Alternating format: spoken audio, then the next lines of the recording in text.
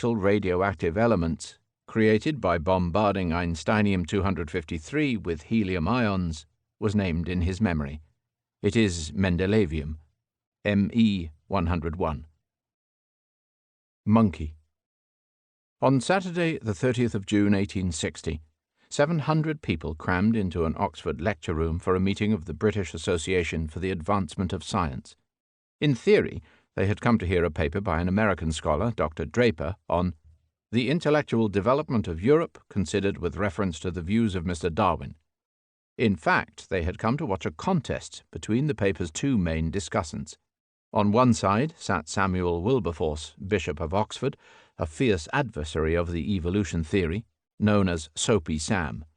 On the other side, in Darwin's absence, sat Professor T. H. Huxley, paleontologist, about to gain the label of Darwin's bulldog. No one remembered Dr. Draper's paper, but Bishop Wilberforce, who took the stand in jovial mood, ended his remarks by asking whether Mr. Huxley claimed his descent from a monkey through his grandfather or his grandmother. Huxley kept cool and explained that Darwin's theory was much more than a hypothesis. "I would not be ashamed to have a monkey as an ancestor," he concluded, "but I would be ashamed to be connected with a man who used great gifts to obscure the truth." A woman fainted amidst the uproar. The meeting was a critical moment in the popular reception of modern science. It took place only 1 year after the publication of The Origin of Species, and 2 years after Darwin had read a joint paper on the tendency of species to form varieties, and on the perpetuation of varieties and species by natural means of selection. 4 years later, at a return match in the Sheldonian Theatre, Benjamin Disraeli could not resist a jibe in the style of Soapy Sam. "The question is this," he said, "is man an ape or an angel? My lord, I am on the side of the angels." The subsequent career of evolutionism is well-trodden history. One line of development, fostered by Darwin himself, came to be known as social Darwinism. It preached the ominous proposition not just that the fittest had survived, but also that the fittest alone had a right to survive. Another line was concerned with the practical science of improving racial standards, that is, of human breeding. This was pioneered by a series of English scholars headed by Sir Francis Galton, professor at University College London, and came to be known as eugenics. Its later advocates included Galton's student and biographer Karl Pearson, a statistician and Marxist, who founded a theory of social imperialism, and H.S. Chamberlain, who publicized their ideas in Germany. Francis Galton was responsible for some of the most influential research and pseudo-research of the age. His Art of Travel followed a pioneering expedition into the interior of southwest Africa, setting the fashion for African exploration.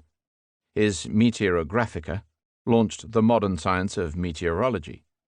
As an early psychologist, he conducted the first studies on the behavior of twins and set up the world's first mental test center. As an enthusiast for eugenics, he wrote a series of volumes on gregariousness in cattle and men, on inquiries into human faculty, and on natural inheritance. Before that, he completed an extremely popular study of hereditary genius, its laws and consequences. Applying statistical methods to the genealogies of a wide range of achievers, from judges to wrestlers, he tried to show that talent and genius and an inclination to moral traits tend to run in families. In a final section, he analyzed the comparative worth of different races. He graded the races on a scale from A to I, concluding that the ancient Greeks were the ablest race of which history bears record, that African Negroes, despite outstanding individuals, could never attain the average grade of Anglo-Saxons, and that Australian Aborigines were 1 grade beneath the Negroes. Darwin said that he had never read anything more original or interesting, but he rejected eugenic science as utopian. At Darwin's funeral in Westminster Abbey, Galton publicly called for the Abbey's creation window to be replaced by something more suited to evolution. The point is, Galton, the advocate of hereditary genius, was Darwin's cousin. Bernadette.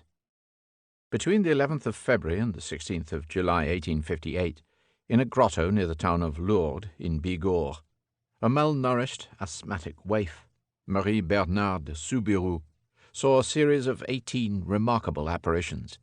She heard a rushing wind, then saw a beautiful young girl in a white dress and a blue sash, with golden roses at her feet. The apparition told Bernadette to pray, to be penitent, to build a chapel, and to drink of the fountain. On one occasion it announced in patois that it was Immaculada Conceptio, the Immaculate Conception. It let itself be sprinkled with holy water as proof against the devil, and it showed itself capable of punishment and reward. Townspeople who blasphemed about it fell sick. Others who trampled the roses near the grotto found their property damaged. The water from the fountain proved to have healing powers. At first, neither the civil nor the ecclesiastical authorities were impressed. They interrogated Bernadette at length, creating a large corpus of evidence, and they placed a barrier round the grotto. When they could restrain neither the locals nor the stream of visitors, they removed Bernadette to a convent at Nevers. In due course they decided to join what they could not beat, building a huge basilica to receive the pilgrims, and a Catholic medical centre to test the claims of miraculous cures. Lourdes was to become the largest centre of Christian faith healing in Europe. In church history, Saint Bernadette belongs to the large company of Marian visionaries and Catholic devotionalists who upheld traditional religion against advancing secularism. Together with the consumptive Sainte Thérèse Martin, the little flower of Lisieux, whose autobiographical History of a Soul became a sensational bestseller, she helped to demonstrate the sanctity of the suffering believer. As such, she was recruited for the French Church's struggle against its foes. She was canonized in 1933, 8 years after Sainte Thérèse. In another respect, the case of Bernadette Soubirous suggests that the age of social modernization in which she lived was not quite so simple as conventionally portrayed. Historians have described the process whereby peasants were being steadily changed by state schooling and military service into uniform Frenchmen. But the events of 1858 show other factors at work. Everyone in Lourdes, even the bishop, spoke patois. No one suggested that Bernadette was mad or a devil worshipper.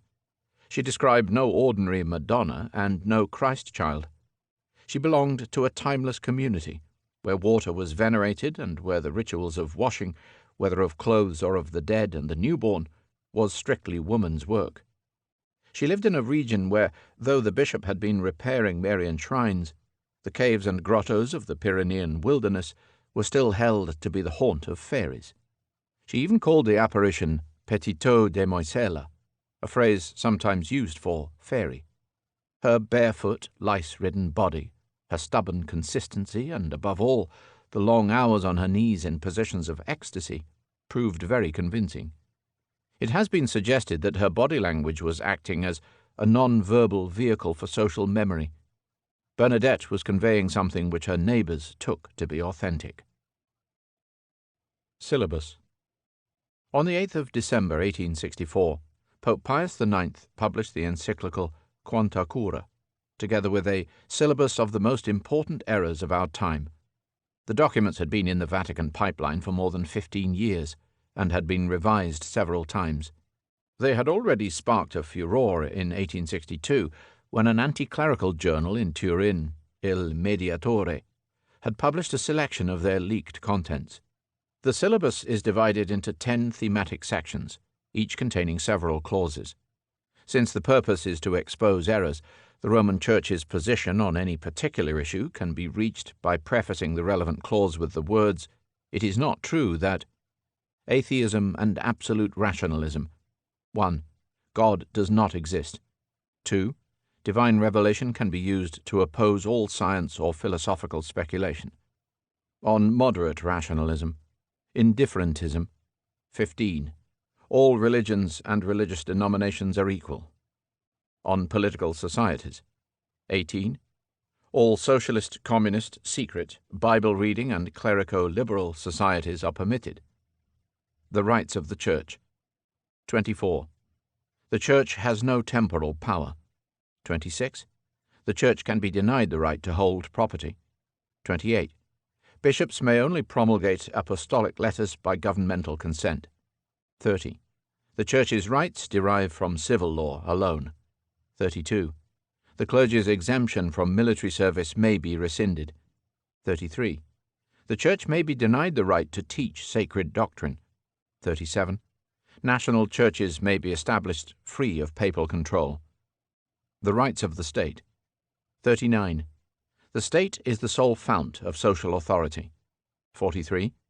The state may rescind concordats unilaterally. 44. Civil law is superior to canon law. 45. The state's right to determine educational policy is absolute. 46. The state may exercise ultimate control over seminaries. 49. The state may deny the hierarchy free communication with Rome. 50. Lay bodies have the sole right to appoint or to depose bishops. 54. Kings and princes may be exempted from the laws of the Church. 55. The separation of church and state is necessary. Ethics.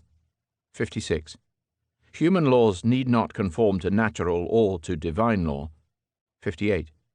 Only powers rooted in matter are to be acknowledged. 63. It is permissible to rebel against legitimate princes. Christian matrimony. 66. Matrimony is not sacramental in nature. 67. The matrimonial bond is dissoluble, and hence divorce sensu stricto can be permitted by the state. 68.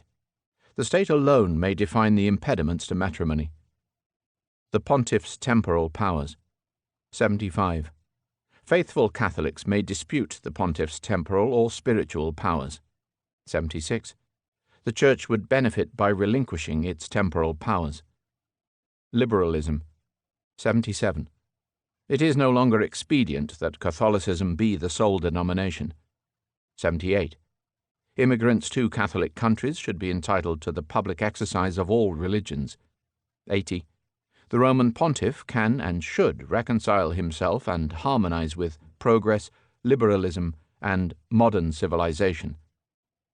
The origins of the syllabus lay in the demands of Italian bishops for guidance in the maelstrom of debate surrounding the creation of the Kingdom of Italy. The papacy was an active participant in the political struggle, and many of the clauses, though presented in universal terms, were dictated by very specific local conditions. This grave failing led to many misunderstandings. For example, the apparently blanket condemnation of all clerico-liberal societies in Clause 18 was taken to be an attack on all enlightened clerics from Montalembert onwards. Its intention had merely been to curb that part of the clergy in Piedmont which was supporting government plans to dissolve the monasteries. Reading the text carefully, it is clear that on the majority of issues the Vatican was simply reserving its position. By saying, it is not true that the pontiff should harmonize with modern civilization, the syllabus was only stating the obvious, that the Church was guided by the timeless principles of its religion and would not bow to fashionable slogans. But the impression created was rather different. Several of the key clauses were lamentably drafted and should not have been included. Once the double negatives had been bandied around in a hostile press, many people were convinced that the Roman Catholic Church was implacably opposed to all toleration, to all rational thought, to all forms of matrimonial separation, to all national self-determination, and to all forms of social charity. On the political front, it is extraordinary in retrospect that the Vatican's lawyers could have lumped all socialists, communists, secret societies, independent Bible readers, and liberal clerics into the same ring of hell. But that was a sign of the times. Other highly intelligent conservatives elsewhere in Europe thought in the same way. Fyodor Dostoevsky, arguably the greatest mind of the age, might have approved of Clause 18 as far as it went, except from his peculiarly Russian standpoint, he would have been tempted to add, and all Roman Catholics. Prado. Spain's Royal Art Museum was opened to the public on Prado Avenue in Madrid on the 19th of November 1819. It owed its existence to the enthusiasm of King Ferdinand VII, recently restored to his throne, and to his second queen, Isabella de Braganza. It was managed by its first director, the Prince of Anglona, under the Council of Grandees. It was housed behind the Corinthian facades of a new building designed 30 years earlier by the architect Don Juan Villanueva as a museum of natural history. The initial exhibition displayed 311 paintings. It did not include the large number of masterpieces which had been captured by the Duke of Wellington 6 years earlier in the baggage of Joseph Bonaparte, but not returned. The museum's first catalogue was published in 1823 in French, since the Duke of Angoulême and the latest French army of occupation, the Sons of St. Louis, had recently entered Spain to rescue the king from his subjects. It was renamed the National Museum in 1838, after merger with the Trinidad collection taken from suppressed monasteries. It assumed the name Prado Museum in 1873, following the Liberal Revolt. It was closed during the Spanish Civil War of 1936-9, when many of its treasures were removed and exhibited in Geneva. Spain's royal art collection goes back to John II of Castile, who is known to have bought pictures by Roger van der Weyden. Its greatest benefactors were Charles V and Philip II, the patrons of Titian, Philip IV, who employed Velázquez, and Charles III, who in 1774 sequestered the entire property of the Jesuits. Despite severe losses through fire and the French, it grew into one of the world's prime collections, preserved in exceptional condition by the dry air of the Castilian plateau. The glories of the Prado range over all the great names of the Italian, Flemish, German, Dutch, and French schools. Above all, it is the home base of the Spanish school, hence of El Greco, the Cretan who settled in Toledo, of the Sevillans Diego de Velázquez and Bartolomé Murillo, of the Valencian José de Ribera, and of the incomparable Francisco de Goya, who was Spain's most celebrated contemporary painter when the Prado was opened. Art galleries preserve the essence of man's creative genius. They provide perhaps the most accessible route into Europe's past, assailing the senses and arousing the imagination as no history book can do. The Prado stands at the top of a premier league of national galleries, which includes the Louvre in Paris, the Rijksmuseum in Amsterdam, the Kunsthistorisches Museum in Vienna, the National Gallery in London, the Hermitage in St. Petersburg, the Uffizi in Florence, and the Vaticano. They are supported by a second league of provincial galleries and museums in Minsk, Manchester, or Munich, in Krakow, or in Oxford, often of surprising magnificence, by galleries dedicated to modern art, and by a supporting cast of obscure and devoted institutions from Cholet to Jędrzejów or Dulwich. In 1784, when Ferdinand VII was born and the Prado building started, another European monarch was planning another public gallery. King Stanisław August of Poland had commissioned a dealer in London to assemble a selection of old masters to supplement his private collection in Warsaw. Then the Russo-Polish War and the partitions of Poland intervened. The king was deported to Russia, together with 2,900 of his pictures, which were destined to adorn Russian instead of Polish galleries. He never saw the paintings in London, which could not be paid for. They remained to form the core collection of the Dulwich Picture Gallery, which is one of those many minor treasure houses that deserve to be better known. Gotha. The Thuringian Duchy of Saxe-Coburg and Gotha was established in 1826, when the Duke of Saxe-Coburg-Saalfeld was obliged by divorce to exchange Saalfeld for Gotha. Together with Saxe-Altenburg, Saxe-Meiningen, and Saxe-Weimar-Eisenach, its 8 tiny enclaves were ultimately destined to join the German Empire. The Duke had 2 sons, Ernest and Albert. His brother Leopold had once been married to the heiress of the House of Hanover, Charlotte Augusta. His sister Louise, also married to a Hanoverian, was the mother of Princess Victoria, conceived at Amorbach in Franconia. The family's prospects greatly improved in 1830 when, like her deceased aunt before her, Victoria unexpectedly emerged as heir presumptive to the Hanoverian succession, and Leopold as King-elect of Belgium. Uncle Leopold was the royal matchmaker par excellence. Albert of Saxe-Coburg and Gotha was his nephew, and Victoria of Hanover his niece. In May 1836 he brought them together. They were both 17. They were to be the father and mother of Europe. The House of Hanover, which in earlier times had used the titles of Lüneburg-Celle and Braunschweig-Lüneburg, reigned simultaneously from 1714 as electors, then kings, of Hanover and kings of the United Kingdom. Though resident in Britain, they had always taken German brides, whilst a Statthalter or deputy ran their ancestral lands. Since the law of Hanover did not admit female monarchs, when Victoria ascended the British throne in 1837, Hanover passed to her father's brother, and after that to Prussia. Albert and Victoria were married on the 10th of February, 1840. They were blessed with 9 children. As from 1858, the 3 eldest were married respectively to Frederick William of Hohenzollern, the future German emperor, to Princess Alexandra of Denmark, and to the future Grand Duke Louis of Hesse-Darmstadt. The Grand Duchy of Hesse-Darmstadt had enjoyed only middling rank until the Grand Duke's daughter Marie married Alexander II Romanov, the future Tsar of Russia, in 1841. 2 of Marie's sons took wives from the family of Schleswig-Holstein-Sonderburg-Glücksburg.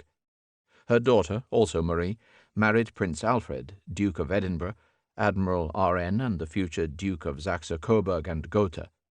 The Darmstadt-St. Petersburg alliance was reinforced first by the marriage of Elizabeth of Hesse to a Russian Grand Duke, and then by the marriage of Elizabeth's younger sister Alix to Nicholas II, the last Tsar. The German family of Schleswig-Holstein-Sonderburg-Glücksburg acquired the Danish throne in 1853. But they soon advanced further. Christian IX's eldest son, Frederick, was the progenitor of both the Danish and the Norwegian monarchies. His second son, William, was to marry a Russian Grand Duchess and, as George I, to found the Greek royal line. His daughter Alexandra, wife of Edward, Prince of Wales, became British Queen. His second daughter, Marie, wife of Alexander III Romanov, became Tsarina. Into this dense nexus of Germanic cousinage there stepped the supreme arriviste, the Battenbergs. The Hessian counts of Battenberg had died out in the 14th century, but their title was revived in 1858 for the benefit of a morganatic union. Prince Alexander of Hesse had accompanied his sister Marie to Russia and had served in the Tsarist cavalry. But, eloping with an imperial maid of honor, Julia Hauke, daughter of a murdered Polish general, he fled Russia and took a commission in Vienna. His morganatic bride, renamed Julia, Countess von Battenberg, gave her progeny their good looks and their surname. Her sister wrote children's stories. Her brother served in 1848 as commander of the Polish Legion in Tuscany. Alexander and Julia had 4 sons. Number 2 married a princess of Montenegro. Number 3 was enthroned and dethroned in Bulgaria. Number 4, Count Henry, married Albert and Victoria's youngest child, Beatrice. But it was the eldest son who scooped the kinship jackpot. Married to Queen Victoria's favourite granddaughter, Victoria of Hesse, Count Louis Battenberg was a cousin on the paternal side both to Alfred, Duke of Edinburgh, and to Tsar Alexander III, and brother-in-law to Empress Alix. Having joined the Royal Navy as a cadet, he worked his way up to be Admiral, Director of Naval Intelligence, and, at the outbreak of war in 1914, Britain's first Sea Lord. Unfortunately, as a German, he was immediately forced to retire. By then, his elder daughter had become Queen of Sweden, and his younger daughter, Alice, a princess of Greece. His niece was Queen of Spain. His younger son, Louis, known as Dicky, later Earl of Burma, was to follow him into the British Admiralty. In July 1917, the family name was changed once again, this time from Battenberg to Mountbatten. The Romanov relatives were under arrest, and their relatives in the House of Saxe-Coburg, Gotha, Hanover, Teck were hurriedly renaming themselves Windsor. In time, Admiral Louis Mountbatten revealed the same matchmaking talents as Queen Victoria's uncle Leo. His favourite nephew was a young exiled prince from Greece called Philip. Amongst the Windsors, the young Princess Elizabeth had unexpectedly emerged in 1937 as Britain's heir presumptive. Uncle Dicky brought them together.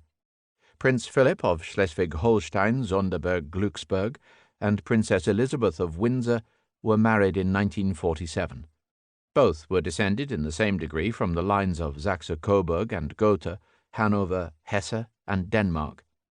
Except for some relations of Elizabeth's Scottish mother, Neither had any modern English forebears.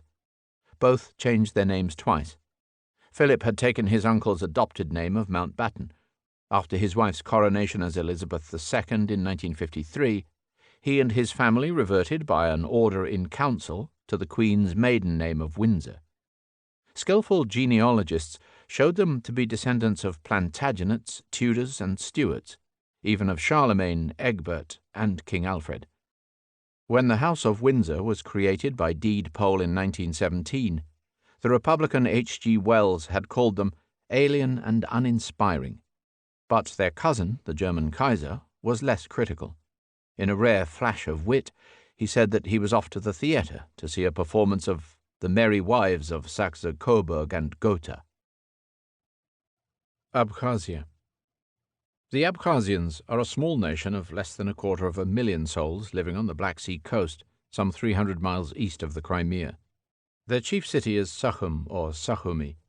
Their language and Muslim culture, which resemble those of the Circassians, have little in common either with the Russians to the north or the Christian Georgians to the east.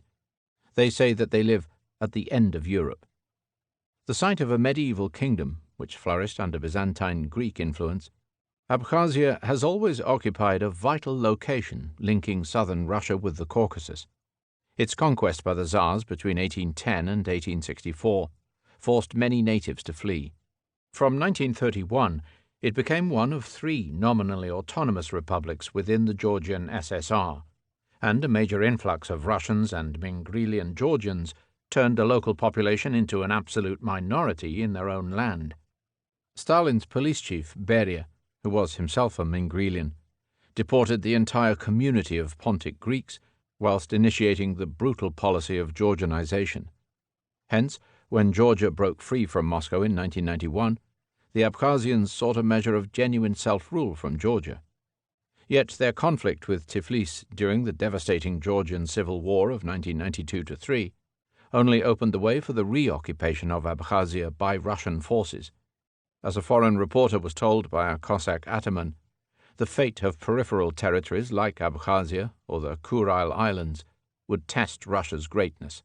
These are ours, and that's the truth. Discord among the ex-Soviet nationalities was fueling an ugly brand of Russian nationalism. Voices in Moscow called for the reconquest of Russia's near abroad. For after Abkhazia, there waited several further targets for Russian intervention, including Tatarstan and Chechnya, and other non-Russian lands within the Russian Federation. Sooner or later, Russia would be forced to choose between its new-style democracy and its old-style imperialism. Kalevala. The Kalevala, or Land of Heroes, is generally regarded as the national epic of the Finns.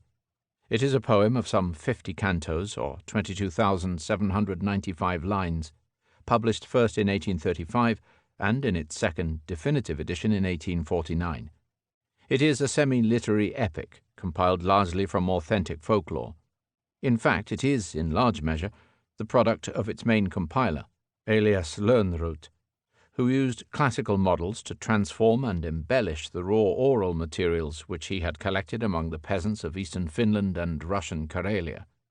As such, it illustrates not only the legacy of Europe's pagan folklore, but also the process whereby 19th-century activists drew on neglected popular sources to create a national consciousness.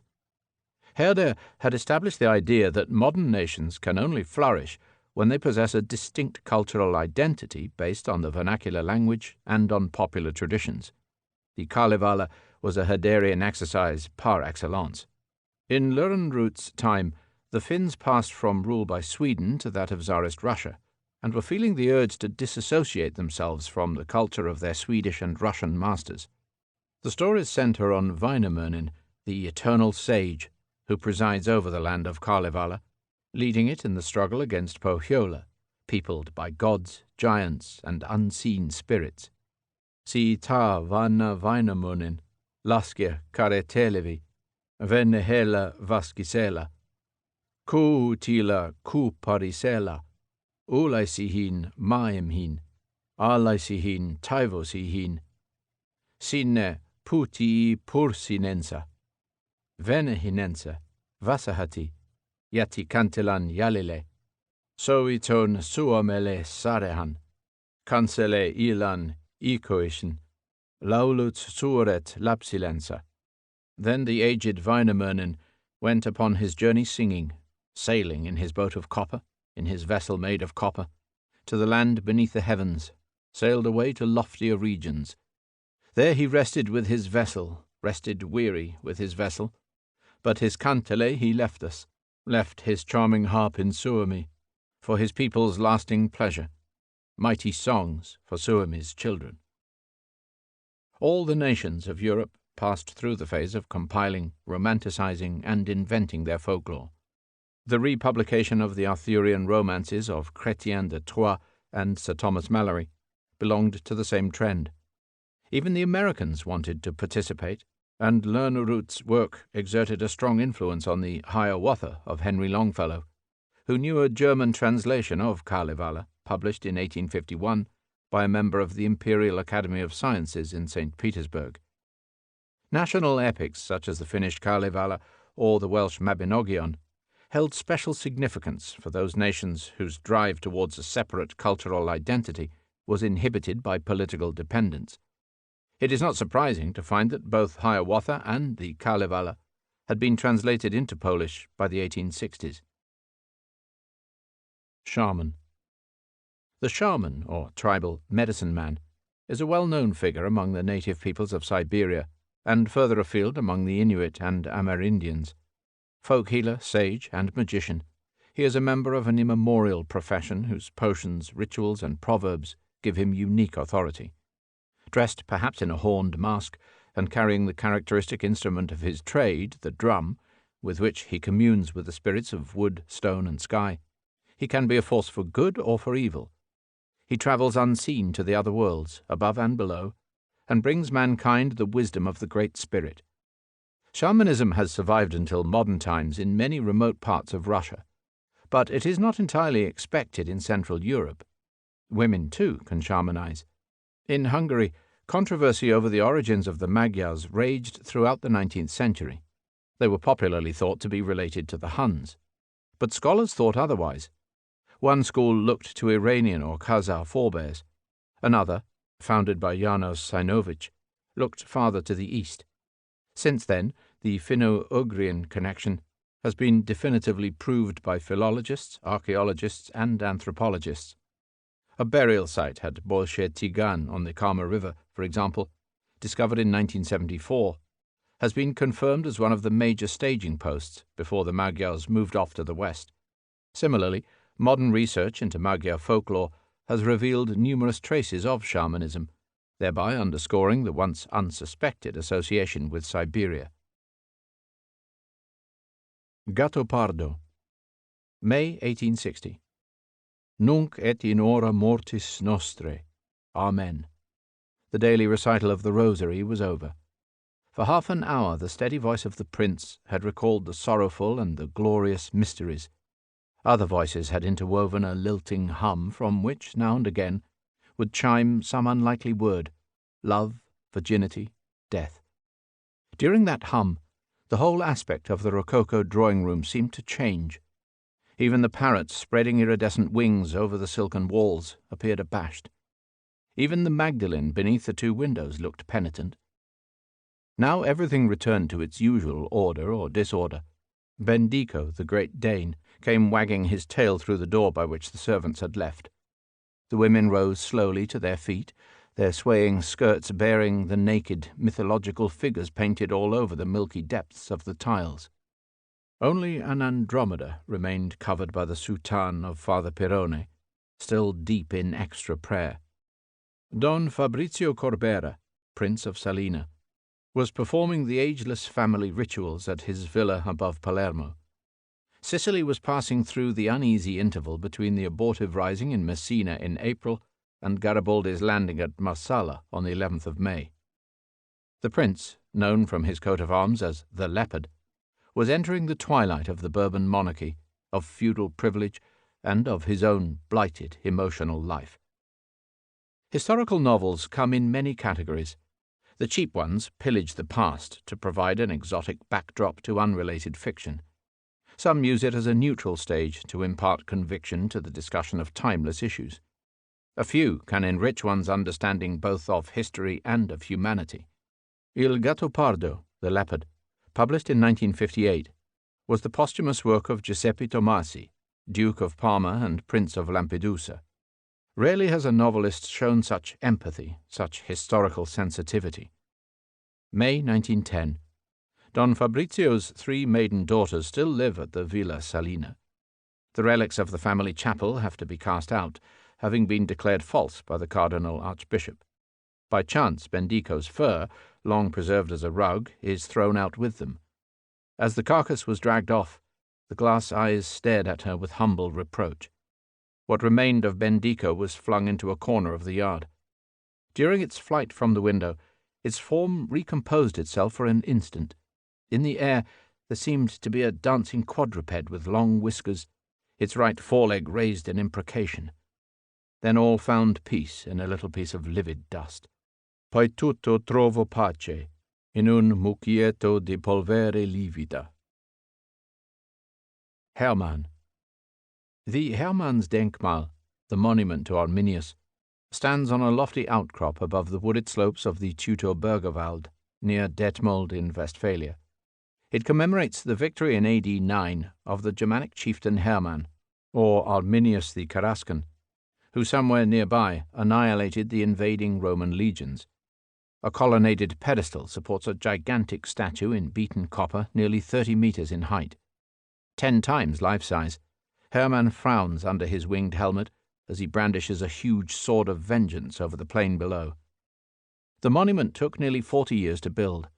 Like the classical Temple of Valhalla, built by the King of Bavaria on a bluff overlooking the Danube near Regensburg, it was conceived in a generation that remembered Napoleon and the wars of liberation. But it was not completed until Germany was united and German nationalism was assuming a more muscular form. The designer and prime mover of the project, Ernst von Bandel, had repeatedly failed to find the necessary finance. He finally succeeded by raising subscriptions from schools throughout the German Empire. Hermann was unveiled in 1875, a fitting symbol of the empire's newfound pride. In the heyday of nationalism, every self-respecting nation felt honor bound to find heroes suitable for commemoration, and public monuments served a definite social and educational purpose. The Hermannsdenkmal led the field in a special pseudo-historical genre that swept Europe. In Germany it had several rivals, including the Niederwaldsdenkmal on the banks of the Rhine, the equestrian statue of Emperor William I on the Kurfhäuser mountain in Thuringia, and the Völkerschlachtdenkmal, which was erected by a League of Patriots in Leipzig on the centenary of the Battle of the Nations. In time and spirit, it closely resembles the statue to that most unparliamentary of kings, Richard Coeur de Lion, erected beside the Houses of Parliament in London, the Grunwald monument in Krakow, and the monument to Vercingetorix on the Plateau de Gergovie near Clermont-Ferrand. Perhaps the ultimate in the political aesthetics of national sentiment can be found in the monument to Prince Llewellyn's dog, Gelert, which was erected at Beddgelert, Gelert's grave, in North Wales in the 1790s. The greater the pathos, the remoter the time, and the more the romantic generation enthuse over these reminders of their roots. Genes. In 1866, Father Gregor Mendel, abbot of the Augustinian monastery at Brno in Moravia, published the findings of his experiments into the propagation of the common green pea, Pisum sativum. For several years the abbot had been observing the peas in the monastery garden. By careful cross-pollination, and by concentrating on just a few specific characteristics, such as height and color, he was able to demonstrate definite patterns of inheritance in successive plant generations.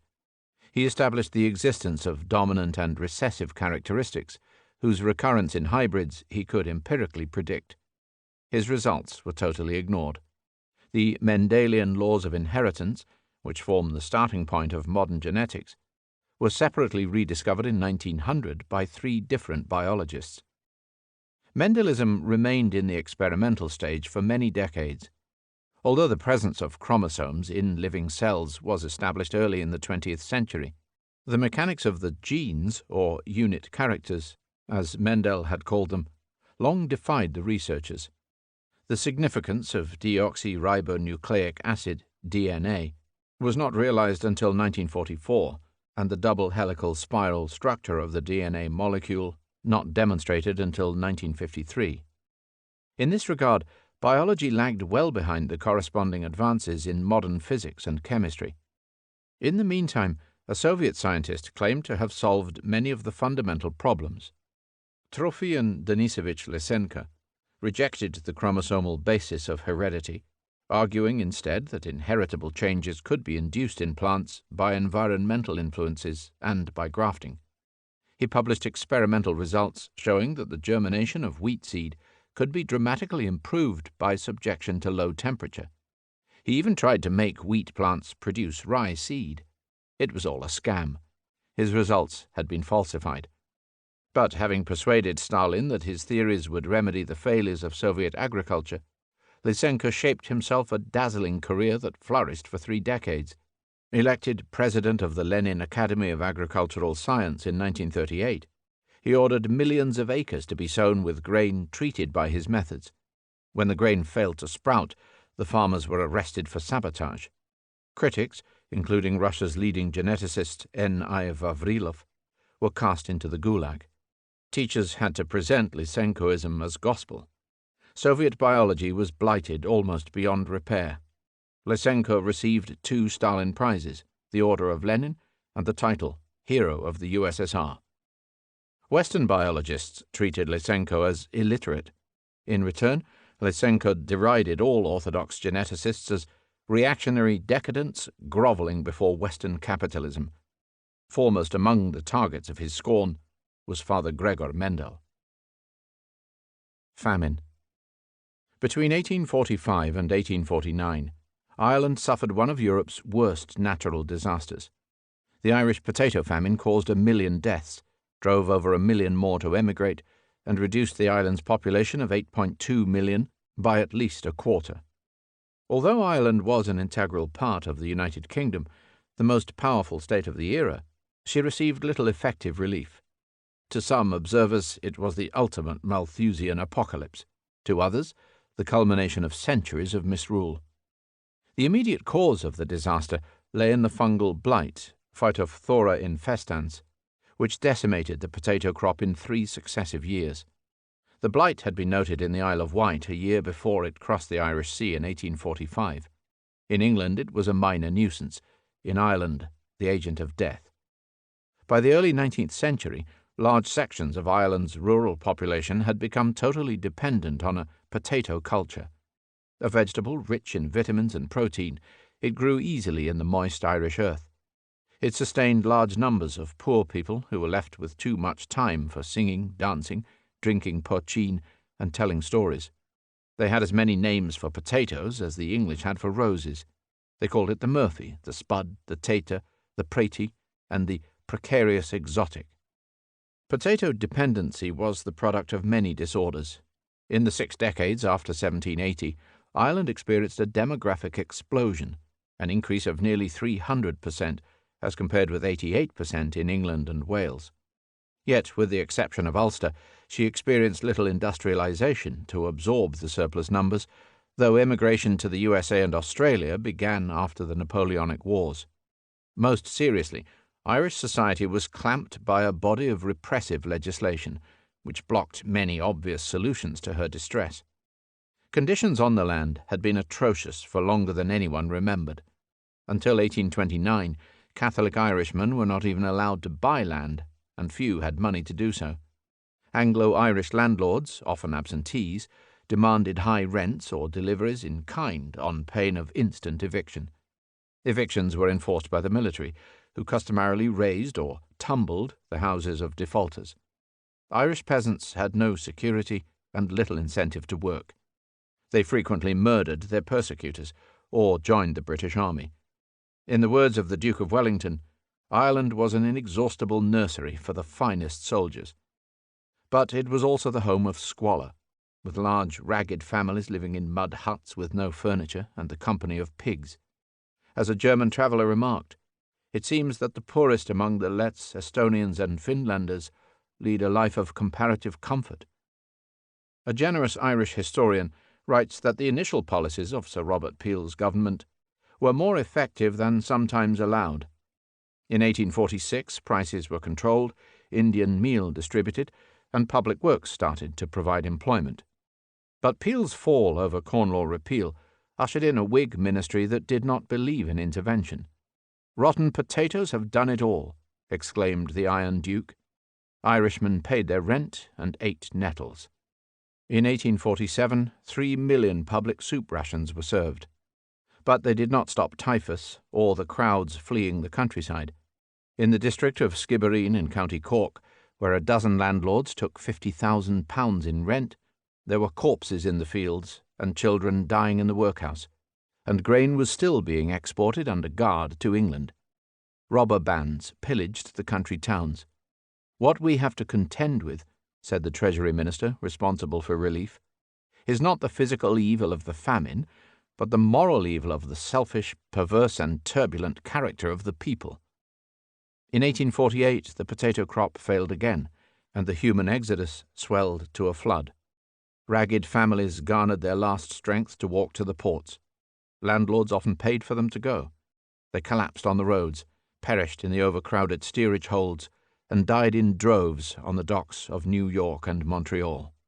They landed racked with fever, stomach cramps, and Anglophobia.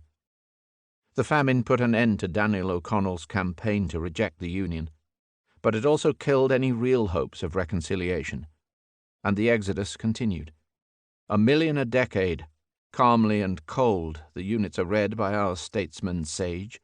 Little they think of a nation old, fading away from history's page, outcast weeds by a desolate sea, fallen leaves of humanity. This was not Europe's last famine. It was followed in 1867–8 by similar catastrophes in Finland and in Belgium. Nor was it on the scale of the Volga famine of 1921, or in the nature of the terror famine in Ukraine of 1932–3. But it was shameful for where and how it happened. The British government's final relief measure, in August 1849, was to send Queen Victoria and Prince Albert on a state visit to Dublin. Pogrom. In April 1881, the town of Yelisavetgrad in Ukraine was the scene of an organized pogrom. It was the opening outrage in a wave of attacks over the next 3 years against Jewish communities in Kiev, Odessa, Warsaw, and Nizhny Novgorod. Frightened by the assassination of Tsar Alexander II, the Russian authorities did little to deter reactionary societies and town mobs from turning the Jews into a public scapegoat. Pogrom was an old Russian word meaning roundup or lynching. It was used to denote a coordinated assault by one ethnic group against another, and had been applied to many sorts of victims, including Armenians and Tatars. After 1881, it gained the special connotation of assaults on Jews. A second wave of pogroms occurred in 1903–6. Official propaganda made a point of associating Jews with revolutionary troublemakers. 45 people died in Kishinev, 300 in Odessa, and 80 in Białystok. In all, over 800 casualties were sustained in incidents across the empire. The third wave, in 1917–21, far exceeded all previous horrors. An initial massacre at Novgorod-Sieversky was perpetrated by the Red Army, which had invented the slogan, "Beat the bourgeoisie and the Jews." Ukrainian nationalist and Russian white forces proved themselves still more merciless.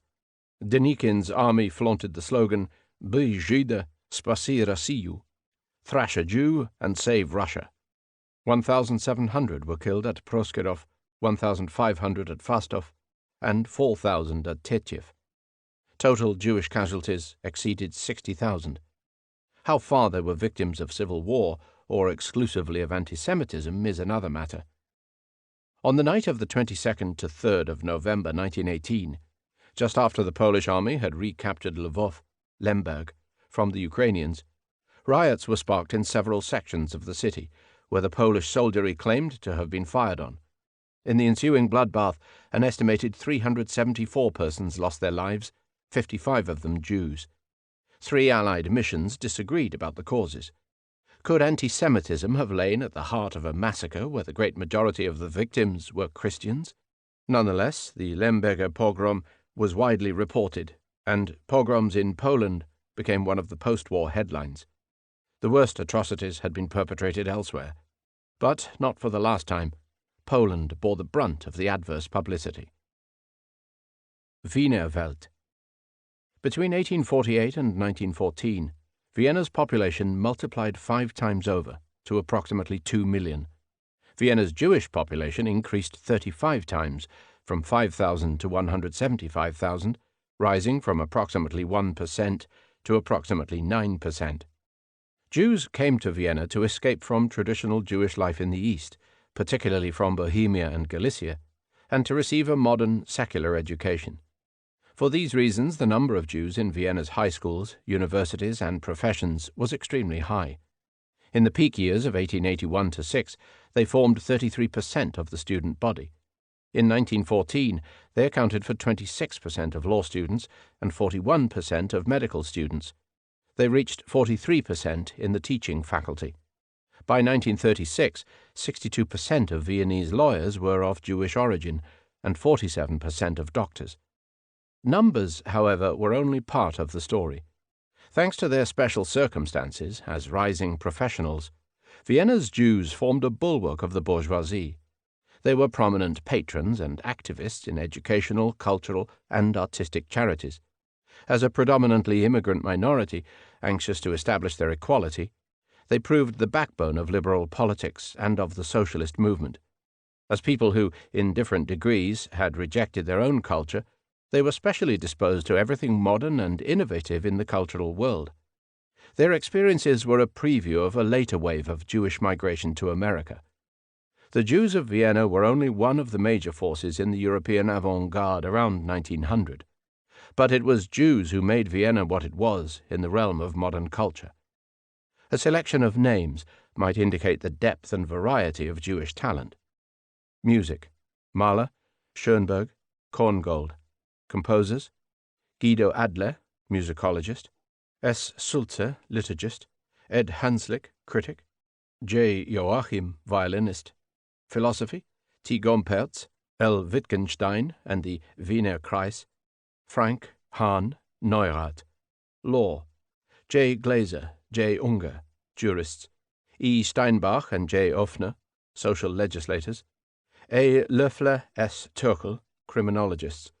Medicine: Zuckerhandel, anatomist; Schenk, embryologist; Steinoch, physiologist; Gruber, hygienist; Landsteiner, hematologist; von Basch, pathologist; Pick, pharmacologist; Benedict, neuropathologist; Karplus, neurologist; Freud and Adler, psychotherapists; Kassowitz, pediatrician; Klein, ophthalmist; Mandel, surgery; Halban, gynecologist; Neuberger, medical historian. Literature: A. Schnitzler, J. Roth, S. Zweig, R. Beer-Hofmann, M. Herzfeld. Writers: M. Scheps, M. Benedict, T. Herzl, F. Austerlitz. Editors and journalists: K. Kraus, critic. Politics: N. Birnbaum, Jewish autonomist; T. Herzl, Zionist; Eugenie Schwarzbach, educational reformer; Josephine von Wertheimstein, liberal hostess. The relationship of Vienna's Jews to Judaism was not simple. A strong religious group supported the city's synagogues under their forthright chief rabbi, Moritz Güdemann. There were also Sephardi and Hasidic congregations. Yet many people seen as Jews would have thought of themselves more as ex-Jews.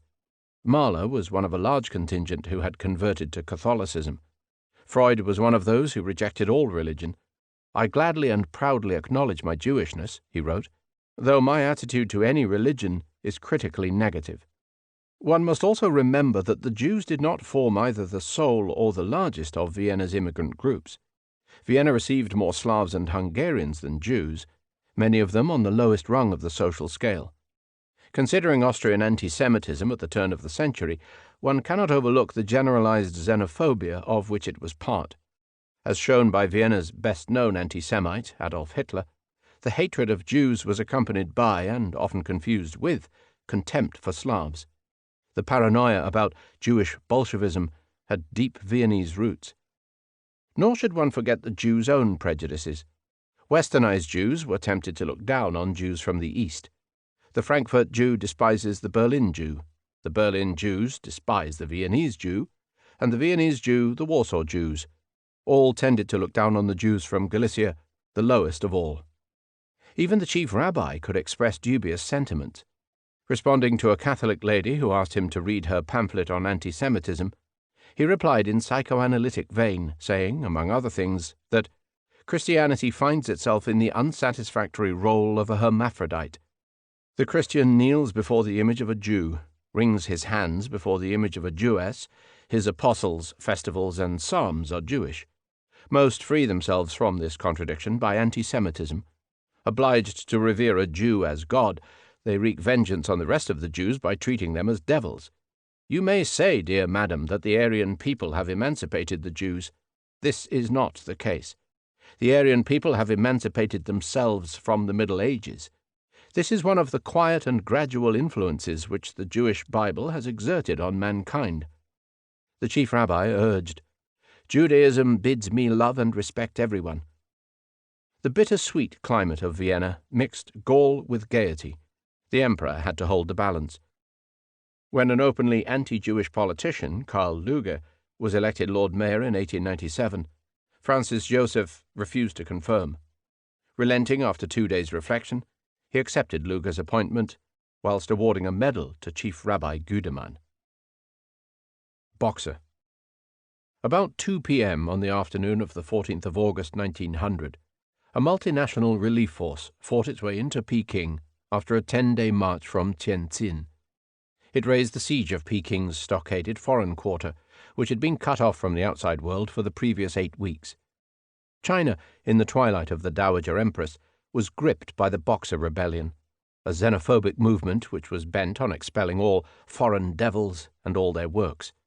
The Boxers, whose English name derived from their Chinese emblem, the Fist of Righteous Harmony, were enraged by everything European, from railways to Christianity. They believed that the foreign legations exercised a nefarious influence over their own government. In their attempt to expel them, they had not hesitated to murder European missionaries and diplomats, to massacre Chinese Christians, and to burn down much of the old city. They were aided by the collusion of at least part of imperial officialdom, and were joined by regular Chinese troops. In European history, the China expedition of 1900 was unique in that it briefly united all the powers in a common enterprise. British, French, Germans, Italians, Russians, Americans, and Japanese joined forces to suppress the common threat. The defense of the foreign quarter was undertaken by a body of Marines of various nationalities under the British minister, Sir Claude MacDonald. The relief column, 20,000 strong, was led by General Sir Alfred Gaisley, and consisted of Russians, Americans, Japanese, and a brigade of the Indian Army. A permanent expeditionary force of 20,000 German troops under Field Marshal Count von Waldsee arrived at the end of September, only to be promptly withdrawn. For the solidarity of the Europeans broke down as soon as the immediate emergency was saved. Germany and Italy insisted on reparation claims far in excess of their partners. Russia refused to participate in moves to prosecute Chinese responsible for the massacres. Indeed, the Russian troops who had taken control of Manchuria had perpetrated large-scale massacres of their own. Britain and Germany interpreted the concluding convention in widely differing ways. Not for the first or the last time, all the participants demonstrated that European unity, if it existed at all, was best described as a flash in the pan. Chernobyl. Chernobyl, see Charnobyl, a small town on the river Pripyat in Ukraine, 20 versts from the confluence of the Dnieper, and 120 from Kiev. Inhabitants 6,483, Orthodox 2,160, Old Believers 566, Catholics 84, Israelites 3,683. The castle of the estate, which is the property of Count Władysław Chodkiewicz, is charmingly set on a hill overlooking 3 rivers. The town lives from the river trade, from fishing, and from growing onions. The Polish Geographical Dictionary, from which that extract is taken, was published in 1880 with a misleading title designed to beat the Tsarist censorship. It contains an entry on every town and village that had ever belonged to the Polish Commonwealth. Chernobyl was a typical town of those vast territories which had once been part of Poland and which were later to become part of the Russian Empire and of the Soviet Union. Its Jewish inhabitants would have called it their shtetl. The Polish landowners, the Jewish townsfolk, and the Ruthenian peasantry had lived there side by side for centuries. Chernobyl first appeared in a charter of 1193, described as a hunting lodge of the Ruthenian Prince Rastislavich. Some time later it was taken into the Grand Duchy of Lithuania, where it became a crown village. The castle was built for defense against marauding Tatars. In 1566, 3 years before the Grand Duchy's Ukrainian provinces were transferred to the Kingdom of Poland, Chernobyl was granted in perpetuity to a captain of the Royal Cavalry, Felon Kmita, who thereafter styled himself Kmita Czarnobylski. In due course it passed by marriage to the Sapieha's, and in 1703 to the Chodkiewicz family. It was annexed by the Russian Empire after the Second Partition of Poland in 1793. Chernobyl had a very rich religious history. The Jewish community, which formed an absolute majority, would probably have been imported by Felon Kmita as agents and arrendators, leaseholding managers, during the Polish campaign of colonization. Later on they would have included Hasidic as well as Orthodox Jews. The Ruthenian peasantry of the district would have largely turned to the Greek Catholic Uniate religion after 1596, only to be forcibly converted to Russian Orthodoxy by the Tsars. The Dominican church and monastery was founded in 1626 by Łukasz Sapieha at the height of the Counter-Reformation. In those days, Chernobyl was clearly a haven of toleration. There was a group of old Catholics who opposed the decrees of the Council of Trent, just as the 17th century saw the arrival of a group of Raskolniki, or Old Believers from Russia. They all escaped the worst horrors of Khmelnytsky's rising of 1648 to 54, and that of 1768 to 9, when one of the rebel leaders, Bondarenko, was caught and brutally executed by Chodkiewicz's hussars.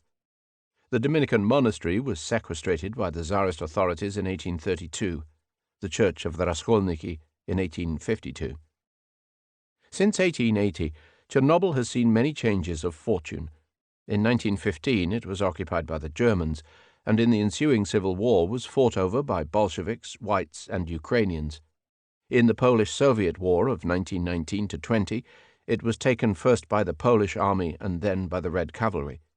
From 1921, it was incorporated into the Ukrainian SSR and experienced the mass killings of Stalin's collectivization campaign and terror famine.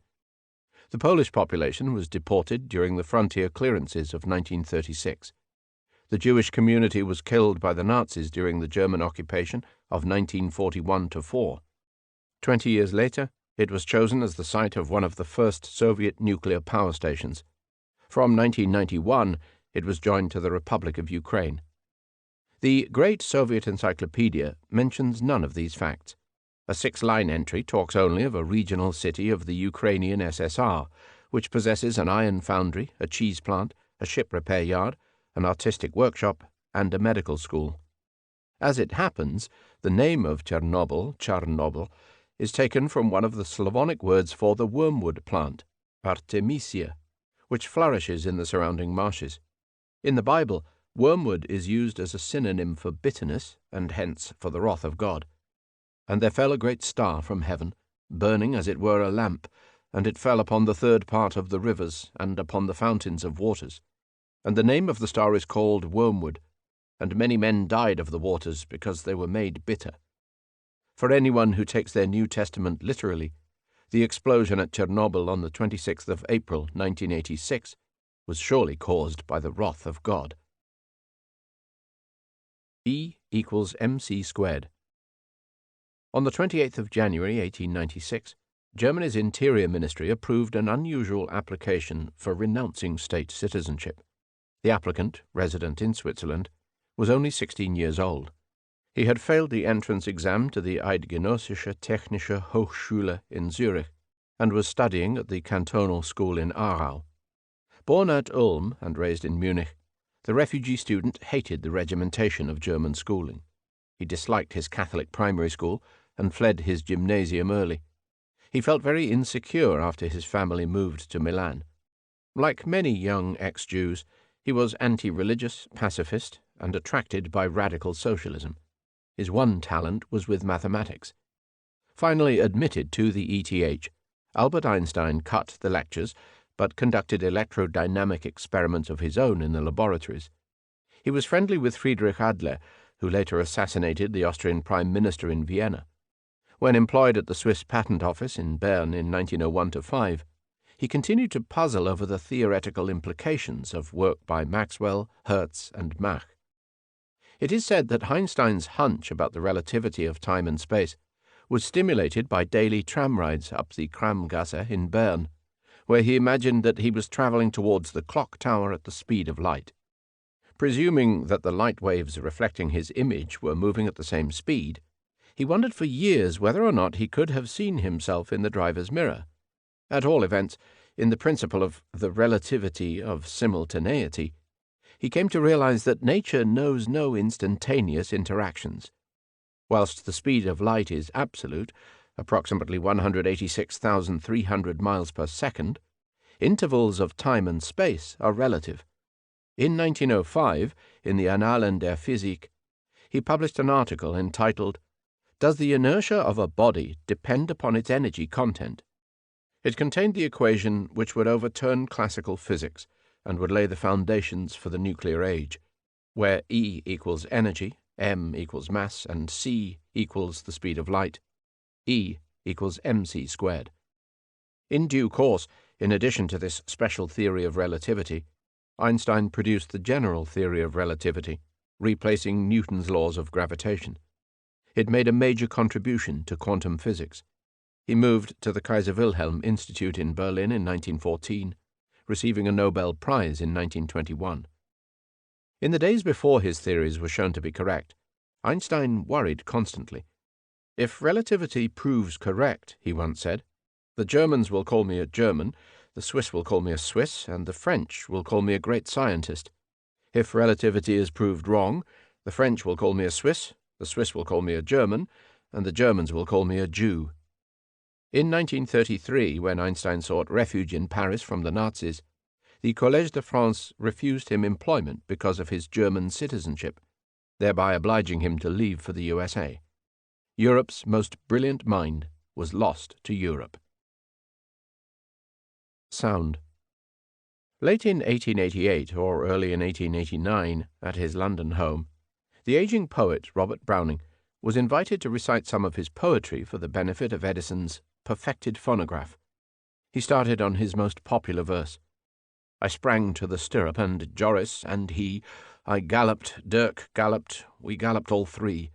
God speed, cried the watch, as the gate bolts undrew. Speed, echoed the wall to us, galloping through. Behind shut the postern, the lights sank to rest, and into the midnight we galloped abreast. Not a word to each other, we kept the great pace, neck by neck, stride by stride, never changing our pace. I turned in my saddle, and...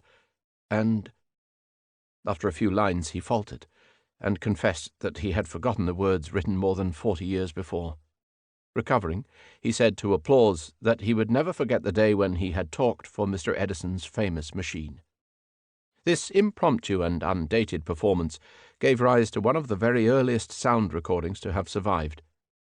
In that same year, the German Emil Berliner demonstrated his gramophone, which in place of wax cylinders used discs that could be more readily copied.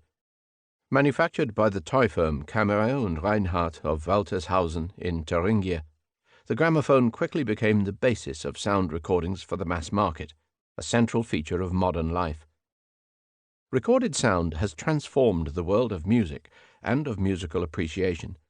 For Mozart's bicentenary in 1991, for instance, it was possible to mount an exhibition demonstrating the evolution of the quality and variety of performed sound over the last 200 years. Visitors to Vienna's Neue Burg were equipped with stereo headphones that responded to infrared signals as they moved from one sound zone to another. They could listen to Leopold Mozart's own violin playing excerpts from his famous Primer, published in the year of Wolfgang's birth, or compare the sounds of valveless horns and trumpets to those of modern brass instruments. They could listen to the extraordinary slow tempo of an early operatic recording from 1900, with Wilhelm Hirsch singing the aria O Isis und Osiris, or watch as a computerized sonograph screen analyzed the harmonic range of Edita Gruberova, singing The Queen of the Night. One could not hear Mozart himself, alas, but the least expert of listeners could tell how tremendously the performance of Mozartian scores has evolved over time. Here was Mozart's changing sound world brought to life. Sound recording has revolutionized people's perception of their past in many ways. Before 1888, the historical record lacked one of its most vital dimensions. It was silent. Documents and artifacts are deaf and dumb. There is no trace of the roar of Napoleon's battles, the tempo of Beethoven's concerts, the tone of Cavour's speeches. After 1888, history received its soundtrack and has been immeasurably enriched. The National Sound Archive of the British Library, which possesses Browning's flustered recital, is typical of scores of similar collections that now exist in every European country. The first such phonothèque opened in Paris in 1910. Members of the International Association of Sound Archives, IASA, range from the vast collections of national broadcasting corporations to tiny local or private concerns. Apart from music, the main divisions relate to folklore, literature, radio, oral history, and dialectology. In Eastern Europe, Count Tolstoy was among the pioneers recorded for posterity. In 1910, the March issue of Talking Machine News commented, "An order has been issued prohibiting the sale of Tolstoy's record in the Tsar's territory. When will the Slavs rise up and do away with such narrow-mindedness?" Folly. Nietzsche once complained that historians never write about the things which make history really interesting: anger, passion, ignorance, and folly. He can only have been referring to the German school.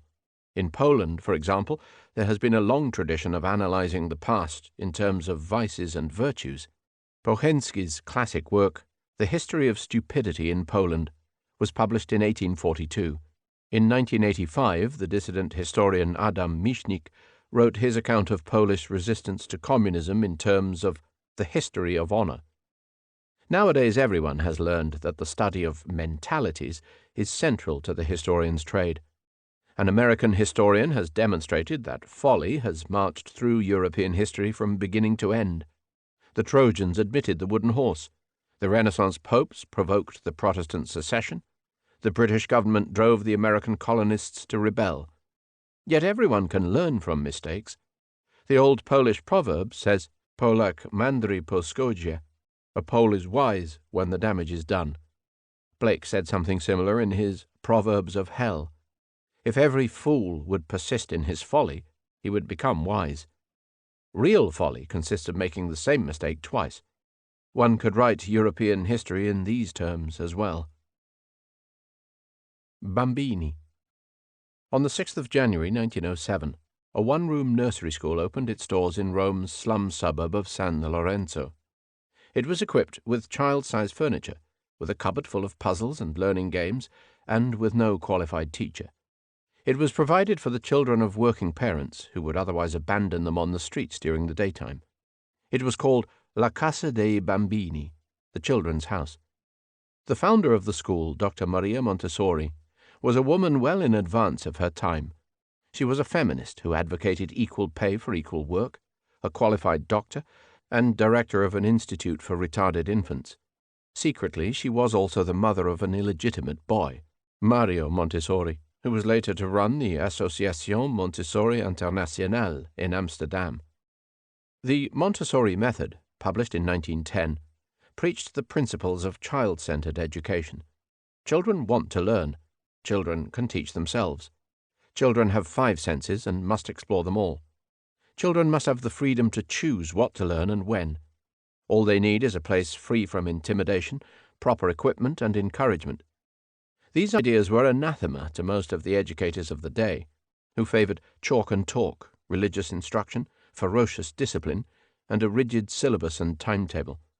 Education is not acquired by listening to words, Dr. Montessori told them, but by experiences in the environment. Some of Montessori's ideas can still raise a frown. She believed that children hate sweets and love silence. She insisted that writing should precede reading. But her central conviction that the needs of the child are paramount became the cornerstone of modern progressive pedagogics. Hundreds of her schools were opened across Europe and in the USA. In fascist Italy and in Nazi Germany, they were closed down. In many ways, Montessori followed in the footsteps of two earlier pioneers, the Swiss J. H. Pestalozzi and the Thuringian Friedrich Froebel. Froebel's first Kindergarten, or Children's Garden, set up at Burgdorf near Bern in 1837, was the true ancestor of the Casa dei Bambini. Montessori's ideas on child psychology were in turn developed by the Swiss educationalist Jean Piaget. Tour. At 2:15 p.m. on the 1st of July 1903, some 60 cyclists set off from a starting line near the Café of Réveil Matin in the Parisian suburb of Montgeron. They were heading for Lyon, over 467 kilometers of ill-made roads, on the first of 6 designated stages of the first Tour de France. They were expected to ride night and day. 19 days later, Maurice Garin was acclaimed the winner when he entered the Parc des Princes, having covered a total of 2,430 kilometers at an average road speed of 26.5 kilometers per hour. He was riding a machine with dropped handlebars and wore knee-length stockings, +4s, a polo neck sweater, and a flat cap with ear flaps. His prize was 6,125 French francs, the equivalent of £242. With the exception of the war years, the race has been contested every July ever since. Europe's most protracted and most popular sporting event arose from the conjunction of several modern phenomena: the concept of leisure and recreation, the organization of mass male sport, targeted technology, in this case cable brakes, cycle gears, and rubber tires, and the competition of mass circulation newspapers. The immediate origins lay in the rivalry of two Parisian weeklies, L'Auto, the motor car, and Le Vélo, the bicycle.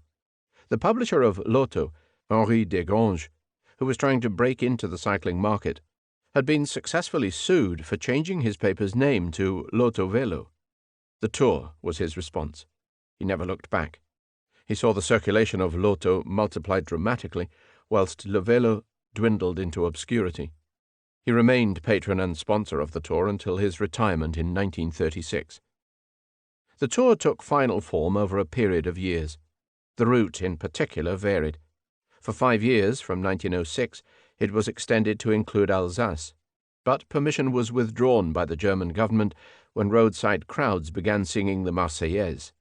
In the mountains, it was directed over the Col de Tourmalet, 2,122 meters, in the Pyrenees, and the terrifying Col du Galibier, 3,242 meters, in Savoy, where contestants had to carry their machines over unmade tracks.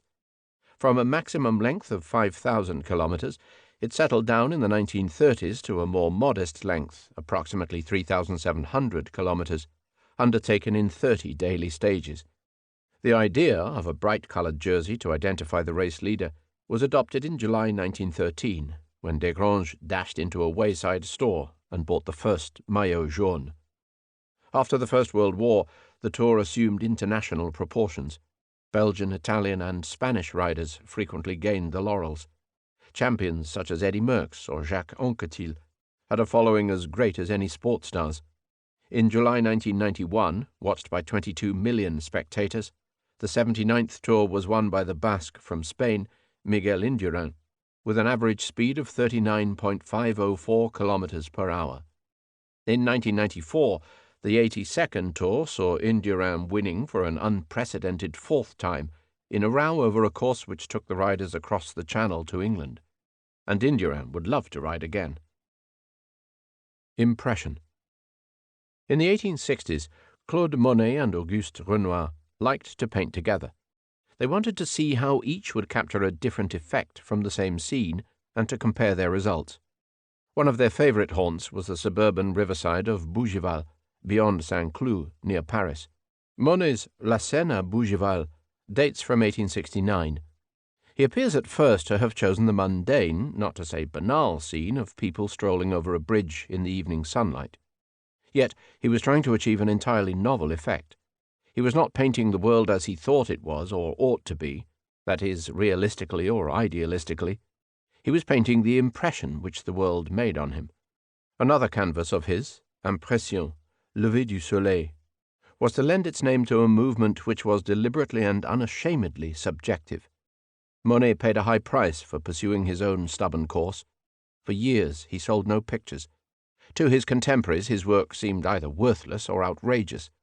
Once, when he left Paris to visit his newborn son, creditors seized the contents of his studio and sold them off for a pittance. He attempted suicide. The Impressionists were interested in three matters.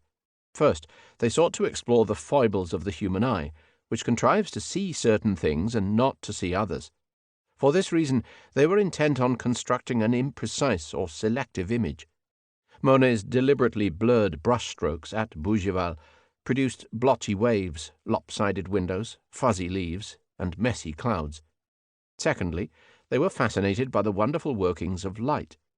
Monet had served for a couple of years with the Chasseurs d'Afrique and had seen the extreme effects of desert light in the Sahara. He would later conduct a series of systematic experiments with light by painting the same subjects over and over again. His 12 studies of the façade of Rouen Cathedral, each one bathed in the different light of a different time of day, did much to convince the public of the method in his madness. Thirdly, they were delving into the complex variations in the sensibility and receptivity of the artist's own mind. This was the key to the epoch-making impetus which they gave to modern art. It is sometimes considered that modern art, and Impressionism in particular, was reacting against the realistic imagery made possible by photography. In fact, nothing could be more selective and transitory than the image registered by light entering a camera lens for a fraction of a second at a specific exposure and a specific angle. The Impressionists were immensely interested in photography. They often used it in their preparatory studies. Cézanne, for instance, used snapshots both for his landscapes and his self-portraits. However, the camera, though selective, like the human eye and very responsive to the play of light, has no mind. And it is in the realm of the human mind that modern artists really came into their own. For that reason, they ultimately reached their goal, which, in Cézanne's words, was to make themselves more famous than the old masters. Combray. Europe is full of locations redolent of time past, but there is none to equal the village of Illiers near Chartres. For Illiers was the place which provided Marcel Proust with his boyhood vacations, and which he was to recreate in his mind as Combray. Of all the literary masters, Proust was the supreme timesmith, and hence a writer of special interest to historians. He was convinced that the past never dies, and that it can be recaptured by art from the deepest levels of subconscious memory. Hence, a banal incident such as the crumbling of cake into a cup of tea could trigger the recall of places and events thought lost forever. More exactly, it could trigger the recall not just of similar banalities in the past, but of worlds of emotion and experience with which they were inextricably connected. For this reason, Proust spent the 19 years from 1903 to 1922 immured in a fumigated, cork-lined room in Paris, isolated from the world in an attempt to bring the past back to life. And much which he resurrected, together with the myriad thoughts and anxieties of his youth, was to be found at Illiers, la maison de Tante Léonie, la rue de l'Oiseau-Flèche, le parc de Tonsonville, le côté de chez Swann. These are not at all the sort of places where a great man was born or where he died, and which one visits to pay him homage. These are the places which he admired, which he asked to provide him with thought, and which still stand guard over that thought. Generally speaking, the spirit of the past is best preserved in small, intimate museums. One can still feel the shade of Charles Dickens in his house on Doughty Street, London, WC1. One can visit the life of the young Karl in the Marx House, preserved by the SPD in face of much adversity at Trier. And one can still imagine oneself stretched out on Freud's red velvet couch in his house at Bergstrasse 19 in Vienna.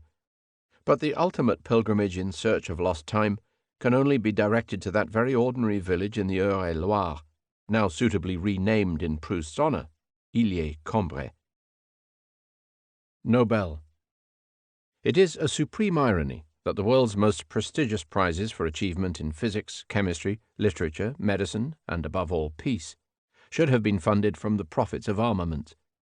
Alfred Bernhard Nobel was a Swede who grew up in St. Petersburg, where his father had founded a torpedo works. Trained as a chemist, he returned to Sweden to work on the improvement of explosives.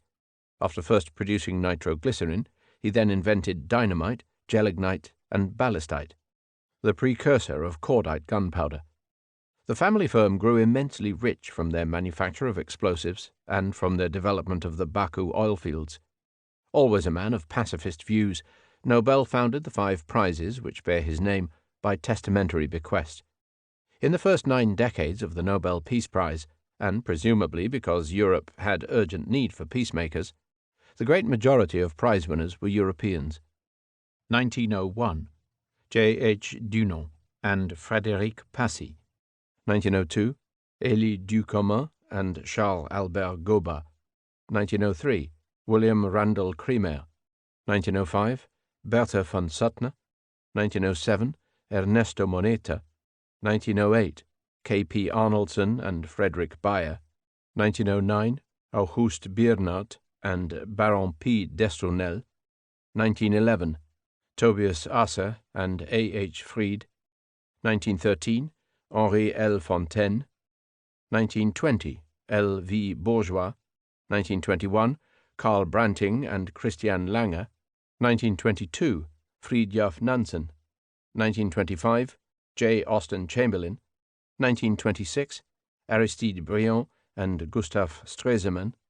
1927, F. E. Buisson and Ludwig Feder.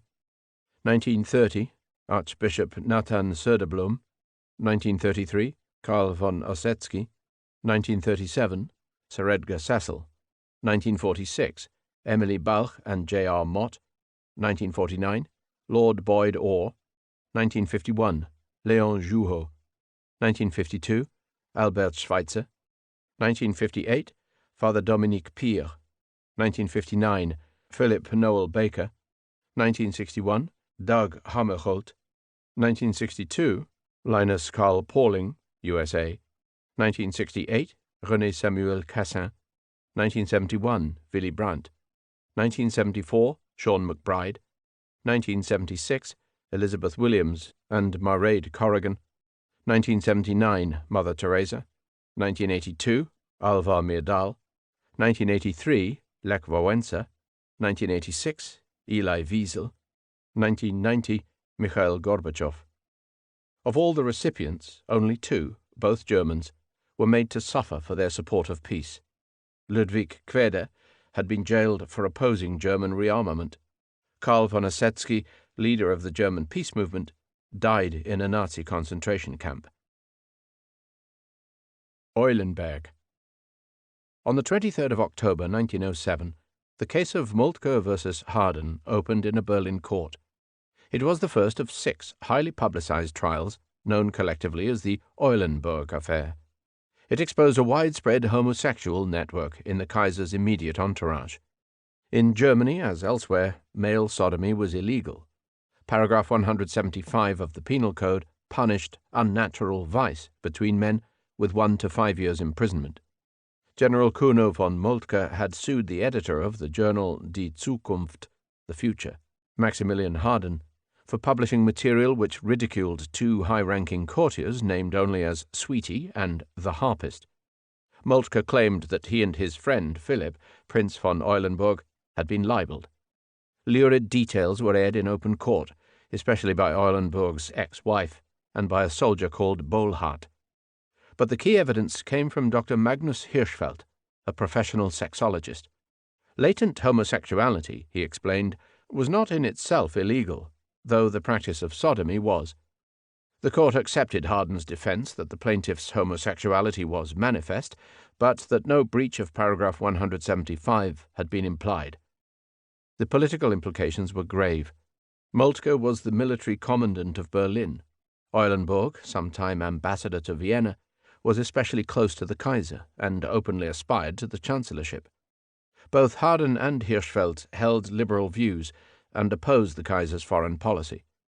Both were campaigning for the repeal of paragraph 175, and both were Jews. The imperial establishment felt itself to be under attack from treasonable elements. In later rounds of the scandal, Chancellor von Bülow sued another liberal editor, Adolf Brandt.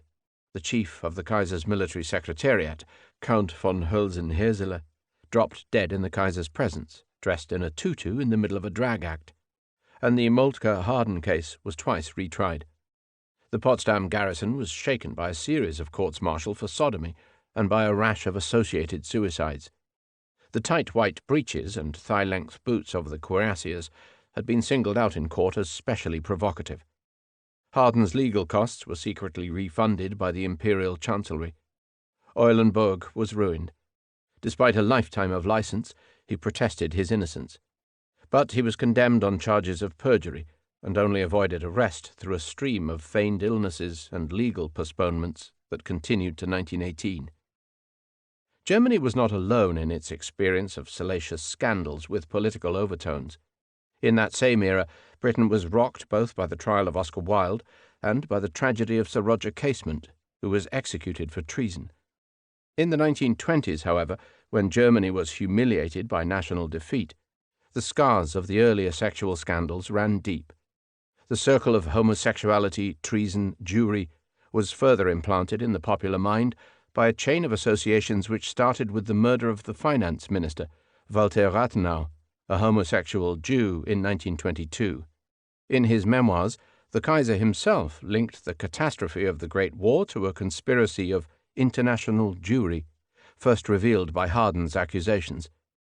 Historians have linked the events of 1907-9 to the Kaiser's increasing reliance on his generals and to their policy of preemptive attack.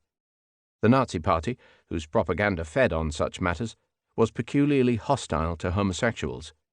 Dr. Hirschfeld's Institute of Sexology was demolished by a Nazi mob as early as May 1933. The Gestapo decimated Berlin's large homosexual community through a series of raids immediately before the Olympic Games in 1936. The lot of the pink triangles in the concentration camps must be placed high on the list of Nazi crimes. Paragraph 175 was finally abolished in 1969. Konopiszcze. The castle of Konopiszcze, formerly Konopiszcz, lies deep in the pine woods of central Bohemia. In the 1890s, when it served as the favourite hunting lodge of Archduke Francis Ferdinand, it was fitted out in sumptuous leather and mahogany. It housed the Archduke's enormous collection of game trophies. It was, and still is, an elegant charnel house, crammed with everything from elephants' tusks to reindeer antlers. It later appealed as a rest home for the Nazi SS, who chose to paint it black. Archduke Francis Ferdinand is remembered for four things. First, by morganatically marrying a Czech countess, Sophia von Chotek. He was obliged to surrender his children's rights of succession.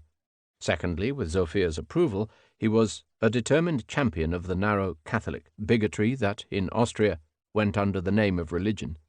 Third, he wanted to transform the dual monarchy into a federation of equal nations. Fourthly, by scorning advice to steer clear of Bosnia in the summer of 1914, he helped lay the fuse which detonated the First World War. Francis Ferdinand's assassination was the third in a series of family killings. He had become imperial heir 25 years earlier through the death of his cousin Rudolf. Rudolf had been deeply disturbed by the conflicting influences of an ultra-traditionalist father, the Emperor Francis Joseph, and of a willful and wayward mother, the Empress Elizabeth. Passionately anti-clerical, he had once written in a notebook, "Are we higher spirits or animals? We are animals." He shot himself and his lover of 17 days, Maria Vetzera, at another Habsburg shooting lodge at Meiling in Austria in 1889. The Empress Elizabeth was stabbed to death by an anarchist in Geneva in 1898. Few sources stress Francis Ferdinand's passion for hunting, yet he scoured the globe for species to kill with a zeal that far exceeded the social demands of his day. He was an early adept of the machine gun and would have all the animals of the forest driven into his sights. 2 of his trips to Poland sufficed to bring the European bison to the point of extinction. He ordered the remains of his victims to be carefully preserved. At Konopishcha their bodies were stuffed and mounted under glass in their thousands. Their heads hung on the walls, their teeth, meticulously repaired by the imperial dentist, packed into row upon row of display cabinets. The Archduke left Konopishcha with his wife on the 23rd of June, 1914, heading for Sarajevo. When he was killed, the Emperor was said to have breathed a sigh of relief. "God permits no challenge," he muttered to his aide-de-camp. "A higher power has re-established the order which I had no longer been able to maintain." This epitaph is generally thought to refer to the Archduke's morganatic marriage. It might equally apply to the willful slaughter of helpless creatures. 11. Tenebrae. Europe in eclipse, 1914 to 1945. There are shades of barbarism in 20th century Europe which would once have amazed the most barbarous of barbarians. At a time when the instruments of constructive change had outstripped anything previously known, Europeans acquiesced in a string of conflicts which destroyed more human beings than all past convulsions put together. The 2 world wars of 1914 to 18 and 1939 to 45 in particular were destructive beyond measure, and they spread right across the globe. But their main focus lay unquestionably in Europe. What is more, in the course of those 2 war-blooded generations, the 2 most populous countries of Europe fell into the hands of murderous political regimes whose internal hatreds killed even more tens of millions than their wars did. A rare voice of conscience said early on that something vile was happening. Why is this age worse than earlier ages? In a stupor of grief and dread, have we not fingered the foulest wounds and left them unhealed by our hands? In the west, the fading light still glows, and the clustered housetops glitter in the sun. But here death is already chalking the doors with crosses and calling the ravens, and the ravens are flying in. Future historians, therefore, must surely look back on the 3 decades between August 1914 and May 1945 as the era when Europe took leave of its senses. The totalitarian horrors of communism and fascism, when added to the horrors of total war, created an unequaled sum of death, misery, and degradation. When choosing the symbols which might best represent the human experience of those years, one can hardly choose anything other than the agents of 20th century death, the tank, the bomber, and the gas canister, the trenches, the tombs of unknown soldiers, the death camps, and the mass graves. Consideration of these horrors, which overshadow all the life-giving achievements of the era, prompts a number of general remarks. In the course of the horrors, Europeans threw away their position of world leadership. Europe was eclipsed through European folly. In 1914, Europe's power and prestige were unrivaled. Europeans led the field in almost any sphere one cared to mention: science, culture, economics, fashion. Through their colonial empires and trading companies, European powers dominated the globe. By 1945, almost all had been lost.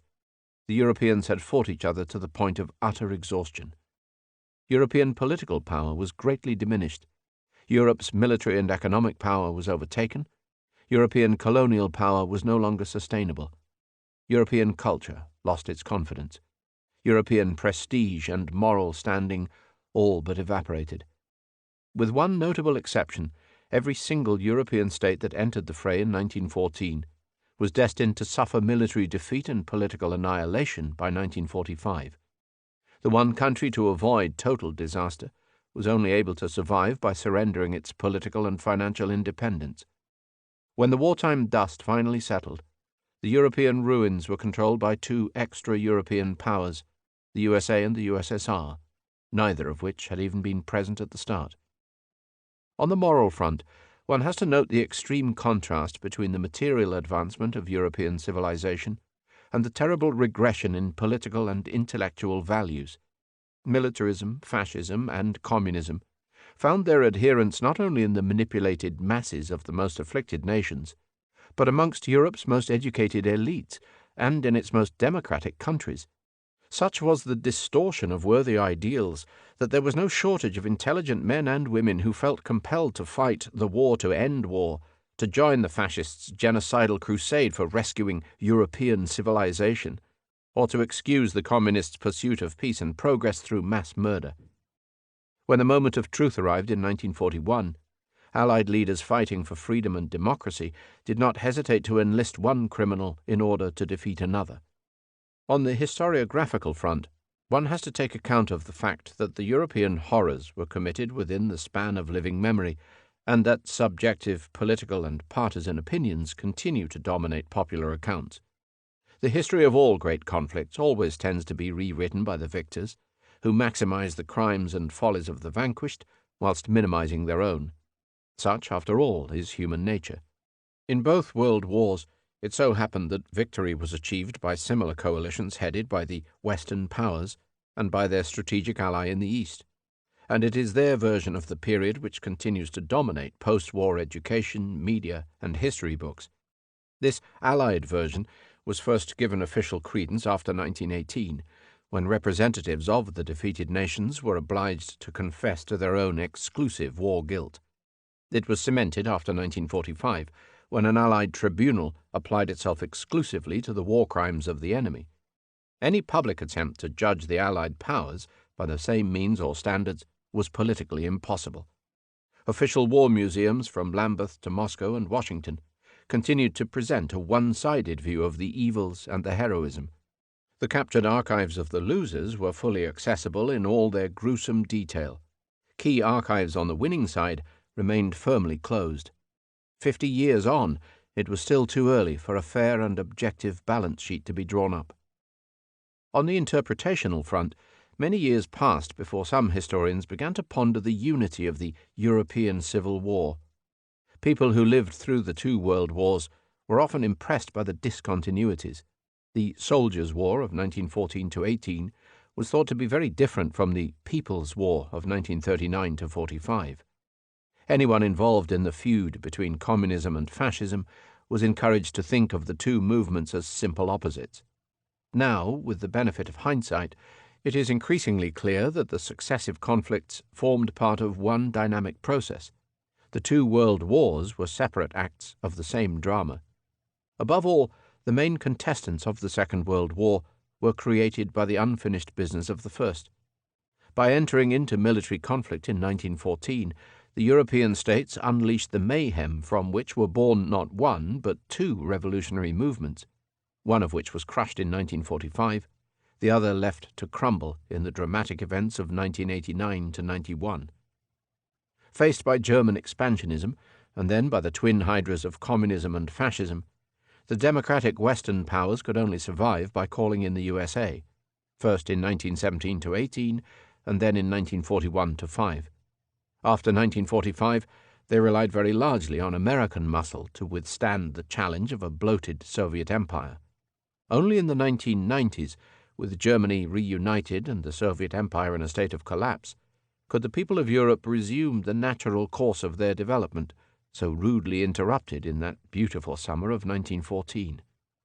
In this scenario, therefore, the years between 1914 and 1945 appear as the time of Europe's troubles, which filled the space between the long peace of the late 19th century and the still longer peace of the Cold War. They may be likened to the slipping of a continental plate and to the resultant season of earthquakes. They encompass the initial military quakes of 1914–18, the collapse of 4 empires, the outbreak of communist revolution in Russia, the emergence of a dozen new sovereign states, the armed truce of the interwar decades, the fascist takeovers in Italy, Germany, and Spain, and then the second general military conflagration of 1939–45. At the heart of the troubles lay Germany, Europe's newest, most dynamic, and most disgruntled nation-state. The fault line of the earthquake zone ran along Germany's eastern border. Germany harbored few designs against Western Europe, but in Eastern Europe she faced both the temptation of relatively weak and poor neighbors, and, in Russia, the challenge of the only European country large enough to contest German military strength. Hence, from the start, the major duel over Europe's future lay between Germany and Russia. It was a duel which, in the hands of totalitarian revolutionaries, was destined to become a fight to the death. From the start, the Western democracies were cast in the role of spoilers, essentially uninterested in the fate of East Europeans, but determined to stop the growth of any overweening continental power which might eventually turn against the West. This constellation of forces governed European politics for the rest of the 20th century. It underlay the fighting of the two world wars and, but for the invention of nuclear weapons and the involvement of the Americans, would probably have produced a third. In the event, the era of open and general conflict was somehow confined to those 30 blood-soaked years. It began and ended, quite appropriately, in the German capital, Berlin. It began on the 1st of August 1914 in the Imperial Chancellery, with the Kaiser's declaration of war on Russia. It ended on the 8th of May 1945 in the Soviet Field HQ at Berlin-Karlshorst, where a third act of capitulation finally concluded Germany's acts of unconditional surrender. The First World War in Europe, 1914 to 1921. The Great War, which began in August 1914, was widely expected to last for 3 or 4 months. It was going to be over by Christmas. Conventional wisdom held that modern warfare would be more intense than in the past, but more decisive. Whichever side could gain the upper hand in the early stages would have the means for a swift victory. In the event, the fighting lasted not for 4 months, but for more than 4 years. Even then it was not decisive. The great triangle of military-political power blocks was not resolved until 1945, and in some respects not until 1991. In their initial configuration, the geopolitical structures of the Great Triangle were somewhat tentative. The Western Allies, Britain and France, were severely handicapped by the fact that France alone possessed a large standing army. They had to pass 2 precarious years before their full potential could be realized. They held on, first, by tempting Italy to join the Allied camp in May 1915, secondly, by the steady military build-up in Britain and the British Empire, and thirdly, by the entry of the USA in April 1917. Britain's Asian associate, Japan, which declared war on Germany on the 23rd of August 1914, did not play any part in the European conflict. The Allies' main partner, Imperial Russia, was thought to be handicapped by clumsy mobilization procedures, by a vast network of internal communication, by doubts over its industrial capacity, and by divided councils over strategic aims. Yet Russia mounted an early offensive. She eventually collapsed, not through lack of shells or soldiers, but through political and moral decay. The Central Powers, Germany and Austria-Hungary, could benefit from all the advantages of consolidated policy and interior lines of communication.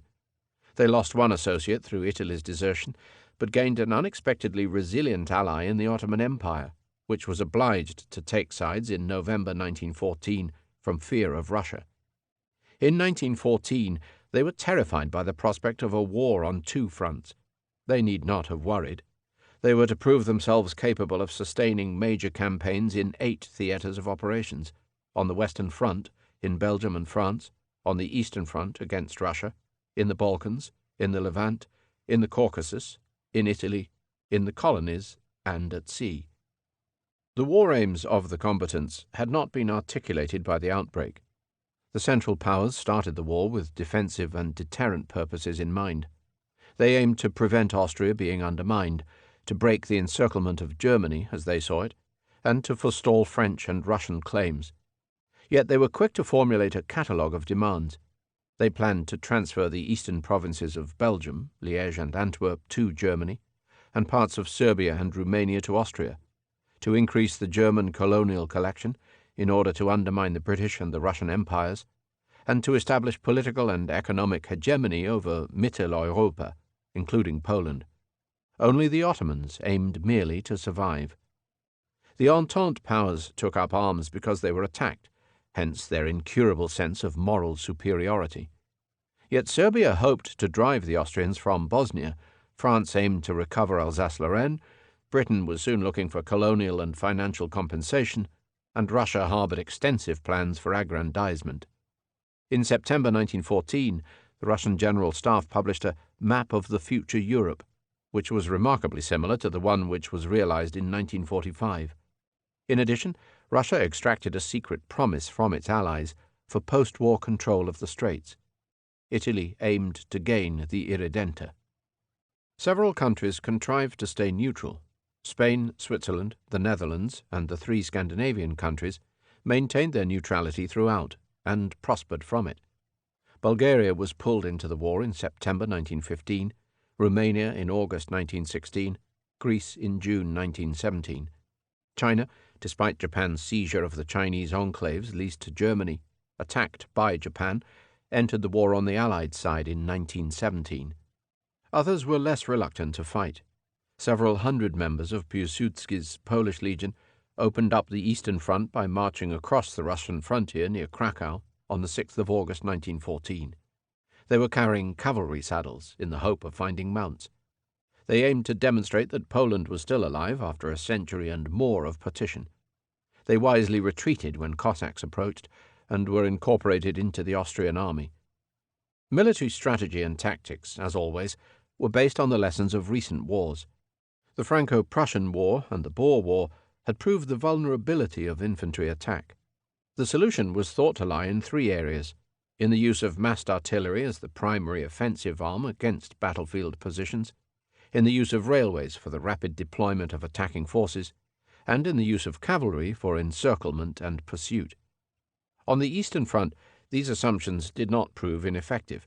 But in the West, where fortified trench lines came into being, it took thousands of abortive operations before the superiority of the concrete blockhouse over the high-explosive shell was even suspected.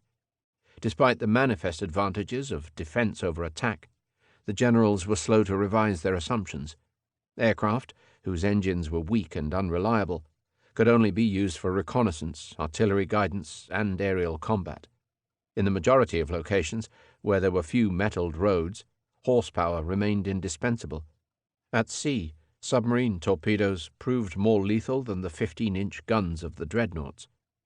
On the Western Front, the German army very nearly pulled off a shock assault before the war of attrition set in. Whilst the central German thrust plunged into the heart of Champagne, the German right wing rode off on a huge wheeling arc through northern France. Aiming to repeat the triumph of 1870, they moved on Paris from 3 directions. They were briefly held by the Belgians at Liège and by the British Expeditionary Force at Ypres. The central German forces were delayed by the cellars of Epernay. But by the first week of September 1914, the French capital was facing disaster. At the very last moment, General Joffre impressed 600 Renault taxis to ferry all available French reserves to the line of the Marne. The German centre had just too little momentum. The German right was just too far away. So the line fell back. In October and November, the front stabilized along the whole length of a double trench line running from Switzerland to the Channel. For the next 3 years, the line hardly moved. Both sides expended men and materials in titanic proportions to straighten out the occasional salient, or to achieve a breakthrough. But every push was to no avail.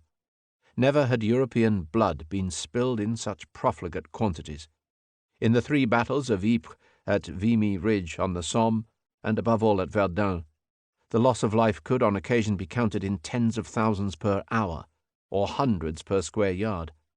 Here was a mindless tragedy which no one had foreseen, and which no one knew how to stop.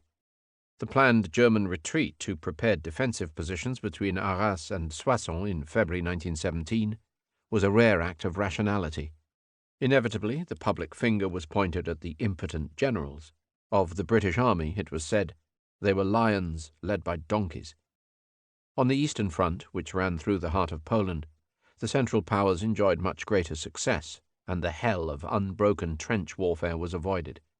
In August 1914, 2 Russian army groups crossed the frontier, one entering East Prussia in the north, the other penetrating deep into Galicia in the south. Seeing that the Russian steamroller was meant to move slowly, this was a considerable achievement. But then fortunes changed. In the Battle of the Masurian Lakes in September, Hindenburg and Ludendorff totally destroyed Russia's northern armies, thereby avenging the German failure on the Marne. Russia's southern group was halted on the outskirts of Krakow. In the winter of 1914-15, indecisive battles were fought both on the German-Russian frontier near Łódź and on the Hungarian border in the Carpathians. But then in May 1915, at Gorlice in Galicia, German troops managed to do what proved impossible in the west. They broke through enemy lines and fanned out into the plain beyond. In August they occupied Warsaw and retook Lvov.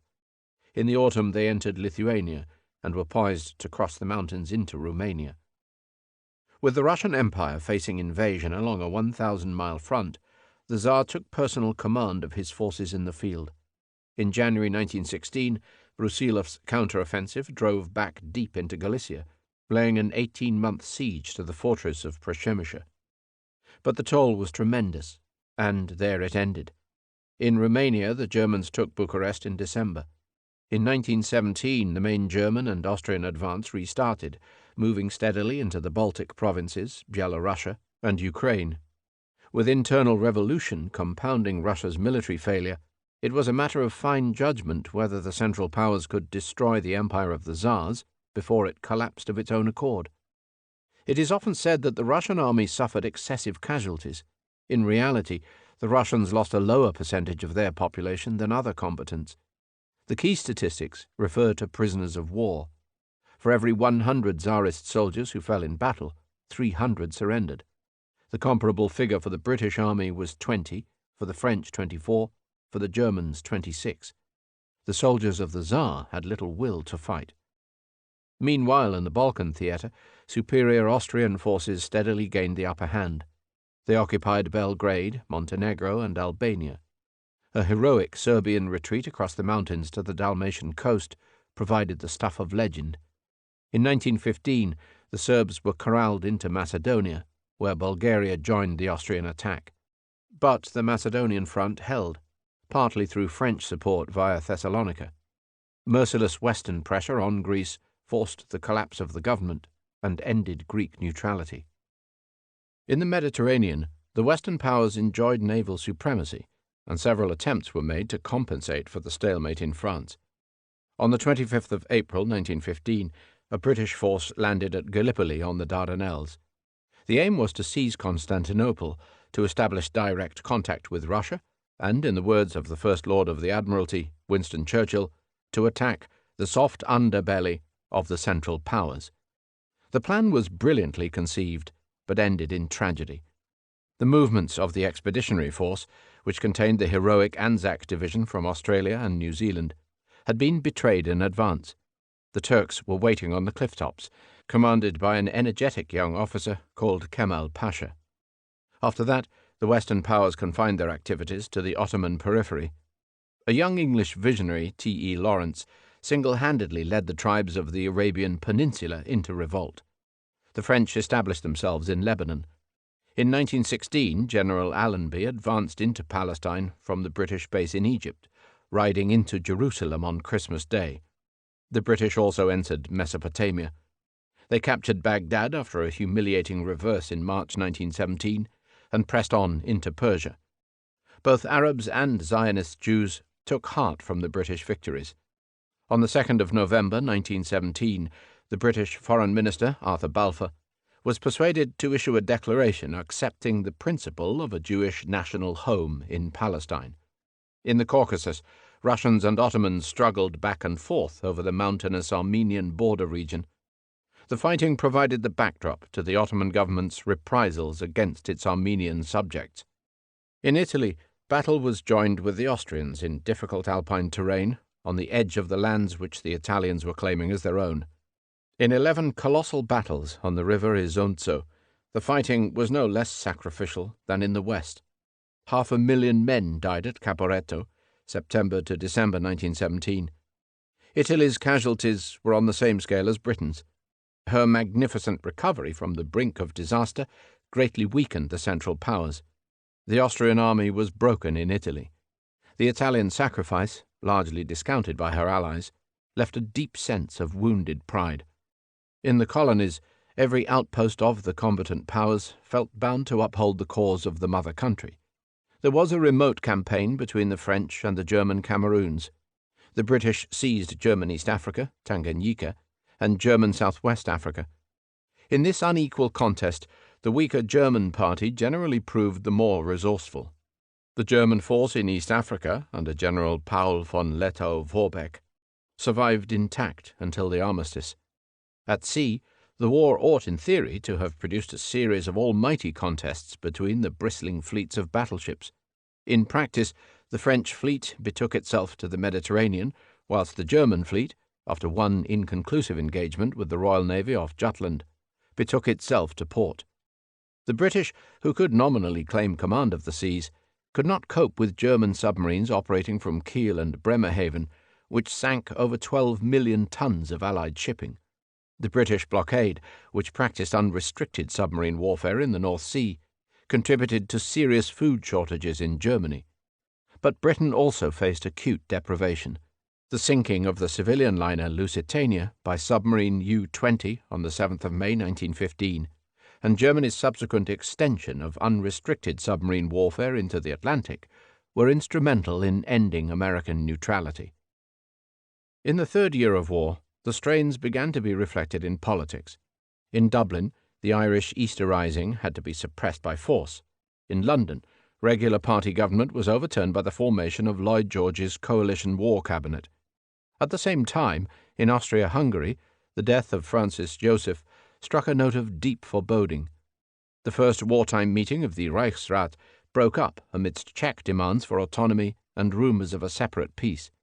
In France, an epidemic of mutiny provoked a prolonged crisis that was eventually brought under control by the combined efforts of the new commander, Marshal Pétain, and the new premier, Georges Clemenceau. In Germany, the Kaiser's Easter message in 1917 proposed democratic reforms, and in July, all parties of the Reichstag who had voted for war credits in 1914 now voted for a peace of reconciliation. On the Eastern Front, after the failure of moves for a separate peace with Russia, the Central Powers restored a puppet kingdom of Poland in Warsaw. The kingdom had no king, and a regency council with no regent. It had no connection with the Polish provinces in Prussia, in Austria, or east of the Bug. Its formation was soon followed by the dissolution of Piłsudski's Polish legions, who refused to swear allegiance to the German Kaiser. In Russia there was revolution. In the USA there was war fever. Austria's young Friedenskaiser, peace emperor, personally led one of several sets of secret negotiations with the Allied powers. In the spring of 1917, in Switzerland, he twice met with his brother-in-law, Prince Sixtus of Bourbon-Parma, a serving Belgian officer, who acted as the go-between with Paris and London. He was ready to make territorial concessions to Italy and accepted French claims to Alsace-Lorraine.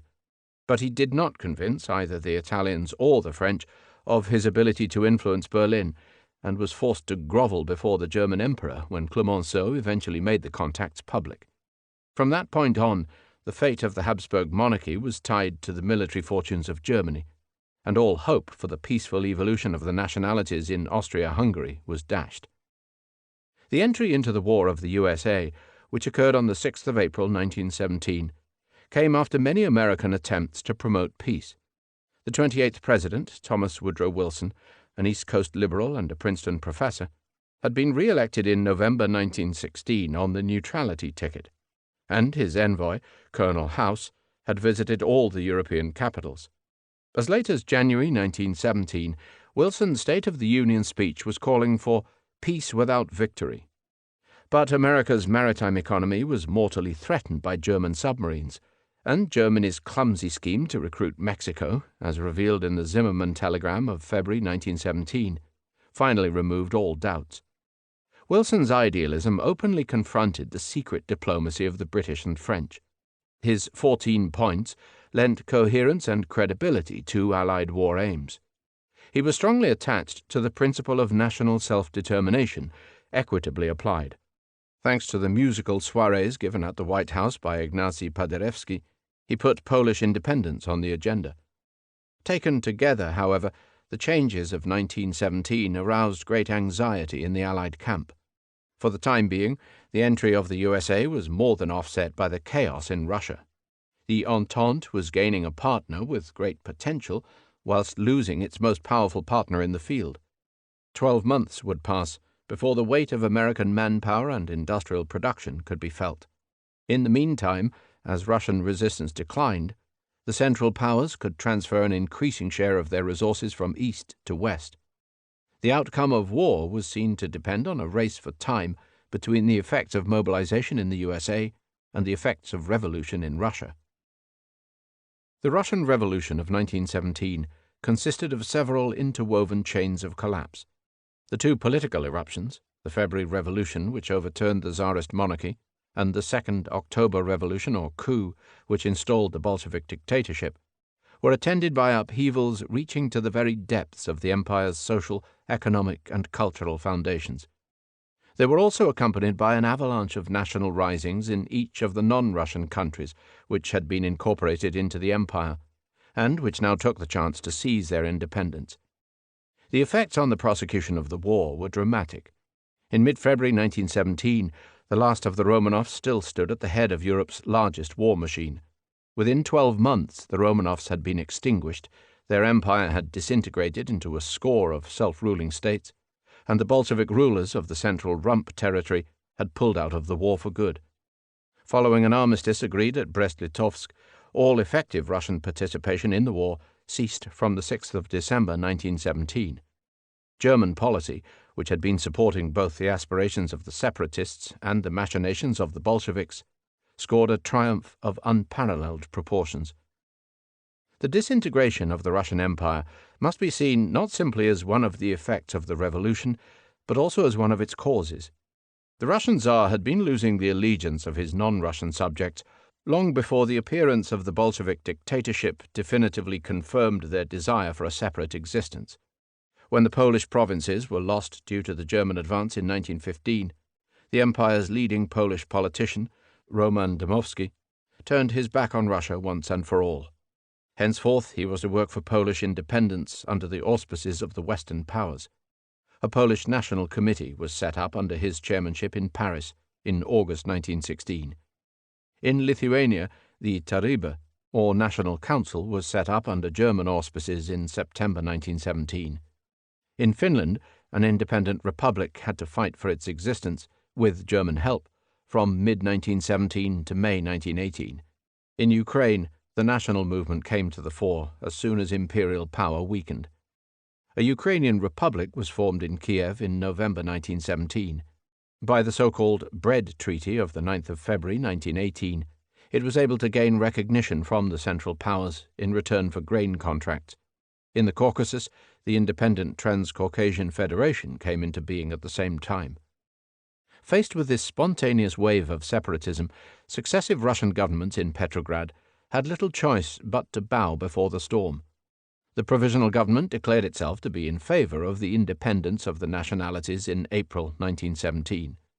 The Bolsheviks and others followed suit. In reality, despite the rhetoric, the Bolsheviks had no intention of conceding independence to the nationalities. As soon as they seized power in Petrograd, the chief Bolshevik commissar for the nationalities, an obscure Georgian revolutionary known as J.V. Stalin, began organizing branches of the Bolshevik Party in each of the emerging republics, fomenting trouble against each of the fledgling national governments. Bolshevik policy aimed to restore the defunct Russian Empire in new communist guise. From the start, they sought to impose a centralized party dictatorship behind a facade of cultural autonomy and nominal state structures. Here lay one of the principal sources of the so-called Russian Civil War. The revolution in Petrograd, therefore, was addressed to the central government of a state that was already in an advanced state of decomposition.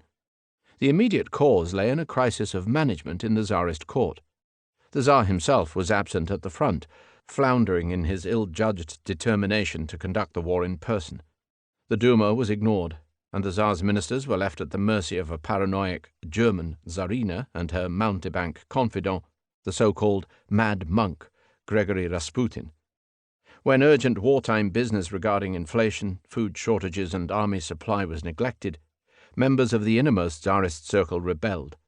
Rasputin was murdered by Oxford-educated Prince Felix Yusupov, son of the richest woman in Russia and husband of the Tsar's niece.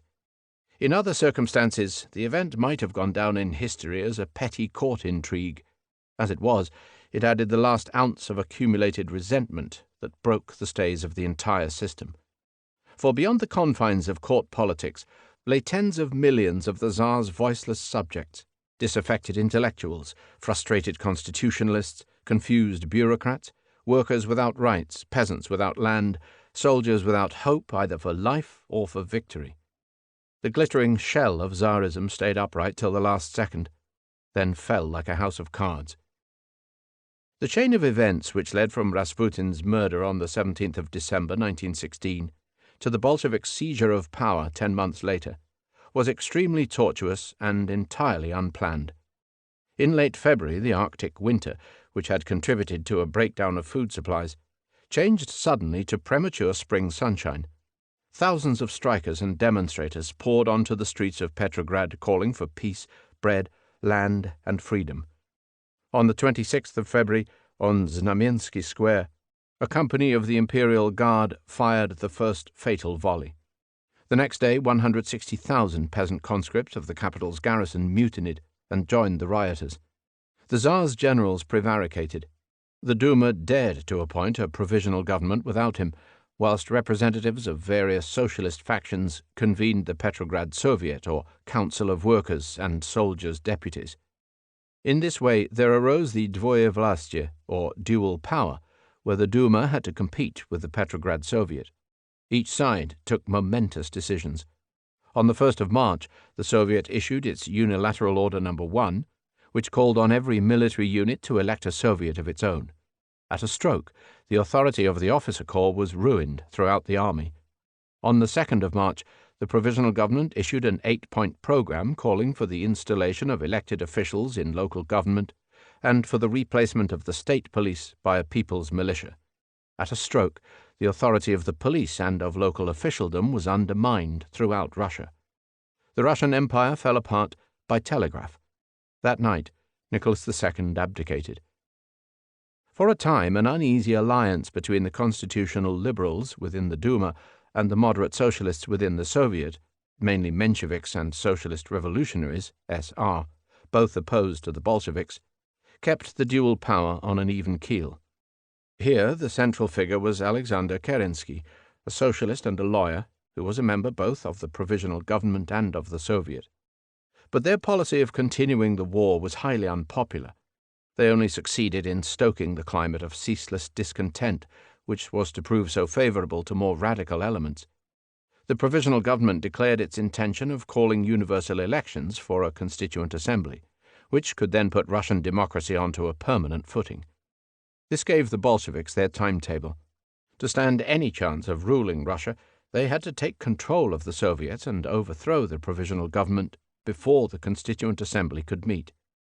Prior to Lenin's return to Petrograd in April, the Bolsheviks played only a minor role in the revolutionary events. But a deteriorating situation in the spring and summer created a fertile environment for disciplined subversives. On 3 occasions, in April, in June, and in July, they tried to exploit their growing influence in the Petrograd garrison, seeking to transform street demonstrations into armed insurrections. On the last occasion, the Provisional Government actually ordered the Bolshevik leaders' arrest on charges of high treason, having learned of their German contacts. Lenin was forced to take refuge in the countryside. In August and September, however, the government was paralyzed by its conflict with the army under General Lavra Kornilov. Kornilov's abortive putsch gave Lenin the respite to plan a coup of his own. When Lenin slipped back into Petrograd early in October, Kerensky's government was isolated and thoroughly discredited. The army was disaffected, the Soviets were divided. Bolshevik plans aimed to neutralize the main Petrograd Soviet by calling a parallel Congress of Soviets, crammed with Bolshevik delegates from the provinces. Simultaneously, the Soviets' key Military Revolutionary Committee, now under Bolshevik control, was briefed to supply the necessary soldiers, sailors, and armed workers, for purposes which the Soviet itself had not approved. Trotsky took command. On the night of the 25th of October, the plan was activated. Bolshevik pickets surrounded all government buildings. There was no reaction. On the morning of the 26th, at 10 a.m., Lenin issued a press release. To the citizens of Russia, the Provisional Government has been deposed. Government authority has passed into the hands of the organ of the Petrograd Soviet, the Military Revolutionary Committee, which stands at the head of the Petrograd proletariat and garrison. The task for which the people have been struggling has been assured: the immediate offer of a democratic peace, the abolition of the landed property of the landlords, worker control over production, and the creation of a Soviet government. Long live the revolution of workers, soldiers, and peasants. Practically every word in the declaration was false or misleading, but it made no difference. As Lenin and Trotsky had correctly calculated, there was no one in the capital with the will to oppose them. The government ministers still huddled in the Winter Palace, waiting for a rescue that would never come. The Imperial Army was nowhere in sight. At 9 p.m., Bolshevik sailors on the cruiser Aurora fired one blank salvo at the Winter Palace. Some 30 shells were fired from the Peter and Paul fortress, of which 2 found their target around 11 p.m. Most of the government guards just left. The mob moved in when they saw that no resistance was offered. The storming of the Winter Palace was a later fiction. At 2:30 a.m., the ministers surrendered. That was the moment when the Bolsheviks seized power in Petrograd. They did not intend to stop there.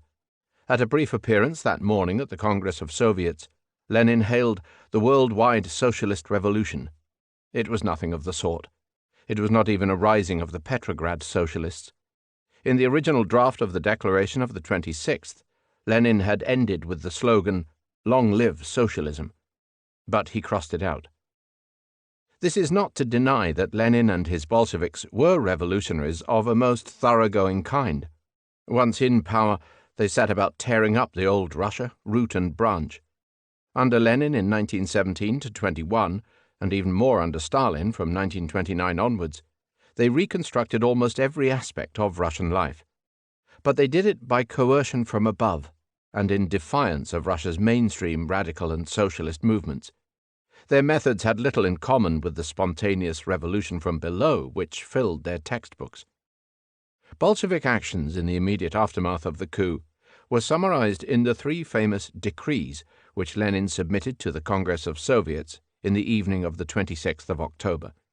None of them was quite what they purported to be. The decree on peace was, in effect, a private appeal to the powers to accept a 3-month armistice. The decree on land ordered the transfer of private landed property to the village communes.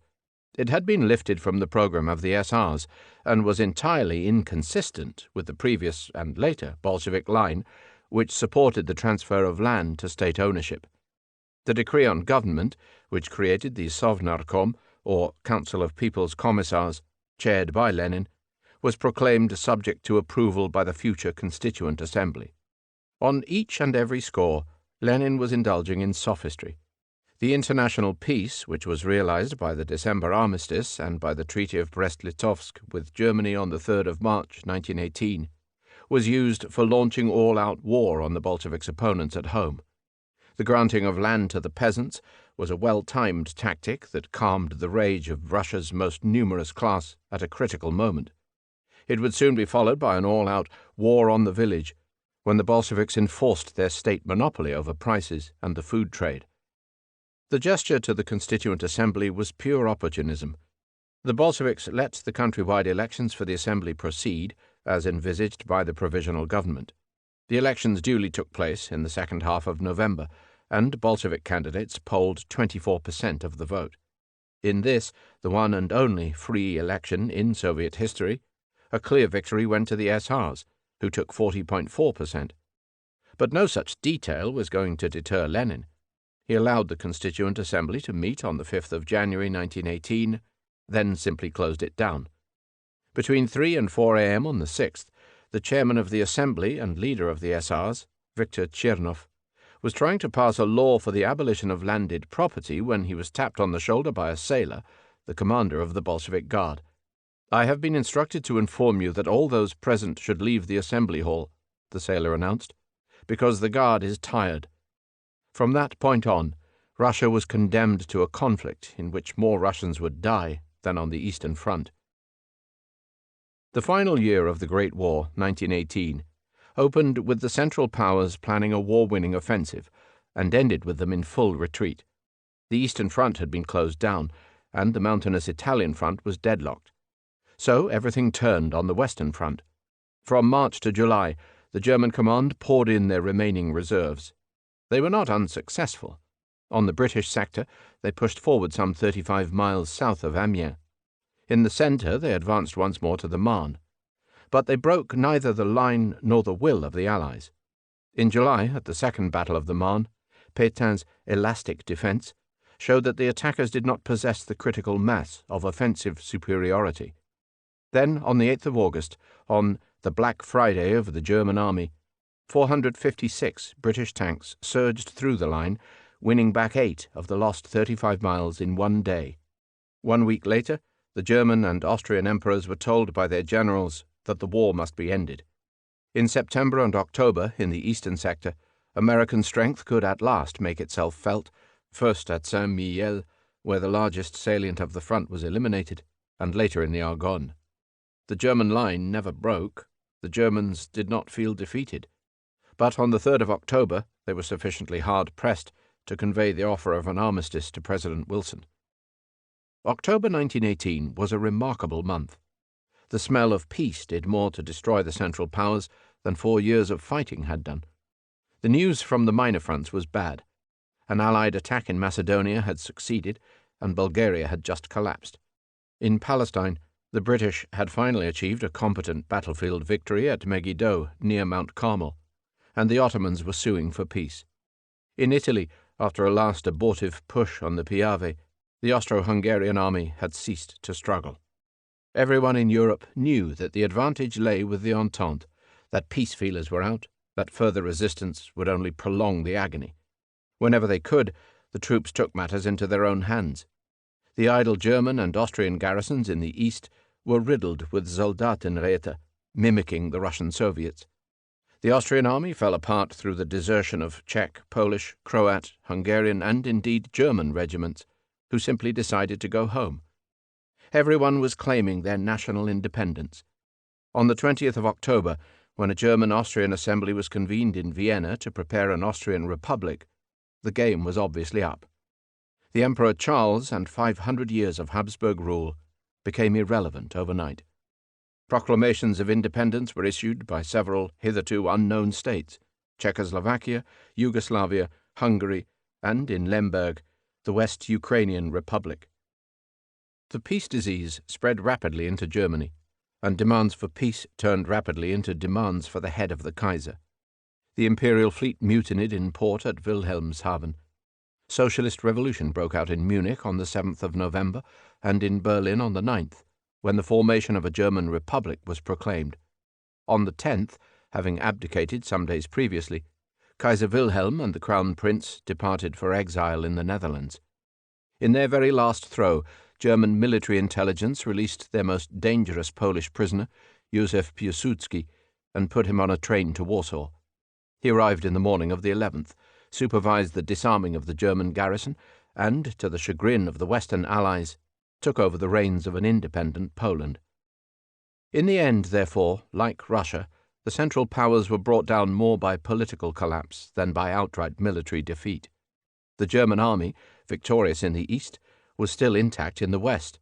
It was never driven back onto German territory, but it had parted company with the political authorities that gave it orders. Armistice negotiations took place from the 8th of November onwards at Retonne-sur-Aisne, near Soissons. Agreement was soon reached on the basis of Wilson's 14 points, plus 18 extra Allied demands. The latter concerned the evacuation of occupied territory, the creation of a neutral zone in the Rhineland, the surrender of Germany's fleet, heavy armament and transport, the payment of reparations, and the annulment of the treaties of Brest-Litovsk and Bucharest.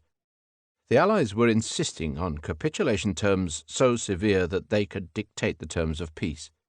The agreement was signed in a parked railway carriage at 3 a.m. on the 11th, to come into force 6 hours later. The guns fell silent at the 11th hour of the 11th day of the 11th month.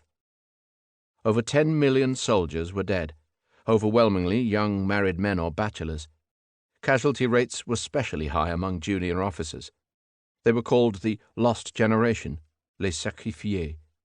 The burden of their war service, of their loss, and of their injuries had to be borne by their families, especially by the womenfolk.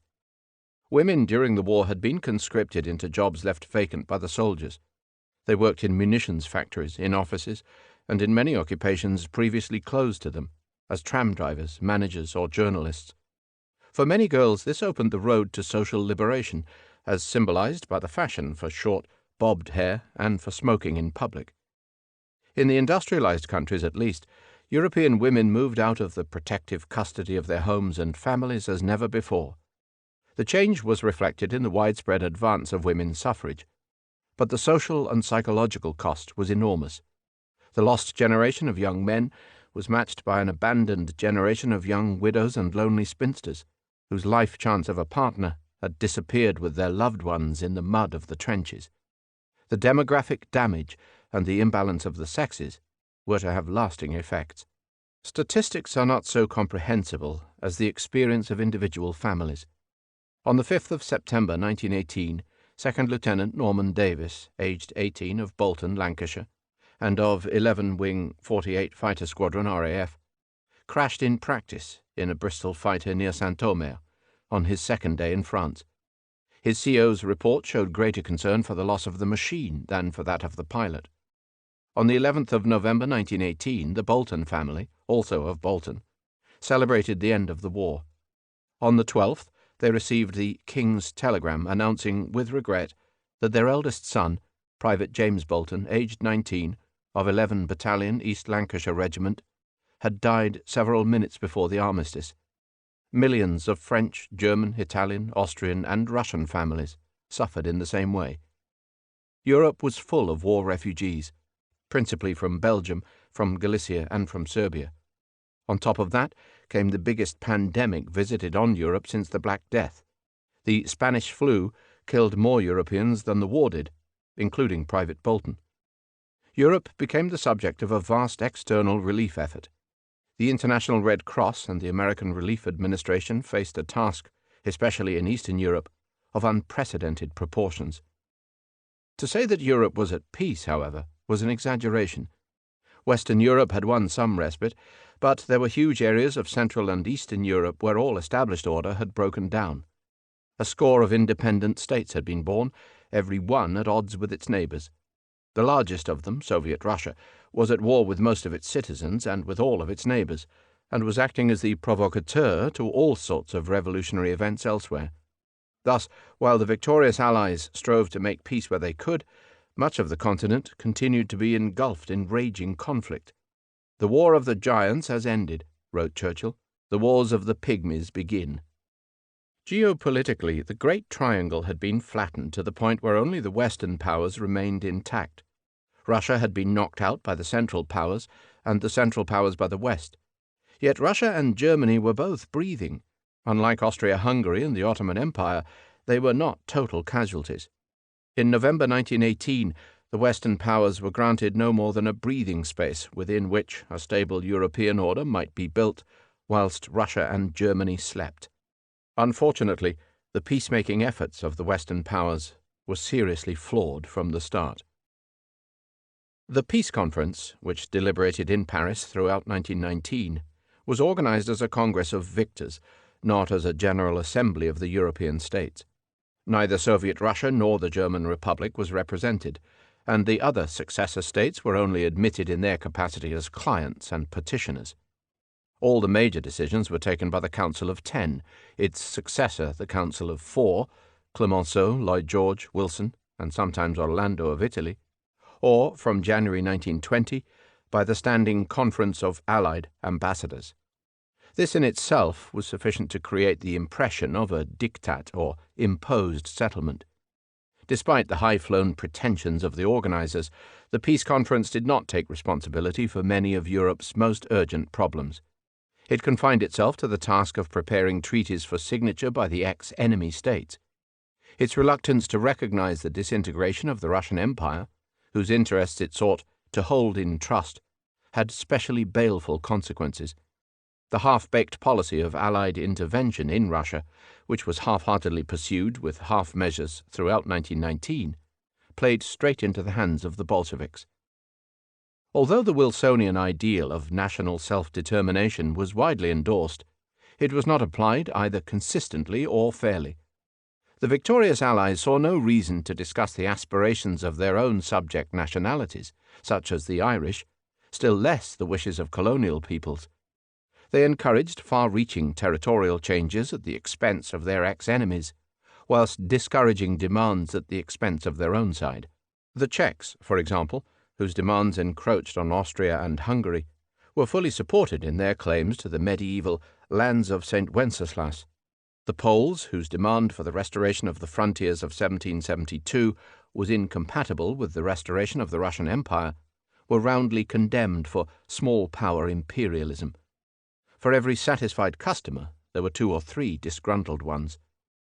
The Western powers showed little sense of solidarity among themselves. The Americans suspected the British and French of imperialist designs. The British suspected the French of Napoleonic tendencies. Both the British and the French suspected the strength of America's commitment. Their fears were amply confirmed when the U.S. Congress failed to ratify both the Treaty of Versailles with Germany and American membership of Wilson's pet project, the League of Nations. Allied diplomacy greatly underestimated the problem of enforcement. It was one thing for the politicians to make grand decisions in Paris. It was quite another for the decisions to be upheld in distant parts of Europe, where the Western powers had little influence and no control. Assorted inter-allied commissions gave temporary relief to assorted trouble spots. But the League of Nations was born toothless. The USA turned its back on the settlement. The British demobilized. France shrank from policing the continent single-handed. It was only a matter of time before those offended by the settlement began to guess that they might challenge it with impunity. Of course, the peace conference worked its way through an astonishing amount of business. 5 major treaties were put into effect. A dozen new states were given international recognition. A score of territorial awards were made. A batch of plebiscites were organized and administered. Much of Europe was given a basis for the new start which so many desired. Nor is it fair to say that the spirit of vengeance reigned supreme. As the conference progressed, the tone softened.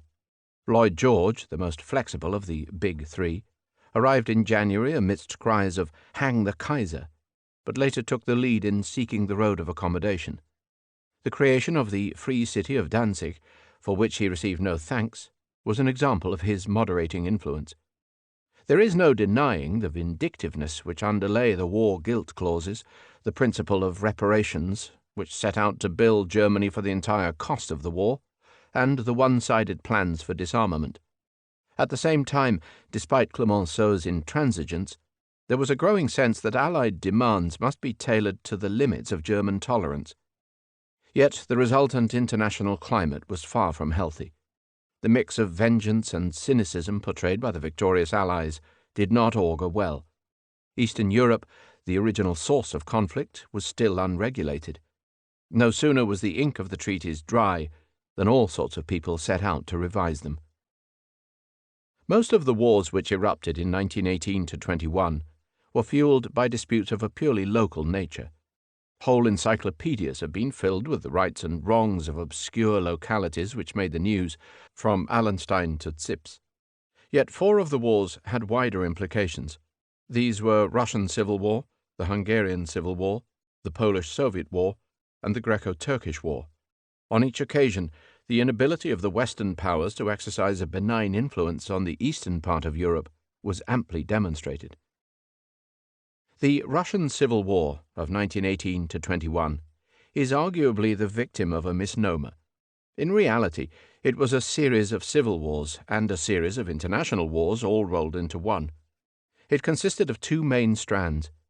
One strand centered on a contest for control of the central Russian government, and was fought out between the Bolshevik Reds and an assortment of their white challengers.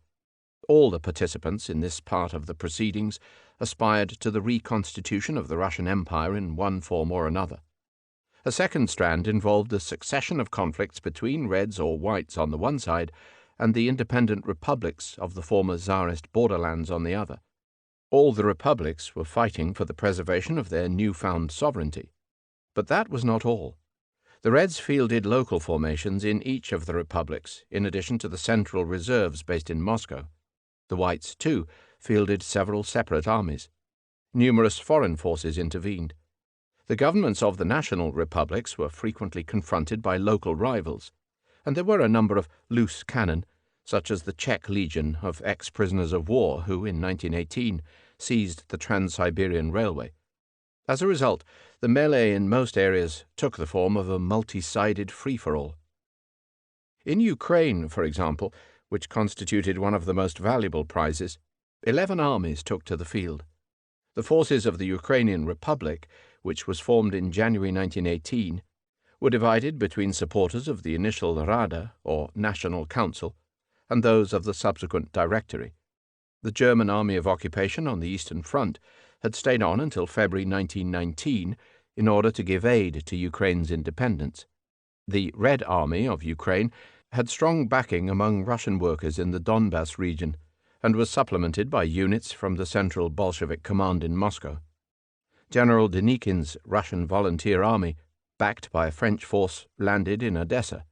Its successor, Baron Wrangel's White Army, camped in Crimea. Piłsudski's Polish army defeated the forces of the West Ukrainian Republic in early 1919, before advancing on Kiev in April 1920 in alliance with the Ukrainian Directory. The peasant guerrillas of the anarchist Nestor Makhno took over a broad region of central Ukraine. The Ukrainian capital, Kiev, changed hands 15 times in 2 years. To reduce such a kaleidoscope to the binary struggle of reds versus whites is simplification pushed to absurdity. The course of events was no less complicated than the ordre de bataille, but seen from the Bolsheviks' point of view in the center, there were 2 successive phases, each with its own priorities. The first phase, which occupied the whole of 1918 and 1919, saw the Whites advance on Soviet Russia from all sides. General Yudenich from the west in Estonia, Admiral Kolchak from the east in Siberia, General Denikin from the south in Ukraine. The Bolsheviks were desperately strained to hold the Muscovite heartland and to repel each advancing army in turn. The second phase, which began in the winter of 1919-20, saw the Red Army take the offensive, pursuing each of the retreating Whites before moving on to crush each of the national republics in turn. The critical moment occurred in November 1919, when Denikin had reached Tula, only 100 miles south of Moscow, and the Poles stood not much further away to the west near Smolensk. One concerted push might well have spelled the end of the Bolshevik regime. But Piłsudski's emissaries received no satisfactory answer about Denikin's attitude to the independence of Poland. So the Poles stood still and began to negotiate with Lenin. Denikin hesitated fatally until swept from his positions by the Red Cavalry, hot foot from their victory at the siege of Tsaritsyn. In his memoirs, Denikin was to blame Piłsudski for the Bolsheviks' final victory. After that, having secured the center, numerous Red armies fanned out in all directions, carrying all before them. Their reconquest of the republics in the European part of the former empire reached its term in 1921, when a Bolshevik force overthrew the Menshevik regime in Georgia. The Bolsheviks' victory, which confounded the military experts, must be attributed to the divisions of their enemies, to the talents of Leon Trotsky, Commissar for War and the Russian Carnot, to the strategic advantage of internal lines of communication, and to the utterly ruthless measures of their war communism. The Bolshevik regime was unwelcome to all the major classes of Russian society, including the peasants, to all the major groupings of the political spectrum, from reactionary monarchists to liberals and socialists, and to all the non-Russian nationalities. But the outbreak of civil war, which Lenin himself provoked, provided the pretext for suspending all existing institutions and for wiping out all social and political opposition. The Cheka, or Extraordinary Commission of Revolutionary Police, forerunner of the OGPU, NKVD, and KGB, was organized by the Polish nobleman Felix Dzerzhinsky with a ferocity that made Robespierre look faint-hearted. It struck down all class enemies, real or imagined, from the ex-Tsar and his family, murdered on Lenin's orders at Yekaterinburg in July 1918, to unnumbered multitudes of nameless victims. The militarization of all branches of the economy, including labor, transport, and production, enabled the Bolsheviks to take over all enterprises and trade unions, and to shoot all dissenters for counter-revolutionary sabotage. Popular support rarely came into the reckoning, except when the Bolsheviks could appeal to patriotic Russian sentiment against the presence of foreign interventionists. In April 1920, when the Poles helped the Ukrainians to retake Kiev, all ideological pretense was cast aside. Lenin called for the defense of Holy Russia, and Trotsky for the enlistment of all ex-Tsarist officers. Extreme necessity was the mother of extreme invention. Foreign intervention in Russia has been exaggerated. On the face of it, a terrible array of ill-intentioned outsiders had poked their noses into Russia's distress. The regular German army was left over from the World War in the Oberst. The volunteer German army of the Baltikum tramped round Latvia and Lithuania, the Polish irregulars of General Bulak-Balachowicz round Byelorussia. Regular Polish troops appeared in the Oberst as soon as the Germans withdrew. British expeditionary forces landed at Murmansk and at Batum in Georgia. The French occupied Odessa. Americans and Japanese controlled Vladivostok and the Far East. It was an easy trick for Soviet propaganda to turn these foreigners into a concerted conspiracy of evil capitalists hired to destroy Russia. There was no such conspiracy. The Allied governments were mainly concerned to hold the Russian Empire together. They had nothing to do with the presence of the Germans, and especially of the Poles, who expressly defied Allied advice to stay out. The Allied expeditions were dispatched to guard the munitions which had earlier been sent to Russian ports for the benefit of the provisional government. Their sympathies undoubtedly lay with their former Russian allies, whom the Bolshevik coup had overthrown and who were now begging for help. But they never sent the men or the money to conduct serious military operations.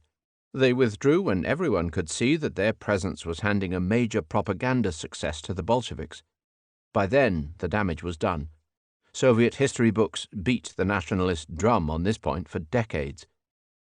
Western history books have their own peculiarities. The collapse of the Russian Empire is rarely discussed along the same lines as the parallel collapse of the Austro-Hungarian or Ottoman empires. Except for Poland, Finland, and the three Baltic states, which were all recognized by the peace conference, the national republics that broke free from Russian control are not given the same status as those which broke away from the Central Powers. Few historians seem to regard Soviet Russia's reconquest of Ukraine or the Caucasus as anything other than an internal Russian event.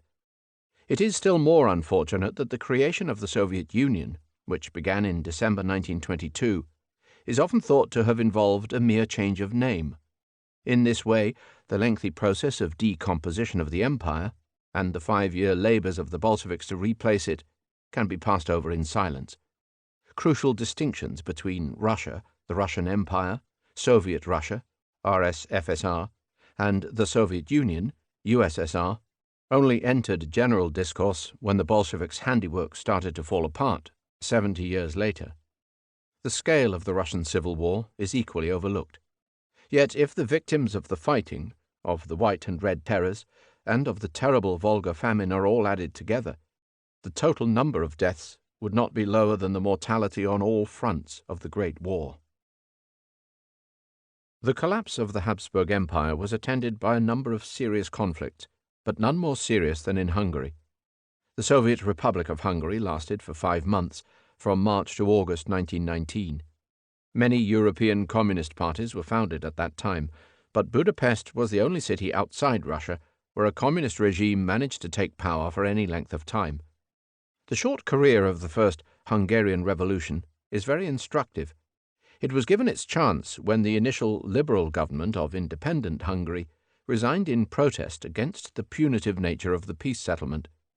Most Hungarians were appalled by the prospect of losing both Slovakia and Transylvania, which they saw as cradles of their civilization. The communist leader, Bela Kun, a Jewish ex-prisoner of war freshly returned from Russia, exploited the nationalist fever. The Hungarian communists took power with the support both of the Social Democrats and the old officer corps, promising to drive the Slovaks and the Romanians from the disputed lands. In June 1919, a Hungarian army actually invaded Slovakia. At the same time, a new constitution was passed by delegates of workers' and soldiers' councils on the Soviet model, and radical reforms were decreed. All industry was nationalized, church property was confiscated, priests and peasants were subjected alike to compulsory labor. At this point, Hungary awoke to the monster it was feeding. Strikers were met by bullets. Armed peasant risings faced mass executions. A group of dissident officers formed at French-occupied Szeged. They were joined by Nicholas Horthy de Nadabunya, a former Habsburg admiral, and a government was created. The Romanians exploited the situation, and it was a Romanian army that entered Budapest in August and brought the Hungarian Soviet Republic to an end. The Red Terror was now answered by a White Terror.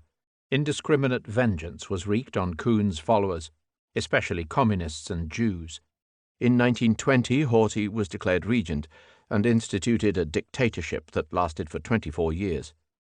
2 attempts by the ex-Emperor Charles to recover his Hungarian throne were rebuffed, as were attempts by the Parliament to shake off military control. Although the fascist label was not yet used, and may not be entirely appropriate, Admiral Horthy is sometimes counted as Europe's first fascist.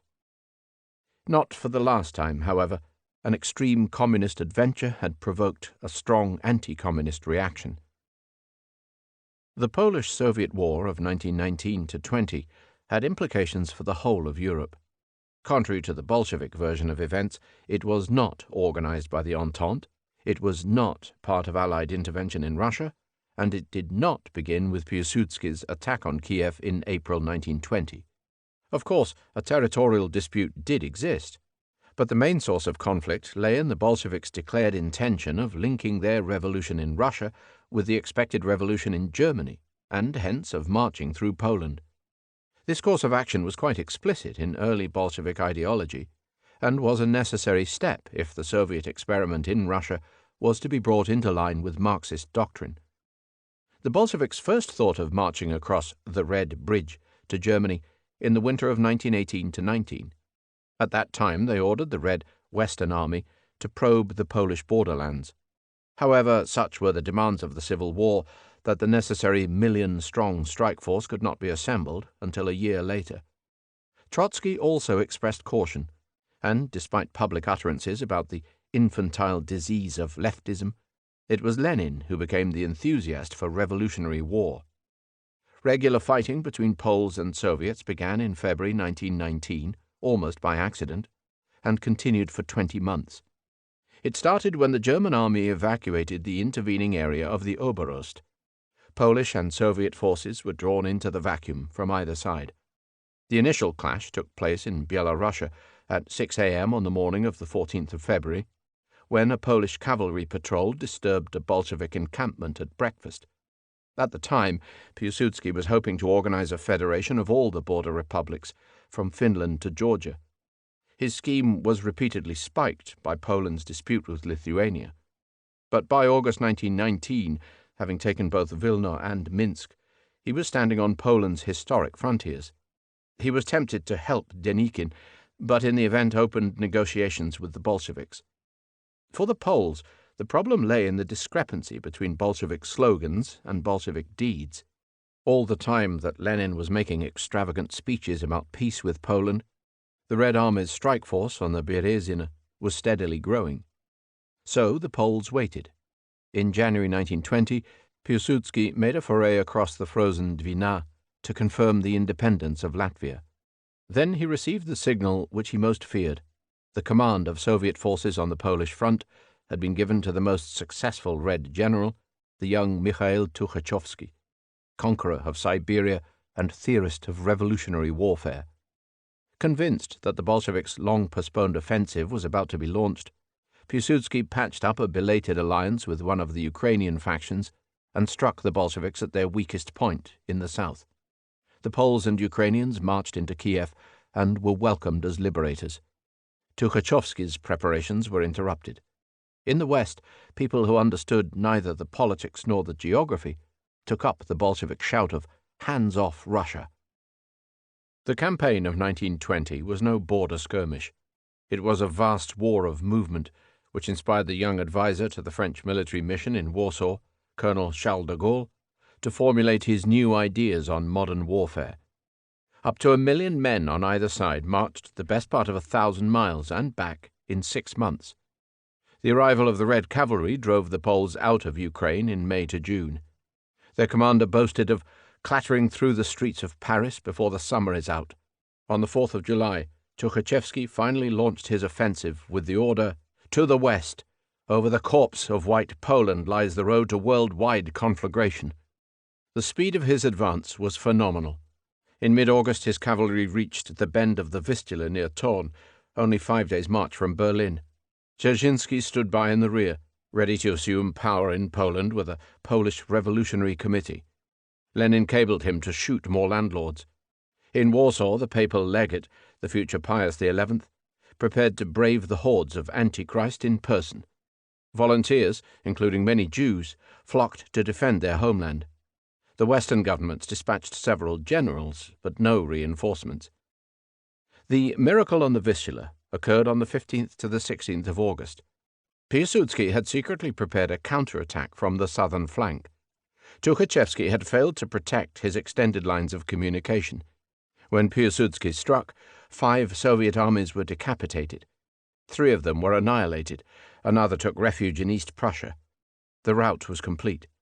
On the 31st of August in the south, in the Zamość Ring, the Red Cavalry finally met its match.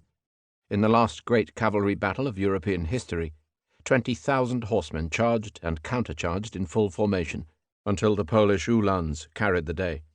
The Red Army had lost its first war. Lenin sued for peace. An armistice was signed on the 10th of October, the Treaty of Riga on the 18th of March 1921. The wider significance of the Polish victory has not always been appreciated. Poland's independence was secured, and with it the Versailles settlement. The British ambassador to Berlin, who had viewed some of the action near Warsaw from his Rolls-Royce coupe, summed it up in Gibbonian tones. If Charles Martel had not checked the Saracen conquest at Tours, the Koran would now be taught at the schools of Oxford. Had Piłsudski and Weygand failed to arrest the triumphant march of the Soviet army at the Battle of Warsaw, not only would Christianity have experienced a dangerous reverse, but the very existence of Western civilization would have been imperiled. Yet the impact on the Bolsheviks was equally great. The defeat of 1920 killed their strategic hopes of linking up with a revolutionary Germany. They were forced to retreat from internationalism. Soviet Russia had no option but to turn itself into the base for what Stalin was soon to call socialism in one country. Lenin retreated quickly from his leftist fervor. War communism was abandoned.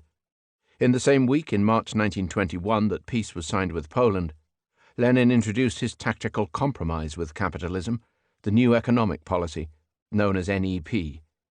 What is more, once Belorussia and Ukraine were partitioned with Poland, the Bolsheviks were free to reorganize their state on federal lines. The formation of the USSR, which consisted initially of Soviet Russia, Soviet Belorussia, Soviet Ukraine, and the Soviet Caucasus, could not have been undertaken until the Polish War had settled the fate of the borderlands. In reality, the Poles had won no more than a breathing space. The Soviets' advance into Europe had been repulsed, but not abandoned. The final collapse of the Ottoman Empire can hardly have come as a surprise. Yet the Western powers held no contingency plans. They had once thought of installing their Russian allies on the Straits, but they were not going to grant such a favor to the Bolsheviks.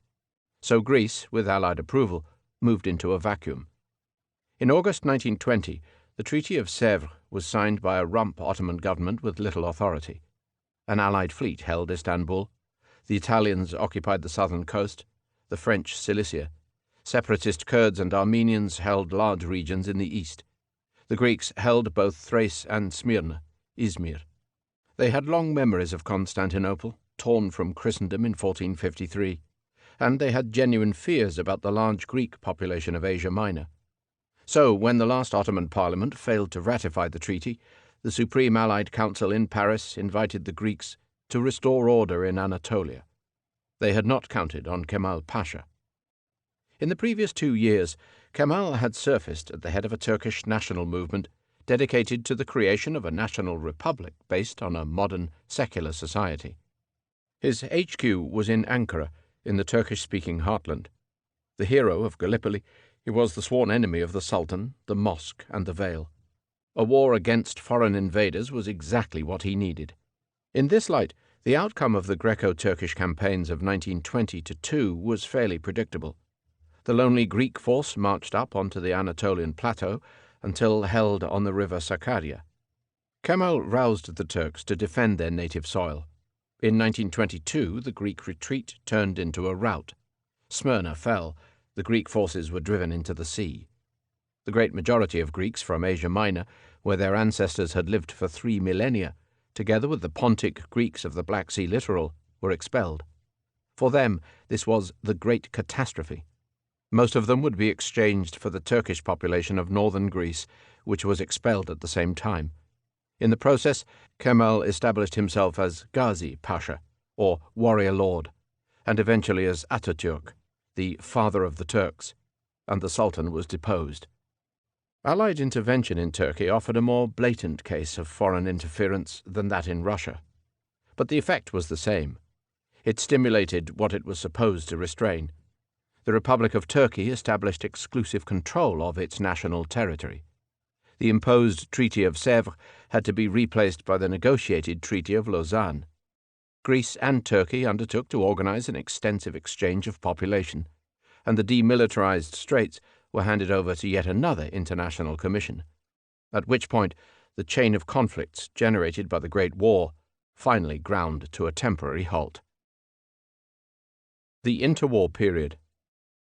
In the interwar period, which conventionally begins on Armistice Day in November 1918 and ends on the 1st of September 1939, Europe never escaped the shadow of war.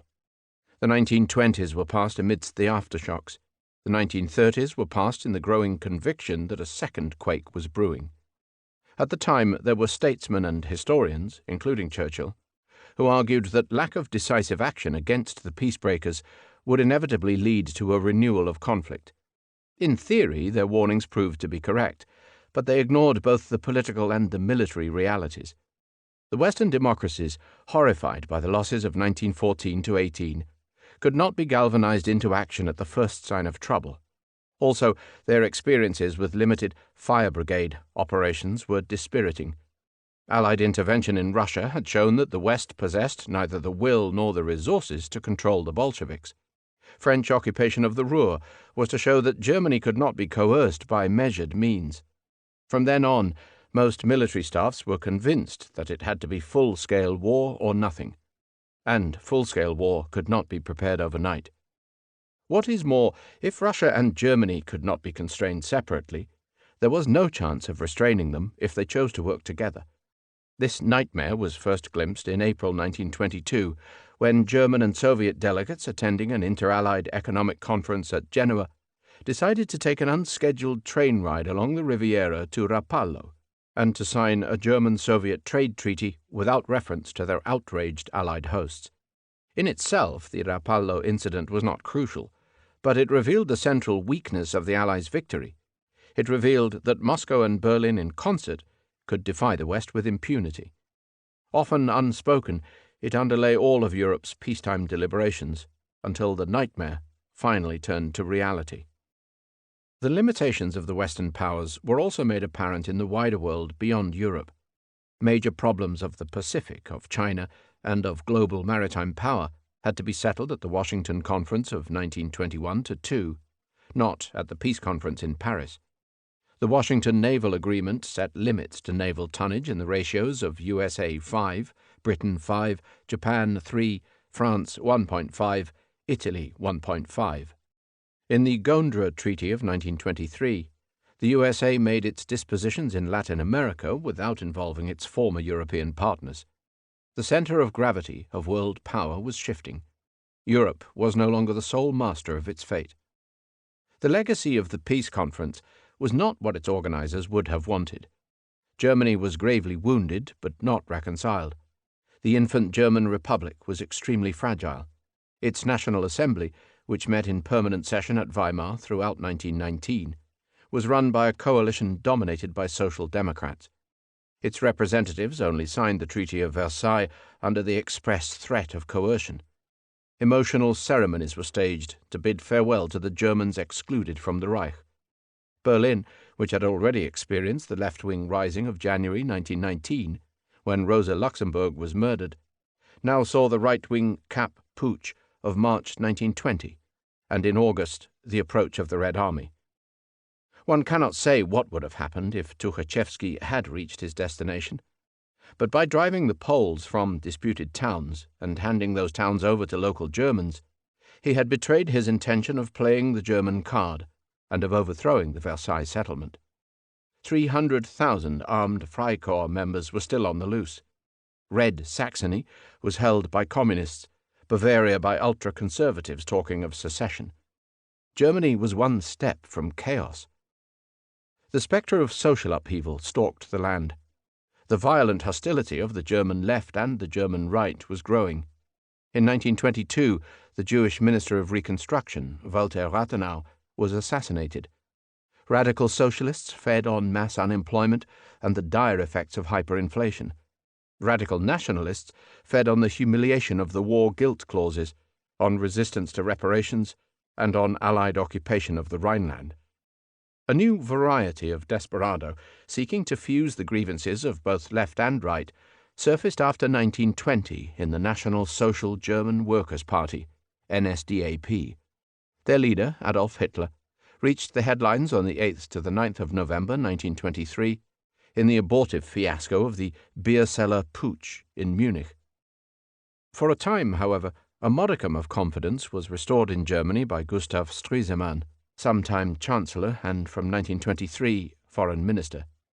Stresemann allowed the German military to evade the disarmament clauses through secret cooperation with the Soviets, but he won Western approval by suppressing the communist governments in Saxony and Thuringia and by restoring reparation payments. He then persuaded the Allies that the battle over reparations was harming Europe's economy. In 1924, under the Dawes Plan, he negotiated a loan from the USA of 800 million marks backed by gold, which assured the recovery of German industry. In 1925, at Locarno, in exchange for a guarantee of the Franco-German frontier, he obtained Germany's rehabilitation as a member of the international community, and in 1926 her admission to the League of Nations. In 1927, the last inter-Allied commissions were withdrawn. In the glow of improved relations with the West, few people cared to notice that Germany's eastern frontiers and Germany's eastern policy had been left open to revision. In the realm of international finance, confusion reigned for years. Thanks to the arrangements of the wartime Entente, Britain and France were owed colossal sums, principally by Russia, whilst they themselves owed still greater sums, principally to the USA. The reparations plan incorporated into the Treaty of Versailles sought to make Germany pay the entire costs of the war, so that Allied governments could then pay off their war debts. But the plan proved unworkable. The sums involved could not be properly calculated. Germany refused full payment, the Soviet government refused to recognize the debts of the Tsar, and the USA refused to consider rescheduling. So alternative arrangements had to be made. Already at the peace conference, a British delegate, J.M. Keynes, had published stringent criticism of the prevailing approach. In his Economic Consequences of the Peace, he argued that support for the economic recovery of Germany was a precondition for the recovery of Europe as a whole, and that punitive reparations would harm the enforcers. His ideas met strong political opposition, partly because he seemed to be recommending preferential treatment for Germany over Germany's alleged victims. But it gradually came to be realized that recovery must have priority. Reparations, initially fixed at 269 million German gold marks, payable over 42 years, that is, to 1962, were successively reduced. In 1921, the British made a move by promoting an Anglo-Soviet trade treaty, thereby breaking the boycott of the Bolsheviks. Having pressed for a reduction of German reparations to 132 billion gold marks, they acquiesced in the French threat to occupy the Ruhr if the reduced payments were not met. In 1922, they proposed the cancellation of all war debts, Alternatively, the limitation of British repayments to the USA to £33 million per annum over 63 years, that is, to 1985. In 1923, having fueled Germany's hyperinflation by their demands, the French occupied the Ruhr to no good effect. In 1924, under the Dawes Plan, moderation at last prevailed. Germany was to pay reparations at a moderate rate until 1929, then at 2,500 million Reichsmarks per annum. An Allied loan of 800 million RM was to facilitate the next instalment. But even this proved impossible. In 1929, under the Young Plan, Germany was told to pay 34,500 million GM annually over 58 years, that is, to 1988, on a mortgage secured against the German state railways. In 1932, at the Lausanne Conference, Germany was invited to make one final payment of 3,000 million RM, which was not achieved. By that time, the whole business had become irrelevant. Germany had been receiving more by way of US loans than she was paying in reparations. In any case, as from the 24th of October 1929, the day of the great crash on the New York Stock Exchange, the world economy was moving into depression, and all US loans to Europe were suspended. Interwar politics were dominated by the recurrent spectacle of liberal democracies falling prey to dictatorship. The Western powers had hoped that their victory would usher in an era modelled in their own image. After all, at the start of the Great War, the European continent contained 19 monarchies and 3 republics. At the end, it consisted of 14 monarchies and 16 republics. Yet the democratic revolution soon proved illusory. Hardly a year passed when one country or another did not see its democratic constitution violated by one or other brand of dictator. It cannot be attributed to any simple cause, save the inability of the Western powers to defend the regimes which they had inspired. The dictators came in all shapes and sizes: communists, fascists, radicals and reactionaries, left-wing authoritarians like Piłsudski, right-wing militarists like Franco, monarchs, anti-monarchists, even a cleric like Father Tiso in Slovakia. The only thing they shared was the conviction that Western democracy was not for them. Of the 2 new states to come into existence between the wars, one, Ireland, was a national republic, the other, the Vatican State, an apostolic dictatorship. The Irish Free State was established in 1922, initially as a sovereign dominion of the British Empire. Millions of Irishmen had loyally served in the British Army during the Great War, but opinion in 1918 was still split by the prospect of Home Rule. Ulster prepared once again to defend the Union by force, and in 1920 was turned into an autonomous province of the UK. The predominantly Catholic Southerners prepared for independence. They succeeded, but only after 2 vicious wars, one against a British paramilitary police force, the Black and Tans, the other a civil war amongst themselves. The dominant personality and many times Premier, Eamon de Valera, was a half-Cuban Catholic born of an Irish mother in New York.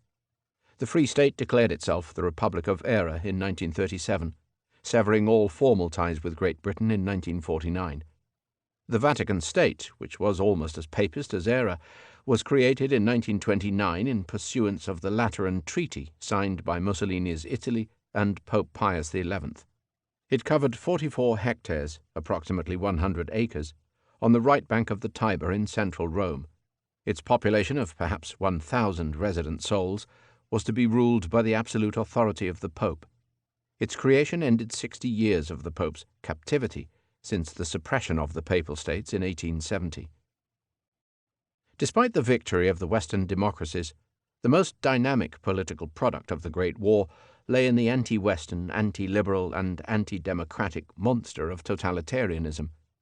The term was coined by Italian fascists to describe their own aspirations, but it was taken up from 1928 to encompass the common denominator of both fascism and communism.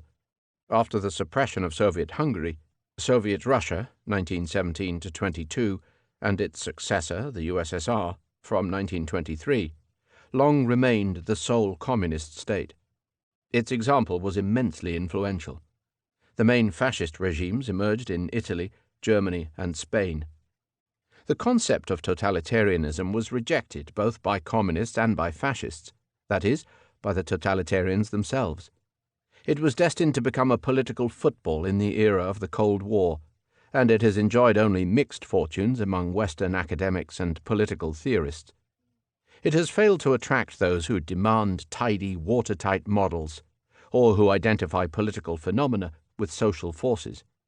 It is anathema and abominable relativism to anyone who holds either communism or fascism to be uniquely evil. On the other hand, it is strongly supported by those Europeans who have had practical experience of both communism and fascism at first hand. Communism and fascism were never identical. Each of them evolved over time, and each spawned variegated offspring. But they had much more in common than their practitioners were prepared to admit. The features which they shared form a long list. A seminal study on the subject talks in terms of a 6-point syndrome. But 6 points are not enough. Nationalist socialist ideology. Both communism and fascism were radical movements which developed ideologies professing a blend of nationalist and socialist elements. During the 1920s, the Bolsheviks gradually watered down their internationalist principles, whilst adopting the characteristic postulates of extreme Russian nationalism. Under Stalin, the ideological mix was classified as National Bolshevism. The German Nazis modified the socialist elements of their ideology over the same period. In both cases, the socialist-nationalist or nationalist-socialist blend was stabilized at the same moment in 1934. At the conscious level, communists and fascists were schooled to stress their differences. On the other hand, when pressed to summarize their convictions, they often gave strikingly similar answers. One said, "For us Soviet patriots, the homeland and communism became fused into one inseparable whole." Another put it thus, "Our movement took a grip on cowardly Marxism and extracted the real meaning of socialism from it. It also took nationalism from the cowardly bourgeois parties. Throwing both together into the cauldron of our way of life, the synthesis emerged as clear as crystal: German National Socialism." It is not for nothing that people treated to such oratory were apt to think of communists as red fascists, and of fascists as brown communists. Pseudoscience. Both communists and fascists claimed to base their ideologies on fundamental scientific laws, which supposedly determined the development of human society. Communists appealed to their version of scientific Marxism, or historical materialism, the Nazis to eugenics and racial science. In neither case did their scientific methods or findings find widespread independent endorsement. Utopian goals. All totalitarians cherished the vision of a new man who was to create a new order cleansed of all present impurities. The nature of the vision varied. It could be the final classless stage of pure communism as preached by the Marxist-Leninists, the racist, Jew-free Aryan paradise of the Nazis, or the restoration of a pseudo-historical Roman Empire in Italy. The building of the new order was a task which justified all the sacrifices and brutalities of the present. The dualist party state. Once in power, the totalitarian party created organs within its own apparatus to duplicate and to oversee all other existing institutions. State structures were reduced to the status of conveyor belts for executing the party's wishes. This dualist dictatorial system was much more pervasive than that implied by the familiar but misleading term of the one-party state. The Führerprinzip, or leader principle. Totalitarian parties operated on strict hierarchical lines. They exacted slavish obedience from their minions through the unquestioning cult of the party leader, the fount of all wisdom and beneficence, the Führer, the Vожdь, the Duce, the Caudillo, or the Great Helmsman. Lenin shunned such a cult, but it was a centerpiece both of Stalinism and of Hitlerism. Gangsterism. Many observers have noted the strong similarity between the conduct of totalitarian elites and that of professional criminal confraternities. Gangsters gain a parasitical hold over a community by protecting it from the violence which they themselves generate. They habitually terrorize both their members and their victims, and eliminate their rivals. They manipulate the law and, whilst maintaining an important facade of respectability, use blackmail and extortion to take control of all organizations in the locality. Bureaucracy. All totalitarian regimes required a vast army of bureaucrats to staff the bloated and duplicated organs of the party state. This new bureaucracy offered rapid advancement to droves of opportunist individuals of any social origin.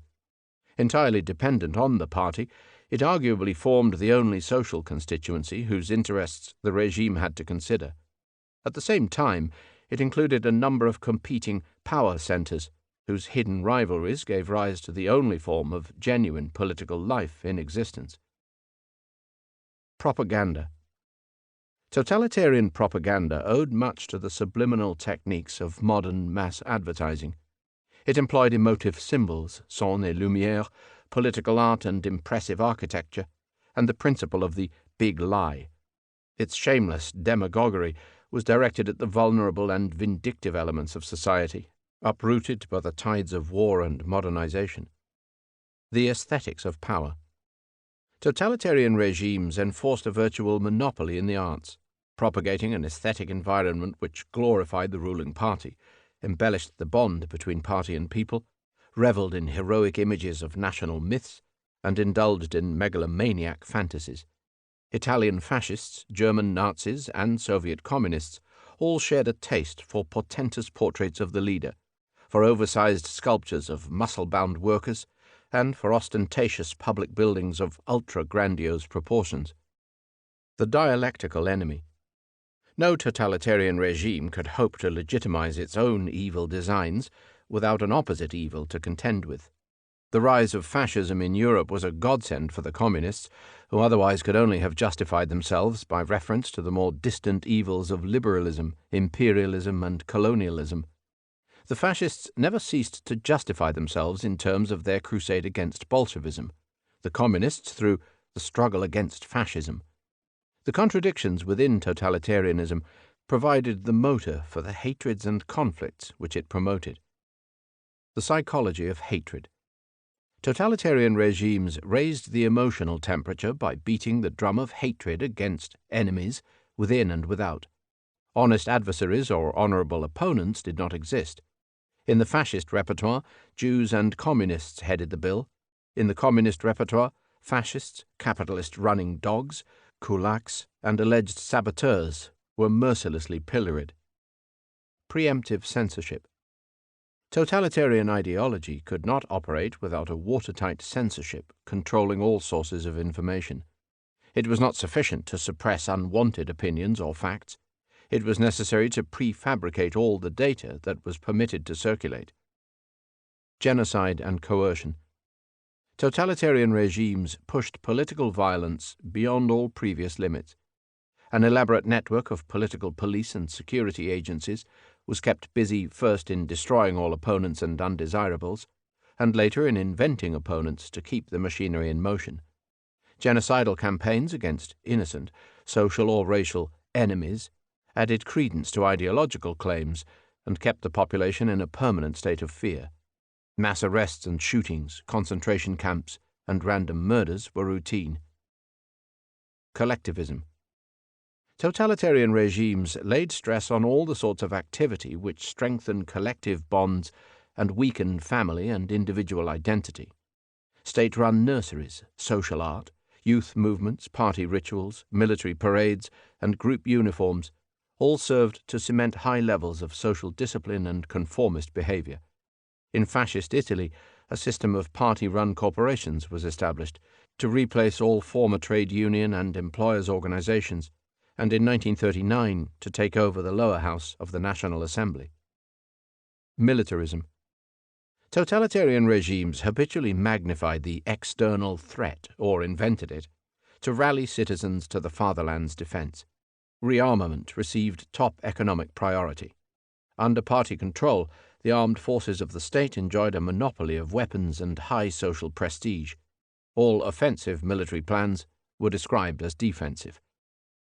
Universalism.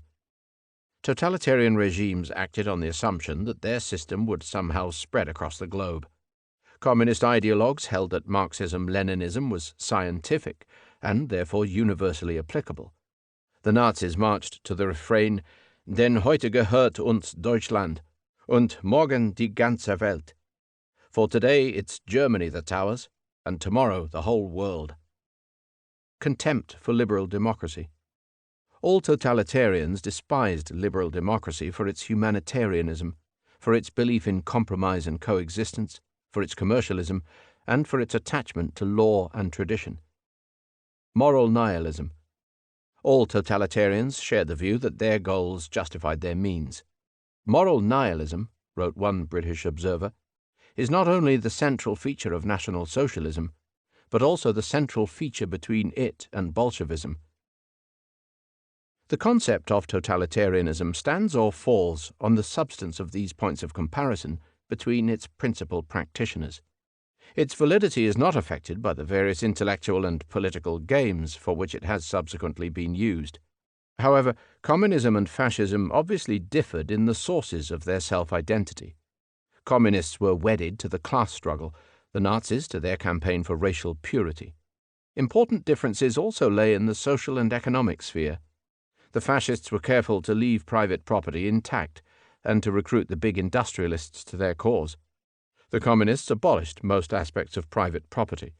They nationalized industry, collectivized agriculture, and instituted central command planning.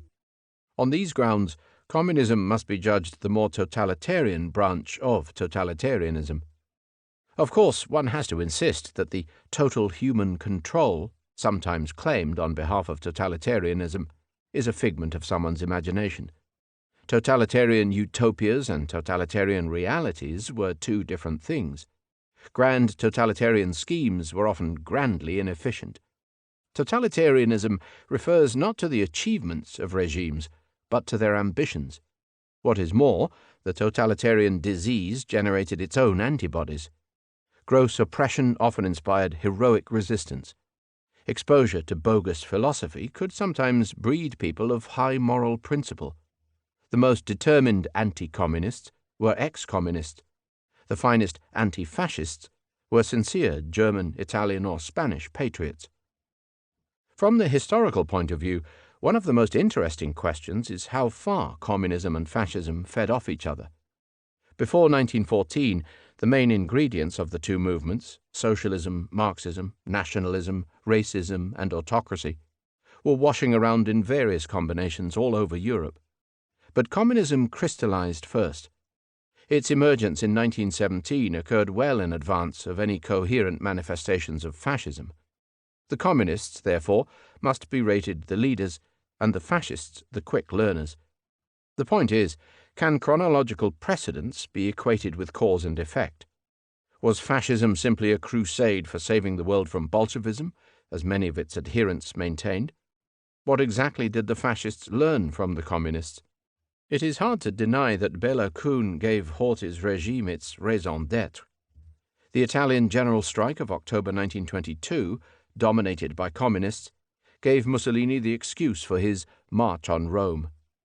It was the strength of the communists in the streets and voting booths of Germany which frightened the German conservatives into handing power to Hitler. But that is hardly the whole story. The fascists, like the communists, were notorious fraudsters. One should not take their pronouncements too seriously. Benito Mussolini, sometime ex-editor of the socialist newspaper Avanti, Forward, author of a pseudo-Marxist work on the class struggle, embezzler and street brawler, had little commitment to political principle. He had no qualms about using his squads of fascisti first to help the nationalists' brutal seizure of Fiume in 1920, to support Giolitti's liberal bloc in the general election of 1921, and later to murder the socialist leader, Matteotti. He declared himself in favor of constitutional monarchy, for example, shortly before overthrowing it. One need not search for ideological consistency in such tactics. He was simply seeking to exploit the mayhem which he had helped to unleash. The same must be said of Mussolini's extraordinary and extraordinarily successful behavior in October 1922. Having first contributed to the chaos which produced the general strike, he then cabled the king with an ultimatum demanding to be made prime minister. The king should have ignored the cable, but he didn't. Mussolini did not seize power, he merely threatened to do so, and under the threat of further chaos, Italy's Democrats surrendered. The March on Rome, writes the leading historian of Italy, was a comfortable train ride, followed by a petty demonstration, and all in response to an express invitation from the monarch. Years later, when Mussolini's regime was in dire trouble, Adolf Hitler insisted on saving him. After all, the Führer was reported as saying, it was the Duce who showed us that everything was possible. What Mussolini showed to be possible was the subversion of liberal democracy and a second terrible round of Europe's total war. The tone of international relations was set by the almost universal abhorrence of war. On the surface, at least, non-aggression was obligatory. In 20 years, a large number of non-aggression pacts were signed. For those states who intended no aggression, such pacts were irrelevant. For those intending aggression, they provided excellent cover. Both Hitler and Stalin were fond of them. The creation of the League of Nations must be counted among the achievements of the Peace Conference. The Covenant of the League came into force on the 10th of January 1920, the same day as the Treaty of Versailles, into which it had been incongruously incorporated. It sought to provide for the settlement of disputes by arbitration and consent, and for the use of collective force against aggressors. It envisaged an annual General Assembly, where each member state had an equal vote, an executive council, and a permanent secretariat, all based in Geneva. The League also took over the International Court of Justice at The Hague and the International Chamber of Labour. The General Assembly first convened in November 1920, and met every year thereafter until 1941. It dissolved itself in April 1946, when the residual operations were transferred to the United Nations Organization in New York. The work of the League started too late to effect the immediate settlement of the Great War, and was hobbled by the non-participation of the powers who might have rendered it effective. At no time in the 21 years of its operation were all three of Europe's power centers properly represented. Of the Western powers, France alone played a full part. The USA, the League's original sponsor, stayed away, and Great Britain failed to sign the fundamental Geneva Protocol on the Pacific settlement of disputes. Germany only participated from 1926 to 1933, Italy from 1920 to 1937. The Soviet Union was admitted in 1934 and expelled in 1940. An important initiative was taken by France and the USA in 1928 to plug some of the League's obvious failings. The Briand-Kellogg Pact for the Renunciation of War was eventually signed by 64 states, including the USSR, but it was never incorporated into the League's own rules. Hence, whilst the League advocated military or economic sanctions against aggressor states, it did not possess the means to enforce its own sanctions. As a result, it played a major role in the management of minor issues and a negligible role in the management of major ones.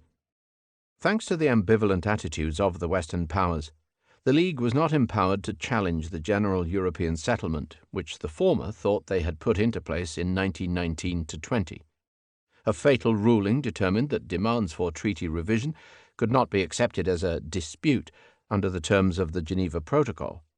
The principle of unanimity, which governed voting in the Assembly and the Council, ensured that no decision could ever be taken contrary to the wishes of the powers.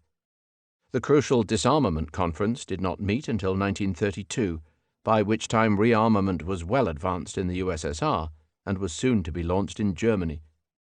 Overall, therefore, the sponsors of the League deprived it of the means to observe its high ideals.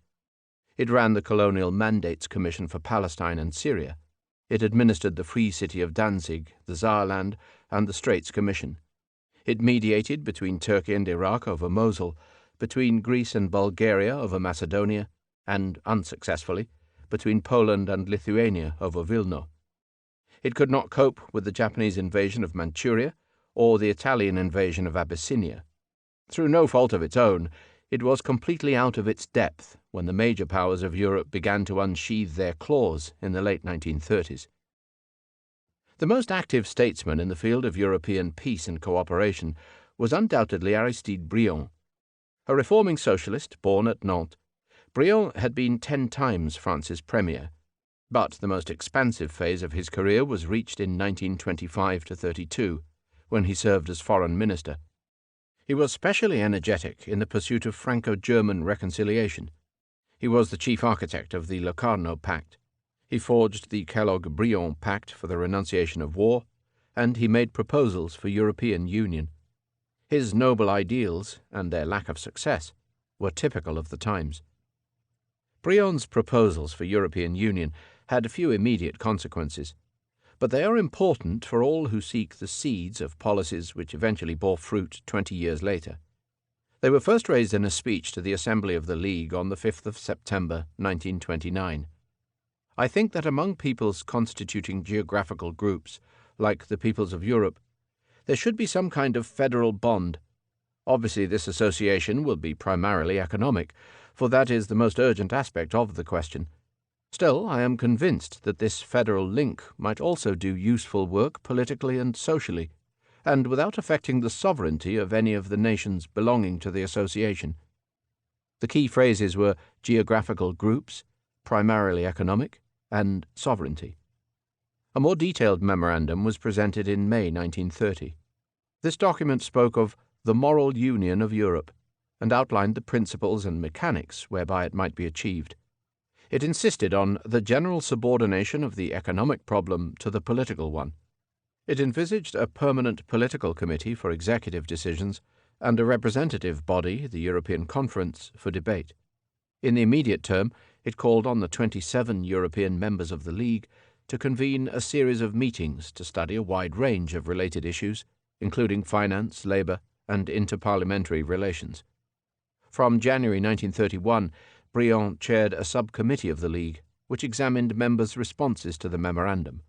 Of these, only the Dutch reply was prepared to accept that European union involved an inevitable reduction of sovereignty. As it proved, 1931 was the terminal year both for Briand and for his ideas. His initial speech on European union had been closely followed by the Wall Street crash. Discussions on his memorandum coincided with the first electoral success of the German Nazis. Briand's European schemes were overtaken by his chairmanship of the Manchurian Committee, which, after much deliberation, issued a verbal reprimand to Japan for the invasion of China. In Asia, Japan flouted the League and reaped the rewards of aggression. In Europe, the spirit of Locarno was sick. Stresemann was dead. Briand himself ailed and resigned. Briand's death elicited an impassioned tribute from Britain's Foreign Secretary, Austen Chamberlain. Briand was proud of his country and jealous of her prerogatives, he said, but his pride was only content when France stepped out like a goddess, leading the other nations in the paths of peace and civilization. There is no one of his stature left. It was a rare demonstration of Anglo-French solidarity. In this atmosphere, an alternative plan for European security was advanced by Fascist Italy. Mussolini proposed a four-power pact of Britain, France, Germany, and Italy. It represented a cynical return to the bad habits of the concert of Europe, and would have dropped all pretense about the equal standing of states. It unashamedly attempted to mobilize the West against the dangers of the East, that is, against the squabbles of the successor states and the potential expansion of communism. It found a measure of favour in the British Foreign Office, but it did not appeal to the Quai d'Orsay, which preferred to stick to existing arrangements. Apart from the Munich Conference, its provisions remained a dead letter. Europe's cultural life was deeply affected by the hangovers of war, which heightened the questioning of traditional values and accelerated existing centrifugal trends. The tone of anxiety and pessimism was set by Oswald Spengler's Der Untergang des Abendlandes, The Decline of the West, a specifically German view of Western civilization. The advent of communism excited many Western intellectuals, for whom the defiant utopian stance of the Bolsheviks in Russia proved unusually fascinating. Active communist politics was for the few, but Marxism opinions were much in fashion. The long stream of Moscow-bound pilgrims, for whom the most murderous regime in European history could do no wrong, offers one of the strangest spectacles of mass delusion on record. Fascism, too, was to recruit its academic and cultural collaborators. Some individuals, such as G.B. Shaw, managed to fawn on dictators of all hues. Visiting the USSR in 1931, he remarked, "I wish we had forced labour in England, in which case we would not have 2 million unemployed." His opinion of Stalin, after a personal meeting, was, "He is said to be a model of domesticity, virtue, and innocence." In retrospect, books such as the Webb's Soviet Communism, A New Civilization, look simply fatuous, but they pandered to the genuine anxieties of the post-war generation whilst serving to hold the world in ignorance about Soviet realities. The lack of moral integrity among politically pressured intellectuals, as described in Julien Benda's La Trahison des Clercs, was a recurring theme. It would have been more convincing if Benda himself had not tried to justify Stalin's show trials. The Spanish social philosopher José Ortega y Gasset saw totalitarianism as a sign of the threat from mass culture. In his Rebelión de las Masas, Revolt of the Masses, he warned that democracy carried the seeds of tyranny by the majority. In religious thought, the conservative Catholic hierarchy took a stronger line against communism than did the Protestant churches. But in 1937, Pius XI's twin encyclicals, Mit brennender Sorge and Divini Redemptoris, ruled that both Nazism and communism were incompatible with Christianity. At the same time, modernist Catholic philosophers, such as the neo-Thomist Jacques Maritain, sought to update the Church's social thought. Interdenominational religious debate was stimulated by the Jewish theologian Martin Buber, sometime professor at Frankfurt, and by the Swiss Karl Barth, whose influential Die kirchliche Dogmatik sought to reinstate Protestant fundamentals. In literature, the post-war sense of devastation and disorientation was eloquently conveyed in T.S. Eliot's marvellous Wasteland, in Pirandello's play 6 Characters in Search of an Author, and in the stream of consciousness texts of James Joyce's novels Ulysses and Finnegan's Wake. The year 1928 marked the creation both of D.H. Lawrence's unpublishable Lady Chatterley's Lover, a bold attack on English sexual mores, and of Bertolt Brecht's Drei Groschenoper, Threepenny Opera, the best-known product of a politically left-wing and unconventional artistic milieu in pre-Nazi Berlin.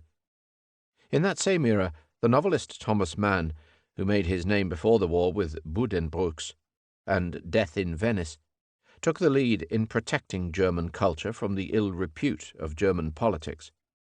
He published more novels, such as Der Zauberberg, The Magic Mountain, which explored the dubious legacy of Wagner and Nietzsche, before emigrating and becoming the epitome of the good German in exile. In Russia, a brief interval of literary freedom in the 1920s gave space to the powerful talents of the revolutionary poets Alexander Blok and Vladimir Mayakovsky. The advent of Stalinism divided Soviet writers into servants of the party, such as Gorky and Sholokhov, and persecuted dissidents, such as Osip Mandelstam or Anna Akhmatova. The memoirs of Mandelstam's widow, Nadezhda, Hope Against Hope, could not be published until the 1960s, but they provide the most eloquent testimony to Russian culture in the catacombs. In Central Europe, premonitions of totalitarianism hang over Kafka's The Castle and The Trial, over Karel Čapek's allegorical drama The Insect Play, over Witkiewicz's novel Insatiability, as in the work of the Romanian Lucian Blaga and the Croat Miroslav Karleja. Kafka's anti-hero, K, who is arrested on charges which he can never discover, is eventually killed by 2 men in opera hats to the words, "like a dog." Stanisław Witkiewicz, known as Witkaczi, painter and mathematician as well as writer, is now acknowledged as the pioneer of the theatre of the absurd. Barely known in his lifetime outside Poland, he was destined to commit suicide on the day the Red Army joined in the invasion of the Nazi Wehrmacht. Nothing gained such popular acclaim, however, as the memoirs of a Swedish doctor on Capri, Axel Munther, whose story of San Michele was translated into 41 languages. In the social sciences, the so-called Frankfurt School exerted a huge influence in a very short time. Opened in 1923 and closed by the Nazis in 1934, The Institut für Sozialforschung at Frankfurt sheltered a circle of intellectuals working at the interface of philosophy, psychology, and sociology. Figures such as Max Horkheimer, Theodor Adorno, and Karl Mannheim felt that modern science had yet to find effective methods for analyzing human affairs and assisting their progress. Radical and left-wing, but opposed to all ideologies, including Marxism, they rejected conventional logic and epistemology, whilst fearing the evils of technology, industrial society, and piecemeal reform.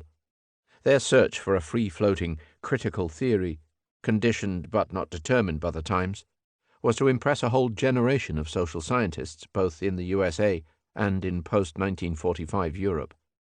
The best-known fruit of their general research was the joint work by Horkheimer and Adorno, Die Dialektik der Aufklärung, the dialectic of the Enlightenment. In art, traditionalist styles continued to disintegrate. After symbolism, cubism, and expressionism came primitivism, Dadaism, suprematism, abstractionism, surrealism, and constructivism. The leading experimenters included the Russian exile Wassily Kandinsky, a Jewish exile Marc Chagall, the left-wing Catalan exile Pablo Picasso, the Italian exile Amedeo Modigliani, the Swiss Paul Klee, the Austrian Oskar Kokoschka, the Frenchman Jean Arp, and the Spaniard Salvador Dalí. France was their Mecca. Their eclectic inventiveness matched their longevity. Klee painted abstractions in pure colour. Dalí painted disturbing Freudian dreamscapes. Arp dropped pieces of paper onto the floor. In music, the neo-romantic and modernist styles, launched before the war, both found new advocates in the Russians Stravinsky, Prokofiev, Shostakovich, and Rachmaninoff, in the Pole, Karol Szymanowski, and the Hungarian Béla Bartók. The prominence of East Europeans, both as composers and as instrumentalists, emphasized the cultural bonds which overarched the growing political divide. The German Karl Orff distinguished himself both in composition and in the realm of musical education. His popular secular oratorio, Carmina Burana, set medieval poems to strong, deliberately primitive rhythms. In architecture and design, the German Bauhaus was founded at Weimar by Walter Gropius and closed down by the Nazis. It drew its inspiration from expressionism and constructionism in turns, and pioneered functional methods. Its stars included Iten, Moholy Nagy, Kandinsky, and Klee. Except in music, where international barriers were most permeable, the East European contribution to the cultural avant-garde remained long and widely unrecognized. A number of groups or individuals gained renown either through migrating to the West, like the Romanian sculptor Constantin Brancuș, or through state-sponsored Soviet exhibitions in the 1920s, which brought attention to figures such as Kazimierz Malevich, Pavel Filonov, Vladimir Tatlin, or Alexander Rodchenko. Naturally, the full acceptance of the avant-garde proceeded slowly everywhere. But in Eastern Europe, the advent of fascism and the still longer reign of communism drove nonconformist culture into the shadows for half a century. The Osmar group of early Czech cubists, for example, centered on painters such as Antonín Prochaska or Bohumil Kubista, was known only to the most specialized experts. The importance of the pioneer Lithuanian symbolist Mikalojus Čiurlionis or Władysław Szymiński, theorist and practitioner of constructivism, or the strength of the Jewish presence, was not revealed until exhibitions planned in the 1990s. The cultural unity of a politically divided Europe was much deeper than was realized at the time.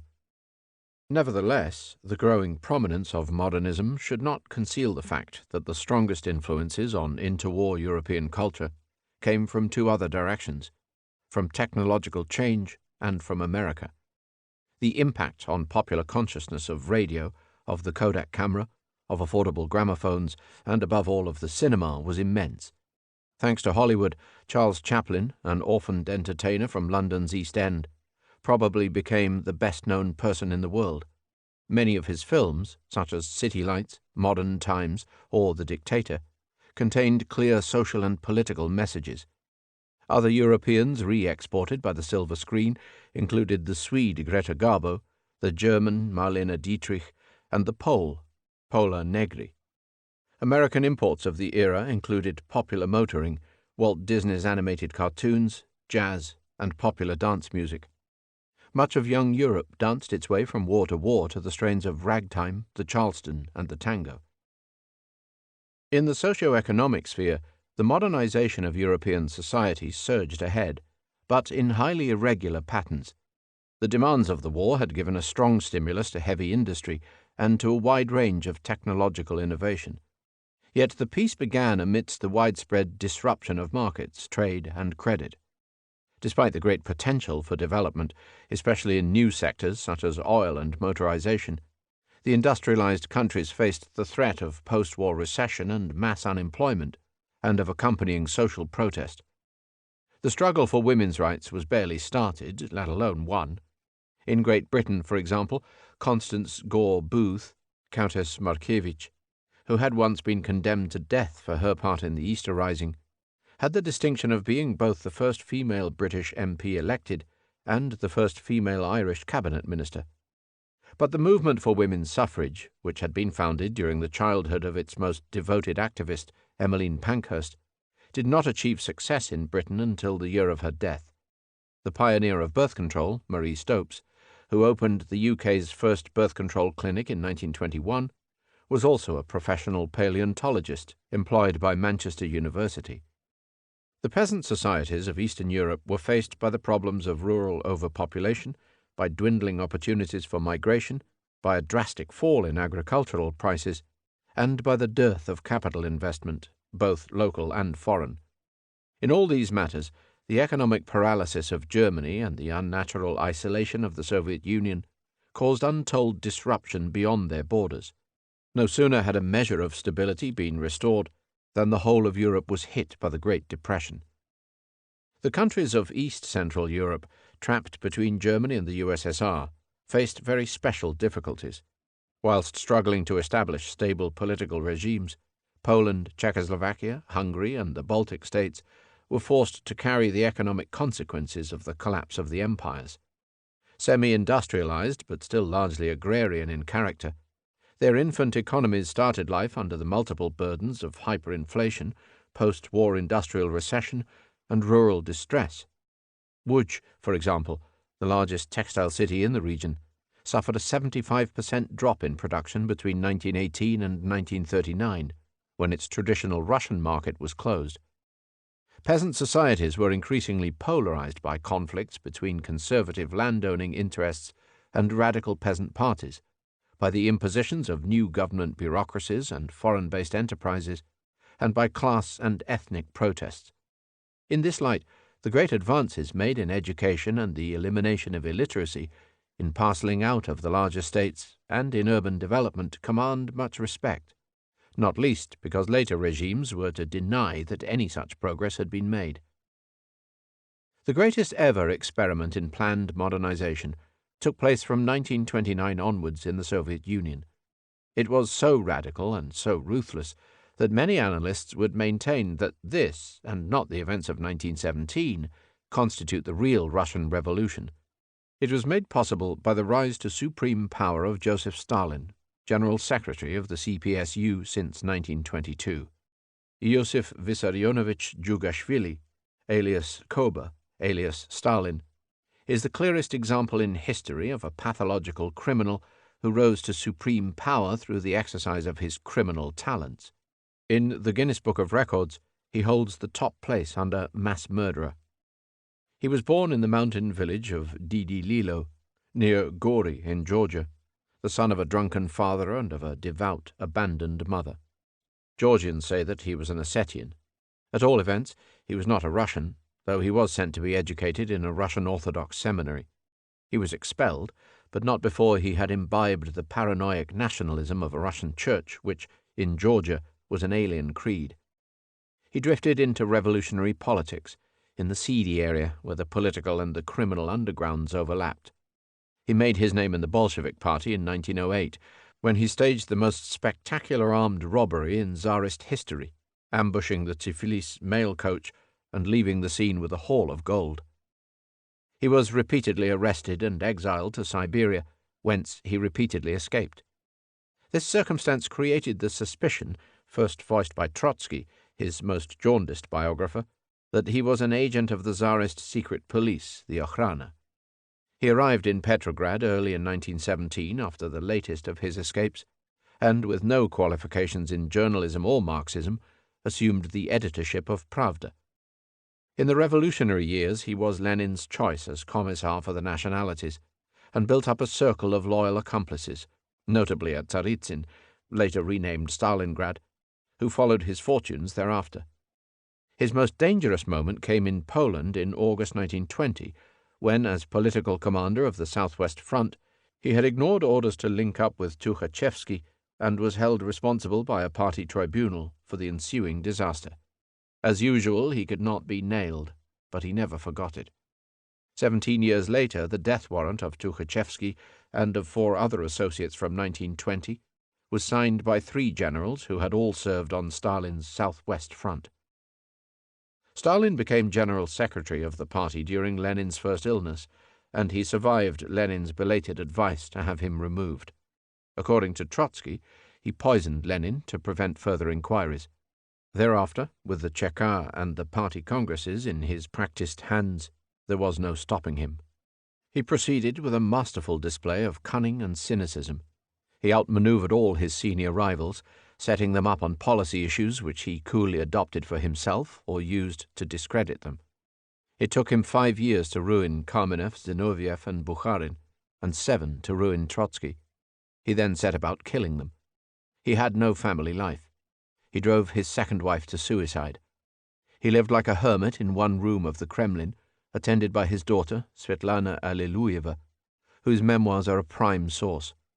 He slept all day and worked all night with his cronies, endlessly playing the gramophone and watching silent movies, and visiting his dacha for relaxation. He rarely emerged and made few speeches. On his annual trip to Georgia, he travelled in one of 5 identical trains, each of the others carrying a double to lessen the risk of assassination. He need not have bothered. He lived out his natural term. Later, though he spoke no foreign language except Russian, he proved himself as skillful in diplomacy as in home tyranny and in war management. When he was finally struck down, he was the unchallenged master of a superpower. In looking for superlatives to describe Stalin's chief rival, an American officer in Petrograd had once called Trotsky a 4-kind son of a bitch, but the greatest Jew since Jesus Christ. Yet Stalin's record was to make Trotsky's achievements look like the small change of history. And Trotsky saw it coming. Already in 1924, he was correctly predicting that the gravedigger of the Party of the Revolution would take over. The dialectics of history have already hooked him and will raise him up. He is needed by all of them, by the tired radicals, by the bureaucrats, by the Nyep men, by the kulaks, by the upstarts, by all the sneaks that are crawling out of the upturned soil of the revolution. He speaks their language and knows how to lead them. Stalin will become the dictator of the USSR. As a manipulator of political power, Stalin has every claim to be judged the greatest man of the 20th century. He once said, modestly, "Leaders come and go, but the people remain." In fact, under his guidance, the people had to come and go, and the leader remained. The only person whose evil can be compared to his own was another small man with a different moustache whom he never met and who was not so successful. Once Stalin was firmly in the saddle, the tempo of Soviet life began to whir. Lenin's NEP had done much to restore social and economic equilibrium, but it did nothing to further communist ideals or to equip the Soviet Union for modern warfare. So, confident in his command of unlimited coercion, Stalin plunged into a breakneck program which was designed to forge a first-class industrial and military power within a decade. Its ambitions were breathtaking, yet in terms of human life, its destructiveness outdid any other disaster in European history, even the Second World War. Its apologists, who still thrive in distant universities, are apt to maintain that omelettes can't be made without breaking eggs. But Stalin was breaking the people whose lives he was supposedly improving, and in the end the omelette proved inedible. There were 6 main interlocking elements: central planning, accelerated industrialization, rearmament, collectivized agriculture, ideological warfare, and political terror. Stalinist planning methods exceeded anything previously attempted anywhere. The State Planning Commission, Gosplan, was empowered to draw up 5-year plans that determined every detail of every branch of economic activity: production, trade, services, prices, wages, costs. Every enterprise and every worker was given norms that were to be fulfilled without discussion. Since the Soviet state was a monopoly employer, all workers became slaves of the plan. Indeed, since the party insisted on the ethos of socialist emulation, that is, forcing workers to outdo their norms in the manner of the legendary coal miner Alexei Stakhanov, over-fulfillment of the plan was regularly demanded. The 5-year plans of 1928 to 32, 1933 to 7, and 1938 to 42 set unprecedented targets for economic growth and productivity of labor. Industrialization was to be achieved in exchange for a marked reduction in consumption. In practice, this meant work harder, eat less. Industrial growth rates were set at over 20% per annum. Total crude industrial output rose astronomically. In 1928, the index stood at 111% of the 1913 level. In 1933, at 281%. In 1938, at 658%. Absolute priority was given to heavy industry: steel, coal, power, and chemicals. Quantity reigned supreme over quality. Falsified statistics became the object of an official cult whose central temple stood in the permanent exhibition of economic achievement in Moscow. Rearmament was not announced, though the military-industrial complex was evidently the chief beneficiary of the changes. A separate and secret military-industrial sector was supplied with its own favoured factories, personnel, and budget. The very existence of that separate budget was denied until 1989. From 1932 onwards, the Red Army was able to invite its German partners to participate in training and manoeuvres using the most modern equipment, including tanks, warplanes, and parachute troops. The collectivization of agriculture, postponed in 1917, was now put into effect with utter disregard for the human cost. The aim was to ensure that the state took full control of the food supply at a period when a large part of the rural labor force was being drafted into the new industrial towns. In the 10 years 1929 to 38, 94% of the Soviet Union's 26 million peasant holdings were amalgamated into 250,000 kolkhozy, or state-owned collective farms. After 70 years of emancipation, the Russian peasant was returned to serfdom at the point of a gun. All who resisted were shot or deported. A fictional social enemy, the kulak, or tight-fisted peasant, was invented in order to justify the murders. An estimated 15 million men, women, and children died. Agricultural production dropped by 30%. Famine, both natural and artificial, stalked the land. Stalinist ideology, as instituted in the 1930s, involved the adoption of numerous official fictions, which were then enforced as the absolute and incontrovertible truth.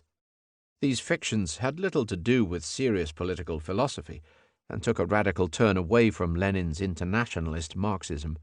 They included the role of Stalin as the best disciple of Lenin, the role of communists as the chosen leaders of the people, the role of the great Russians as elder brothers of the Soviet nationalities, the status of the Soviet Union as the crowning achievement of all patriotic and progressive forces, the function of the Constitution as a source of democratic power, the unity of the Soviet people and their love for the communist system, the capitalist encirclement of the USSR, the equitable distribution of wealth, the joyous freedom of learning and art, the emancipation of women, the solidarity of workers and peasants, the justness of the people's wrath against their enemies. Many of these fictions were enshrined in Stalin's short course on the history of the Communist Party of the Soviet Union, CPSU, the Bible of the Faithful. Soviet scholars, educators, and legislators were obliged to propagate them for fear of their lives. Western scholars were not. The cult of Stalin's personality knew no bounds. All the country's foremost poets and artists were conscripted to the chorus. Thou, bright sun of the nations, the unsinking sun of our times, and more than the sun, for the sun has no wisdom. In religious matters, Stalinism followed the established atheist line. State education was militantly anti-religious. In the 1920s and 30s, the Orthodox Church was mercilessly attacked, churches destroyed and priests killed. Later, the emphasis shifted more towards manipulation. During the Second World War, Stalin would call for the defense of Holy Russia and reopen the churches. Mature Stalinism contained a strange symbiosis of state atheism and orthodox patriotism. The main instruments of coercion and terror, the Cheka, OGPU, NKVD, KGB, the Gulag, or network of state concentration camps, and the dependent judiciary, had been refined during the early Bolshevik period. In the 1930s, they were expanded to the point where the manpower of the security agencies rivaled that of the Red Army, and the camps contained up to 10% of the population. By 1939, the Gulag was the largest employer in Europe. Its prisoner employees, the Zeks, who were systematically starved and overworked in Arctic conditions, had an average life expectancy of 1 winter. Innocent victims were rounded up in their homes and villages. Others were charged with imaginary offences of sabotage, treason, or espionage, and tortured into confession. The usual sentences consisted either of summary execution or of fixed periods of imprisonment or exile, such as 8, 12, or 25 years, from which very few could emerge alive. Show trials of the most prominent victims were staged for the benefit of publicity. They also served to mask the nature and scale of the main operations. Such was the paralyzing fear that gripped the largest state in the world for 3 decades, that most of the concrete information about the terror was successfully suppressed. The 3 phases of the Stalinist terror succeeded each other in a rising tide of brutality and irrationality. The preliminary terror was directed against carefully selected targets.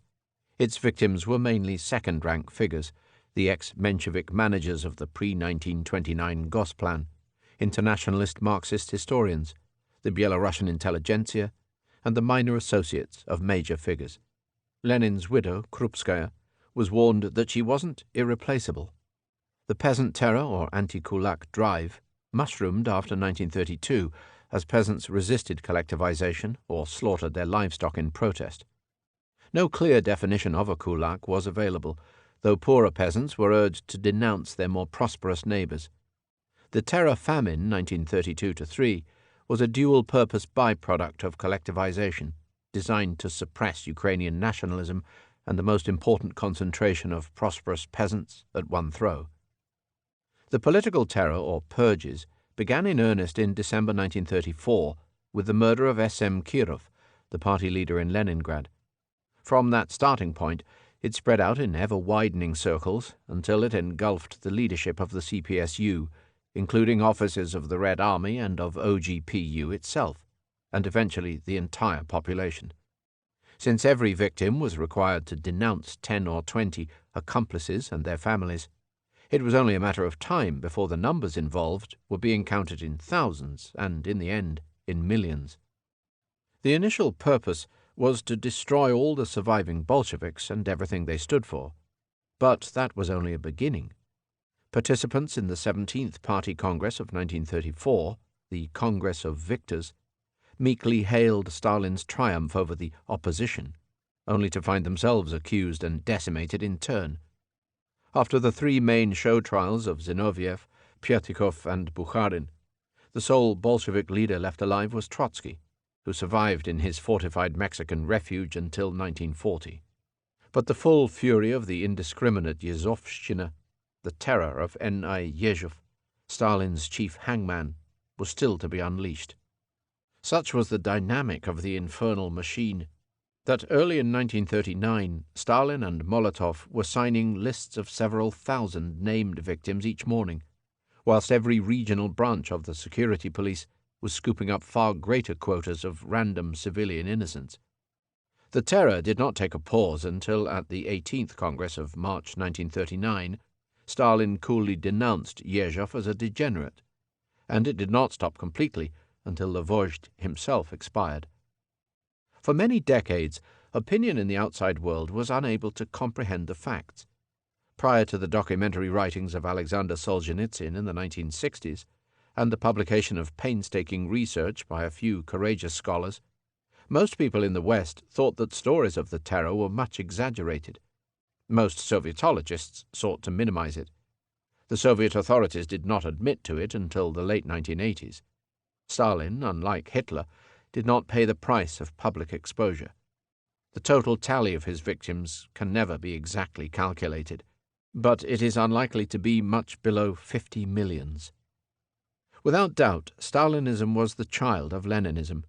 On the other hand, it acquired many specific characteristics which were not important in Lenin's lifetime. Trotsky classified the change as the Thermidorian reaction, and it greatly complicates all debates on Soviet and communist history. The central fact to remember is that Stalinism was the mode within which Soviet communism stabilized, and which provided the foundations of Soviet life in the USSR until 1991. For this reason, it is Stalin's version of communism, not Lenin's, that must be addressed whenever any general assessment of the system is to be made. As it happened, 1929, the year of Stalin's revolution in the USSR, was also the year of crisis in the capitalist world. Historians have wondered whether the two events were not somehow linked, perhaps through the rhythms of post-war economic adjustment. At all events, on the 24th of October 1929, Black Thursday, the prices of shares on the New York Stock Exchange suddenly collapsed. Panic set in. Banks recalled their loans, and before anyone could control it, the Great Depression was rolling round all the countries with whom the USA did business. It was a backhanded compliment to the extent of American influence in the world economy. In the USA itself, the sudden end to the easy credit of the Roaring Twenties caused a massive wave of bankruptcies, which in turn caused an accompanying wave of unemployment. At the height of the slump, in 1933, 1/3 of the American labor force was out of work. The steel industry was working at 10% of its capacity. Food stocks were destroyed because hungry workers could not afford to buy them, and poverty raged amidst plenty. In Europe, which was struggling to pay its war debts, often from dwindling reserves of gold, the effects of the slump were felt with little more than a year's delay. In May 1931, Austria's leading bank, the Kreditanstalt of Vienna, declared itself insolvent. In June, the USA had to accept a moratorium on all debts owed by European governments, and in September the Bank of England was forced to take sterling off the gold standard. Confidence, the cornerstone of capitalism, was breaking down. Within a couple of years, business had lost its way, and 30 million workers had lost their jobs. By 1934, the USA had a new dynamic president, Franklin D. Roosevelt, whose New Deal program of government-funded works was to haul America back to prosperity. "The only thing we have to fear," he said, "is fear itself." But Europe had no Roosevelt and no New Deal. Recovery was as slow as the slump was sudden. The effects of the Depression were psychological and political as well as purely economic. Everyone from banker to bellboy was perplexed. The Great War had brought death and destruction, but it had also brought a purpose to life and full employment. Peace appeared to bring neither. There were men who said that life amidst the danger and comradeship of the trenches was preferable to life on the dole. Others said that Spengler's gloomy broodings about Europe returning to a dark age were correct. The anxieties brimmed over into violence on the streets. Left-wing battle squads pitched into right-wing gangs in many European cities. It was the season for charlatans, adventurers, and extremists. In Germany, the rise of Hitler and his Nazi Party was unquestionably connected to the Great Depression. But the connection was not a simple one. The Nazis did not march on Berlin at the head of an army of unemployed. There was no seizure of power. Hitler did not have to topple a weakened government, as the Bolsheviks did, nor threaten the head of state, like Mussolini. He came to power through participation in Germany's democratic process, and at the invitation of the lawful authorities. It is beside the point that he and his ruffians were anything but Democrats or constitutionalists at heart. German politics were specially vulnerable to the Depression, whose effects were poured into a cup of insecurity already full to the brim. The rancour of defeat still lingered. The street battles of extreme left and extreme right were ever present. Democratic leaders were mercilessly squeezed both by the Allied powers and by voters' fears. The German economy had been tortured for a decade, first by reparations, then by hyperinflation. By the end of the 1920s, it was exceptionally dependent on American loans. When Stresemann died in October 1929, several days before the crash, it took no genius to forecast turbulence ahead. Nonetheless, the turbulence which ensued in 1930-3 was accompanied by several unusual and unforeseen circumstances. In those years, the Nazis took part for the first time in a rash of 5 parliamentary elections. On 3 successive occasions, they increased both their popular vote and their list of elected deputies. On the 4th occasion, in November 1932, their support declined, and they never won an outright majority. But in a very short time they had established themselves as the largest single party in the Reichstag. What is more, the rising tide of street violence, to which Nazi gangs greatly contributed, took place in a much changed international setting. In the early 1920s, communist-led strikes and demonstrations were overshadowed by the apparently limitless power of the Entente.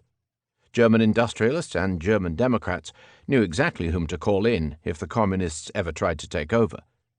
But in the early 1930s, Britain, France, and the USA were in no better fettle than Germany, and the Soviet Union was seen to be modernizing with remarkable energy. With the communists claiming almost as many votes as the Nazis, Germany's conservative leaders had much reduced means to keep the Red Menace at bay. Somewhere in German political culture, there also lurked the feeling that general elections could be supplemented by a national plebiscite on specific controversial issues.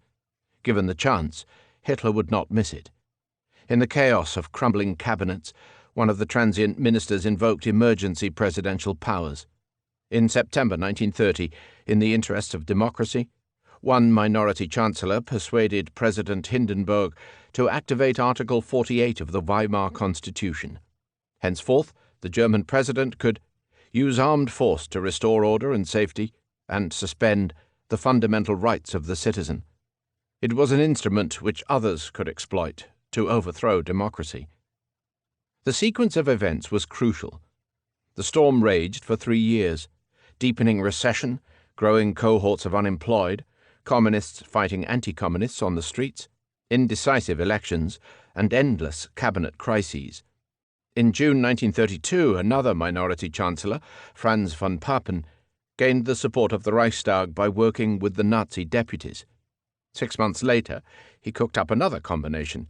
He decided to make Hitler chancellor, with himself as vice-chancellor, and to put 3 Nazi ministers out of 12 into the cabinet. President Hindenburg and the German right in general thought it a clever idea. They thought they were using Hitler against the communists. In fact, when Hitler accepted the invitation, suitably dressed in top hat and tails, it was Hitler who was using them. Less than a month later, and a week before the next elections, a mysterious fire demolished the Reichstag building. The Nazis proclaimed a red plot, arrested communist leaders, won 44% of the popular vote in the frenzied anti-communist atmosphere, then calmly passed an enabling act granting the Chancellor dictatorial powers for 4 years. In October, Hitler organized a plebiscite to approve Germany's withdrawal from the League of Nations and from the Disarmament Conference. He received 96.3% support. In August 1934, following the president's death, he called another plebiscite to approve his own elevation to the new party-state position of Führer and Reichschancellor, with full emergency powers. This time he received 90% support. Hitler was in control. In the final path to the summit, he did not breach the constitution once. The personal responsibility for Hitler's success is easily pinpointed. 4 years after the event, Hitler received his former partner, von Papen, at Berchtesgaden. Hitler said, "By making me Chancellor, Herr von Papen, you made possible the National Socialist Revolution in Germany. I shall never forget it." Von Papen replied, "Certainly, my Führer." Hitler's democratic triumph exposed the true nature of democracy. Democracy has few values of its own. It is as good or as bad as the principles of the people who operate it. In the hands of liberal and tolerant people, it will produce a liberal and tolerant government. In the hands of cannibals, a government of cannibals. In Germany in 1933–4, it produced a Nazi government because the prevailing culture of Germany's voters did not give priority to the exclusion of gangsters. Adolf Hitler, 1889–1945, was an Austrian who became the master of all Germany as no German had ever been. He had been born at Braunau on the Bavarian frontier, the son of a customs official, and had grown up with the stigma of his father's bastardy. For this reason, unkind acquaintances sometimes called him Schickelgruber. His early life had been painful and, in career terms, disastrous. He had some artistic ability, but failed to follow the requisite courses, and drifted round Vienna's twilight doss houses as a part-time decorator and postcard artist. Introverted, resentful, and lonely, he was well versed in the social pathology of German Vienna's anti-Slav and anti-Semitic demi-monde. Having fled to Munich, he welcomed the First World War, which came as a blessed relief to his personal misery.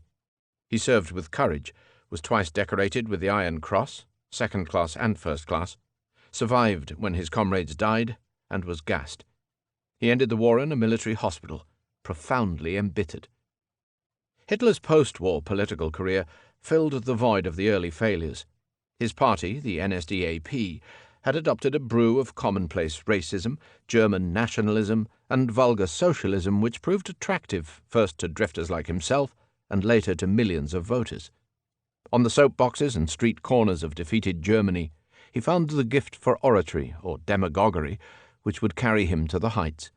He learned to modulate the pitch and tempo of his voice, to gesticulate, to wrap his face in winning smiles and blazing fury, and so to captivate an audience that the substance of his words was almost immaterial. His skill, which would soon be magnified by searchlights, loudspeakers, and musical choruses, can only be likened to that of revivalist preachers or of latter-day pop stars, whose pseudo-hypnotic performances induce mass hysteria. His emotional intensity uncannily matched the feelings of a humiliated nation. He played on people's fears, ranting against the Jewish Bolshevik conspiracy and the Allies' stab in the back. His one and only attempt to seize power was a total fiasco. The beer cellar putsch of November 1923 taught him to stick to legal means, that is, to mass rallies, electoral procedures, and political blackmail. His trial, where he railed impressively at the judges, made him a national figure, and his 2 years in the Landsberg gave him the leisure to write his rambling memoirs, Mein Kampf, My Struggle, which became a bestseller. Ein Volk, ein Reich, ein Führer was exactly what the majority of Germans wanted to hear. He promised to make Germany great again in a Third Reich that was to stand 1,000 years. To be precise, he kept it in being for 12 years and 3 months. In The Big Lie, he had written, there is always a certain force of credibility. In his private life, Hitler remained withdrawn and unmarried until his final hours. He loved animals and children, and kept a homely mistress. In contrast to his companions, many of whom were swaggering louts, he was well-groomed and polite. He has never been linked to personal violence, although he clearly gave the unrecorded orders for genocide. But his heart was filled with hate. He was given to quoting Frederick II, whose portrait hung in his study to the end. Now that I know men, I prefer dogs. His one passion was architecture. In the 1920s he built himself a magnificent mountain chalet, the Berghof, perched on a peak near Berchtesgaden. Later he revelled in grandiose plans to rebuild the ruins of Berlin, or to turn his native Linz into the art centre of Europe. Western commentators have built Hitler up into an evil genius. Evil is accurate. Genius, doubtful. Once at the helm, Hitler moved swiftly to eliminate rivals and opponents. He had to crush the socialist wing of the NSDAP, which had considerable popularity, and which had been calling for the Second Socialist Revolution to follow his own success. On the night of the 30th of June, 1934, the night of the Long Knives, He called in the party's new elite guard, the SS Blackshirts, to cut down the party's older formation of stormtroopers, the SA Brownshirts. All the Führer's immediate rivals were killed at a stroke. Ernst Röhm, the SA leader, Gregor Strasser, the party's leading socialist, General von Schleicher, the Nazis' leading ally in parliament. Having banned the German Communist Party in 1933, he then dissolved all the other parties. Assuming Hindenburg's office of Commander-in-Chief, he won the army to his side and proceeded to remove unreliable elements. Hitler arrived with no grand economic design. After all, Germany did not need to be modernized as Russia did. But he soon gained a feel for collectivist economics and was offered a ready-made scheme by Dr. Hjalmar Schacht, president of the Reichsbank. His initial industrial backers were demanding action, and he guessed that action would generate confidence and employment. Schacht's plan combined Keynesian financial management with complete state direction of industry and agriculture. The trade unions were replaced by a Nazi labor front. Strikes were outlawed. The New Deal, like its American counterpart, aimed at full production and full employment through a state-funded work creation program. The flagship projects included the building of the German autobahns, the launching of the Volkswagen, and above all, rearmament. The relationship between Nazism and German industry provides a most contentious issue. One standard interpretation, much favored by communist scholarship, posited the primacy of economics. According to this, the interests of big business determined not only short-term political policy aimed at the destruction of the German left, but long-term strategic policy as well. Germany's expansion to the east was supposedly motivated by German industry's demands for raw materials, secure oil, and cheap labor. A contrary interpretation has posited the primacy of politics. In this view, Hitler soon threw off the tutelage of the industrialists and developed the state-owned sector as a counterweight to private industry. As from 1936, the introduction of a 4-year plan, the replacement of Schacht as chief economic advisor, and the promotion of the state-owned steel corporation, the Reichswerke Hermann Göring, all pointed in that direction. A compromise interpretation argues on the basis of the shifting alliances of a polycratic power center made up of the NSDAP, army, and industry. Rearmament was important for psychological and for political reasons. The German armament sector, which had been artificially constrained, could recover very quickly. Krupp's turnover began to improve dramatically from 1933. But rearmament also healed Germany's wounded pride, and it won over the army, which in 1935-6 was able to reintroduce conscription. Hitler had no precise plans for using his rearmed forces, but it was convenient to let people think that the gun under his coat was loaded. Agriculture was not a subject that interested the Nazis. They came up with a scheme for the formation of cooperatives, but the main thrust was to guarantee state-fixed prices, and hence the farmers' security. Nazi ideology, to put it mildly, was not very sophisticated. Unlike Stalin, Hitler did not inherit a corpus of party thought which could be bent to his own purposes. His one and only work, Mein Kampf, which was to find its way onto the bookshelf of almost every German family, contained only 2 or 3 consistent ideas, and nothing original. Most important was the chain of argument which led from the supposed existence of the Herrenvolk, or master race, to the supposed German right to Lebensraum, or living space, in the East. Hitler took a hierarchy of races for granted. He divided mankind into culture founders, culture bearers, and culture destroyers. The bearers of human cultural development today were the Aryans. The mightiest counterpart to the Aryan is the Jew. The Jews were the Todfeind, the mortal enemy. He did not care to define the Aryans, nor to establish a hierarchy of nations within the Aryan race. His chapter on the subject starts with the observation that some things are so obvious that they don't need explaining. Hitler also believed in the iron logic of racial purity. In every mingling of Aryan blood with that of lower people, he observed, the result was the end of the cultured people. All great cultures of the past perished from blood poisoning. Hitler believed that the health of a nation was dependent on the value of its national territory. Only an adequately large space on this earth assures a nation freedom of existence. The foreign policy of the folkish state must create a healthy relation between the nation's population and the quantity and quality of its soil. Since Germany's neighbors already possessed land in abundance, either in the colonies or, in Russia's case, through the conquest of the steppes, Germany could only compete by seizing the adjacent lands to the east. We stop the endless German movement to the south and west and turn our gaze towards the land in the east. German expansion into Poland and Ukraine would give her the strength not only to fight Russia, but also to check France, also the mortal enemy. Hitler believed that Germany was fighting at a disadvantage in its struggle to exist. "Germany is no world power," he wailed. "Germany will either be a world power, or there will be no Germany." Overt racism was accompanied by a collectivist creed which has often been described in vague terms such as the herd instinct, but which has distinct Marxist overtones. Of his own debt to the Marxism of the pre-war SPD, Hitler once said, "I had only to develop logically what social democracy failed in. National Socialism is what Marxism might have been if it could have broken its absurd ties with a democratic order. Why need we trouble to socialize banks and factories? We socialize human beings."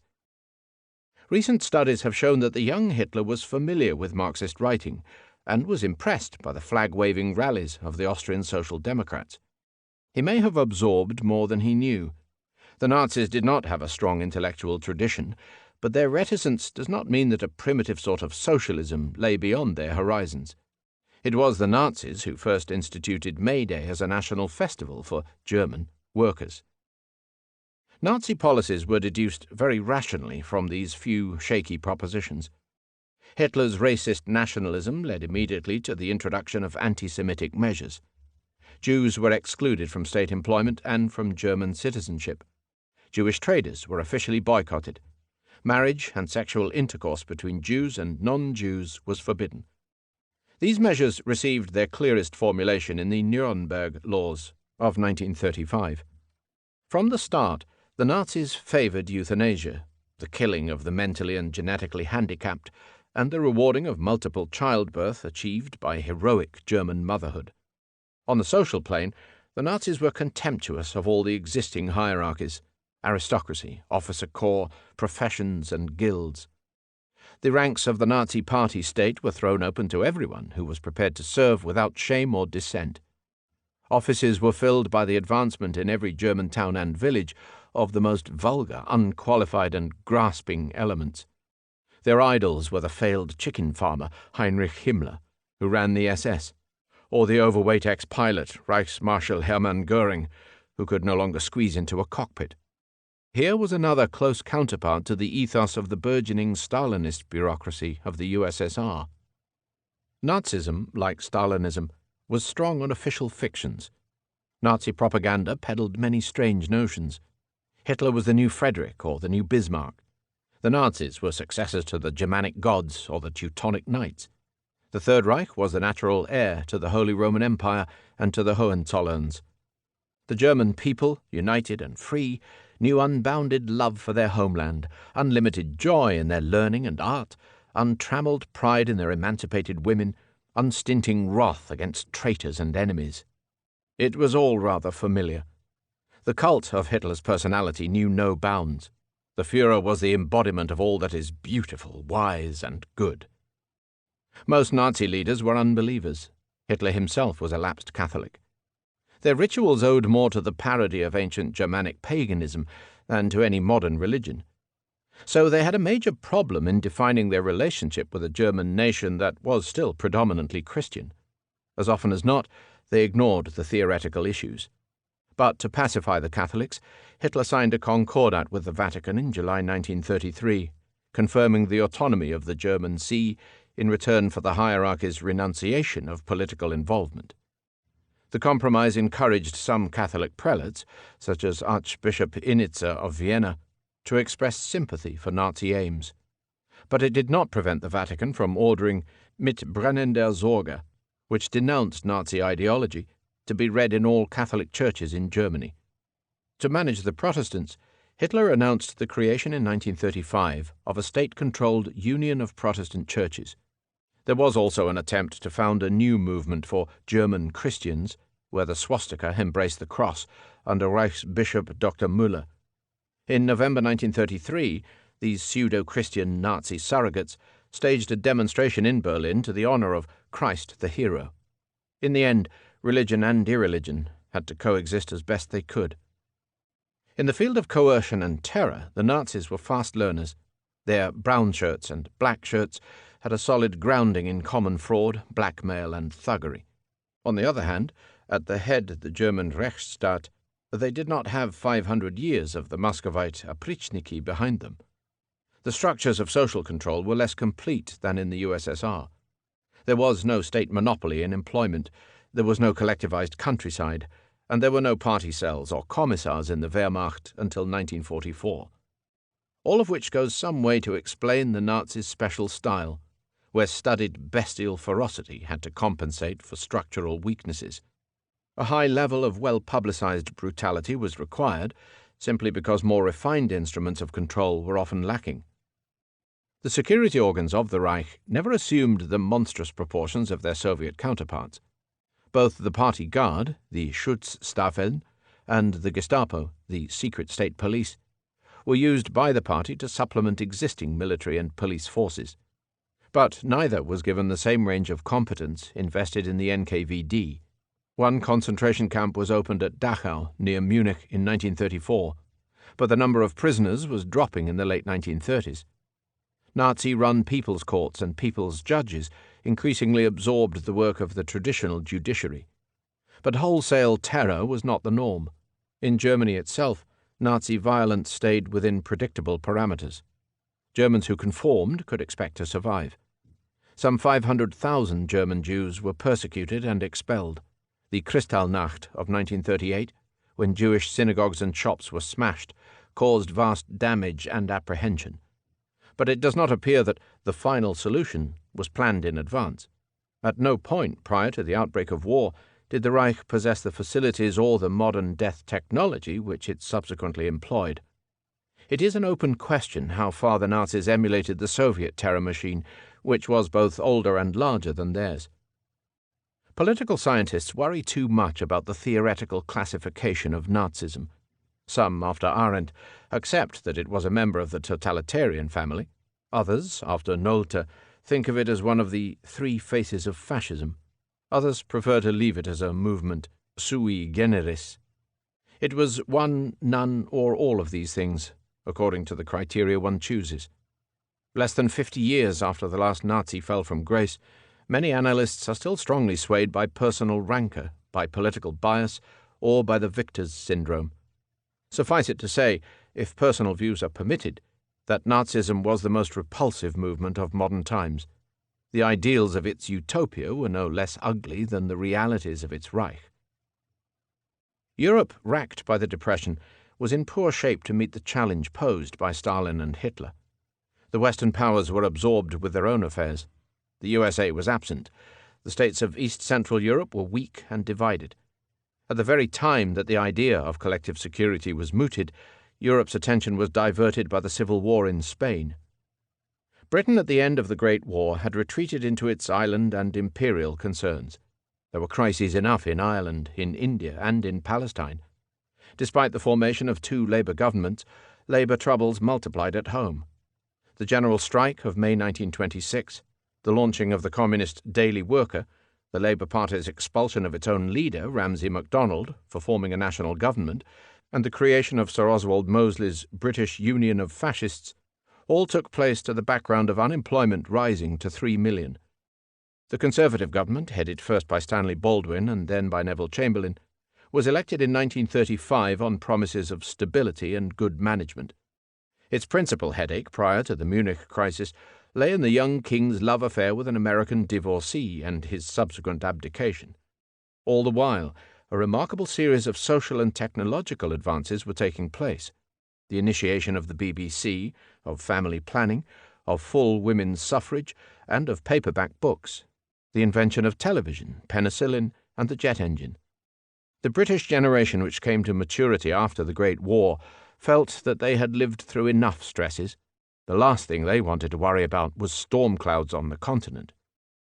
France could not withdraw from the continent. In the 1920s, French policy gave priority to building security, partly by the hard line towards Germany and partly through the Little Entente in the East.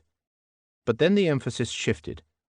The 1930s saw the heyday of French Algiers and French Saigon, whilst at home the Depression brought labour issues to the fore.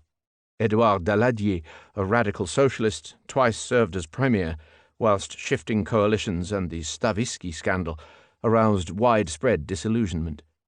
Political opinion polarized, with the Parti communiste français and Action française both vociferous. A whole stereotype of allegedly static French attitudes came to be associated with the name of André Maginot, Minister of War 1929-32, and constructor of a vast line of fortifications along the eastern frontier. This was not entirely fair. It is not true, as the British were later to charge, that the French army was unwilling to fight, but in the absence of any significant British force, it did not relish the task of fighting Germany single-handed, and it was locked into organizational plans that impeded early offensive action. Scandinavia in the 1930s was fortunate in lying beyond the sphere of strategic tensions. Sweden was hard hit by recession in the iron trade, but responded under the Social Democrats by organizing the most comprehensive system of social welfare in the world. East Central Europe, in contrast, lay in the eye of the gathering storm. With Hitler on one side and Stalin on the other, its leaders had every right to be nervous. Security arrangements made by the French in the 1920s had several serious loopholes. The concept of the cordon sanitaire, which began as a belt of states holding off Soviet Russia, was not pursued with any consistency.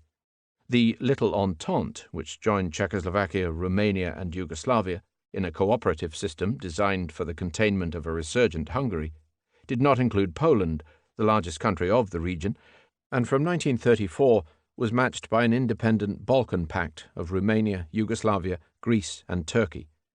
The Western powers had no high reputation for decisiveness.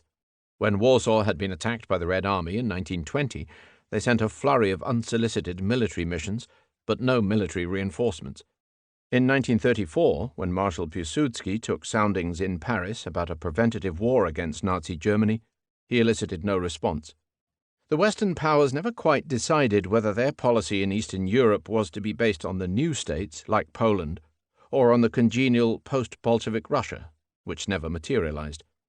From 1935, when their fear of Hitler outgrew their dislike of Stalin, they turned to a hyena to tame a wolf. In East Central Europe, the international crisis of the 1930s inevitably affected internal affairs. The communist parties, usually illegal, had little popular support except in Czechoslovakia, but they acted as an important irritant, provoking nationalist elements to react. Hitler, when he wasn't inciting the German minorities in Poland, Czechoslovakia, and Romania, encouraged other nationalistic elements to emulate him. In the process, dictatorships were strengthened, military budgets soared, the political role of the officer class increased, nationalism and ethnic conflicts of all sorts intensified. In Poland, for example, the vicinity of Stalin and Hitler could be sensed on every hand. Marshal Piłsudski, who signed a non-aggression pact with the USSR in 1932 and another with Germany in 1934, sought an even-handed stance summed up in his doctrine of two enemies. The Polish Communist Party, which had opposed Poland's independence in 1918-20, had adopted an internationalist and Trotskyite leaning. Its exiled leadership, largely Jewish, was liquidated en masse during Stalin's purges. At the other extreme, the National Democratic movement spawned a fascistic offshoot, the Falanga, which was also banned. Militant nationalistic organizations sprang up in each of the national minorities. The Ukrainian OUN, a radical offshoot of the older UWO organization, indulged in common terrorism and provoked brutal pacifications of the peasants. Zionism made rapid headway in the Jewish community, where revisionist groups, such as Beitar, spawned militants such as Menachem Begin or Yitzhak Shamir, who would shine elsewhere. A Nazi fifth column was organized among the German minority. The activities of all these groups fueled the fires of mutual hatred. After Piłsudski's death in 1935, the so-called Government of Colonels strove to check the centrifugal forces by forming a Camp of National Unity, OZON. But they found that the main opposition parties joined forces against them. General Sikorski joined Paderewski in Switzerland in the anti-government Morgia front. Priority was given to belated military reform and, in a state economic plan, to rearmament. The foreign minister, Colonel Josef Beck, trod an even-handed course which displeased the Western powers, who wanted him to cooperate with Stalin. Towards his lesser neighbours, however, he thumped the nationalist drum. He set his eyes on the district of Zaolzie, Polish Chechin, which had been forcibly seized by the Czechs in 1919, and in early 1939 he sent a brusque ultimatum to Lithuania, demanding an end to the state of undeclared war. Violent incidents were few, but the threat of violence was abroad. Poland's Jewish community, still the largest in Europe, lived out its last summers. In the late 1930s, apprehension about the future was growing, especially when waves of Jewish refugees and expellees arrived from Germany. Various forms of petty harassment in education, municipal laws, and employment were on the rise, but there was nothing to compare with the rampages of the Nazis. For anyone who has seen the pictures and documents of those years, the image is one of a vibrant, variegated communal life. The Jewish kahals enjoyed full autonomy. Jewish parties of many hues were free to operate. There were Jewish film stars, Jewish boxing champions, Jewish women MPs, Jewish millionaires. To say, as is sometimes done, that Polish Jewry was on the edge of destruction is true enough, but it is to read history backwards. Czechoslovakia had a reputation for democracy that was stronger abroad than among the country's own German, Slovak, Hungarian, Polish, and Ruthenian minorities. Exceptionally for the region, it was highly industrialized, it had a genuine communist movement, and it looked to Russia for moral support. During the long presidency of the great T.G. Masaryk, who retired in 1935, it held together. The Kingdom of Serbs, Croats, and Slovenes changed its name to the Kingdom of Yugoslavia in 1929. It had no common history, language, or religion. It had come into being on the initiative of Slovenes and Croats from Austro-Hungary, who urged the Serbian establishment to admit them, and then came to resent Serbian domination. The Serbian monarchy and army played the central role, particularly after the establishment of a unitary royal dictatorship in 1929. In Catholic Croatia, the national party of Stefan Radic gained the upper hand in local affairs that had been impossible under Hungarian rule, only to find its voice blocked in Belgrade. Slovenia prospered quietly under its leader, Father Korošec, the original convener of the Yugoslav National Council. Macedonia simmered. The climate of violence was heightened by the murder of Radic and then of King Alexander. The democratic Serb opposition began to make common cause with the Croats, but time was short. Yugoslavia is a necessity, wrote one observer, not a predestined harmony. In the Mediterranean, the main shockwaves were generated by fascist Italy. Mussolini, who liked to talk in ancient Roman style of Mare Nostro, our sea, was determined to become the regional power. Having eliminated the active opposition, who abandoned the parliament after the murder of a socialist deputy, he had a free hand. His designs were expedited by a pliant king and by the stage-managed organs of a streamlined corporate state. In the 1930s, he looked further afield.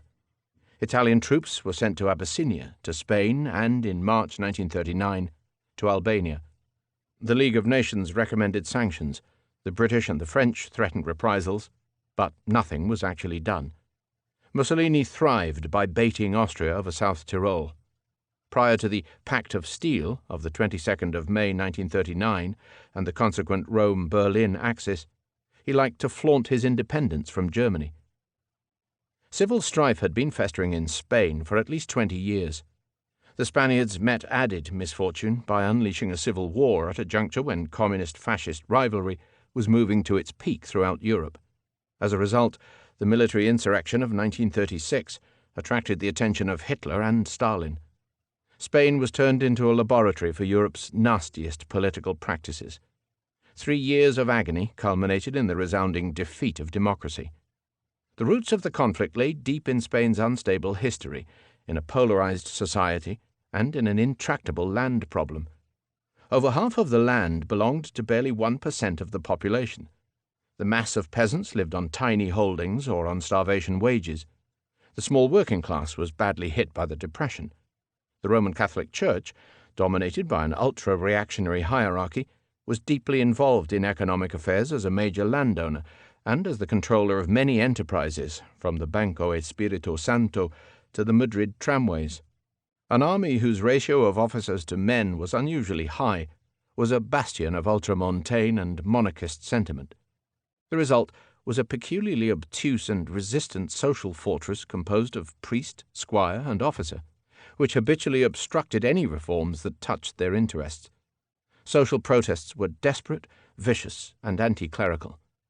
Anarchists were prominent among both the rural labourers of the south and the workers' unions of Barcelona. There were separatist provinces in Catalonia, in the Basque country, and to some extent in Galicia. In Morocco, where the long war against the Rifts ended in 1925, the army ruled supreme. In 1930-1, the latest lurch of the political seesaw brought the downfall of the military dictator, General Primo de Rivera, a lengthy interregnum, the Dicta Blanca, the abdication of King Alfonso, and finally the declaration of the Second Republic. The 5 years of constitutional government from 1931 to 1936 brought mayhem out of chaos. In 1931, the primate, the Archbishop of Toledo, was exiled for denouncing the Republic. In 1932, an abortive pronunciamiento was launched by the generals. In 1933, the landowners of the South kept peasants off the land rather than accept reform. Legislation introducing state schools and divorce and separating church from state could not be implemented. Agrarian reform was reversed and sequestrated land returned to its former owners. In 1934, a determined strike by miners in Asturias grew into a separatist rising, which was broken only with massive bloodshed. In the elections of February 1936, the left-wing Frente Popular, or Popular Front, of Republicans, Socialists, Catalans, and Communists carried the day. But by then, the central government was losing control. Recalcitrant peasants were occupying the great estates. Workers were organizing one general strike after another. The Catalans were claiming autonomy. Political murders and church burning proliferated. "We are present today," said the outgoing Catholic Prime Minister, "at the funeral service of democracy." The country was becoming ungovernable. On the 18th of July 1936, the generals struck for a second time. General Francisco Franco crossed to Tetuan from his command in the Canaries and issued a manifesto. Spain was to be saved from Red Revolution. The army in North Africa would not hesitate to use its Moorish troops. The crusade against Marxism, as one Republican sympathizer put it, was to be undertaken by Moors against Catholics. At the outset, the political spectrum in Spain was extremely wide and complicated.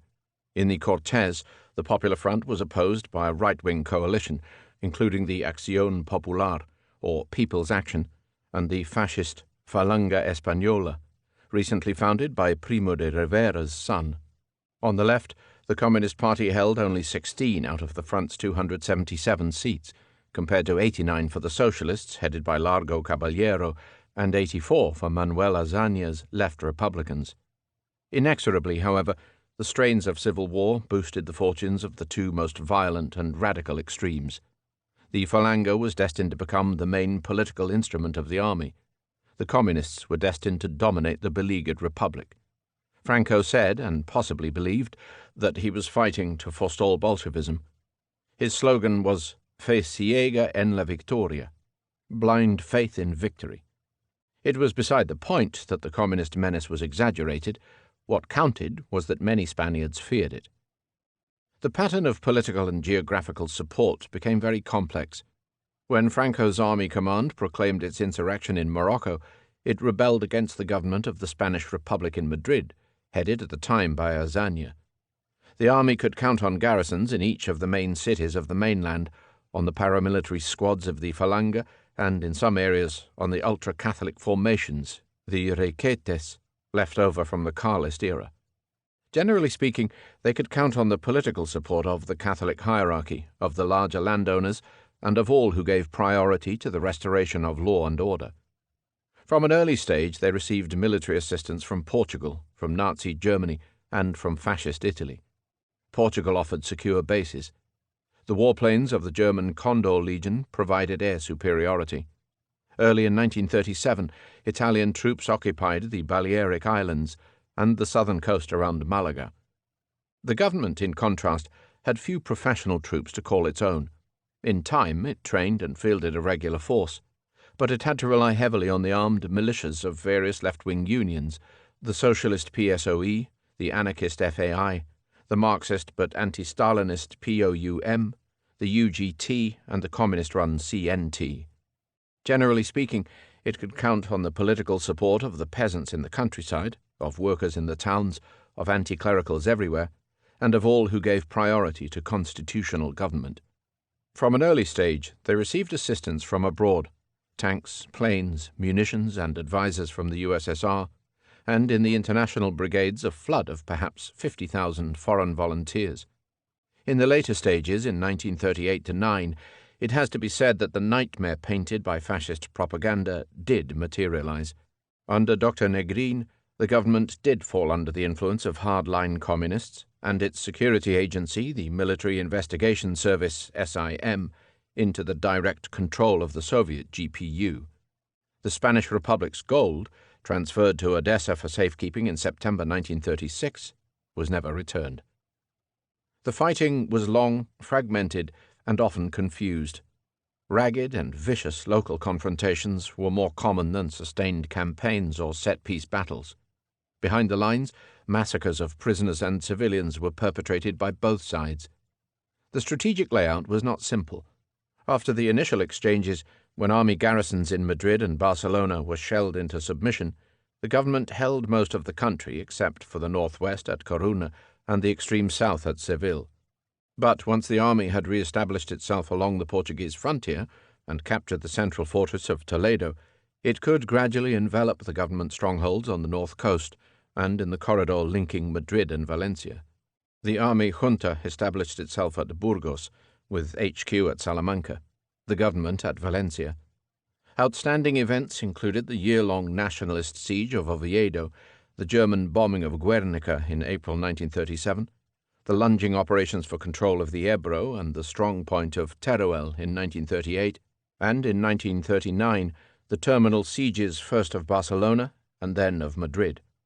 In Barcelona, the wildest city in Europe, where Catalans and anarchists were opposed to any form of Spanish government, whether red or white, the tragedy ended with frightful massacres perpetrated by both the defeated communists and their erstwhile anarchist allies. In Madrid, where the Rump Council of Defense of the Popular Front eventually renounced the communists, it ended with the rebels' triumphal entry on the 29th of March. At the victory parade, Franco could at last voice his slogans with conviction. Hay orden en el país, there is order in the country, and España una, grand, libre, Spain is one, great and free. Republican leaders fled. Thousands of refugees poured over the Pyrenees. Spain lay firmly in the fascists' grip for 40 years. Franco's victory over the Spanish people, as his opponents put it, was frequently attributed to his superior armaments and foreign help. But the truth was not so simple or so palatable. The Spanish people were not all on one side, and neither were all of Spain's anti-democratic forces. It is hard to say whether the Spanish Republic was more discomfited by its nationalist enemies or by the totalitarian elements within its own ranks. Franco could unite his supporters. The Republic's supporters could not organize a united or effective democracy. For Spain, the Civil War was a tragic lesson in the fruits of fratricidal hatred. Estimates of casualties range from 400,000 to 1 million. For Europe, it was yet another object lesson in the mechanisms whereby disciplined minorities can take control of countries which let them breed. Also, since Western sympathies were strongly behind the defeated Republic, it greatly magnified fears of a general fascist menace. By the same token, it diminished fears of the Red Bogey. Thanks to Franco's unwelcome success, public opinion in the Western democracies entered the anti-fascist mode, which was to characterize its priorities for the duration. Franco strengthened the West's resolve to stand up to Hitler and Mussolini, whilst lowering its sensitivity to Stalin. After March 1939, it was hard for any politician in the West to argue that communism was as great a menace as fascism. Ironically enough, Franco's victory came too late to arrest the general drift of events. If fascism had triumphed in Spain in 1937 or 1938, it is conceivable that the West would have been aroused to the danger in time to nip Hitler in the bud. It is conceivable that the whole sorry story of appeasement could have been avoided. As it was, in the 3 years that the civil war in Spain dragged on, the dictators grew from strength to strength, and the chance for collective security was missed. Collective security was one of several abortive brainchildren of the Western powers, especially of the British, who were past masters at getting somebody else to do the fighting for them. Discussions went back to late 1933, when Hitler first pulled Germany out of the League of Nations. Before then, since the Soviet Union did not impinge on the West directly, Western anxieties had remained low. But the prospect of Nazi Germany on the loose in Central Europe brought the danger rather nearer home. The obvious solution was for London and Paris to revive the strategic triangle of the Great War and to recruit the Soviet Union as a counterweight to Germany. It was a move which the British in particular had been hoping to make since 1917. There was something of a public relations problem, of course, in that Western politicians had been given to bad-mouthing Soviet communism, but it was not beyond the ingenuity of diplomats to explain that the Soviet regime was now entering a constructive phase, or that Stalin was more democratic than Lenin and Trotsky. Hence, in the middle of the most enormous campaigns of mass killing in European history, Stalin was made respectable and brought into the fold of the peaceful nations. Hitler's representative walked out of the League on the 14th of October 1933. Stalin's representative, Maxim Litvinov, moved in on the 18th of September 1934. From Stalin's point of view, rapprochement with the West offered several advantages. It would increase trade, and with it the import of technology. It would improve the USSR's image, whilst keeping the Nazis guessing. It would give Moscow's loyal communist parties abroad the chance to win acceptance and, by entering the popular fronts, as in Spain, to penetrate democratic parliaments and unions. Again, there was a public relations problem, since the Stalinists were given to calling democratic politicians everything from bourgeois exploiters to lackeys of international imperialism. But this did not mean that Stalin had to abandon his discreet relations with Berlin, or the possibility of an eventual deal with Hitler. For the time being, he could keep all options open. In the years that followed, the Nazis reacted to the fumblings of the West with thinly disguised contempt. Their every step spelled disaster for the Versailles settlement. In July 1934, they almost brought off a coup in Austria, where they murdered the Chancellor, Dr. Engelbert Dollfuss, whose Fatherland Front had organized a one-party but anti-Nazi state. In 1935, they celebrated the Saarland's accession to the Reich through a plebiscite envisaged by the treaty, then promptly reintroduced conscription, reconstituted the Luftwaffe, and renounced the disarmament clauses. In March 1936, they openly defied the treaty by reoccupying the demilitarized zone in the Rhineland. In 1937, they pulled out of the British-backed Non-Intervention Committee that was trying to keep foreign forces out of Spain, and signed the Anti-Comintern Pact with Italy. In March 1938, Hitler engineered the Anschluss, or merger, with Austria, proclaimed the Greater German Reich, and drove to Vienna in triumph. Throughout this period, Hitler was boasting of and exaggerating the scale of German rearmament. He kept quiet about the fact that he had already told his staff to prepare for war. This does not mean that he had prepared a timetable for the events which ensued. On the contrary, the major conflict for which German industrialists and generals were preparing was not envisaged before 1942. In the meantime, Hitler would be engaged in the tactics of bluff and threat, in what has aptly been called the policy of peaceful aggression. He felt that he could get what he wanted either without war or, at most, by localized conflict. To this end, in the spring of 1938, he began to make noises about the intolerable oppression of Germans in the Sudetenland of Czechoslovakia. By that time, the Western leaders could not fail to notice that Nazi Germany was bent on expansion and that collective security was not producing concrete results. So, at the instigation of the new British Prime Minister, Neville Chamberlain, they embarked on appeasement. Chamberlain was acutely aware that renewed war in Europe would undermine Britain's fragile economic recovery and her imperial position overseas. Appeasement, despite its later reputation, need not necessarily have been a policy of abject surrender. It contained elements both of realism and of magnanimity. Certainly, in the form that favoured negotiations with Germany, it rejected the cynicism revealed in earlier Franco-British dealings with Italy.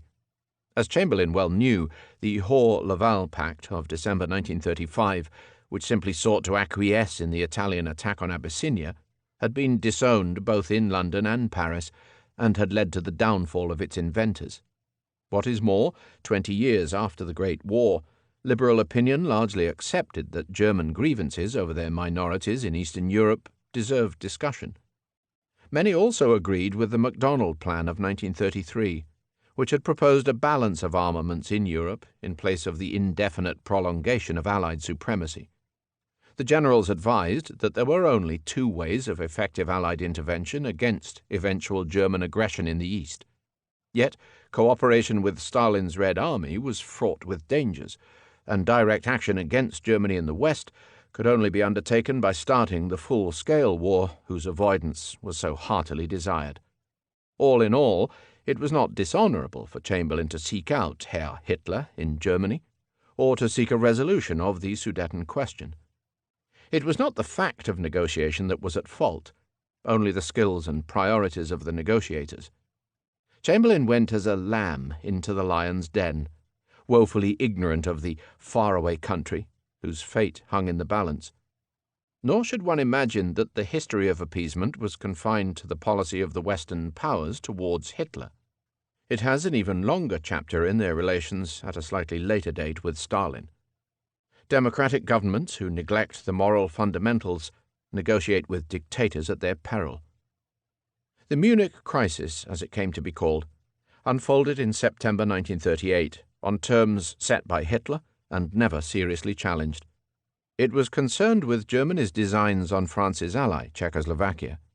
Yet France took a back seat.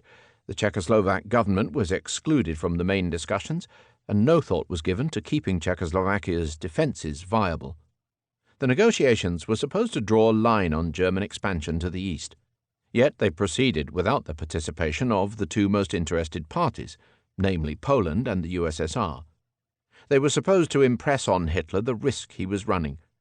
Yet the Western negotiators did not lay their strongest cards on the table. As Hitler rightly sensed, the more outrageous aspects of his contentions were not going to be tested. This, plus Chamberlain's limitless gullibility, determined the outcome. In spite of the hardness and ruthlessness of his face, Chamberlain mused of Hitler, I got the impression that here was a man who could be relied on. Chamberlain made 3 visits to Germany. At Berchtesgaden on the 15th of September, he received a demand from Hitler for the secession of the Sudetenland, positively the Führer's last demand. He promised to have it examined. At Godesberg on the 23rd, he was faced by an unexpected ultimatum for the evacuation and annexation of the Sudetenland within 5 days. This was rejected by the British cabinet and by all concerned. France and Germany began to mobilize. At Munich on the 29th to the 30th of September, Chamberlain met the Führer for the final confrontation in the company of Daladier and of Mussolini, who had suggested the meeting. He handed over a memorandum accepting the substance of the unacceptable Godesberg ultimatum. With the help of his distinguished colleagues, he then gave an ultimatum to the Czechs, huddled in an adjoining room, pressing them to accept the unacceptable themselves or to pay for the consequences. His final contribution was to underline the Allied guarantee of a rump Czechoslovakian state, shorn of its magnificent frontier fortifications, and to draft a declaration on Anglo-German friendship. He alighted from his plane waving a paper which he claimed to bring peace in our time. He did so in the same spirit which underlay the British Foreign Office's advice to the England football team that same year, to give the Nazi salute at the start of their match against Germany in Berlin. Chamberlain's 3 rounds with Hitler must qualify as one of the most degrading capitulations in history. Under pressure from the ruthless, the clueless combined with the spineless to achieve the worthless. Chamberlain had no need to concede any part of the Führer's demands without making cast-iron arrangements for Czechoslovakia's security, but he did. Beneš, the Czechoslovak president, had no right to sign away his country's integrity with nothing more than a personal protest, but he did. The outcome was to be summarized by Churchill in the House of Commons. £1 was demanded at the pistol's point. When it was given, £2 was demanded at the pistol's point. Finally, the dictator consented to take £1 17 shillings and sixpence, and the rest in promises of goodwill for the future. We have suffered a defeat without a war. Elsewhere, Churchill wrote that Britain had a choice between shame and war. We have chosen shame, and we will get war. Within 6 months, the remnant of Czechoslovakia disintegrated, and Hitler entered Prague. Munich undoubtedly marked the crucial psychological moment in interwar diplomacy. It did not yet make war inevitable. What it did do was to sow the confusion in which 2 fatal assumptions were born. First, it convinced Hitler, and probably Stalin too, that further peaceful aggression would bring further cost-free dividends. Secondly, it created the impression in the West that talking to the Nazis had been a mistake. In the next round of the game, where the map ensured that Poland would be threatened, Munich ensured that Hitler and Stalin would seek to aggress by peaceful methods, that the West would seek to deter without negotiating, and that the Poles would seek to avoid the fate of Czechoslovakia at all costs. This was the deadly recipe. In any number of European history books, 1939 is the year when the world went again to war, or words to that effect. In all chronologies, except those once published in the USSR, it marks the outbreak of the Second World War. This only proves how self-centered Europeans can be. War had been on the march in the world for 8 years past. The Japanese had invaded Manchuria in 1931 and had been warring in central China since 1937. From August 1938, they were embroiled in fighting on the Mongolian frontier against the Soviet Red Army. As part of this conflict, Japan had joined Germany and Italy as one of the Axis powers. What happened in 1939, therefore, was simply the addition of Europe to the existing theatres of war. It gave a second, European dimension to campaigns which hitherto were summarized, to quote the Japanese slogan, as Asia for the Asiatics. In this sense, it turned a regional war into a global one. It has also been called Hitler's War. This, too, is inaccurate. By 1939, general rearmament was greatly adding to the strains. All the powers were rearming. 2 years before, on Churchill's insistence, Britain had taken the decision to expand and to re-equip the RAF. This was the decision which would ensure her survival. At the same time, France had created a new Ministry of Defence and had nationalized the great Schneider-Creusot concern.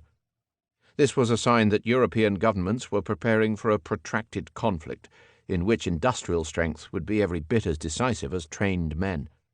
On this score, specialist studies indicated the dramatic changes which had occurred in the last decade.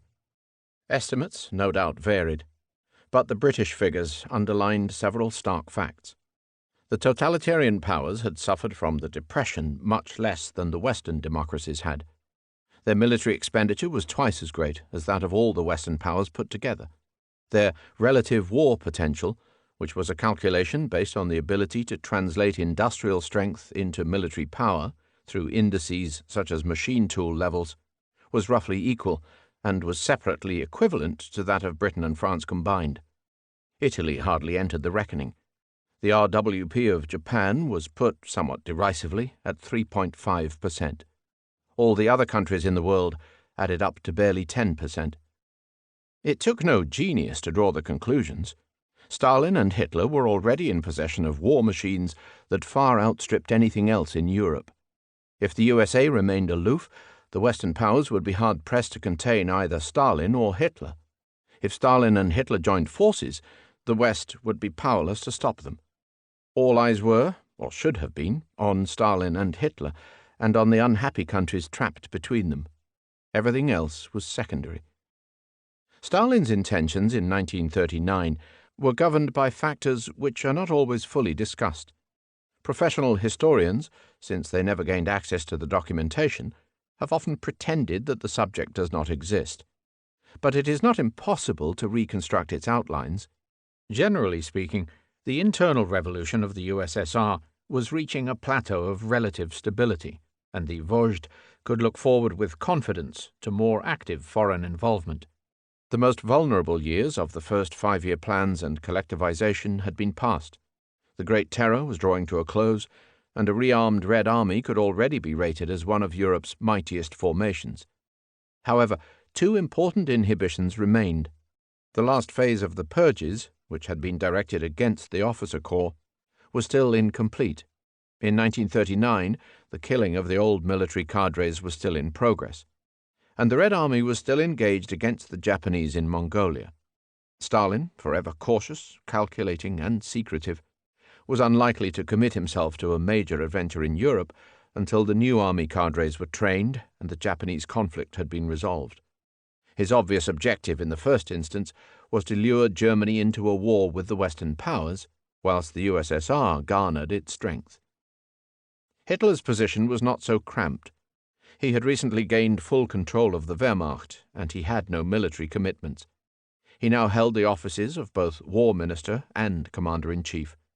He had cut out all opposition in the General Staff, and after the dismissal of Dr. Schacht, had taken direct control of German industry. His protégé in Spain was poised for victory, and his own triumph at Munich had wrecked the defence plans of his eastern neighbours. His minions were stirring up trouble all along the line, in Klaipėda, Memel, in Lithuania, in the free city of Danzig, in Poland's German community, and in Slovakia, where a local nationalist movement was looking to Berlin for assistance. He had no definite war plans for the coming season, but as he pored over the outspread map in front of the plate-glass window of the Eagle's Nest at Berchtesgaden, it must have seemed that Europe was full of opportunities. On which miserable prey would the eagle choose to swoop? Early in 1939, Hitler's preference was still for some sort of deal with Poland. 3 weeks after Munich, he had called the Polish ambassador to Berchtesgaden and had outlined the possibilities.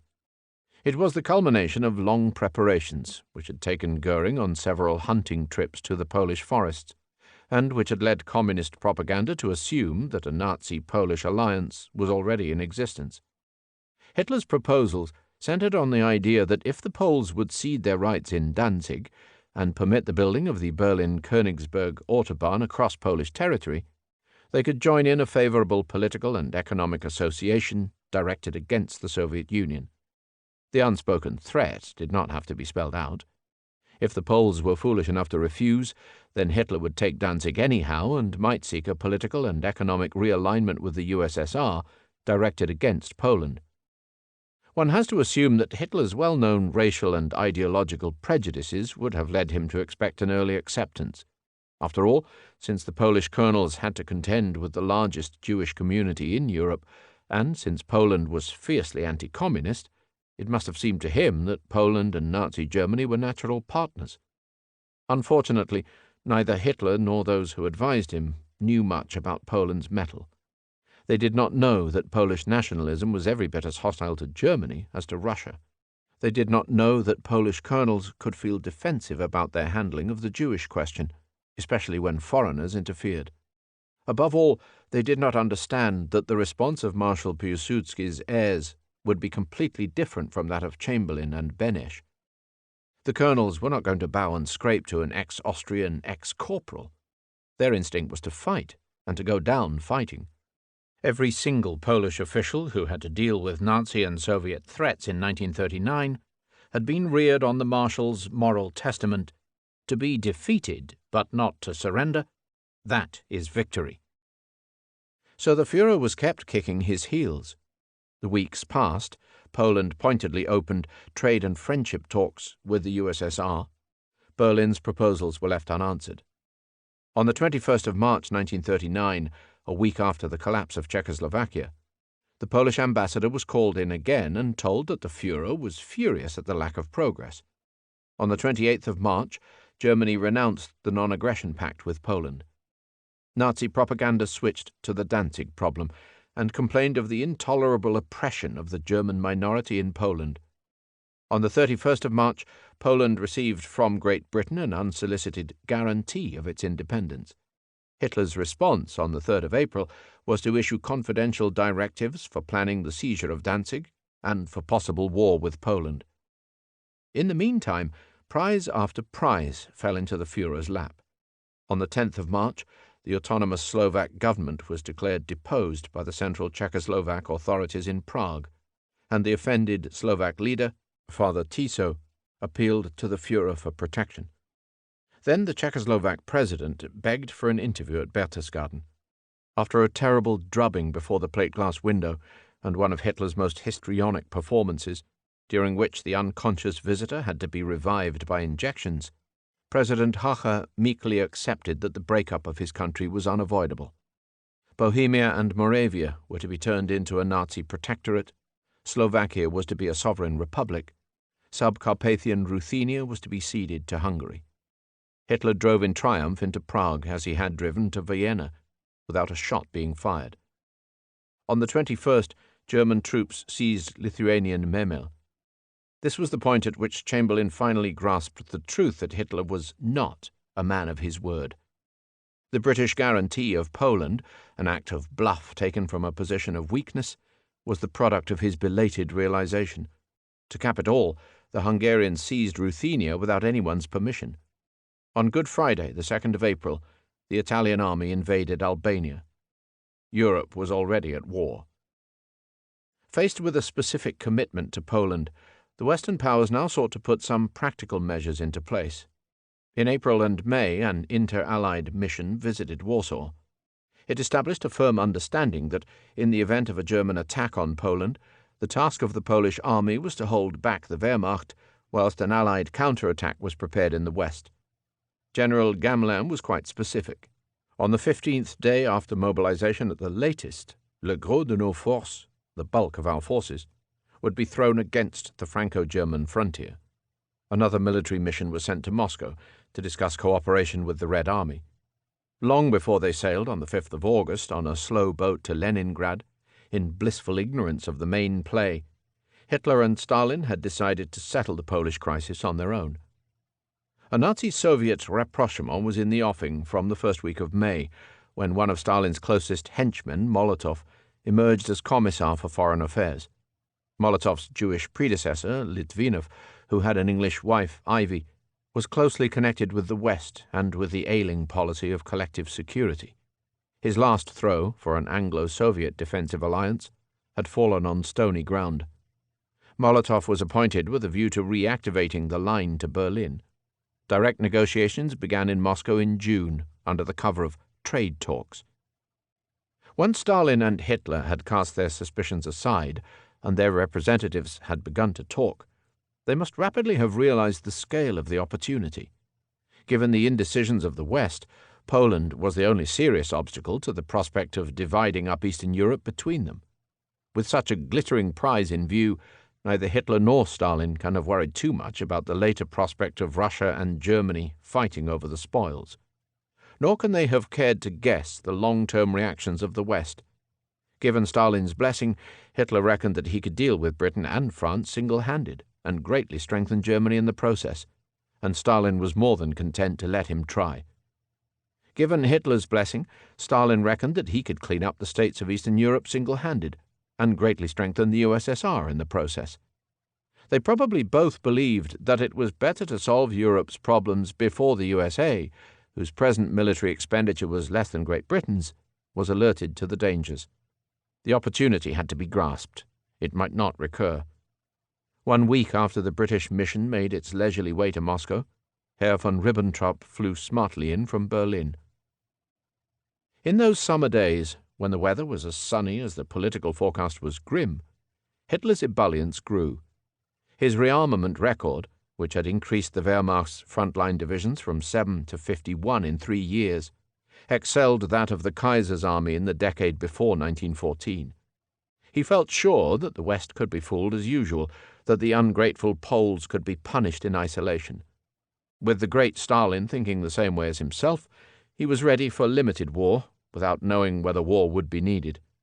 He had little inclination to listen to the whinging Western diplomats, nor to those in his own camp, like Goering or Mussolini, who wanted to prolong the peace.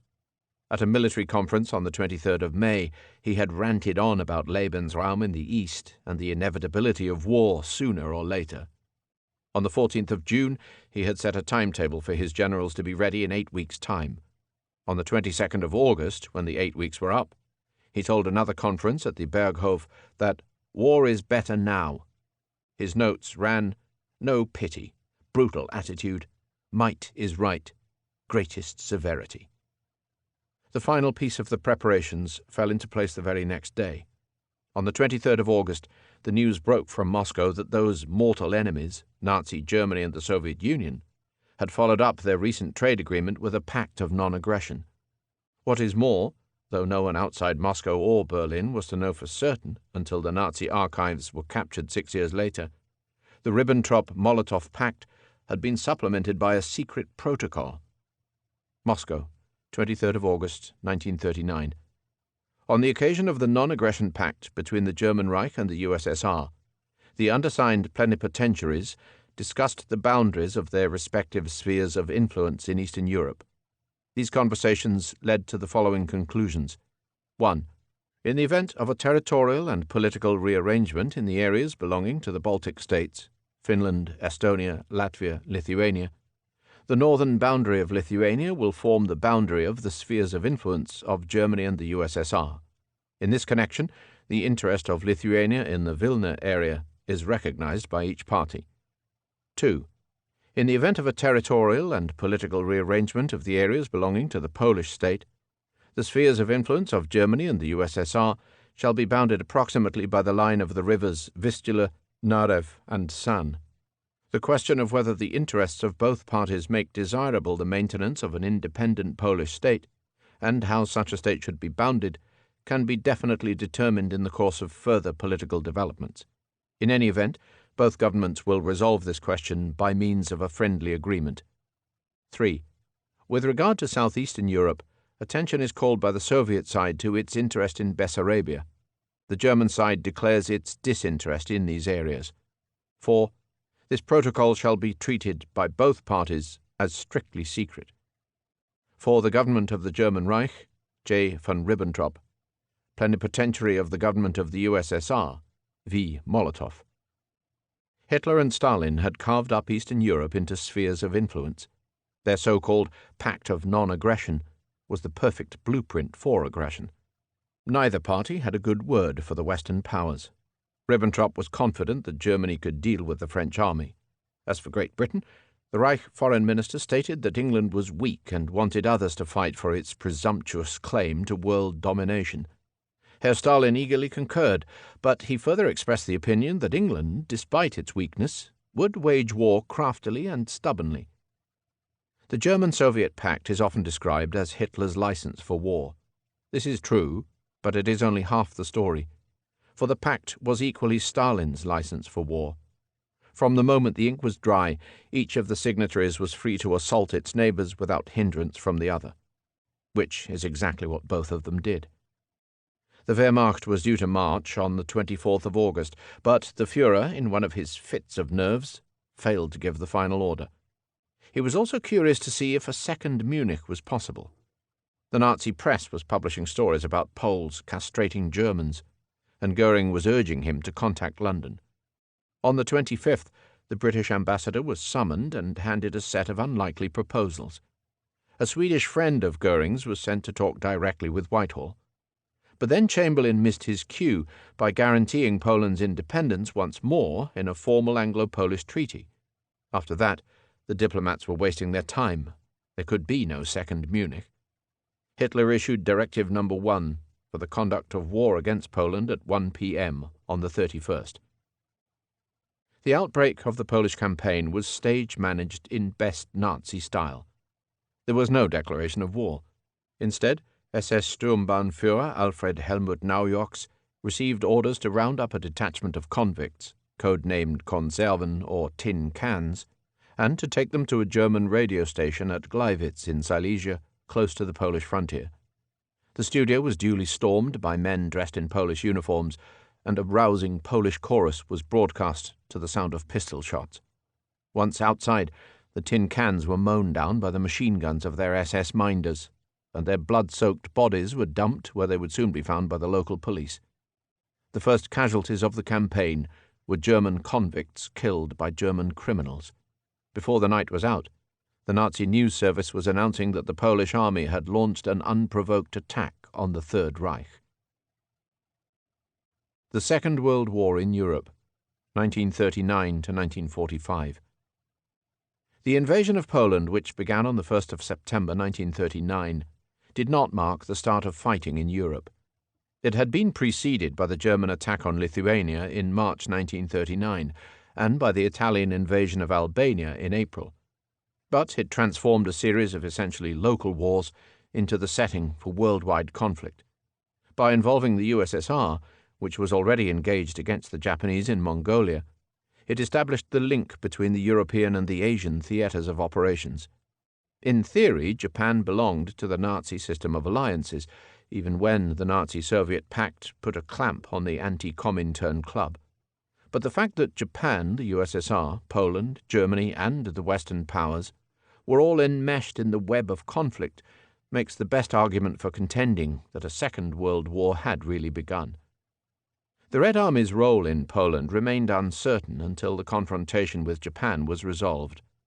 The decisive Soviet victory at Khalkhin Gol on the 28th of August, achieved by the armor of an unknown general called Zhukov, seems to have been the precondition for an active Soviet policy in Europe. It was perhaps no accident that Stalin delayed his entry into Poland until a truce was signed in Mongolia on the 15th of September, and Zhukov's divisions could return across the Urals. The German-Soviet pact had created a new geopolitical framework in Europe. The Great Triangle was now turned round, with the Western powers, Britain, France, and Canada, facing a combination of the centre and the East. The triangle was not quite complete, however, since the Western powers and the USSR both avoided direct confrontation. This meant that the West would close its eyes to Stalin's aggressions, so long as Stalin would limit his anti-Western activities to propaganda and to logistical support for Germany. Nonetheless, the German-Soviet pact transformed the European scene. It enabled Germany and the USSR to destroy Poland and to re-establish the common frontier which had existed throughout the 19th century. After that, it permitted them to clear away all the minor states which cluttered their path. In the slightly longer term, it gave Hitler the chance to attack the West with Stalin's support and encouragement. In later years, the Ribbentrop-Molotov Pact was to be justified on the grounds that it gave the Soviet Union time to construct its defenses. Given what happened 2 years later, the argument looks plausible, but this could be yet another classic case of reading history backwards. In 1939, there was indeed a possibility that Hitler would turn on the USSR after defeating the West. But this was only one contingency, and not necessarily the most likely or the most immediate one. At least 3 other scenarios had to be considered. One was the possibility that Germany would be defeated in the West, as in 1918. Another was the prospect that Germany and the West would fight each other to a bloody stalemate, after which the USSR could emerge as the arbiter of Europe without firing a shot. This was Goebbels's view of the Soviet game. Moscow intends to keep out of the war until Europe is bled white, he noted. Then Stalin will move to Bolshevize Europe and impose his own rule. A third possibility was that Stalin would use the interval of Hitler's Western War to prepare and launch an offensive of his own. Thanks to the closure of the relevant Soviet archives, historical knowledge on these matters remains tentative. But 2 indications are important. First, there is very little evidence to show that the Red Army gave priority after August 1939 to preparing defense in depth. On the contrary, it favored a theory of revolutionary attack. Stalin had often stressed that communism was not the same as pacifism. Speaking to cadets in 1938, he stressed that the Soviet state would take the military initiative whenever required. Secondly, Studies of the Red Army's dispositions in the early summer of 1941 suggest that the 2 previous years had been spent creating a distinctly offensive posture. They go a long way to explaining the disaster which then overtook it. In that case, one would have to conclude that Stalin entered his pact with the Nazis not to win time for defense, but to outplay Hitler in the game of calculated aggression. What is certain is that the German-Soviet pact led Europe into events which no one could have foreseen. In the first phase, 1939 to 41, whilst the pact still held, Nazi and Soviet adventures proceeded apace in each of their designated spheres. The Red Army met with varied fortunes, but the Wehrmacht's stunning conquest of Western Europe came more swiftly than the most starry-eyed German general could have imagined. In the second phase, 1941-3, the Nazi war machine was thrown into the east. The German-Soviet war constituted the central military contest whereby Europe's fate would be decided. The Western powers, reduced to the control of one embattled island, could only exert a peripheral influence. In the final phase, 1943-5, the Soviet army in the east combined with growing British and American forces in the west to ensure Germany's downfall. The Nazi-Soviet Partnership, September 1939 to June 1941.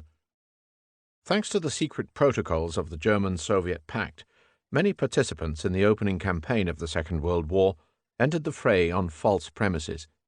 The Western powers thought that they had guaranteed an ally under threat from Nazi aggression. In fact, they had guaranteed an ally which was to be attacked by the Soviet Union, as well as the Third Reich. The Poles thought that their task was to hold off the German advance for 15 days until the French crossed the German frontier in the west. In fact, they faced the impossible task of holding off both the Wehrmacht and the Red Army on their own. The French launched no offensive. The British limited their assistance to dropping leaflets over Berlin.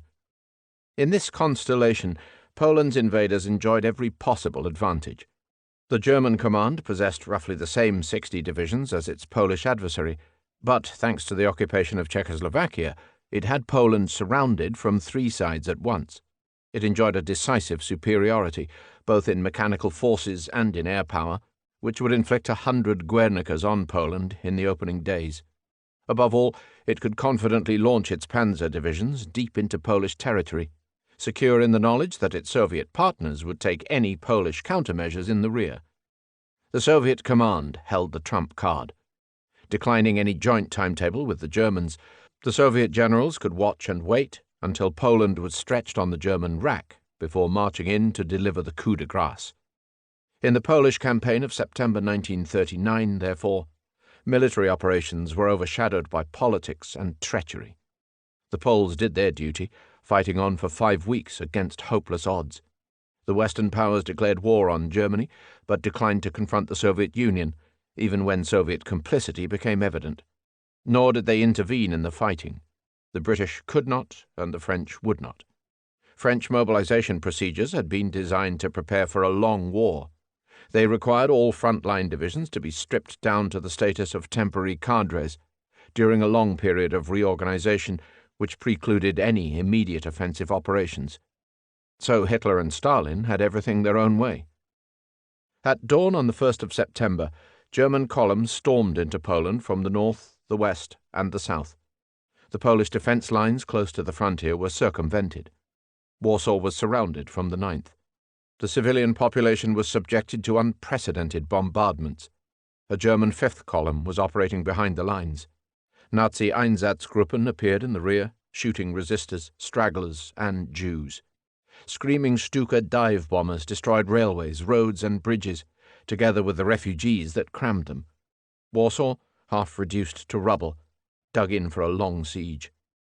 The Polish army regrouped in the southeast for the defense of Lvov, whilst mounting a determined counterattack in the centre, on the Bzura. On the 15th, a Nazi communique falsely announced that Warsaw had fallen. It held out for 2 more weeks. But Stalin may have thought that he was losing out. The blow was struck on the 17th, when Red Army troops poured over the eastern frontier. They sowed total confusion by their own false communiques about saving Poland from the Nazis. In fact, they drove straight to the agreed demarcation line on the river Bug and to the southern frontier with Romania and Hungary to seal it off. The Germans and Soviets held a joint victory parade in Brest-Litovsk, before fixing the details of their victory. The German-Soviet Treaty of Friendship, Cooperation and Demarcation, signed on the 28th of September, reached much further than the pact of 5 weeks before. It redrew the demarcation line, putting Lithuania into the Soviet sphere in exchange for a slice of central Poland.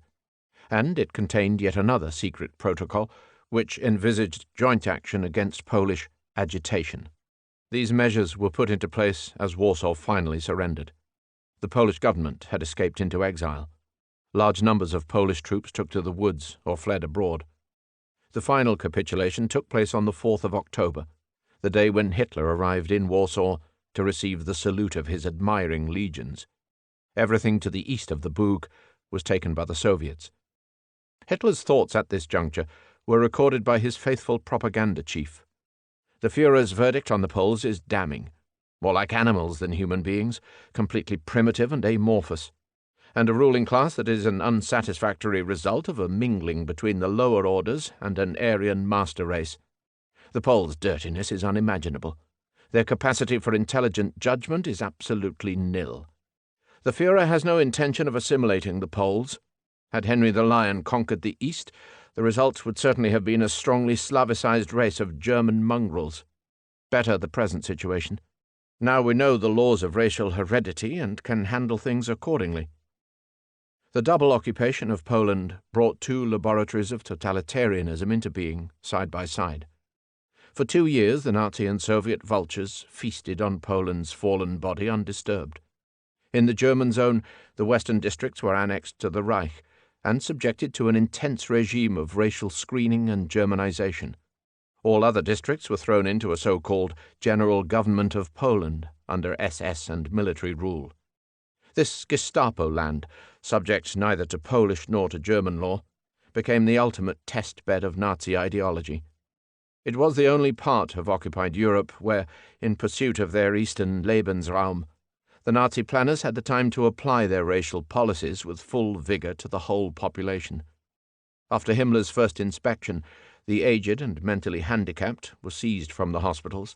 Orphanages were raided for boys and girls suitable for the stud program of the Lebensborn organization, and concentration camps were organized at Auschwitz and Majdanek to deal with the resistance. In an act of cold-blooded genocide, the so-called AB Aktion, some 15,000 Polish intellectuals, officials, politicians, and clergy were selected for shooting or for consignment to concentration camps. As from late 1939, Poland's large Jewish community was ordered into designated ghetto districts, which were then gradually walled, locked, and totally segregated. Jewish councils, supported by a Jewish police force, were recruited to run the ghettos under Nazi supervision. In the adjoining Soviet zone, phony referenda were staged to justify the claim that Western Byelorussia and Western Ukraine had opted for annexation. This GPU land, which remained cordoned off from the rest of the USSR, was scourged by the full force of the Stalinist terror.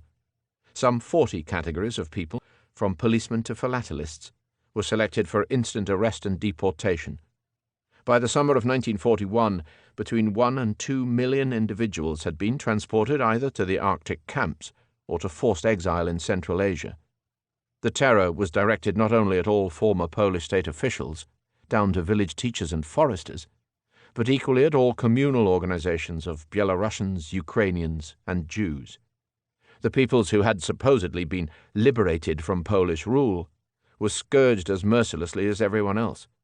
In an act of cold-blooded genocide, some 26,000 Polish prisoners of war, mainly reserve officers and hence intellectuals, officials, politicians, and clergy, were taken from their camps and shot in a series of massacres known under the collective name of Katyn. On the frontier bridge over the Bug at Brest, people entering the USSR met others, including Jews, who were seeking haven in the Reich. "Where on earth are you going?" exclaimed an SS officer on one occasion. "We're going to kill you." The full extent of cooperation between the SS and the NKVD in these years has never been properly established. The Nazi files went missing, and Soviet archives remained closed. Even so, a high-ranking Soviet liaison officer was attached to SSHQ in Krakow right up to 1941. Nazi and Soviet delegations attended joint conferences. Prisoners were exchanged. Nazi and Soviet propaganda worked in unison and at full blast. As from the 24th of August, the Soviet press reversed its previous policy and took to quoting the Völkische Beobachter as a credible source of information. Pravda announced that German-Soviet friendship is now established forever. The impotence of the Western powers undoubtedly gave encouragement to Hitler and Stalin. What a French politician dubbed the drôle de guerre, or phony war, was only droll for those not directly involved. In the 20 months after the fall of Poland, 13 European countries were due to be overrun, 8 by Hitler, 5 by Stalin. Stalin took the lead by sending the Red Army into Finland on the 30th of November, 1939. The Winter of War of 1939-40 revealed serious deficiencies in the Red Army, while testing the tolerance of the Western powers to the limit. For 5 months, well-motivated Finnish troops held off the Soviet invader. In the early months, they inflicted bloody slaughter on clumsy Soviet attempts to storm the Mannerheim Line. Soviet tactics and equipment were made to look inferior. Soviet policy was condemned for blatant aggression. When the League of Nations expelled the USSR, the Western powers could no longer pretend, as with Poland, that Stalin's depredations were somehow more legitimate than Hitler's. In the spring, as the Red Army prepared for an overwhelming assault, the British government was obliged to consider Finnish pleas for aid and assistance via Narvik and the Lapland Railway. There was even a scheme to bomb the Baku oil fields in retaliation for Soviet supplies to Germany. Squadrons of British bombers, repainted with the swastika emblem of the Finnish Air Force, were standing by when news of a Finno-Soviet treaty saved London from its dilemma. Finland was to remain independent and neutral, though forced to cede a large tract of eastern territory in Karelia. The German General Staff can hardly have missed the implications about the USSR's apparent weakness. The Finnish campaign exposed the vulnerability of German interests in Scandinavia, notably in the Swedish iron ore exported via Narvik. Hitler struck on the 9th of April 1940. Denmark was quickly overrun, and Norway invaded shortly afterwards. An Allied expeditionary force sent to Narvik was repelled with heavy loss. This was the first occasion on which British intelligence chose to withhold life-saving information rather than betray their knowledge of the Nazis' Enigma code, whose secrets had first been penetrated by the Poles. Henceforth, Scandinavia lay firmly under German control. Denmark retained its king and government. Norway was handed over to a native collaborator, Vidkun Quisling. Sweden was to retain its neutrality, so long as the iron ore continued to flow. Here were signals that German policy in the West was to be incomparably more lenient than in the East. By the early summer of 1940, the Nazi war machine was ready for its assault on the Western Alliance.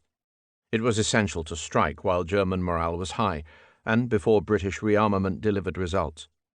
The campaign was based on 3 related strategies: an operation in the Low Countries to clear the lines, the major land operation against France, and an air operation against Britain to neutralize the Royal Navy and to keep the Allies apart.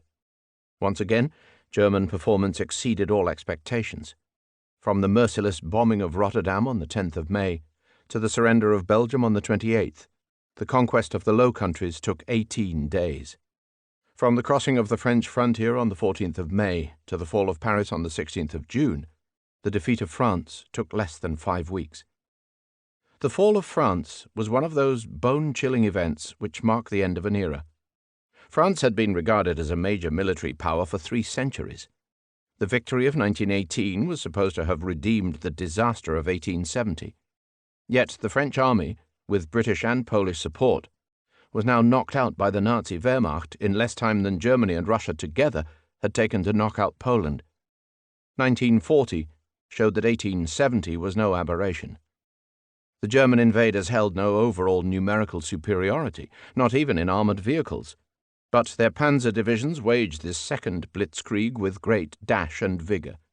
The impregnable Maginot Line, which did not reach into Belgium, was simply bypassed, and the panzers drove a steel column between the British in the north and the main French grouping in the centre. When the outflanked French forces withdrew, they were pursued by an opponent moving with far greater speed and firepower. At Arras, a brigadier called Charles de Gaulle led the only significant armoured counterattack. But the confusion was universal. The BEF was totally beaten and stranded on the dunes of Dunkirk. The 51st Highland Infantry sold itself dearly on the cliffs of Sainte-Valerie-en-Caux. Death, capture, or evacuation were the only alternatives. By mid-June, when Paris was facing a repeat of the terrible siege of 70 years before, the French political establishment snapped. Unlike their Polish counterparts, who had refused to treat with invaders, the French leaders took the initiative in proposing a settlement. Marshal Pétain, the hero of Verdun, sent an underling to the symbolic carriage of Compiègne to sign the capitulation.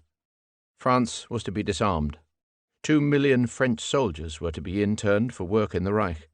An autonomous government based at Vichy in Auvergne would be allowed to rule the southern half of the country on condition that Alsace-Lorraine was returned to Germany and northern France subjected to German military occupation. When Hitler came to review the salute of his legions on the Champs-Élysées, he was master of Europe from the Pyrenees to the Pripyat. A few assorted British, Polish, and Free French forces had scrambled back across the Channel, and a new, defiant English voice, Churchill's, speaking in execrable French, crackled over the airwaves. Une nation qui produit 300 sortes de fromage ne peut pas périr. General de Gaulle declared, France has lost a battle, but not the war. Compared to the mighty conquest of France, the German air offensive against Britain must have seemed a secondary matter, but it proved to be one of the Nazis' costliest failures. Entrusted to Reichsmarschall Göring, it consisted of a mounting crescendo of nightly bombing raids against ports and factories, the so-called Blitz, and of accompanying air battles, aimed at gaining supremacy over southern England and the Channel. It used a large fleet of 1,330 Heinkel and Junkers bombers, operating from bases in northern France and supported by packs of Messerschmitt and Fokker-Wulf fighters.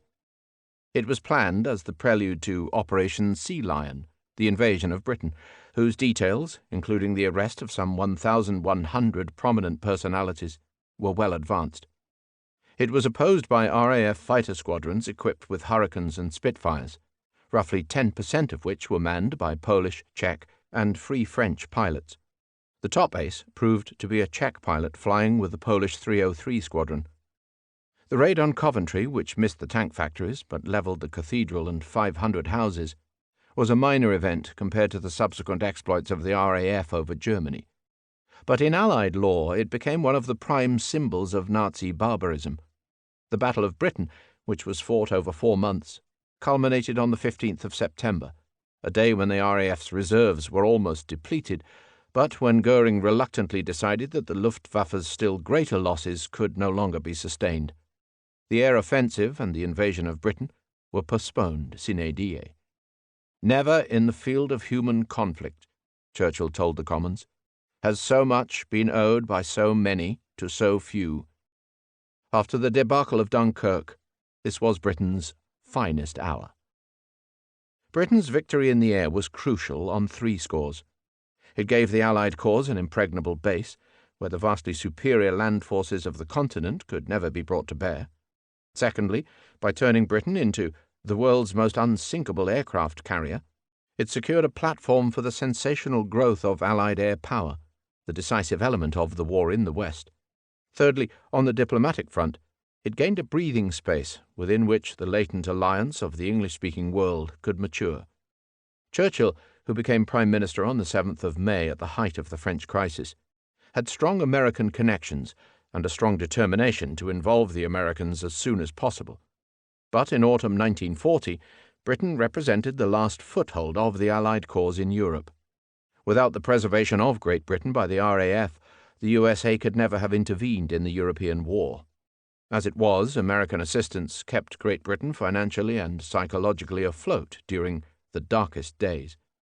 In September 1940, Old U.S. destroyers were traded for the American rights to build military bases on British islands in the Caribbean. This was extended in March 1941 in the wider principles of the Lend-Lease Bill. Germany had good reason to complain. The war at sea was not resolved so quickly. Germany mounted a determined challenge to Britain's naval supremacy with a line of ultra-modern pocket battleships and a growing fleet of U-boats. The first round saw the British veteran Royal Oak sunk at her berth in Scapa Flow, and the German Graf Spee harried to her doom in the River Plate. Then the Bismarck and the Tirpitz took to sea. The former, having destroyed her pursuer HMS Hood with one spectacular shot, was disabled by an aerial torpedo, then sunk by the pack. The latter was chased into a Norwegian fjord. As in the First World War, however, Germany's chief effort was put into the submarine campaign. After the French ports of Brest and Nantes fell into Nazi hands, the Battle of the Atlantic raged for 3 years. In the Mediterranean, Allied interests clashed with those of the Axis powers over control of North Africa and the Suez Canal. Matters were brought to a head in May 1940, when Mussolini declared war and invaded the French Alps. The Italian base in Tripoli was surrounded by the British in Palestine and Egypt, and by the French in Tunis and Algiers, and it soon required the dispatch of a German Africa Corps for its sustenance. The 2,000-mile shipping lane between Gibraltar and Alexandria was only protected by Britain's halfway station at Malta, which heroically survived unending blockade and bombardment. Yet the most tragic action of the early years took place between the Western powers. When Paris fell to the Nazis, Britain demanded the surrender of the entire French fleet, a large part of which was berthed in the Algerian base of Mers el-Kebir. When the French admiral declined, on the 3rd of July 1940, the Royal Navy executed a merciless order to destroy all the French ships and their crews at anchor. Attention then turned to the Libyan desert. Faced with the advance of the Africa Corps on one side, and with growing Jewish terrorism in Palestine on the other, Britain's hold on Egypt remained precarious until the victory at the Second Battle of El Alamein on the 23rd of October 1942. Anglo-American forces landed in Morocco and Algeria in the following month. In the meantime, with Hitler preoccupied in the West, Stalin renewed his aggressions in the East. After the Finnish fiasco, he reverted to what the New York Times had aptly described as playing the hyena to Hitler's lion. This time his targets lay in the 3 Baltic states and in parts of Romania, which he conveniently seized whilst the world was diverted by the fate of France. In the Baltics, the Soviet Union had mounted a concerted campaign of subversion. Then, in June 1940, communist cells in Estonia, Latvia, and Lithuania were activated to call for Soviet assistance. Moscow demanded the admission of the Red Army on the pretext of Soviet security interests. In the ensuing uproar, the governments collapsed. The Red Army marched in, pre-packaged plebiscites were staged with foregone results, and the Stalinist terror set to work with unrivaled ferocity. Amongst the massacres and the deportations, an arrangement was reached to transfer the entire German population of the Baltic states to areas of German-occupied Poland. It is hard for Westerners to grasp, but from the point of view of Tallinn, Riga, or Vilnius, the growing possibility of a Nazi advance felt like blessed liberation from liberation. In the case of Romania, Stalin counted more on direct German help. Romania's fragile freedom depended largely on the continued export of oil to Germany. So when Moscow made demands and Berlin advised compliance, there was no easy way for Bucharest to refuse.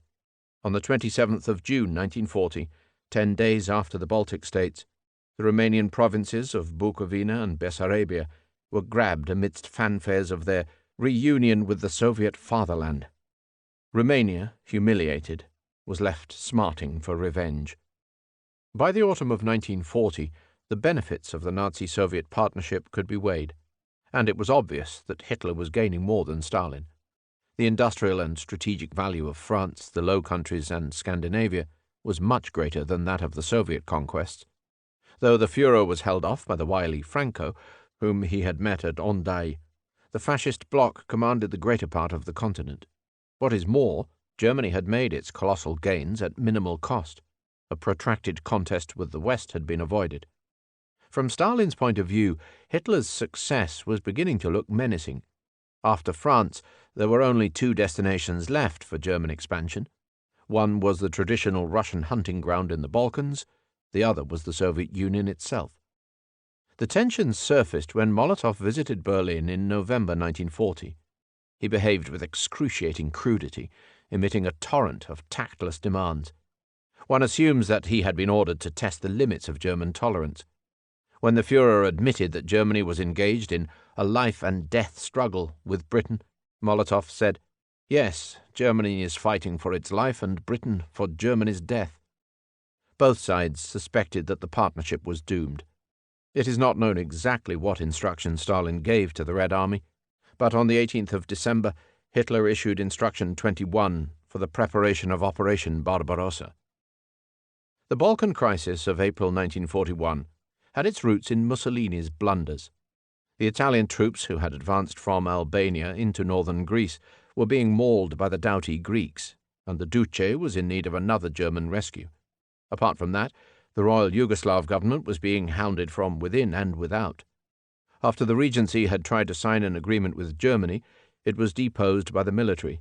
When the Wehrmacht moved in, the country fell apart. After 11 days of fighting, the Germans were left in occupation of a huge and hostile territory. The Yugoslav government fled into exile in London. Croatia declared itself an independent republic.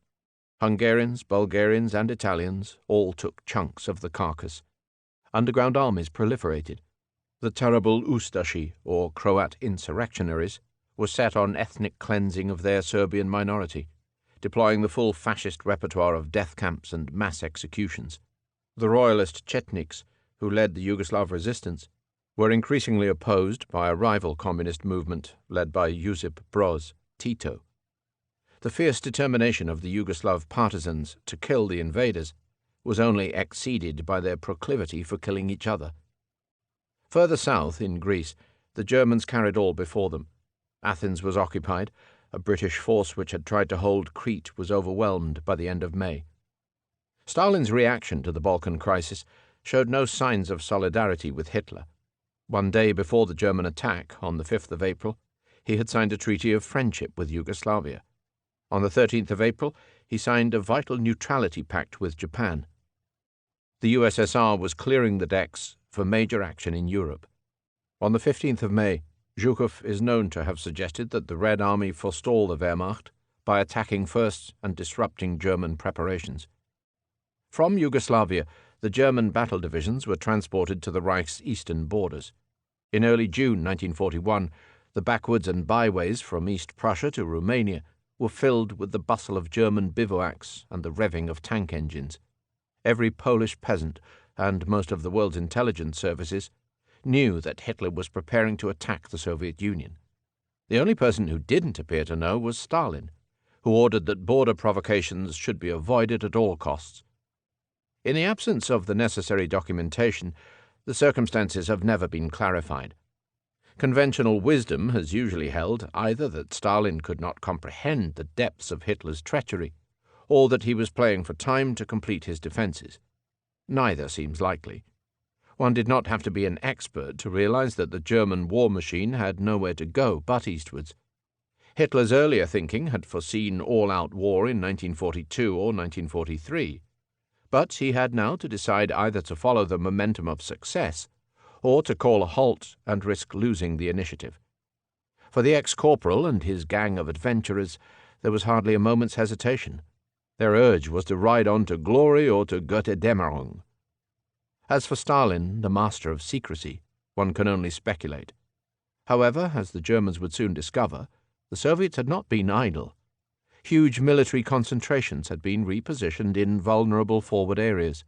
The warplanes of the Soviet Air Force stood exposed on forward airfields. Frontier cordons had been withdrawn. Roads and bridges had been repaired to facilitate the movement of heavy traffic. The Red Army's stance was one of imminent attack. Everything points to the probability that Stalin had been acting dumb in order to conceal his preparations for a surprise offensive against the Reich. If so, he was beaten to the draw. The Wehrmacht struck at dawn on the 22nd of June. The Nazi supremacy in Europe. June 1941 to July 1943. Operation Barbarossa, which took the German army deep into the Soviet Union, launched the central military and political play of the Second World War in Europe. It opened up the front which was to account for 75% of German war casualties, and which must be judged the main scene of Hitler's ultimate defeat. It came astonishingly close to total success, and for 2 or 3 years vastly extended the territory of the Nazis' new order. The offensive of 1941 carried the Wehrmacht to the gates of Moscow. The offensive of 1942 led them to the Volga and the Caucasus. The initial attack of June 1941 had spectacular results. 156 divisions, consisting of over 3 million men, crossed the Ribbentrop-Molotov line and caught the Red Army entirely out of position. The Soviet Air Force was destroyed on the ground in a couple of days. Whole Soviet armies were surrounded and vast numbers of prisoners taken. Panzer columns raced forward at unprecedented speed. In the Baltic states, in Belorussia and Ukraine, they were cheered as liberators. German soldiers were greeted by local peasants offering the traditional welcome of bread and salt. In Lvov, where the retreating NKVD had massacred many thousands of its political prisoners, a public demonstration openly declared for Ukrainian independence. By December, despite the lack of winter equipment, forward German units had entered Russia and laid siege to Leningrad. They caught the Moscow Kremlin in their binoculars before, on the same day as Pearl Harbor, Stalin's secret reserve of fresh Siberian divisions arrived to drive them back. In 1942, the German command chose to direct its advance along the southern steppes. Their priority was to seize the good black earth of Ukraine and the distant oil of Baku. Yet they were meeting ever more effective resistance, and the retreating Soviets had stripped the land bare. The industrial areas were empty, the factories had been dismantled and removed to points east, and the working population evacuated. The great dam of Dnipropetrovsk, pride of the 5-year plans, had been dynamited. German soldiers scaled Mount Elbrus. When the second winter set in, they were approaching the Volga at Stalingrad. The German advance to the Volga extended the territory under Hitler's control by an area equal to all the Nazi conquests in Western Europe. It gave him the Lebensraum of which he had dreamed. The lawless zone beyond the Reich now stretched out for more than 1,000 miles. The Nazis, it transpired, had no intention of consulting the wishes of the inhabitants.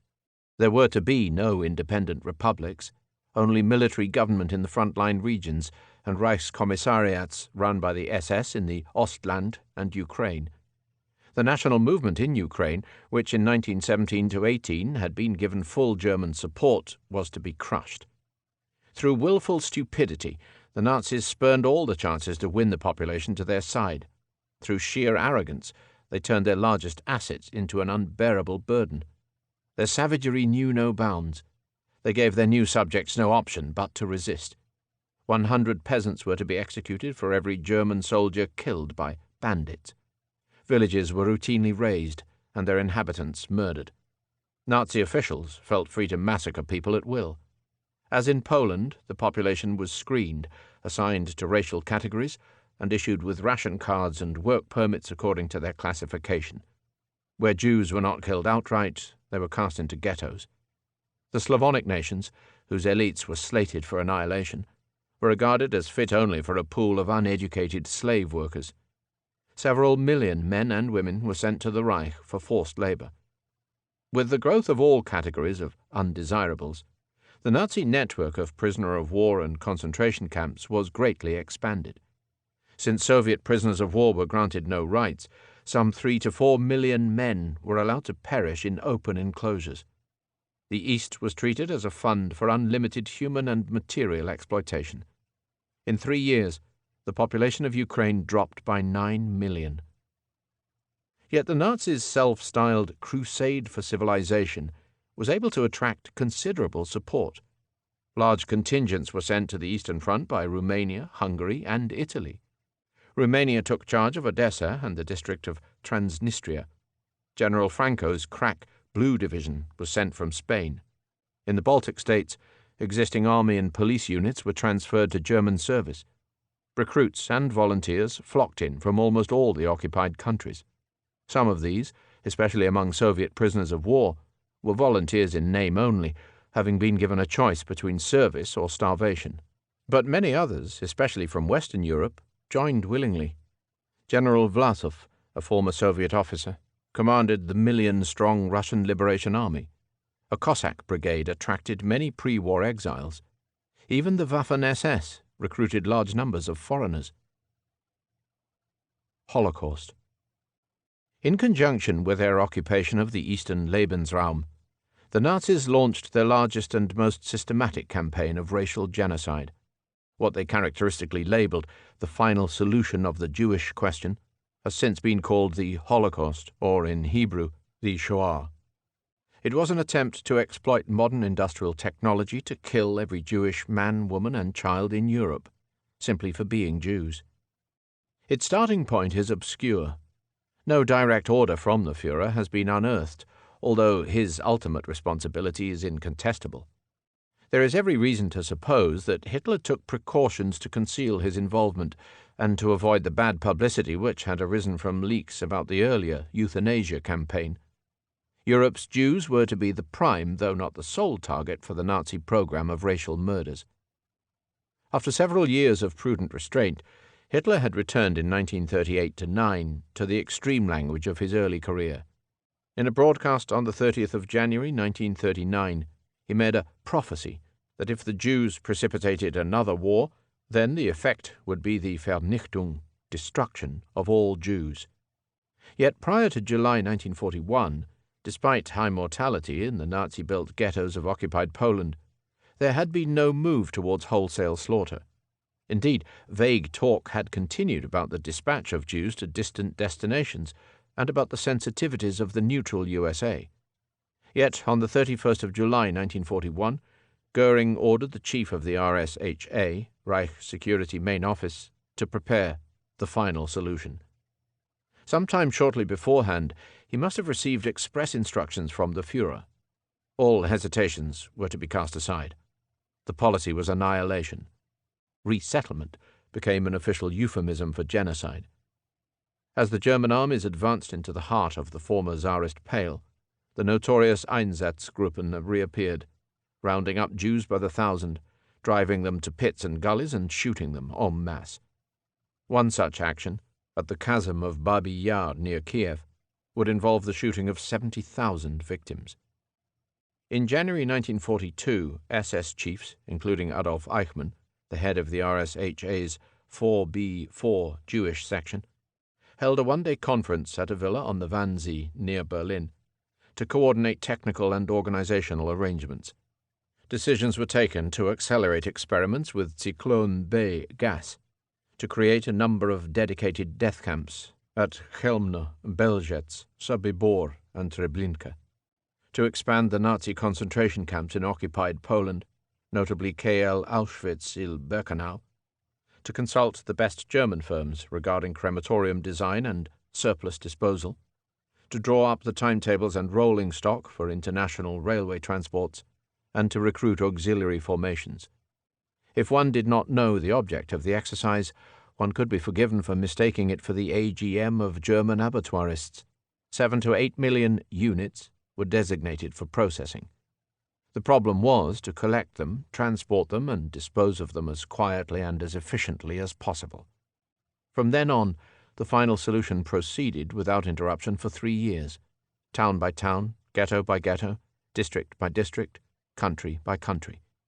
In 1942-3, it concentrated on the largest single category, the 3 million Jews of occupied Poland. In 1943-5, it spread to the Balkans, to the Low Countries, to France, and to Hungary. In the end, it achieved perhaps 65% of its target. It was only brought to a halt when the facilities were overrun by the Allied armies. In due course, the horrific dimensions of humanity in extremis have become well known through a mass of memoirs and documentary material. A bright young Jewish girl recorded her daily thoughts as she lay in hiding at 263 Prinsengracht in Amsterdam. The head of the Judenrat, or Jewish Council in Warsaw, recorded the agonizing dilemmas which he faced, trying to serve both his own people and the Nazis. The death cell autobiography of a former death camp commandant revealed a conscientious and sentimental man, completely impervious to moral reflection. In Auschwitz, I truly had no reason to complain that I was bored. I had only one end in view, to drive everyone and everything forward so that I could accomplish the measures laid down.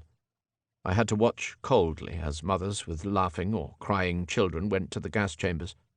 I had to stand for hours on end in the ghastly stench. I had to look through the peepholes and watch the process of death itself. My family, for sure, were well provided for at Auschwitz.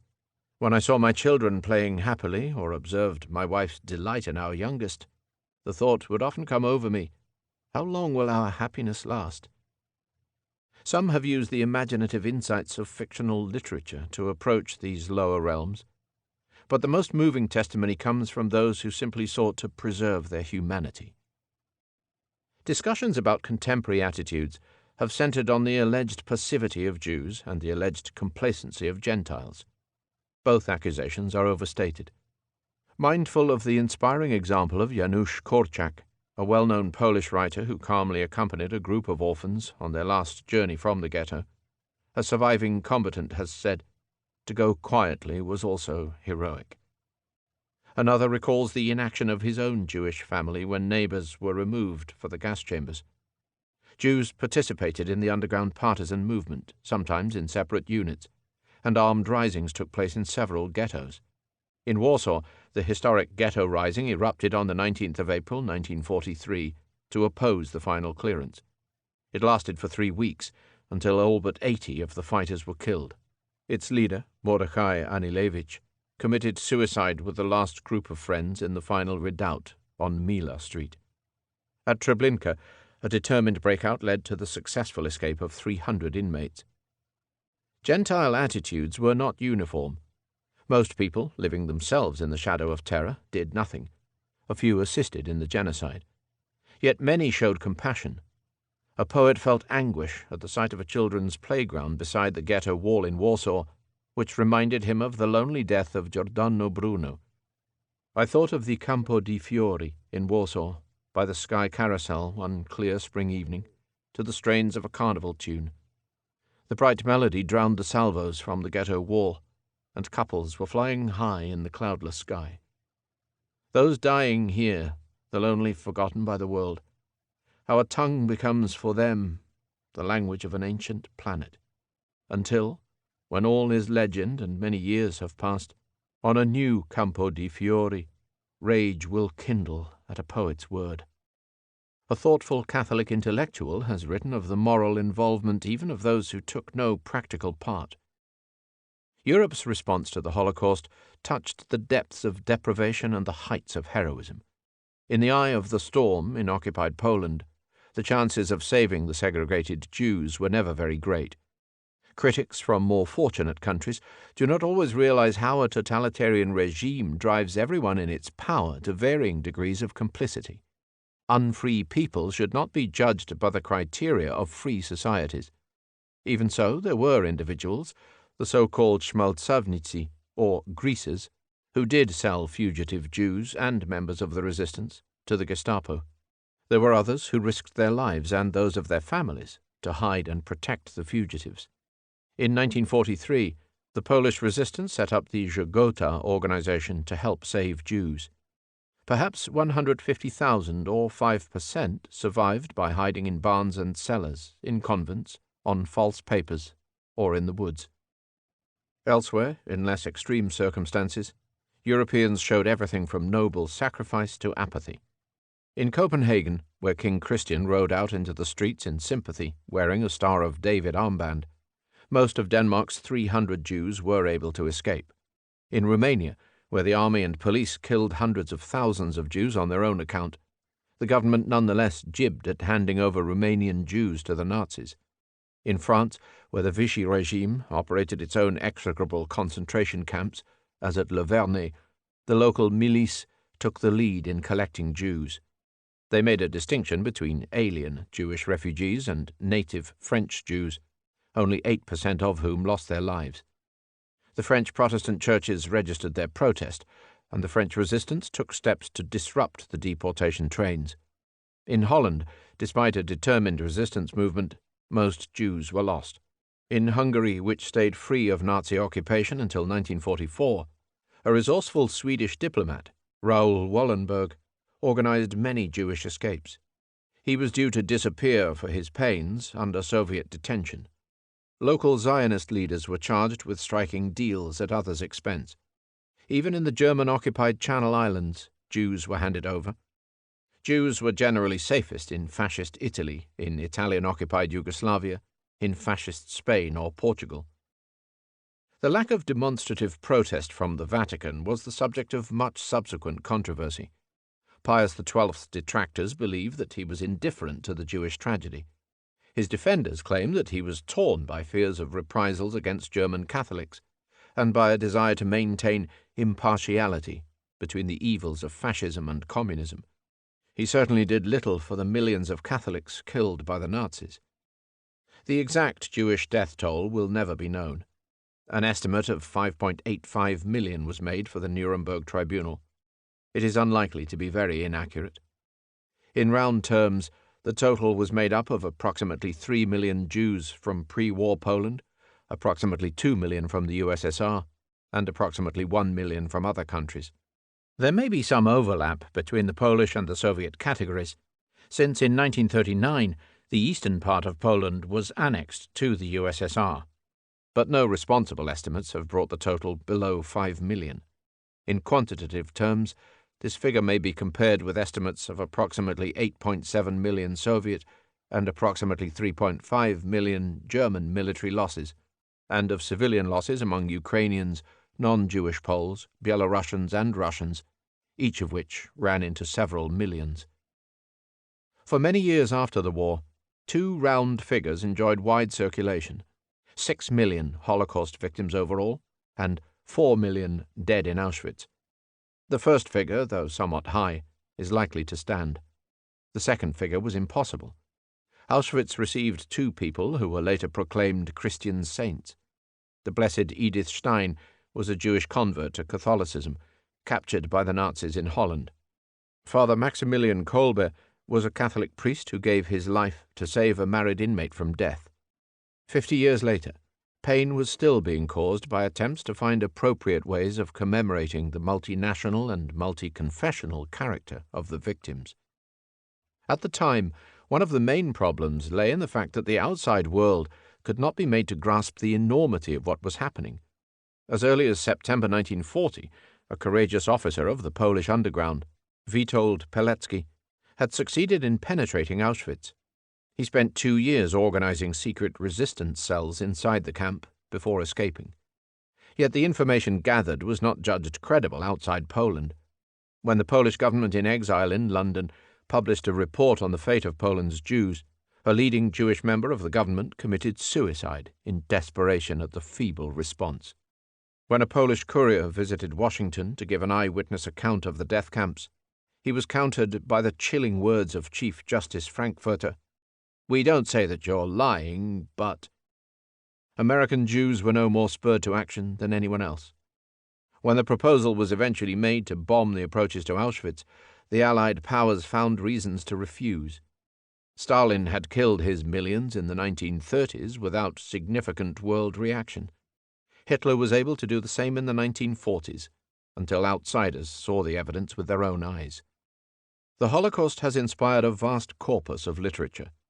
Its leading historians are nearly all Jewish scholars who believe fervently in its uniqueness. They reject the ecumenical nature of evil, as they reject the old question, "Why do you come with your special Jewish sorrows?" Even so, much variety of emphasis prevails. Elie Wiesel is credited with turning the term Holocaust to its present usage. Lucy Davidovich argued for the premeditated nature of the Nazis' genocidal program. Raoul Hilberg saw the Holocaust as the culmination of 2 millennia of Christian anti-Semitism. Yehuda Bauer constructed a stark landscape of Nazi murderers, Jewish victims, and Gentile bystanders. Martin Gilbert compiled a heart-rending compendium of individual experiences. Dissentient voices betray little uniformity. Non-Zionist witnesses, such as Marek Edelman, the last living leader of the Warsaw Ghetto Rising, have been pilloried for opposing the dominant Zionist viewpoint. One scholar maintained that the Holocaust arose from unforeseen circumstances in 1941. Another tried to show that the Jewish tragedy should be judged within the wider contexts of the Nazi terror in general. A group of dubious publicists, centered on the Journal of Historical Review, has sought to maintain either that the gas chamber stories were a hoax or that the statistics were vastly inflated. The liveliest debate which they provoke concerns their own right to be tolerated. Other critics complain that the Holocaust industry has exploited Jewish suffering for political ends. The filmmaker Claude Lanzmann won less than universal acceptance for his evocative film, Shoah, which many people mistook for documentary history. For passions still rage. The last word has still to be spoken. No European country was more scarred by the Holocaust than Poland. Jewry's 1,000-year Polish abode virtually came to an end. An important element in Poland's population and culture had been torn out. Future generations of Polish citizens would have to bear not only the degrading memory of atrocities perpetrated in their homeland, but also a humiliating legacy of recrimination, misinformation, and moral confusion. Only those who were both Polish and Jewish could fully comprehend the trauma. The paths of the two saddest nations on this earth have parted forever. The German attack on the USSR rapidly transformed the world's diplomatic alliances. Since August 1939, the centre and the east of Europe's threefold power structure had been partners. They were now mortal enemies. This opened the way for the remnant of the third power centre, Great Britain, to join the Soviet Union and to rebuild a new version of the diplomatic system of the First World War. The West would now combine with the East to hold the centre, before bringing in the USA to tip the balance. The Great Triangle was resurrected. For Churchill, a lifelong anti-communist, this meant speaking well of the devil himself. For Stalin, it offered the only possible source of assistance. An Anglo-Soviet Treaty of Mutual Assistance was signed in Moscow on the 12th of July, 1941. The German-Soviet Pact was formally annulled. Stalin was even persuaded to swallow his pride over Poland and to sign an alliance with Britain's other ally, the Polish government in London.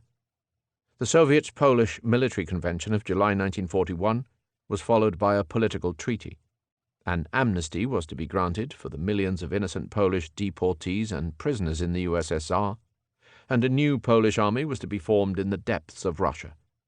The command was given to General Anders, freshly released from the dungeons of the Lubyanka. It was the start of a famous odyssey. The crucial step, however, was still to come. Without the USA, the Allied powers amounted to little more than a club for invalids. Churchill and Roosevelt signed the Atlantic Charter on the 11th of August, establishing 8 common principles. These included: first, their countries seek no aggrandizement, territorial or other. Third, they respect the right of all peoples to choose the form of government under which they will live.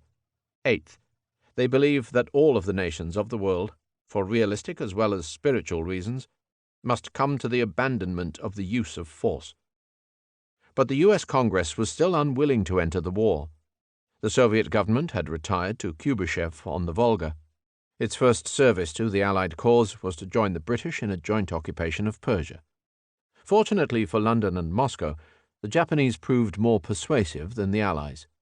When Japanese bombers attacked the U.S. Pacific Fleet at Pearl Harbor on Hawaii on the 7th of December 1941, they awoke the slumbering giant.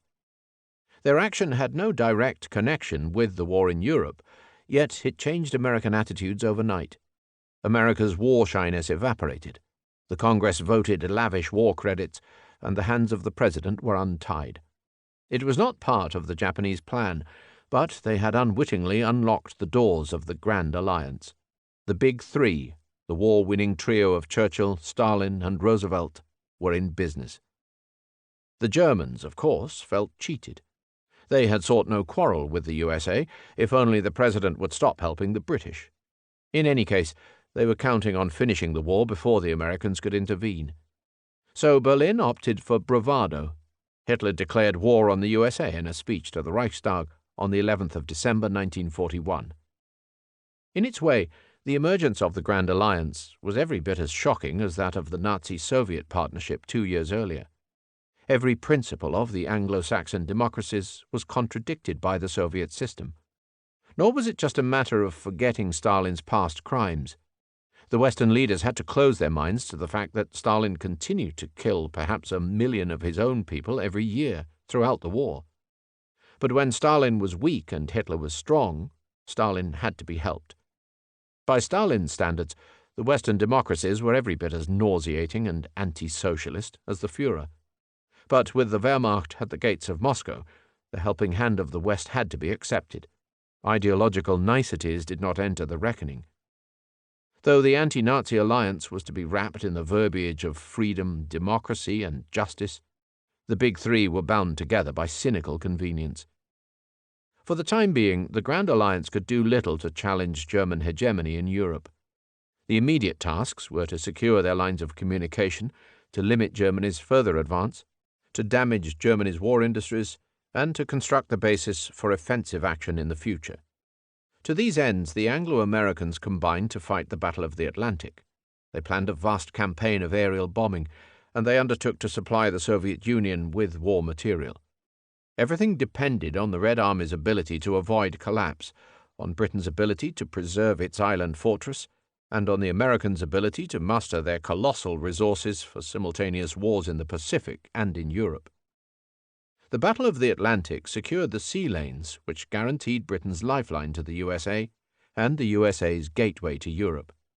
21,194 million tons of Allied shipping, 77,000 British sailors, and 70% of all German U-boats were to be lost before the seas would be cleared of raiders.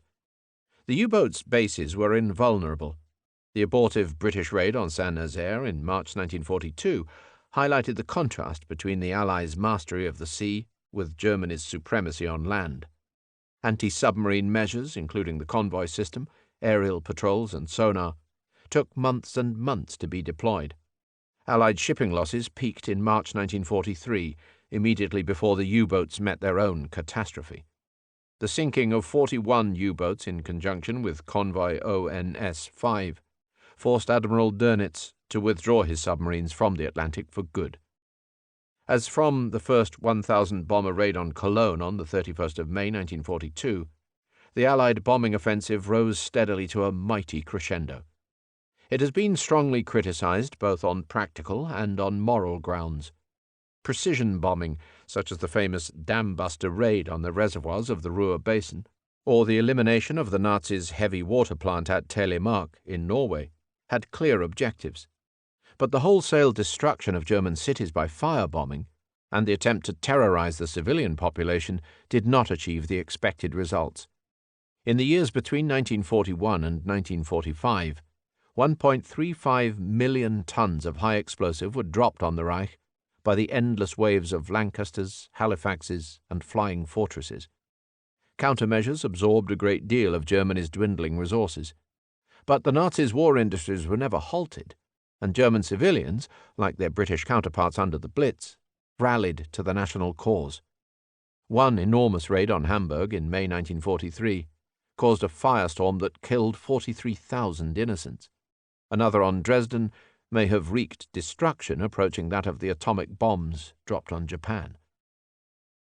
Western operations to supply the Soviet Union, which gathered pace from 1941, were rarely acknowledged by the beneficiaries. The Royal Navy took on the hazardous assignment of leading Arctic convoys to Murmansk. Many seamen and ships, and the best part of one whole convoy, the PQ-17, were lost without trace. The USA organized huge overland transports into Russia from the Persian Gulf. American aid to the USSR under the Lend-Lease scheme was estimated at 7% of Soviet military production and $2.8 billion in non-military supplies. Allied political plans took shape round the Atlantic Charter and the Washington Pact of the 1st of January 1942, whereby the 26 states at war with the Axis powers undertook not to sign a separate peace. These states formed the kernel which grew in the space of 4 years into the United Nations, the successor to the League. As soon as the Grand Alliance started its work, The Anglo-Americans were pressed by Stalin to open a second front in Europe. Almost the whole of the German war machine was concentrated in the east, and it was entirely reasonable for Stalin to ask his allies to share the burden. He himself possessed larger reserves of trained manpower than he revealed to anyone, which is one reason why the Red Army consistently exceeded German estimates of its capacity. Even so, there was a huge disproportion between the 150 German divisions which the Red Army had to face and the 4 assigned to the only other front then operating, in North Africa. The Anglo-Americans, however, had no easy means to oblige. Their air power drew the Luftwaffe away from the Volga at a crucial moment, and they eventually took a larger number of Axis prisoners in Africa than were taken at Stalingrad. But they could not project their strength onto the European mainland. Every single continental port was in enemy hands, and a vast Atlantic wall of coastal defences was under construction in northern France. An abortive raid on Dieppe showed what fearsome obstacles awaited any major Allied landing force. Neither the British nor the Americans possessed trained reserves. Stalin was told that a major offensive would be launched in the West in 1943. It did not materialize until June 1944. Before that, the only relief which the Anglo-Americans could bring to the main land war was on the southern periphery in Italy. The hard-fought Italian campaign developed from the Allies' growing strength throughout the Mediterranean. Contrary to expectations, the British held on to Malta and the sea route to Suez, and Anglo-American landings on the western extremities of North Africa spelled mortal danger for the Africa Corps. Operation Torch soon had the Axis bottled up in Tunisia, whence, in May 1943, they were obliged to withdraw completely. Thereafter it was a relatively simple step for the Allies to cross the Sicilian Straits and to attack the toe of the fascist boot. The invasion of Sicily began on the 10th of July 1943, when British and American troops landed simultaneously on the southern and eastern shores. German reinforcements arrived too late to prevent the rapid conquest of the whole island. From Sicily, the Allies jumped across to Calabria in September and began the arduous task of pushing northwards up the mountainous peninsula. In all, the task was to take them nearly 2 years. Yet the Allied toehold in southern Italy was to have important consequences. Once a major base was established at Brindisi, it permitted the projection of Allied air power onto a wide range of destinations throughout Central and Eastern Europe, including Poland and Yugoslavia. It forced the German command to commit ill-spared divisions to the occupation of southern France. Most importantly, it provoked the collapse of Mussolini's regime. On the 25th of July 1943, Marshal Badoglio persuaded the King of Italy to dismiss the Duce and to accede to Allied overtures. The Duce was saved from arrest on the Gran Sasso in a sensational rescue by German paratroopers, and lived again to rule a German-sponsored Republic of Northern Italy from Milan. But the first major crack in the Axis fortress could not be concealed. Meanwhile, on the Eastern Front, the gigantic German-Soviet war was moving to its climax. Having survived the disaster of 1941, the Soviet regime moved to tap the great reservoir of Russian patriotism. Stalin reopened the Orthodox churches, which he had all but annihilated, and appealed, like Lenin before him, for the defense of Holy Russia. What seemed impossible at any time before 1941, millions of men went willingly to their deaths with "Za Stalina," for Stalin, on their lips. The Red Army's prodigal use of its expendable manpower amazed and, to a degree, demoralized the German soldiery. Waves of infantry were used to assault fixed positions with no sign of artillery support. Through fields of mounting corpses, the hordes of ill-clothed and ill-armed Ivans kept coming and coming, till the German machine guns overheated and the gunners lost stomach for the slaughter. It was an accepted fact of the contest that the Soviet side could sustain casualties of 3 to 4 to 1 and still carry the day. The Red Army's sacrifices were helped by the wilderness and the weather, and by the T-34, the best tank of the war. A brilliant military team, led by Marshal Zhukov, maximized the advantages of space and numbers. In 1942, the Wehrmacht was drawn on and on. The constant series of local German successes concealed the fact that the elusive Soviet enemy was not now being trapped or encircled, and that the long lines of communication were growing ever longer. By the early autumn, as the weather deteriorated, neither the Volga nor the Caspian had been reached, and a dangerous salient was developing on the approaches to Stalingrad. A tactical withdrawal might have remedied the situation, but the Führer adamantly refused. Hitler must take the sole blame for the fateful order which told General von Paulus to hold his ground at all costs. The Germans' momentum eventually took them to the right-bank suburbs of Stalin's city. Yet they were entering the head of a noose. Day after day, Zhukov's forces inched round the German flanks until, in one sudden movement, von Paulus was finally surrounded. 3 months of desperate hand-to-hand fighting in icy, deserted ruins preceded von Paulus's surrender on the 2nd of February 1943. Stalingrad cost over 1 million lives. It was the largest single battle of world history. The invincible Nazi colossus was shown to be fallible. News of Stalingrad flashed round the world, giving heart to anti-Nazi resistance movements all over Europe. Before Stalingrad, resistance leaders had only been able to indulge in small-scale sabotage or to run the clandestine escape lines for Allied airmen and prisoners. After Stalingrad, they began to dream of liberation.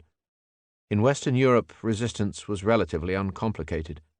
Prompted by the broadcast of the BBC and by the skullduggery of the British Special Operations Executive, SOE, devoted cells of courageous men and women planned the sabotage and diversions which would eventually help the advance of the Allied armies. In Denmark, where the Nazis had hoped to create a model protectorate, the resistance forced the Germans in August 1943 to declare martial law. In Norway, too, the Nazis abandoned the attempt to rule through the pro-fascist government of Vidkun Quisling. Their one and only shipment of heavy water from the Norsk hydro plant was sunk in the Tinnsjø fjord by Norwegian saboteurs. In the Netherlands they were less disturbed, having penetrated the Dutch resistance in a brilliant project called the Englandspiel, the English game. In Belgium, France, Italy, and Greece, the resistance was increasingly influenced by communist elements. The French resistance came to life after 1942 with the German occupation of the Vichy zone, where large numbers of patriots took to the Maquis. At the same time, the Italian partisans, whose achievements were still greater, concentrated their activities in the northern zone ruled by Mussolini, whom they eventually captured and killed. Yet nowhere was popular defiance more determined than in tiny Luxembourg. In the plebiscite of October 1941, only 3% of Luxembourgers voted for joining the Reich. Later, they organized the only effective general strike against Nazi rule, whilst sustaining a ceaseless campaign of obstructions and propaganda. In Eastern Europe, resistance was more problematical. German policies there were far harsher. Despite very different political colorations, the leading formations of the underground, the democratic Polish Armia Krajowa, Home Army, AK, the undemocratic Ukrainian Insurrectionary Army, UPA, and the Serbian Chetniks, were all caught in a painful political trap, where the pursuit of national freedom demanded resistance to Stalin as well as to Hitler. Cooperation with the advancing Red Army or with communist partisans, who did not recognize the principle of bourgeois independence, involved at best abject surrender, more usually imprisonment and death. In Poland, for example, the largest and most senior of Europe's resistance movements faced an almost impossible task. It came into being in late 1939, when it treated both the Nazis and the Soviets as occupation forces. Its main formation, the Armia Krajowa, AK, was a loose federation of ill-assorted groups. Its authority was respected by the numerous peasant battalions, BCH, but not by the semi-fascist but violently anti-German National Armed Forces, NSZ, or by the Communist People's Guard, GL. It had proper, if slight, relations with the Jewish fighting organization, ZOB, in the ghettos, and bloody confrontations with the Ukrainians, the Soviet partisans, and the gangs of deserters, fugitives, and bandits with whom it shared the woods. It organized and ran an impressive secret state, with clandestine intelligence, diversionary, educational, judicial, and political branches. But it did not survive the Soviet liberation. Its democratic leaders ended up in a Moscow show trial. Honorable men, like the unbroken General Okulitsky, the AK's last commander, deserved to stand amongst the heroes of the Allied cause. Instead, amidst the shameful silence of their comrades in the West, they were consigned to obscurity, dishonor, and an early grave. In Yugoslavia, the problem was solved by a controversial and, some would say, disreputable decision of the Anglo-Americans. Yugoslavia, unlike Poland, lay outside the sphere of direct Soviet influence. But in 1943 it came within range of Allied support from Italy. London and Washington chose to back Tito's communists. Thereafter, Tito's rivals, the Chetniks, were heaped with every form of calumny. Their leaders, including Mihailovich, would eventually be executed by Tito's courts for treason. Such developments well illustrate the facile definitions of resistance and collaboration which prevailed in Anglo-American circles. Nations who have never experienced foreign invasion rarely comprehend its complications. Of course, some people in continental Europe chose to serve the invaders from base motives of personal gain. Others, like Léon de Grelle's Rexist movement in Belgium, acted in accordance with principles developed before the war. But many were moved to collaborate in order to exert a moderating influence and to limit the harm done. In France, after Pétain's fateful meeting with Hitler, the policy of collaboration may or may not have been misguided, but it was coined for reasons of patriotic necessity. In the broad expanse of Europe that was successively occupied both by Soviets and by Nazis, the element of choice was largely absent. Both totalitarian regimes sought to enforce obedience through outright terror. For most ordinary civilians, the prospect of serving the Soviets posed the same moral dilemma as serving the fascists. The only course of principled action for patriots and Democrats was the suicidal one of trying to oppose Hitler and Stalin simultaneously. After Stalingrad, the news from the Eastern Front continued to be disheartening for Berlin. In the spring of 1943, the Red Army moved to the general offensive for the first time in 2 years. In the opening stages of 5 mighty campaigns that would carry them all the way to Berlin, Stalin's confident marshals began to roll back the Nazi enemy. On the open steppe near Kursk in July, the German strategic tank force was smashed. Their capacity for large-scale attack was broken. The tide, to use Churchill's metaphor, had turned. The Triumph of the Grand Alliance, July 1943 to May 1945. From mid-1943, the Grand Alliance held the upper hand in almost every sphere. The Reich, though fighting hard, was under siege. The Soviets held the initiative on land.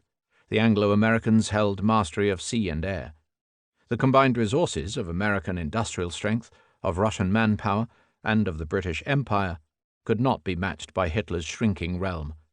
There was still no second front beyond Italy, and no sign of serious opposition inside Germany. Save for the Wunderwaffen, or wonder weapons, which were supposed to reverse the Führer's fading fortunes, the demise of the Reich grew ever more likely. Despite exaggerated rumors, the intense competition over weapon development was real enough. It focused on jet engines, on rocketry, and on the atomic bomb. German scientists won 2 of the 3 contests outright. A prototype of the jet-powered Messerschmitt 262 flew in 1942. The Vergeltung, or revenge rockets, the V1 and V2, were developed at Peenemünde on the Baltic and targeted on London from June 1944. But the race for the atomic bomb was won by the Allies' Manhattan Project in distant New Mexico. Its success, in July 1945, came too late for the European war. For the Allies, the most acute problems lay in the realm of political and strategic coordination. To this end, 3 personal meetings of the Big Three were organized: at Tehran, December 1943, at Yalta, February 1945, and at Potsdam, June 1945. 3 major issues underlay their discussions: the definition of war aims, the priorities of the Pacific and the European War, and the plans for post-war Europe. On war aims, the Grand Alliance decided to insist on the unconditional surrender of the Reich. This was done partly in deference to Stalin's suspicions about a second front, partly in recognition of the mistakes of 1918. The effect, whilst binding the alliance together, was to give the Soviet Union a license for its totalitarian designs in the East. Once the Western leaders had renounced the possibility of withdrawing from the conflict, they surrendered the strongest lever for moderating Soviet conduct. The clash of priorities between the war against Germany and the war against Japan was especially acute for the Americans, who alone were carrying a major share in both conflicts.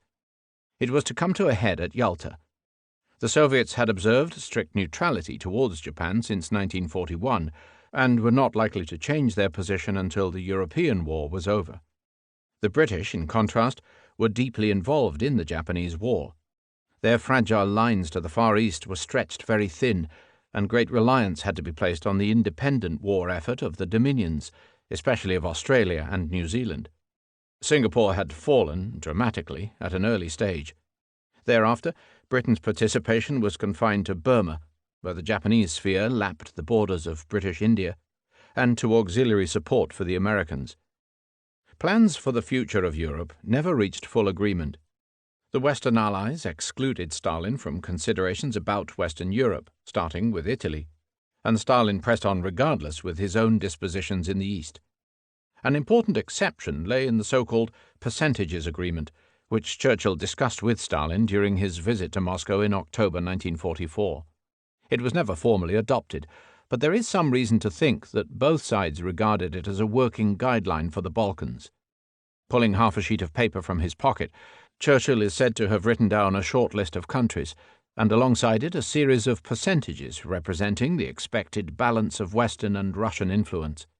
After puffing on his pipe, Stalin is said to have placed a neat blue tick against the following: Romania, Russia 90%, others 10%. Greece, Russia 10%, others 90%. Yugoslavia, Russia 50%, others 50%. Hungary, Russia 50%, others 50%. Bulgaria, Russia 75%, others 25%. The naughty document, as Churchill called it, has not survived in the public section of Britain's Public Record Office, and its existence has been questioned. What it meant in practice, however, is that Greece was marked down as the sole country on the list where Western influence was supposed to prevail. And that is what happened. Poland was the one country whose future could not be agreed even in unofficial outline. Its plight is often seen as the source of the later Cold War. Poland, like France, was a member of the original alliance of 1939. Its government in London was fully recognized. Its soldiers, sailors, and airmen were serving with distinction under both British and Soviet command. In April 1943, Stalin used the pretext of the Nazis' revelations about Katyn to sever relations with the Polish government. At the same time, in Moscow, he recognized the ineptly named Union of Polish Patriots, the core of a Soviet puppet regime. In July, the Polish Prime Minister and Commander-in-Chief, General Sikorski, the one Polish politician enjoying universal confidence, was killed in an air crash at Gibraltar. From then on, the Polish tragedy moved to its nemesis. Soviet propaganda was demanding a return to the Ribbentrop-Molotov frontier, now conveniently referred to as the Curzon Line. On no sound authority, the population of eastern Poland were said to be clamoring for union with the USSR, and a Polish government friendly to Soviet interests was said to be essential. These claims bore no close examination, but Western opinion, whose admiration for the magnificent Soviet war effort knew no bounds, was well disposed to believe them. So, as the Red Army rolled ever deeper into Poland, the Western powers pressed their wretched Polish allies to concede. Tehran lay at the midpoint of the wartime air route between London and Moscow, and it was there from the 28th of November to the 1st of December 1943 that Roosevelt, Churchill, and Stalin held their first meeting. They made sufficient progress to ensure the continued prosecution of the war. They agreed on the urgency of opening the Second Front in France and on the post-war independence of Iran. But they disagreed quite violently over Poland. During a blazing row between Eden and Molotov, President Roosevelt slept in his chair. The Western leaders conceded that Poland's territory should be moved bodily to the west at Germany's expense to compensate for Stalin's claims, but they kept it secret from the Poles. The occasion was hardly auspicious, but it achieved enough to restore confidence in the prospect of a joint Allied assault on the Reich in the coming year. The Red Army's offensives of 1943-5 sustained a masterly drumbeat that kept the Wehrmacht constantly reeling. They began in the middle of the Baltic states, Byelorussia and Ukraine, and ended with the siege of Berlin. They were organized in a series of huge forward leaps in which colossal concentrations of men and material would be massed in front of the Germans' overstretched lines, then unleashed in an irresistible flood. The second such offensive, after Kursk, was aimed at the Dnieper, which was defended by the Germans with a wide zone of scorched earth. The third, launched in January 1944, was aimed at the distant Vistula. The fourth, beginning in August 1944, turned south into the Balkans and was aimed at the Danube. The fifth, in January 1945, was aimed at the Oder and beyond. In each of these movements, the basic tactic was to surround and to envelop the points of resistance. Once a defensive fortress was cut off and isolated, it could safely be left for destruction at a later date. In this way, several German armies were cut off in Courland and left undefeated till the end of the war. Major German fortresses in the east, such as Breslau, were still intact when Berlin fell. The main thing was to prevent the Wehrmacht from preparing a counterblow, and hence to harry, to harass, and to maul. The Russians knew war on the steppes. Aggression usually paid off, fixed defence could usually be outflanked. As the plain narrowed, the Wehrmacht's temptation to stand and fight grew stronger. 3 such choke points occurred at the Dukla Pass in the Carpathians, in the Battle for Budapest, and at the line of the Pomeranian Wall. Here Soviet and German blood was spilled in profusion. The reputation of the Red Army, renamed the Soviet Army in 1944, went before it. Given the memories of 1939-41, it was often regarded as an alien force even in the Soviet Union. In the Balkans, it was received at best with mixed feelings. In Germany, where the troopers were encouraged to murder and rape, it provoked panic. The first German village to be freed from the Nazis was martyred. Pictures of German women crucified on barn doors were circulated by the Nazis to stiffen resistance. Instead, in the winter of 1944-5, the mass of the German population took flight. The Soviet drive into Central Europe was one of the grandest and most terrible military operations of modern history. One of the soldiers in its ranks, who was himself arrested at the front, wrote of the juggernaut of Comintern crushing all beneath its wheels. For if the Soviet army brought liberation from the hated Nazis, it also brought subjugation to Stalinism. With it came looting, rape, common violence, and official terror on a horrific scale. For those who saw it, it was an unforgettable sight. As the battered German formations pulled back, wave after wave of liberators passed through. First came the frontline troops, alert, well-clothed, heavily armed. Next came the second-class units and punishment battalions, who marched with ammunition but no food. Behind them, the flotsam of the front, stragglers, camp followers, walking wounded, refugees trapped between the lines. At the back rolled the cordon of the NKVD in their smart uniforms and American jeeps, shooting all who failed to keep going. Finally there came the hordes of Asia, the endless supply columns riding on anything that would move westwards, broken-down trucks, hijacked peasant carts, ponies, even camels. The contrast between the red-eyed, bandaged and weary German soldiery and the endless truckloads of fresh-faced Slavonic and Asiatic lads told its own story. The Soviet advance into the Balkans in August 1944 had important political consequences. Romania changed sides and took the field against her erstwhile Nazi patrons. Hungary was occupied by the German army to prevent Budapest from following Bucharest's example. In Bulgaria, the royal government was toppled in September. In Yugoslavia, Tito's partisans joined up with Soviet troops and freed Belgrade in October. In Greece and Albania, both of which lay beyond the line of Soviet occupation, the communist underground made preparations to take over. At which point, in December, the Soviets ran into the obstinate defense of Budapest, and the advance came to a halt until the new year.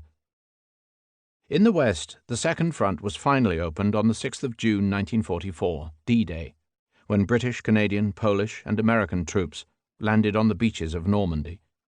Operation Overlord undoubtedly involved the greatest technical feat of the war. It demanded the safe disembarkation of hundreds of thousands of men and their weapons on a heavily fortified coast, whose defenders had been preparing the reception for 4 years. It succeeded because good planning was matched by good luck. Deception measures, which included the bombing of false targets in the Pas-de-Calais, confused the German staff about the location of the landings. Hitler, whose hunch about Normandy had been correct, was overruled. Air supremacy ensured close support on the beaches and, still more importantly, the interdiction of the Germans' powerful armoured reserve. The technological marvels included the huge floating dockyards called Mulberry Harbours that were towed into position off the Normandy coast, and Pluto, pipeline under the ocean, which guaranteed an unlimited supply of petrol. A change in the weather, which produced the biggest Channel storm for 25 years, ensured that the German commander, General Rommel, went home for the vital weekend. Rommel's opponent, U.S. General Dwight D. Eisenhower, knew that he would only be allowed one throw of the dice. The start was twice postponed. With the favourable moon fast on the wane, 156,000 men, 2,000 warships, 4,000 landing craft, and 10,000 warplanes were held on the alert for days. But then, amidst great trepidation, the order was given. In the middle of the night, in the subsiding gale, American paratroopers of the 82nd and 101st Airborne Divisions jumped into the middle of the German lines. One of them, from Kansas, feigned death as he hung suspended from the spire of the Sainte Mère Église.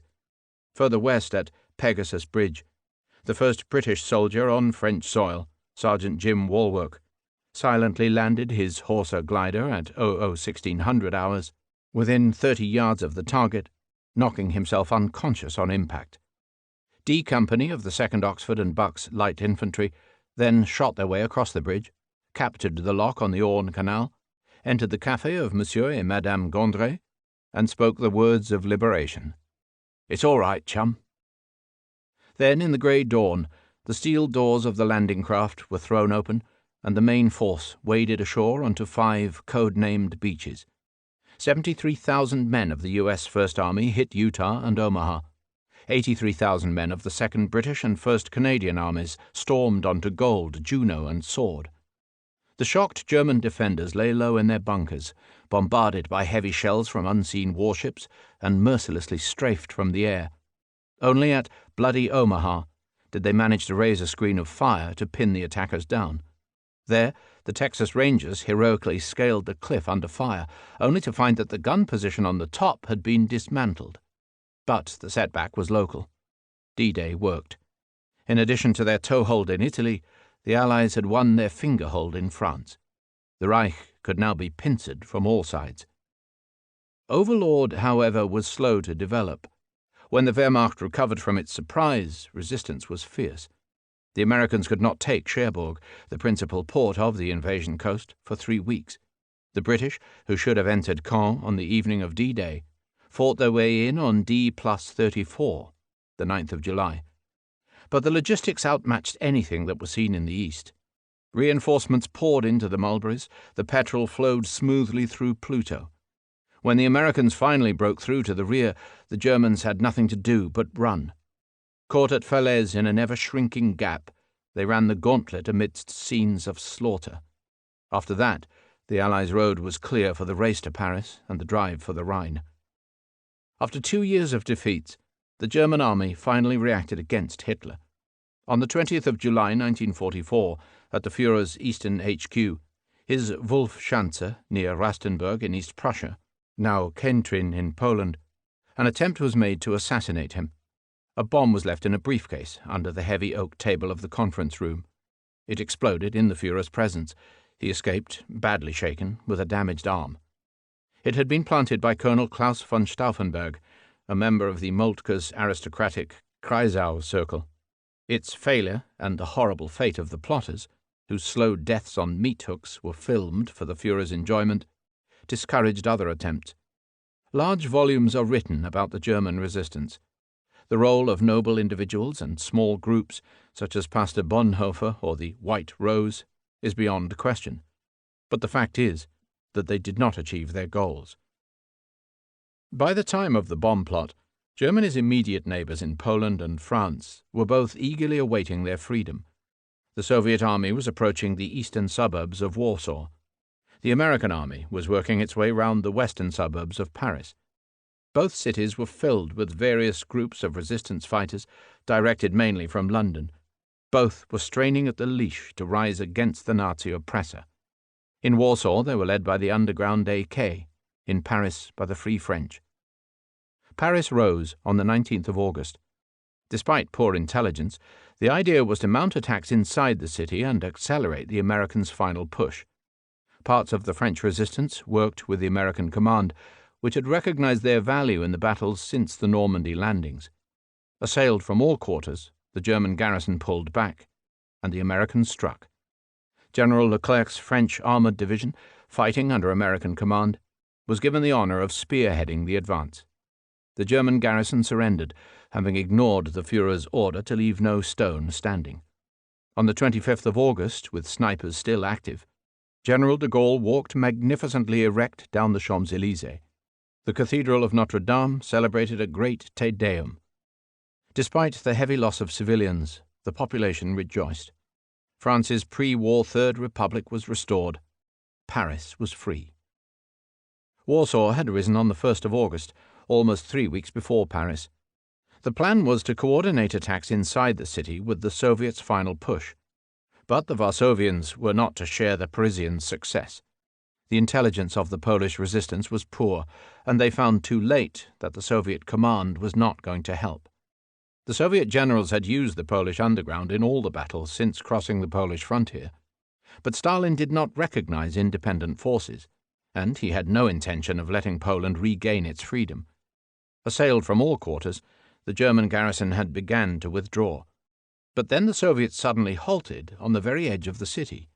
Foul treachery was afoot. Moscow radio, which had called on Warsaw to rise, now denounced the leaders of the rising as a gang of criminals. 2 German panzer divisions moved forward, and the garrison was given time to receive massive reinforcements from the most vicious formations of the Nazi reserves. General Berling's Polish army, which was fighting under Soviet command, was withdrawn from the front for defying orders and trying to assist the rising. Berling himself was cashiered. Western attempts to supply Warsaw by air from Italy were hamstrung by the Soviets' reluctance to let their planes land and refuel. Street by street, house by house, sewer by sewer, the insurgents were shelled, gunned, and dynamited on one bank of the Vistula, whilst Soviet soldiers sunbathed on the opposite bank. In one of several orgies of killing in the suburb of Mokatów, Nazi troops massacred 40,000 helpless civilians in scenes reminiscent of the liquidation of the Warsaw Ghetto in the previous year. Weeks after the liberation of Paris, the Warsaw insurgents were still fighting on. They surrendered after 63 days on the 2nd of October, when their commander, General Bohr, walked into German captivity. Their only consolation was to be granted combatant status. Despite the sacrifice of 250,000 of its citizens, Warsaw remained unfree. Poland's pre-war republic was not restored. There was no Te Deum in the destroyed Cathedral of St. John. The remaining population was evacuated. In his fury, Hitler ordered that no stone of the rebel city was to be left standing. The demolition proceeded for 3 months, whilst the Soviet army, with its committee of Polish puppets in tow, watched passively from across the river. They did not enter Warsaw's empty, silent, snowbound ruins until the 17th of January 1945. Despite the Normandy landings, the Western Allies encountered many setbacks.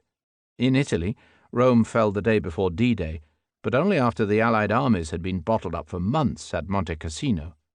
One day after D-Day, the London Blitz was resumed, with the dispatch first of the V-1 flying bombs, the Doodlebugs, and in September of the V-2.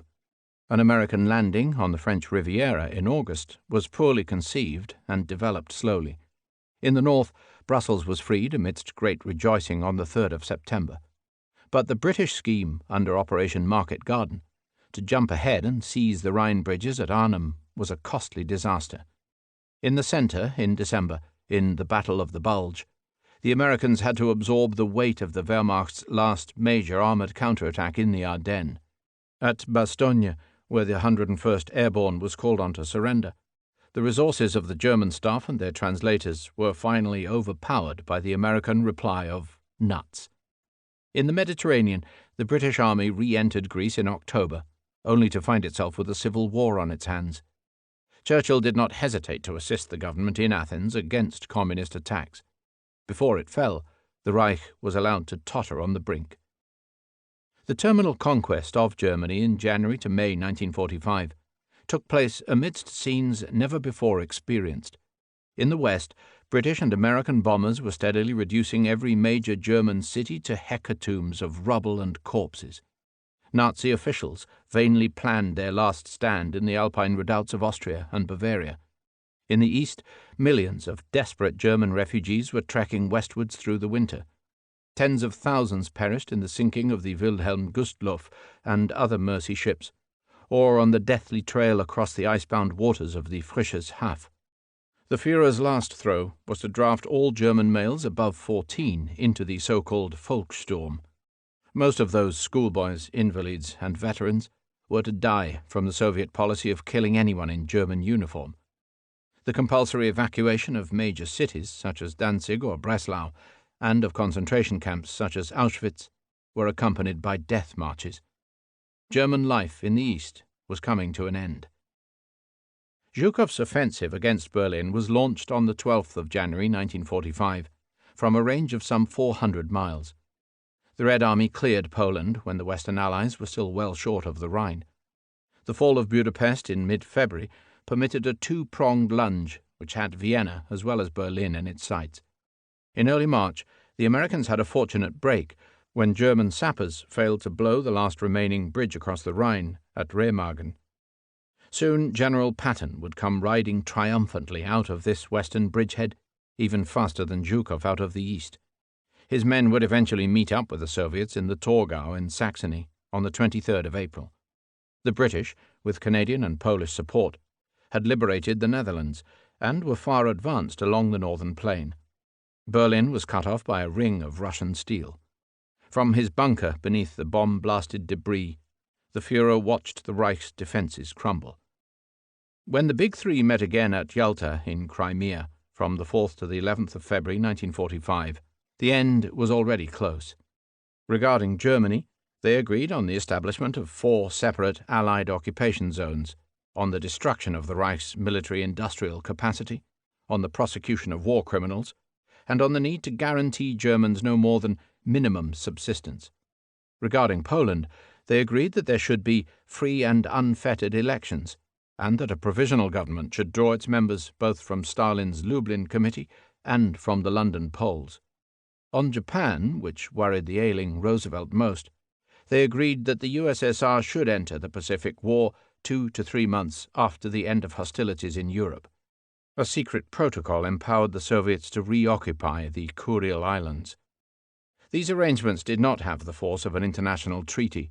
They were the private working guidelines of the Allied powers. Just as doctors will debate the exact moment of human death in heart, brain, lungs, or limbs, so it is with bodies politic. In the case of the Third Reich, the siege of Berlin ensured suffocation. The suicide of the Führer on the 30th of April prevented all chance of recovery. The general surrender of the 8th to 9th of May marked the last twitch. The Nuremberg trial of 1946 may be likened to the coroner's court. The siege of Berlin, as foreseen at Yalta, was left to the Soviet army. The terminal phase lasted for 3 weeks from the 20th of April. Zhukov poured in reserves without counting the cost.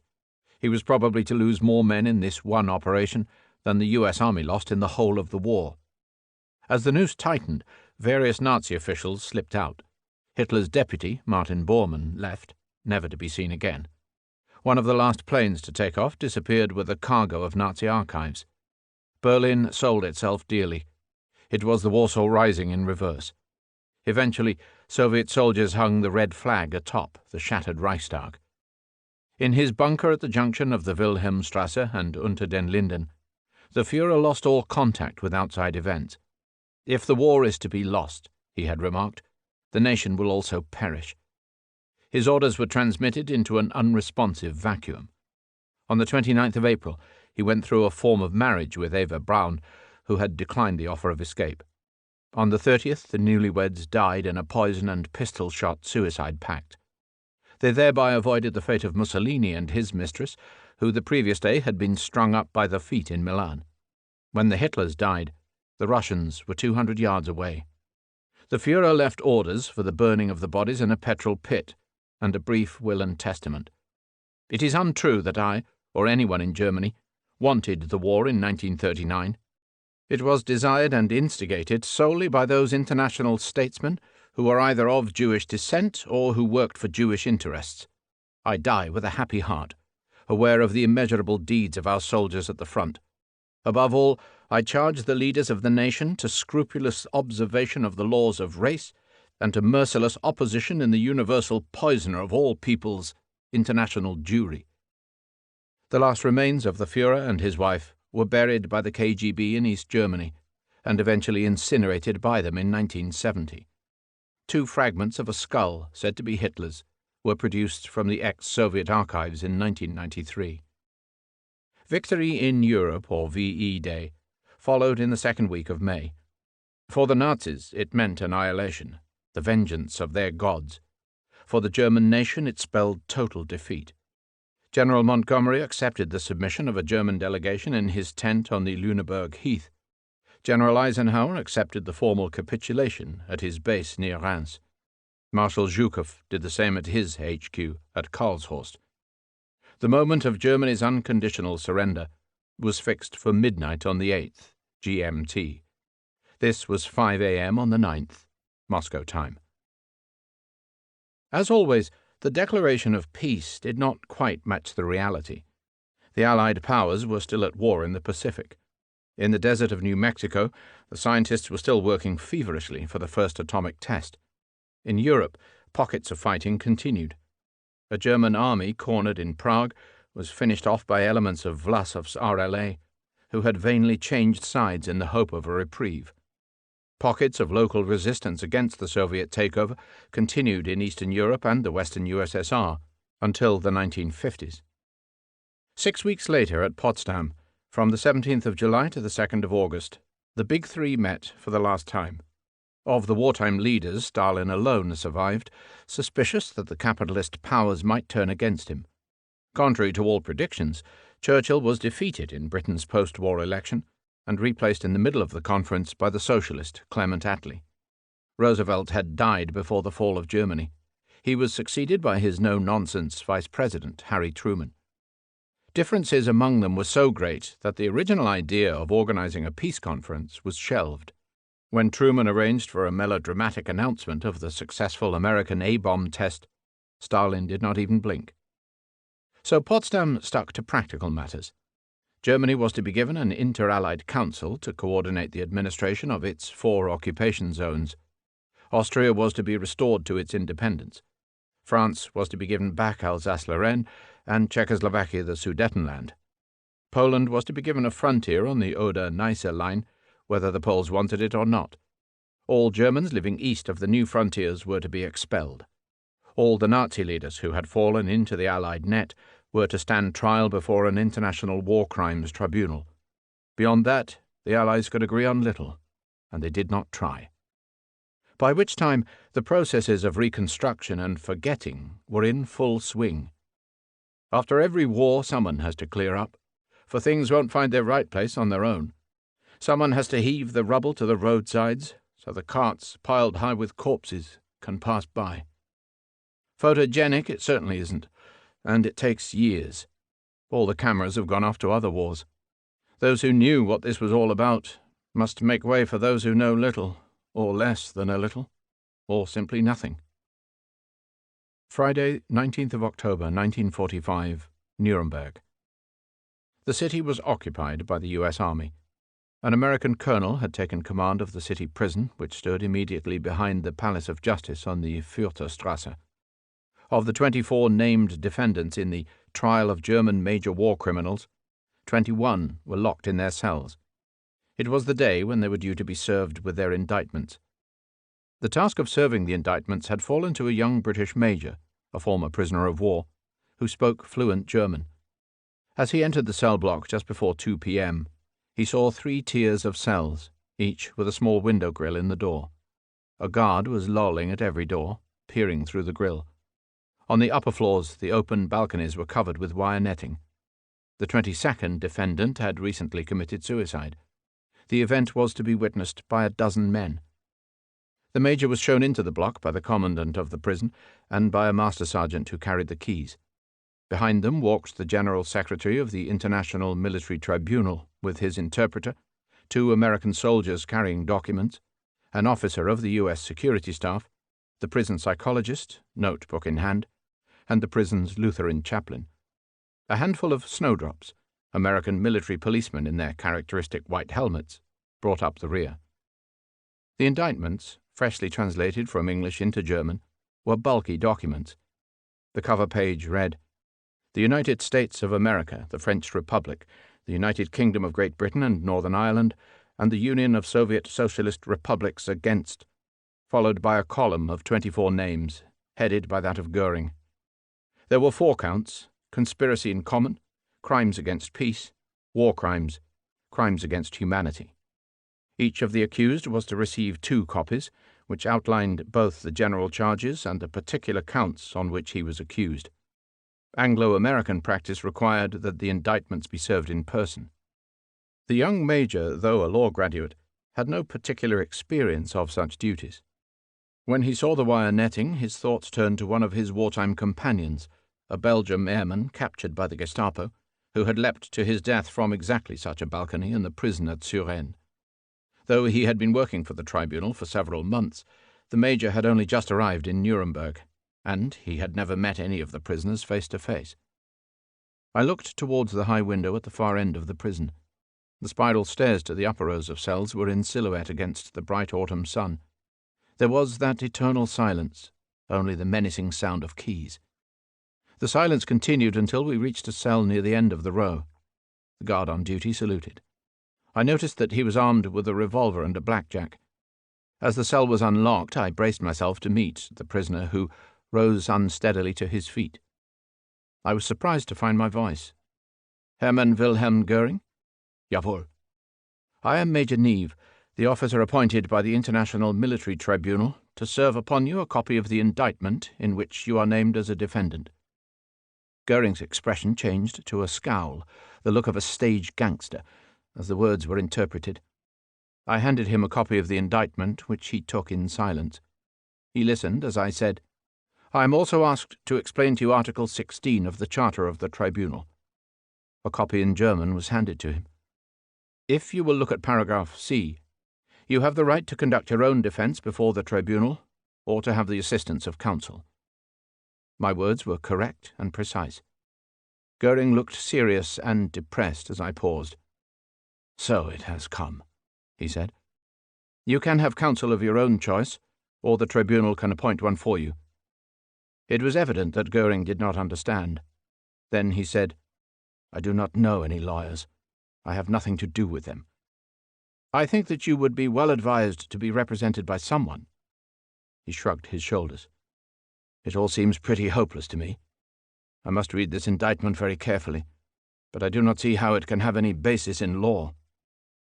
Some hours after I left Goering's cell, Dr. Gilbert, the prison psychologist, asked him to autograph a copy of the indictment. Goering wrote, "The victor will always be the judge, and the vanquished the accused." In this way, the fundamental dilemma of the Nuremberg trials found expression even before the trials began. Europe in the autumn of 1945 was functioning at the lowest level of subsistence. The victorious Allies had divided a devastated Germany into 4 zones of occupation and were struggling to maintain a united front. The Western countries liberated by the Anglo-Americans, France, Italy, Belgium, the Netherlands, were picking up the strands of their pre-war existence. The Eastern countries liberated by the Soviets were finding that liberation was joined to a new form of subjugation. Great Britain, The only combatant country to have avoided occupation had recently chosen a socialist government which was realizing that victory was no safeguard against a marked decline in status. There was no single state in Europe like the USA, which was both victorious and unscathed.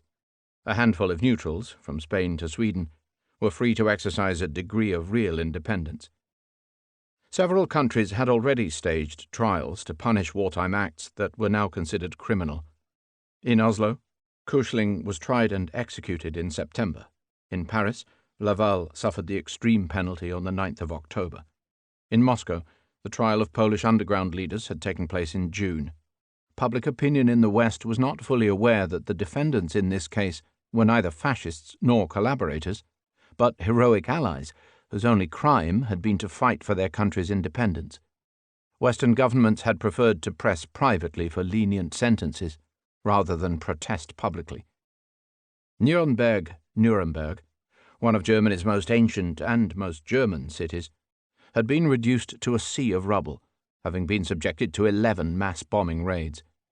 Then, when 2 SS divisions decided to make it the scene of their last stand, it had been mercilessly shelled into submission by American heavy artillery. Home of the medieval Meister singers and of Tannhäuser, of Albrecht Dürer and of Veit Stoss, it had been chosen in the previous century as the home of the German Museum, a magnificent collection of German national art and history. In the 1930s, it had been chosen as the venue for Hitler's most dramatic Nazi rallies. It had now been chosen for the trials partly for its symbolic value, partly because its imposing Palace of Justice had miraculously survived the bombing.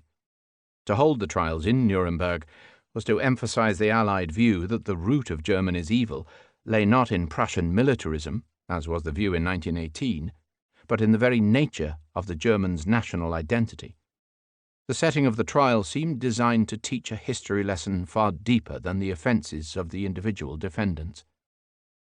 Nuremberg's special contribution to the trials, however, was to be found in the person of defendant number 8, Julius Streicher, born 1885, who had ruled the city as Nazi Gauleiter from 1933 to 1940.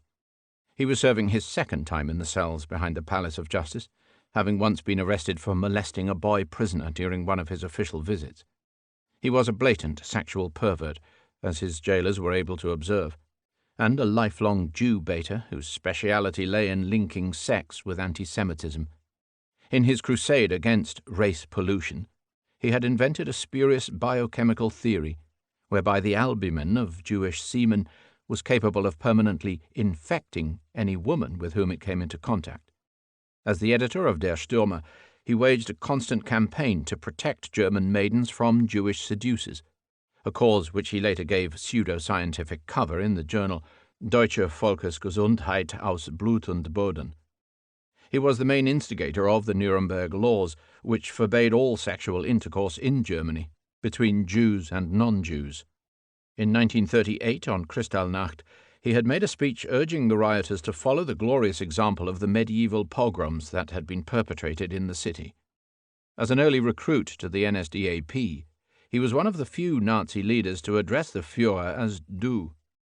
But he overstepped the mark when he publicly asserted that Goering's daughter had been conceived by artificial insemination. The infuriated Reichsmarschall had instigated a commission of inquiry that uncovered such gross corruption that Hitler himself could not save his Gauleiter from instant retirement. The Allied decision to stage a war crimes trial had not been lightly reached. Churchill had been against it, as had Henry Morgenthau, the Secretary of the U.S. Treasury. In the absence of legal precedents, they argued that it would be better to shoot the Nazi leaders by summary execution. Their opinion was overruled. The Allied governments had committed themselves to the principle of war crimes trials by the Declaration of St. James, January 1942, and the Moscow Declaration, November 1943, and the established policy had too much support to be discarded. Of the Big Three, Roosevelt and Stalin were both in favor. As a result, the trial had to take place. They were necessary both as a sincere but naive attempt to apply the rule of law and to demonstrate the limitless power of the victors. Stalin had used show trials as an instrument of his political victory inside the Soviet Union, and there is no reason to think that he would have missed the opportunity for a similar show of strength after his great international victory. Stalin, after all, was the chief beneficiary, since in any equitable settlement he might easily have found himself in the dock. The International Military Tribunal was created in consequence of the Potsdam Agreement. Its charter was published on the 8th of August, 1945, 2 days after the Hiroshima bombing. The Nuremberg trials were planned as the European counterpart to similar trials against Japanese leaders that were due to take place in Tokyo. Once the indictments were served, the opening of the Nuremberg trials was set for the 20th of November 1945. From then, the trials proceeded through 403 open sessions in the main courtroom of the Palace of Justice, until the final sentences of the judgment were read more than 10 months later, on the 1st of October 1946.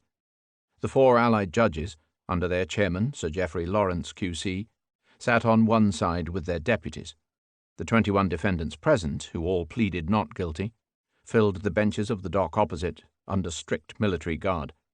The 4 Allied prosecutors, an American, a Briton, a Frenchman, and a Soviet, shared the middle ground with their deputies and assistants, with the crowd of defending German counsel, and with a mass of clerks, translators, and interpreters. A raised public gallery had been built in one lateral wing of the courtroom. The proceedings were conducted and recorded in English, German, French, and Russian. At any one time, therefore, the majority of participants would be listening to simultaneous translations on headphones. In addition to those present, Martin Bormann, Hitler's deputy, was tried in absentia, as were 8 defendant organizations charged with collective criminality: the SS, the SD, the SA, and the Gestapo, the Leadership Corps of the NSDAP, the Reich Cabinet, the General Staff, and the High Command of the German Armed Forces. Proceedings against Gustav Krupp, the industrialist, were dropped on account of the defendant's incapacity. In all, the prosecution produced over 4,000 documents, 1,809 affidavits, and 33 live witnesses. They also showed films and introduced a number of grisly exhibits, including human lampshades and the heads of men mounted on wooded stands like those of stags. The defense produced 143 witnesses, together with hundreds of thousands of affidavits. The corpus of the trials, published in 1946, ran to 43 volumes. The opening speeches of the prosecution made lofty appeals to the highest moral principles, whilst betraying some sensitivity to the legal uncertainties. Justice Robert H. Jackson admitted that the tribunal was novel and experimental. Sir Hartley Shawcross appealed to the rule of law, Monsieur de Monton to the conscience of the peoples. General Rudenka spoke of the sacred memory of millions of victims of the fascist terror, and the conscience of all freedom-loving peoples. Jackson probably made the best case by arguing from the inadmissibility of inaction. Civilization asks whether law is so laggard as to be utterly helpless to deal with crimes of this magnitude. Within their limited terms of reference, the trials were conducted with great decorum and circumspection. Lord Justice Lawrence set an example to the judges by extending every courtesy to the defence, and by acidly reprimanding the prosecution where necessary. The only time when the proceedings became unruly was when Jackson lost control of Goering during cross-examination. Blanket verdicts were never likely, acquittals always possible. The strongest testimony was presented on the counts of war crimes and crimes against humanity. Here the evidence against the Nazi Party men was damning, especially when derived from their own records. The death camps of the final solution, the unspeakable horrors of pseudo-medical experiments, mass atrocities of unprecedented proportions were comprehensively documented in a manner leaving little margin for error. The weakest testimony was offered on the counts of common conspiracy, and on points where it was easy for the defence to plead normal practice of sovereign states. It was hard to prove that Hitler's secret meetings with his colleagues constituted evil intent, or that rearmament was in itself inspired by aggressive motives. Direct comparisons with Allied conduct, however, were not permitted. The defence could not raise the failings of the Versailles settlement or of the Allied bombing offensive, nor the subject of Soviet atrocities. "We are here to judge major war criminals," Lord Justice Lawrence insisted, "not to try the prosecuting powers." Attempts to discuss conditions in Allied internment camps or the forcible expulsion of Germans, which was in progress at the time, were cut short. The defense is attempting to introduce breaches of international law by the Allies, reported The Times on the 8th of May 1946, but the prosecutor made the point that if this were accepted, he would be obliged to bring evidence of rebuttal, which would needlessly prolong the trial. The subject of the Katyn massacres was initially raised by the Soviet prosecutor. When the defense lawyers were able to show that many of the prosecutor's facts were false, the Soviet team promptly dropped the accusations. Eyewitnesses to the trials recalled many moments of drama and irony. There was the symbolic scene of the wild-eyed Hess sitting in the dock reading Grimm's fairy tales. Another minor sensation occurred in November, when the Soviet prosecution team was joined unannounced by Andrei Vyshinsky, the chief Soviet delegate to the United Nations, best remembered as Stalin's chief prosecutor in the Purge trials of the 1930s. Many observers commented on the eerie contrast between the fate-laden climate of the courtroom and the merry flow of pink gins in the bar of the Grand Hotel next door. The American security staff provided 2 psychiatrists and 1 psychologist for the defendant's welfare. As part of his duties, the psychologist prepared tests for the defendant's IQ ratings.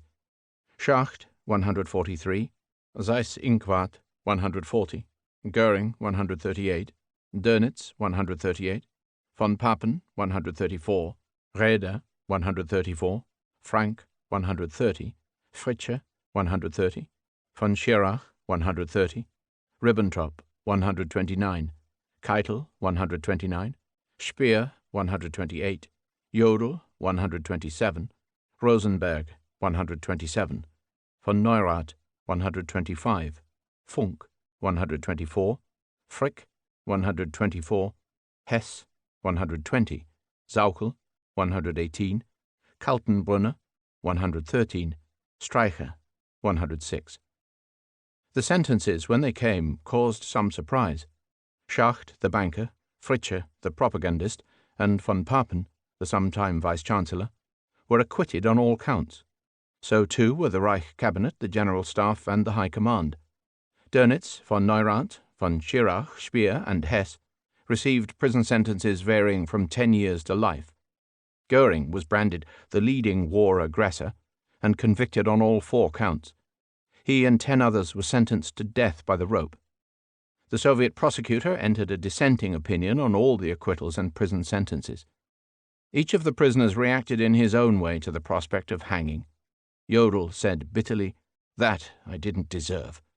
Ribbentrop said, "I won't be able to write my beautiful memoirs." Hans Frank said, "I deserved it and expected it." When the psychologist asked Hess what sentence he had been given, Hess replied, "I've no idea. Probably the death penalty. I didn't listen." Göring cheated the hangman by killing himself with a cyanide pellet concealed in a dental crown. 10 executions were carried out in the gymnasium of the prison block on the 16th of October, 1946. Most of the condemned died with patriotic words on their lips. Frank shouted, "Deutschland über alles." Streicher said, "Heil Hitler. Purim, 1946. The Bolsheviks will hang you all," then commended himself to his wife. Rumor held that the U.S. Army executioner botched his job, causing lingering deaths, and that the bodies were cremated at Dachau. The 5 remaining convicts were transported to Spandau jail in Berlin, where the 4-power administration was to continue until the strange death of Hess in 1987. A wide range of criticisms was levelled against the trials from the outset. On the purely political front, fears were expressed that the defendants would be turned into martyrs. This did not happen, either in Germany or elsewhere. The head of repugnance built up by the trial's revelations was large enough to offset any countercurrents of sympathy. If there was a general consensus, it held that the crimes of the Nazis outweighed any element of rough justice that was meted to individuals. Many lawyers, however, were gravely worried by the ex post facto nature of the indictments. Nulla poena sine lege. Dissenting voices did not accept Jackson's contention that the tribunal was contributing to the growth of international law. They were also scandalized by the court's lack of independence. For the Allied powers to supply both the judges and the prosecutors on terms and in an arena dictated by themselves made for bad legal practice and for poor publicity.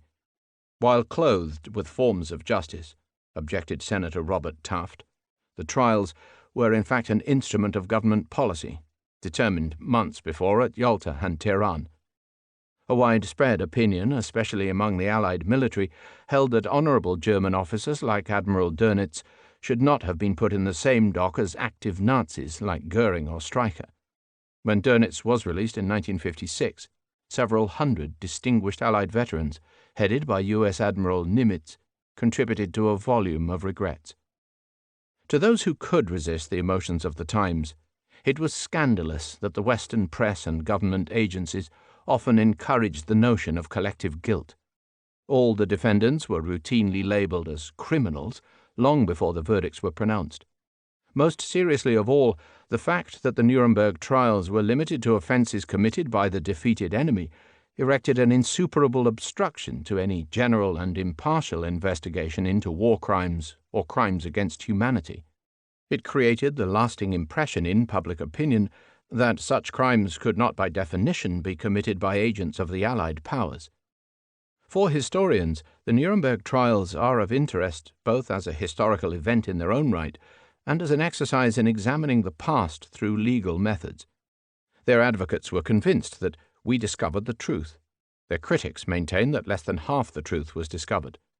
To be precise, the Nuremberg trials confirmed beyond all reasonable doubt the reality of Nazi crimes.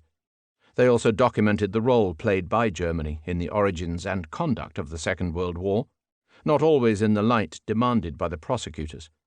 At the same time, by isolating the German factor from all others, they were bound to construct a biased and, in the last resort, an untenable analysis. Equally, by knowing omissions, they encouraged the erroneous view that there was little more to discover. The historical material which was marshalled in the indictments and then in the preamble to the final judgment was intended for throwing light on matters of interest to the International Military Tribunal. Yet it was so blatantly selective that even the most fervent opponents of Nazism could despair. To mention the Nazi-Soviet pact, for example, but only in the category of treaties violated by the German Reich, was grossly misleading. The published indictment, wrote a leading historian on the day that the document was served in the cells, reads like history written by non-historians. The Nuremberg trials were the source both of huge quantities of valid historical information and of manifest historical distortions. Bolstered by the public attitudes which they encouraged in the West and by the Soviet censorship, which used the findings as gospel, they became the bastion of a particular Allied scheme of history that would prevail for 50 years. Not until Solzhenitsyn in the 1960s and Glasnost in the 1980s did public opinion begin to realize that the Nuremberg prosecutors were masters no less of concealment than of unmasking. Andrei Wyszynski demonstrated the fact when, in a rare moment of honesty, he proposed a toast at a Nuremberg reception: "Death to the defendants." As usual, his Western partners did not understand Russian. They drank the toast without hesitation, then asked what it meant afterwards. Langemarck. Langemarck is a small village 5 miles to the north of Ypres in Belgium. Like all the villages in that district, it possesses a war cemetery filled with the dead from successive Anglo-German battles over the Ypres salient in 1914–17. In outward appearance, it is indistinguishable from scores of others. Indeed, the long overgrown grave of 25,000 unidentified German soldiers bears no comparison to the imposing monument at the nearby Menin Gate, where the names of 40,000 unidentified British casualties are inscribed. Yet, in the opinion of a leading military historian, it is, in a real sense, the birthplace of the Second World War. For, unbeknown to many modern visitors, Langemarck shelters the last resting place of the comrades of a young Austrian volunteer, whom Providence spared for still greater deeds. Hitler, an unsuccessful art student and draft dodger from the Austrian army, had listened with rapture in a Munich crowd to the declaration of war on the 1st of August 1914, and had immediately signed up for service in the German army. He was assigned to the 16th Bavarian Reserve Infantry List Regiment and arrived on the Western Front in October, just in time for the First Battle of Ypres. In this way, he became a witness to the terrible Kindermord, the massacre of innocents, where tens of thousands of half-trained German recruits, mainly eager university students, were cut to pieces by the steady firepower of professional British soldiers. It was the first great slaughter of Germans, amply revenged, no doubt, at Passchendaele and on the Somme. Hitler never forgot it. Hitler's supreme experience in the trenches, where for 4 years he lived the charmed life of a courageous Meldegänger or regimental runner, undoubtedly fired the pathological drive of his subsequent career.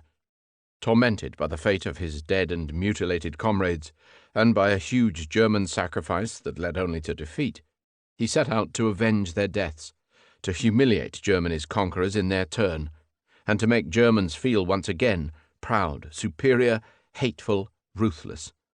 His vow of vengeance struck a common chord in millions of wounded German hearts.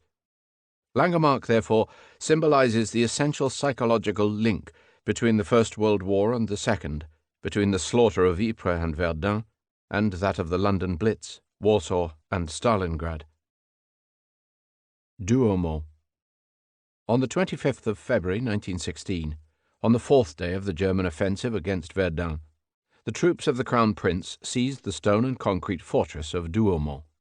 The fort lay 6 kilometers from their starting point on the circumference of the salient and halfway to the center of the city. For the next 18 months, it would be the focal point of a battle which in duration and intensity has no equal. Flanked to the west by the Fort de Vaux, it commanded the right bank of the Meuse and looked across to the hills of the left bank, especially to Côte 304 and to Le Mort-Homme. For the German attackers, it formed the pivot of a giant pincer operation fed by 14 railway lines along a 130-mile arc. For the French defenders, it formed the terminus of the Voie Sacrée, the narrow corridor which brought reinforcements through the evacuated city from Bar-le-Duc. Shelled night and day, mined from below, and constantly rocked by explosions, its ruins and tunnels were the scene of hand-to-hand combat and of whole companies buried alive. The moonscape was steadily churned into a cold stew of mud, masonry, and human remains. It was regained by the French on the 24th of October, contested by the Germans until August 1917, but not definitively relieved until the American offensive of Saint-Michel in September 1918. Pétain's words proved true. Courage, he had promised, on les aura. Verdun claimed some 800,000 lives, 40 times the population of the city. It is for the French memory what the Somme and Ypres were for the British and Caporetto for the Italians, or what Stalingrad would be for the Russians. For the Germans, it implied what all their military failures would do: titanic, futile sacrifices.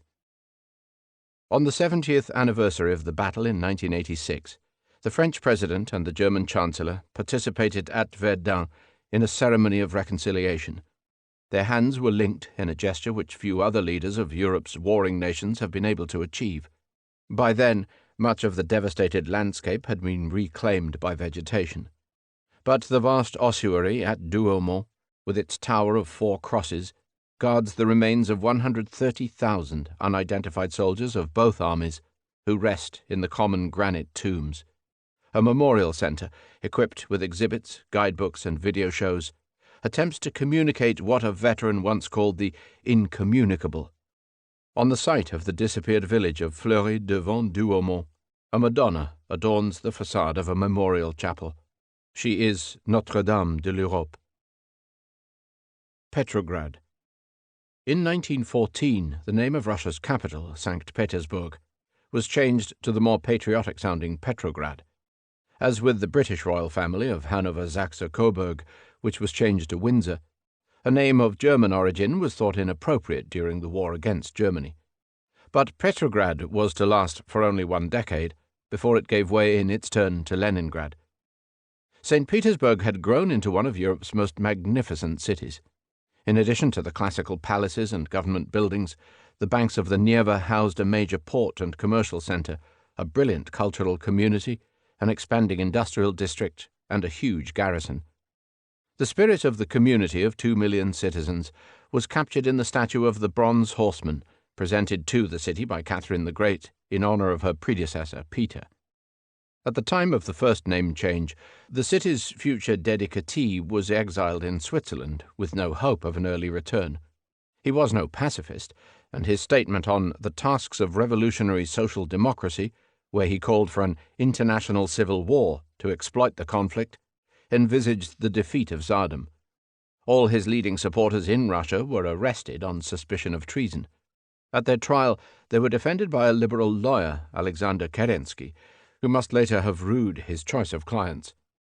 Under Soviet rule, Petrograd-Leningrad was to be subjected to the most extreme of experiences. Spurned by the Bolsheviks, who had moved the capital to Moscow, it was repeatedly seen by Stalin as the conspiratorial nest of a non-existent opposition. It lost a significant part of its population, first in the Revolution and again in the purges. In 1941-4, it endured a 1,000-day siege on the edge of the German-Soviet front line, and in conditions of indescribable cold, hunger, and starvation, lost up to 1 million inhabitants. Although state officials and the military secured the means to fight on for 3 years, the Soviet authorities either could not or would not evacuate or supply the civilian population. The result was a daily mix of Coventry and the Warsaw Ghetto. Descriptions of carousing in the party house, alongside corpses in the streets and scientific workers dead at their laboratory benches, only adds to the tally of inhumanity. After each ordeal, Leningrad was replenished by a fresh influx of immigrants. The hero city became a symbol of the human capacity for regeneration. Yet in 1991, on the eve of the Soviet collapse, the question of its name arose for the third time. To the horror of communist veterans, the citizens' referendum decided neither for Leningrad nor for Petrograd, but for St. Petersburg. Flora. Late in August 1914, the 35-year-old daughter of a Suffolk clergyman, Flora Sands, arrived with 7 companions in the Serbian town of Kragujevac. Some 50 miles from Belgrade, Kragujevac was the main base for Serbian forces fighting for their capital city against the Austro-Hungarian offensive. Flora's group preceded several British, French, Russian, and American medical teams appointed by the Serbian Relief Fund. In mid-April 1915, they were joined by Mrs. Mabel St. Clair Stobart, a formidable dame who had raised a women's sick and wounded convoy corps during the recent Balkan Wars. She now came up from Salonika, in command of a 70-strong field hospital, staffed entirely by women, except for her husband, John Greenhalgh, their treasurer. She collected her casualties with a special flying column, which she led on horseback. Over 600 British female volunteers were active in Serbia. Of all the women's wartime organizations, the British Women's Medical Services were undoubtedly among the most professional.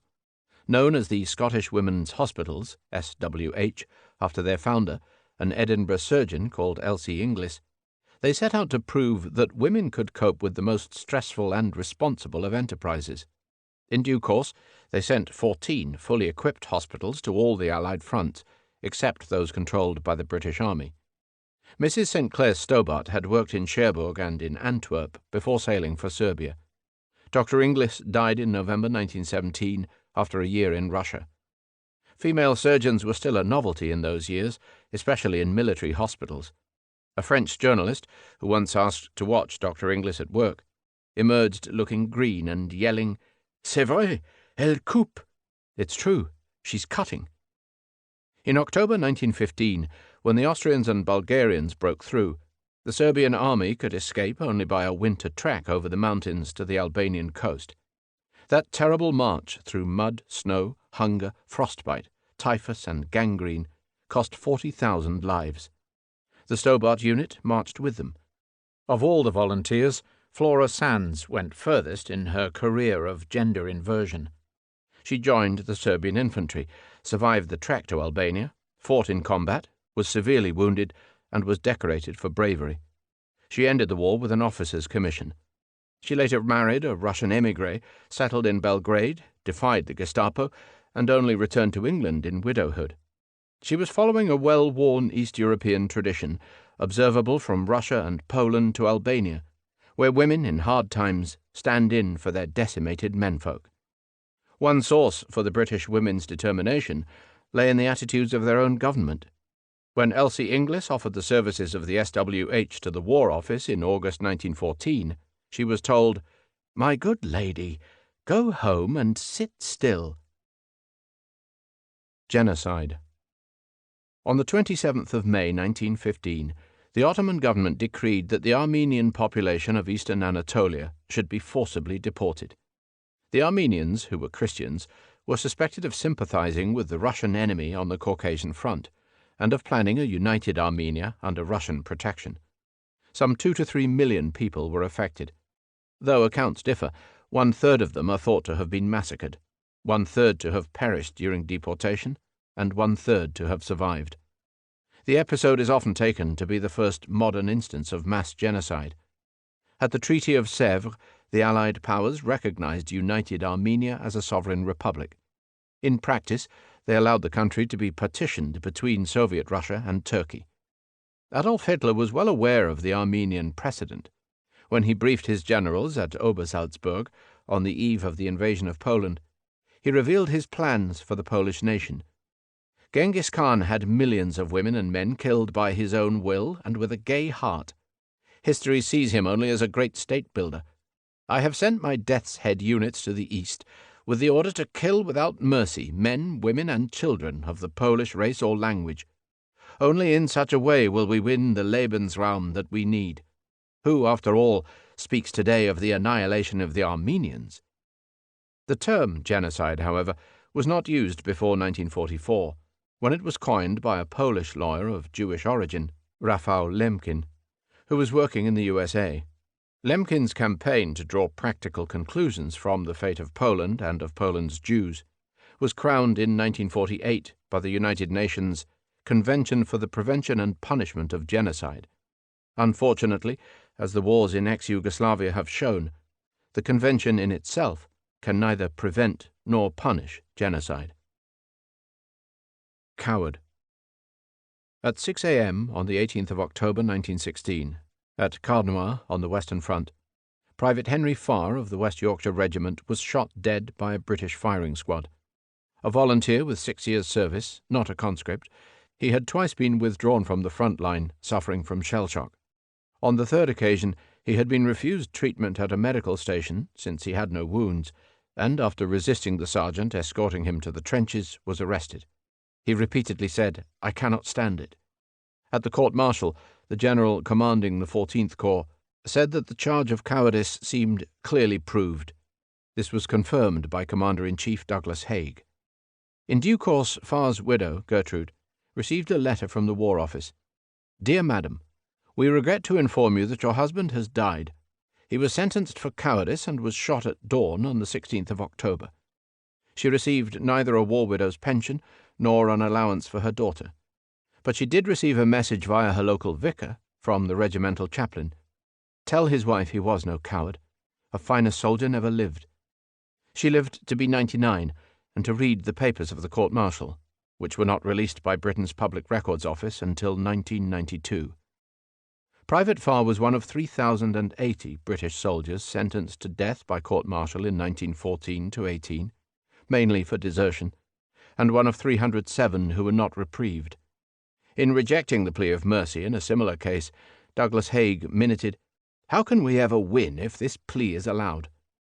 In the Second World War, some 100,000 British soldiers deserted, but none was shot. Recaptured deserters from the Red Army or from the Wehrmacht were not so lucky. Lily. Sometime in 1915, somewhere on the Eastern Front in the middle of Poland, a young German sentry was dreaming of home. Hans Leip imagined that 2 of his girlfriends, Lily and Milena, were standing with him under the lamp by the barrack gate. He whistled a tune to cheer himself up, invented a few sentimental lines, then promptly forgot them. 20 years later in Berlin he remembered the tune and added some verses, merging the 2 girls' names into one. Set to music by Norbert Schulz, it was published in 1937. Interwar Berlin was one of the great centers of cabaret and popular songs. But The Song of a Lonely Sentry met no success. In 1941, when the German army occupied Yugoslavia, the powerful transmitter of Radio Belgrade was requisitioned by the military. Amongst its stock of second-hand discs was a pre-war recording of Hans Leip's song. By chance, Belgrade's nightly music program could be heard beyond the Balkans in North Africa, both by Rommel's men and by the Desert Rats of the British Eighth Army. This time, the voice of Lael Anderson, floating on the ether under the starlit Mediterranean sky, bewitched the listening soldiers. The words were soon translated into English and recorded by Anne Shelton. After the siege of Tobruk, when a column of British prisoners passed through the lines of the Afrika Korps, both sides were singing the same tune. Vor der Kaserne, vor dem großen Tor, stand eine Laterne, und steht sie noch davor. So wollen wir uns da wiedersehen, bei der Laterne wollen wir stehen, wie einst Lili Marleen. Underneath the lantern by the barrack gate, darling, I remember how you used to wait. 'Twas there you whispered tenderly that you loved me, you'd always be my lily of the lamplight, my own Lili Marleen. When the USA joined the war, Lili Marleen was taken up by Marlene Dietrich. It was to cross all frontiers. Les Feuilles Mortes was composed in the wartime Paris of 1943, where Lili Marleen was on everyone's lips. Its bittersweet words were written by Jacques Prévert, its haunting melody by Joseph Cosma. Its theme of separated lovers might again have matched the mood of millions, but the Jean Gabin film for which it had been commissioned was cancelled, and the song was never issued. By the time it was rediscovered after the war, the social and political climate had changed, and the English words had lost the original flavour. C'est une chanson qui nous ressemble, toi tu m'aimais et je t'aimais. Nous vivions tous les deux ensemble, toi qui m'aimais et moi qui t'aimais. Mais la vie sépare ceux qui s'aiment, tout doucement sans faire de bruit, et la mer efface sur le sable les pas des amants désunis. The falling leaves drift by the window, the autumn leaves of red and gold. I see your lips, the summer kisses, the sunburned hands I used to hold. Since you went away, the days grow long, and soon I'll hear old winter's song. But I miss you most of all, my darling, when autumn leaves start to fall. Where were the waves on the seashore, and the lovers' footprints lost in the sand? But in the 1950s, Autumn Leaves was unstoppable. In the post-war era, popular songs headed the tide of American culture, good, bad, indifferent, which was to sweep over Europe. The transatlantic sound of Anglo-American songs was destined for dominance. But it is well to remember that in many parts of Europe, in Naples, in Warsaw, in Paris, and in Moscow, the native idioms preserved their excellence. Не слышны в саду даже шорохи. Всё здесь замерло до утра. Если б знали вы, как мне дороги подмосковные вечера. Что ж ты, милая, смотришь искоса, низко голову наклоня? Трудно высказать и не высказать всё, что на сердце у меня. Not even the garden rustle is heard. Silence has fallen till the light. If only you knew how dear to me are these suburban Moscow nights. So why, my sweet, do you hang your head, look aside and stand apart? It's hard to speak and not to speak of all that weighs on my heart. Fatima. On the 3rd of May 1917, at the height of the First World War, Pope Benedict XV appealed to the Blessed Virgin Mary for a sign in the cause of peace. 10 days later, 3 illiterate children reported a vision of Our Lady outside the village of Fatima in Portugal. They heard her say that she was the Lady of the Rosary, that the advent of Antichrist was at hand, and that a chapel of prayer should be built on the site. Some time afterwards, one of the children, Lucia dos Santos, revealed that the Virgin's prophecy had referred to Russia. I shall come to ask for the consecration of Russia to my Immaculate Heart. If my requests are heard, Russia will be converted and there will be peace. If not, she will spread her errors through the entire world, provoking wars and persecution of the Church.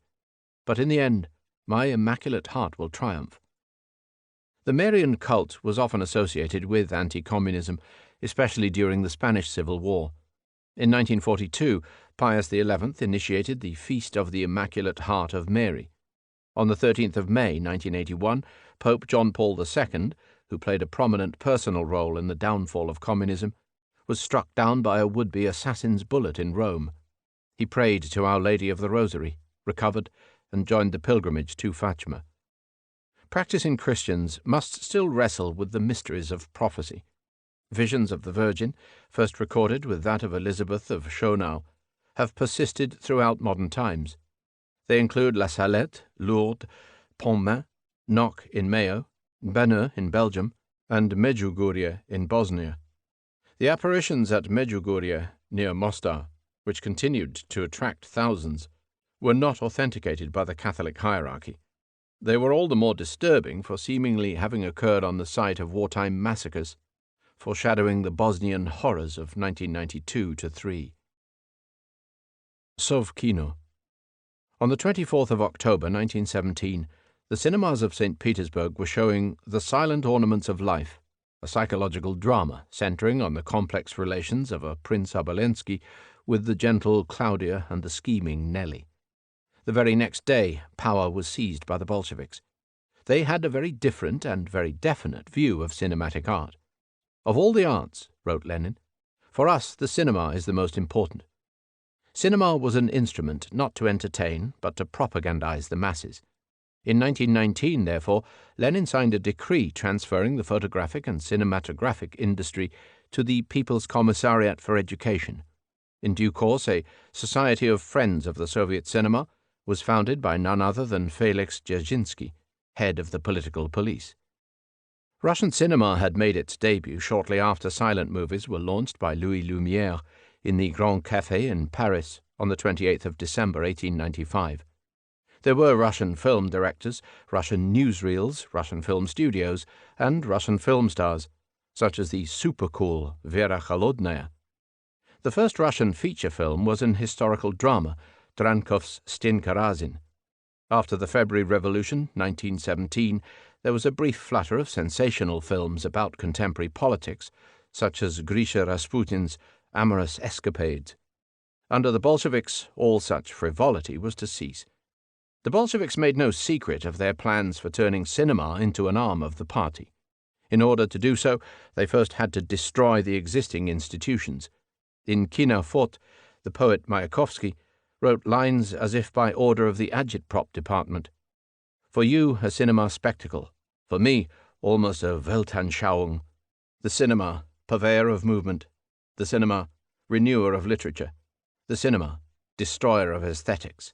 The cinema, fearlessness. The cinema, a sportsman. The cinema, a sower of ideas. But the cinema is sick. Capitalism has covered its eyes with gold. Communism must rescue the cinema from speculators." After years of chaos, the State Cinema Board, Sovkino, did not really begin to operate until the mid-1920s. Even then, it was not the expected success until subordinated to thoroughgoing Stalinist planning in the 1930s.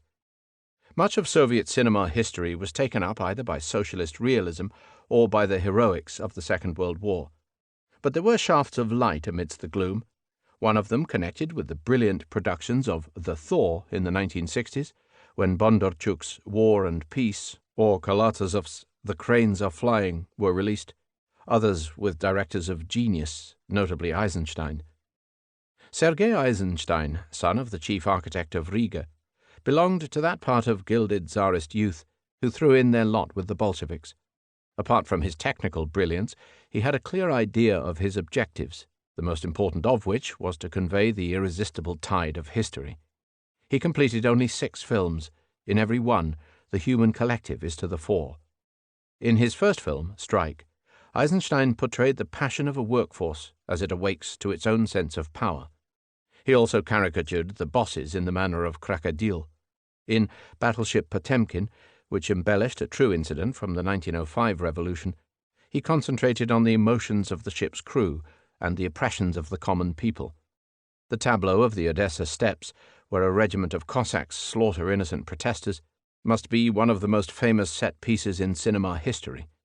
In October, he celebrated the 10th anniversary of the Bolshevik coup, once again by highlighting the role of the masses in such inspiring but imaginary scenes as the storming of the Winter Palace. In Old and New, he examined the communal life of the peasantry.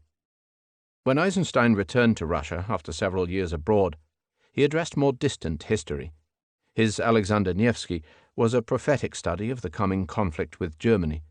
The tableau of the medieval battle on the ice, where grotesque Teutonic knights drown en masse from the weight of their own armor, was an uncanny allegory of Stalingrad 5 years before the event. To have directed a film of Ivan the Terrible while Stalin was still alive and watching — he was an eager movie buff — was a measure of Eisenstein's unrivaled standing. Eisenstein's films prove that great art is not incompatible with overt propaganda. Indeed, as with religious art, when the message is unambiguous, the audience can concentrate on the skill by which it is being conveyed. At the Brussels Film Festival of 1958, Battleship Potemkin was voted number 1 on the list of the world's 12 best films. Hatred.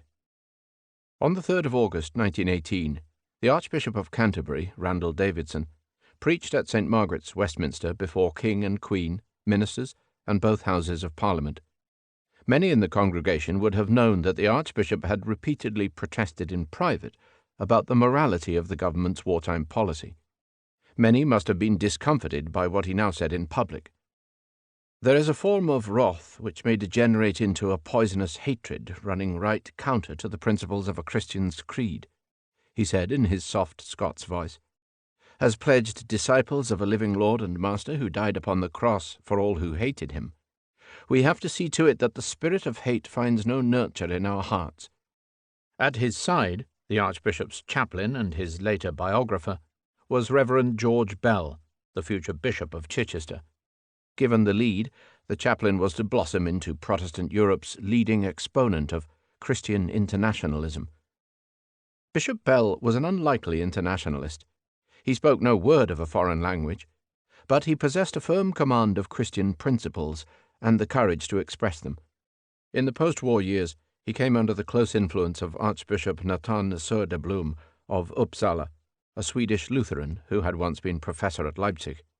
In 1919, he attended the Wassenaar Conference in Holland, which discussed war guilt, and in 1925 he helped organize the Stockholm Conference on Christian Life and Work, which sowed the seed of the later World Council of Churches. In the early 1930s, as chairman of the Universal Christian Council for Life and Work, UCCLW, Bell was faced with the problem of German churches under pressure from the Nazis. In 1935, he insisted on a public resolution of protest, wrote a strong letter to Reichsbishop Müller on behalf of the Confessing Church, and received an indignant von Ribbentrop in person at Chichester. Bell's meetings of the UCCLW at Novi Sad and Fano paved the way for the Oxford Conference of 1937, which united several ecumenical groups and, recognizing the totalitarian challenge of both Nazism and communism, saw the start of the Oxford Group for Moral Rearmament. As war loomed, Bishop Bell fearlessly spoke his mind. In June 1939, at Oxford University, he spoke on God above nation, denouncing the flagrant insistence on state sovereignty and the havoc wrought by collective egoism. In November, he published The Church's Function in Wartime. The Church fails to be the Church if it forgets that its members in one nation have a fellowship with its members in every nation. The Church must condemn the infliction of reprisals or the bombing by the military forces of its own nation. It should set itself against the propaganda of lies and hatred. It should be ready to encourage a resumption of friendly relations with the enemy nation.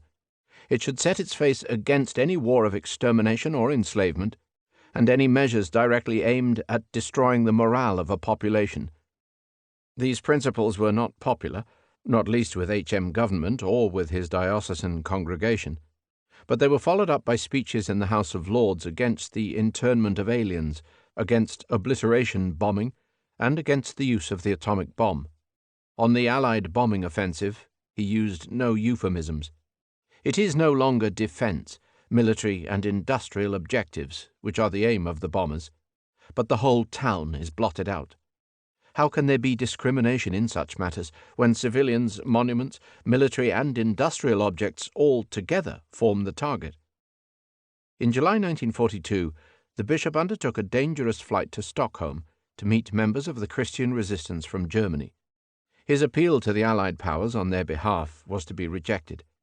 But it was to George Bell that Pastor Bonhoeffer would smuggle out his last message from his death cell in a Nazi prison. "Tell him," it read, "that with him I believe in the principle of our universal Christian brotherhood, and that our victory is certain."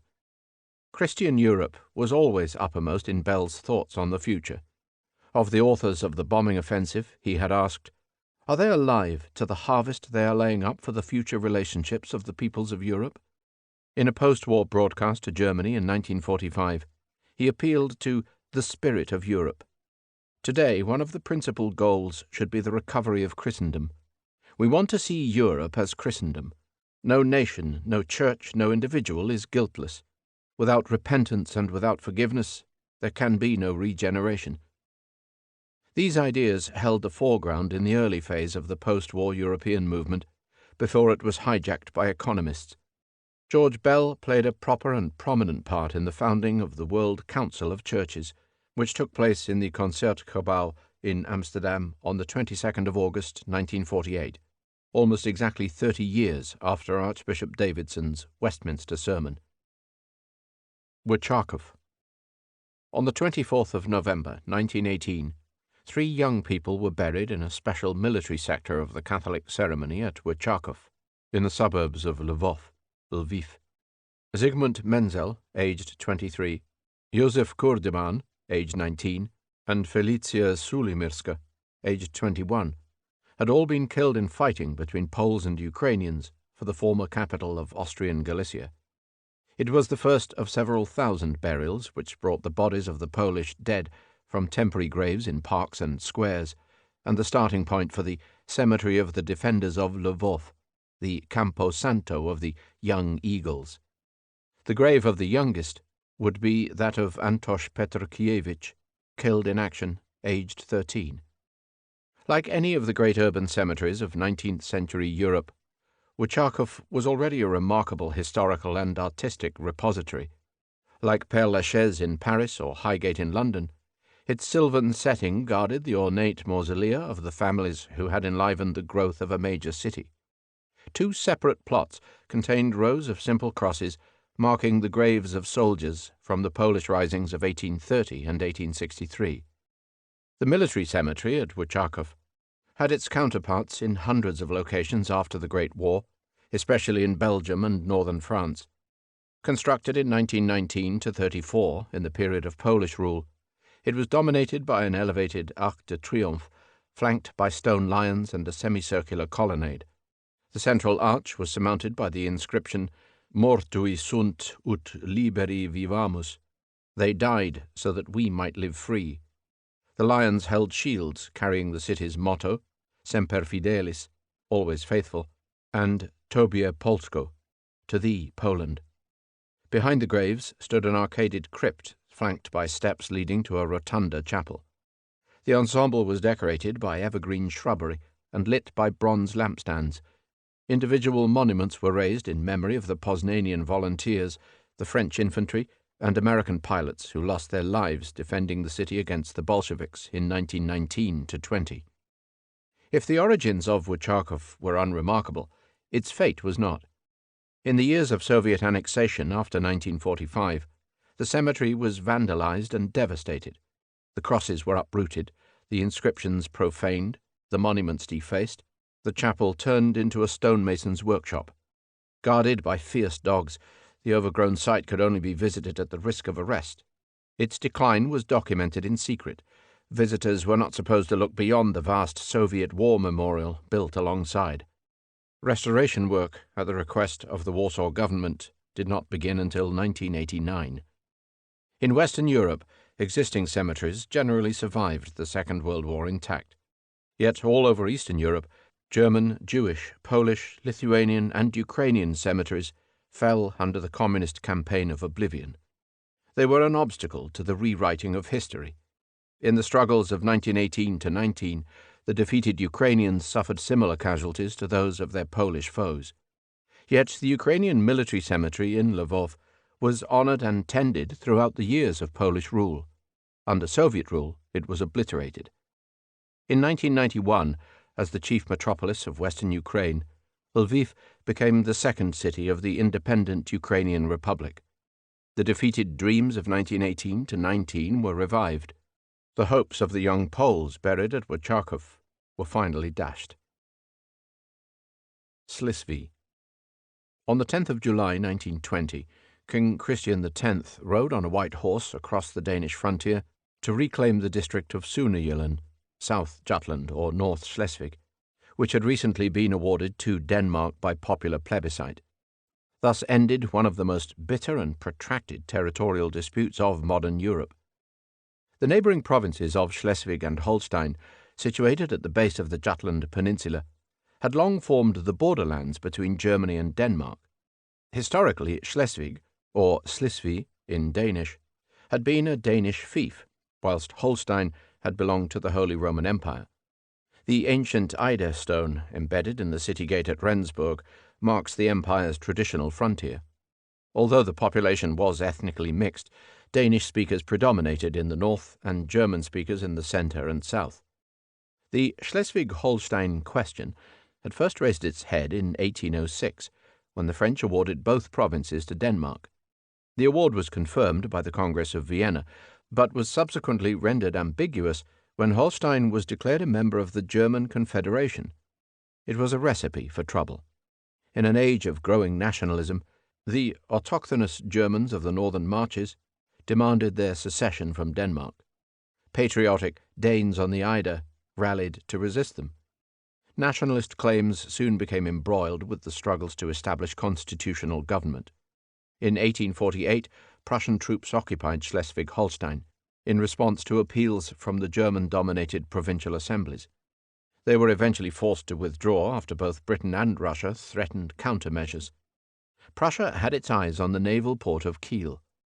A further crisis was precipitated in November 1863, when Frederick VII of Denmark died without male heir, having just approved a joint constitution for Denmark-Schleswig.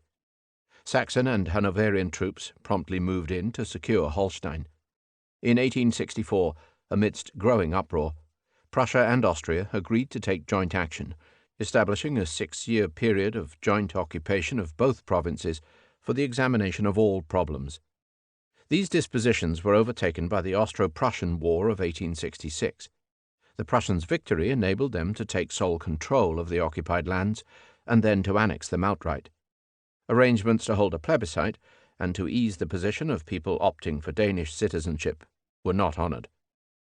Danish national pride was greatly aroused by the wars of 1848-51 and 1863-4. The fortifications of the Dannevirke line had seen heavy fighting, and points of fierce resistance, such as Dubel Mill, were to become national shrines. Still more persistent were resentments caused by the maltreatment of the Danish optants and by crude policies of Germanization pursued, as in Prussian Poland, in the 1880s and 1890s. The Schleswig plebiscites of 1920 were instigated under Allied auspices in accordance with the Treaty of Versailles. In the northern district, they showed a 92% majority for Denmark. In Flensburg and central Schleswig, a 75% vote for Germany. The agreed frontier has lasted ever since. Lord Palmerston once said that only 3 people understood Schleswig-Holstein: the prince consort who was dead, a German professor who had gone mad, and himself, who had forgotten all about it. After 1920, the whole of Europe was free to follow Palmerston's example, though many similarly intractable disputes remained elsewhere. For every territorial conflict settled at that time, several new ones were created. BNR.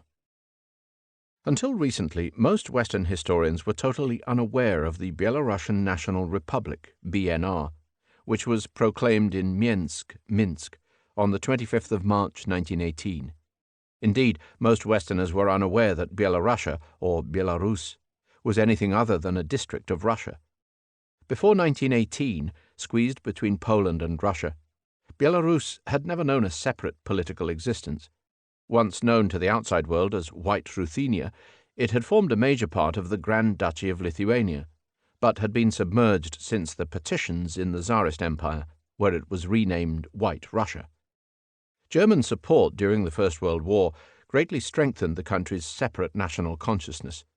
In 1914-15, Belarusian schools, bookstores, newspapers, and publishers began to operate in Vilno, and Minsk.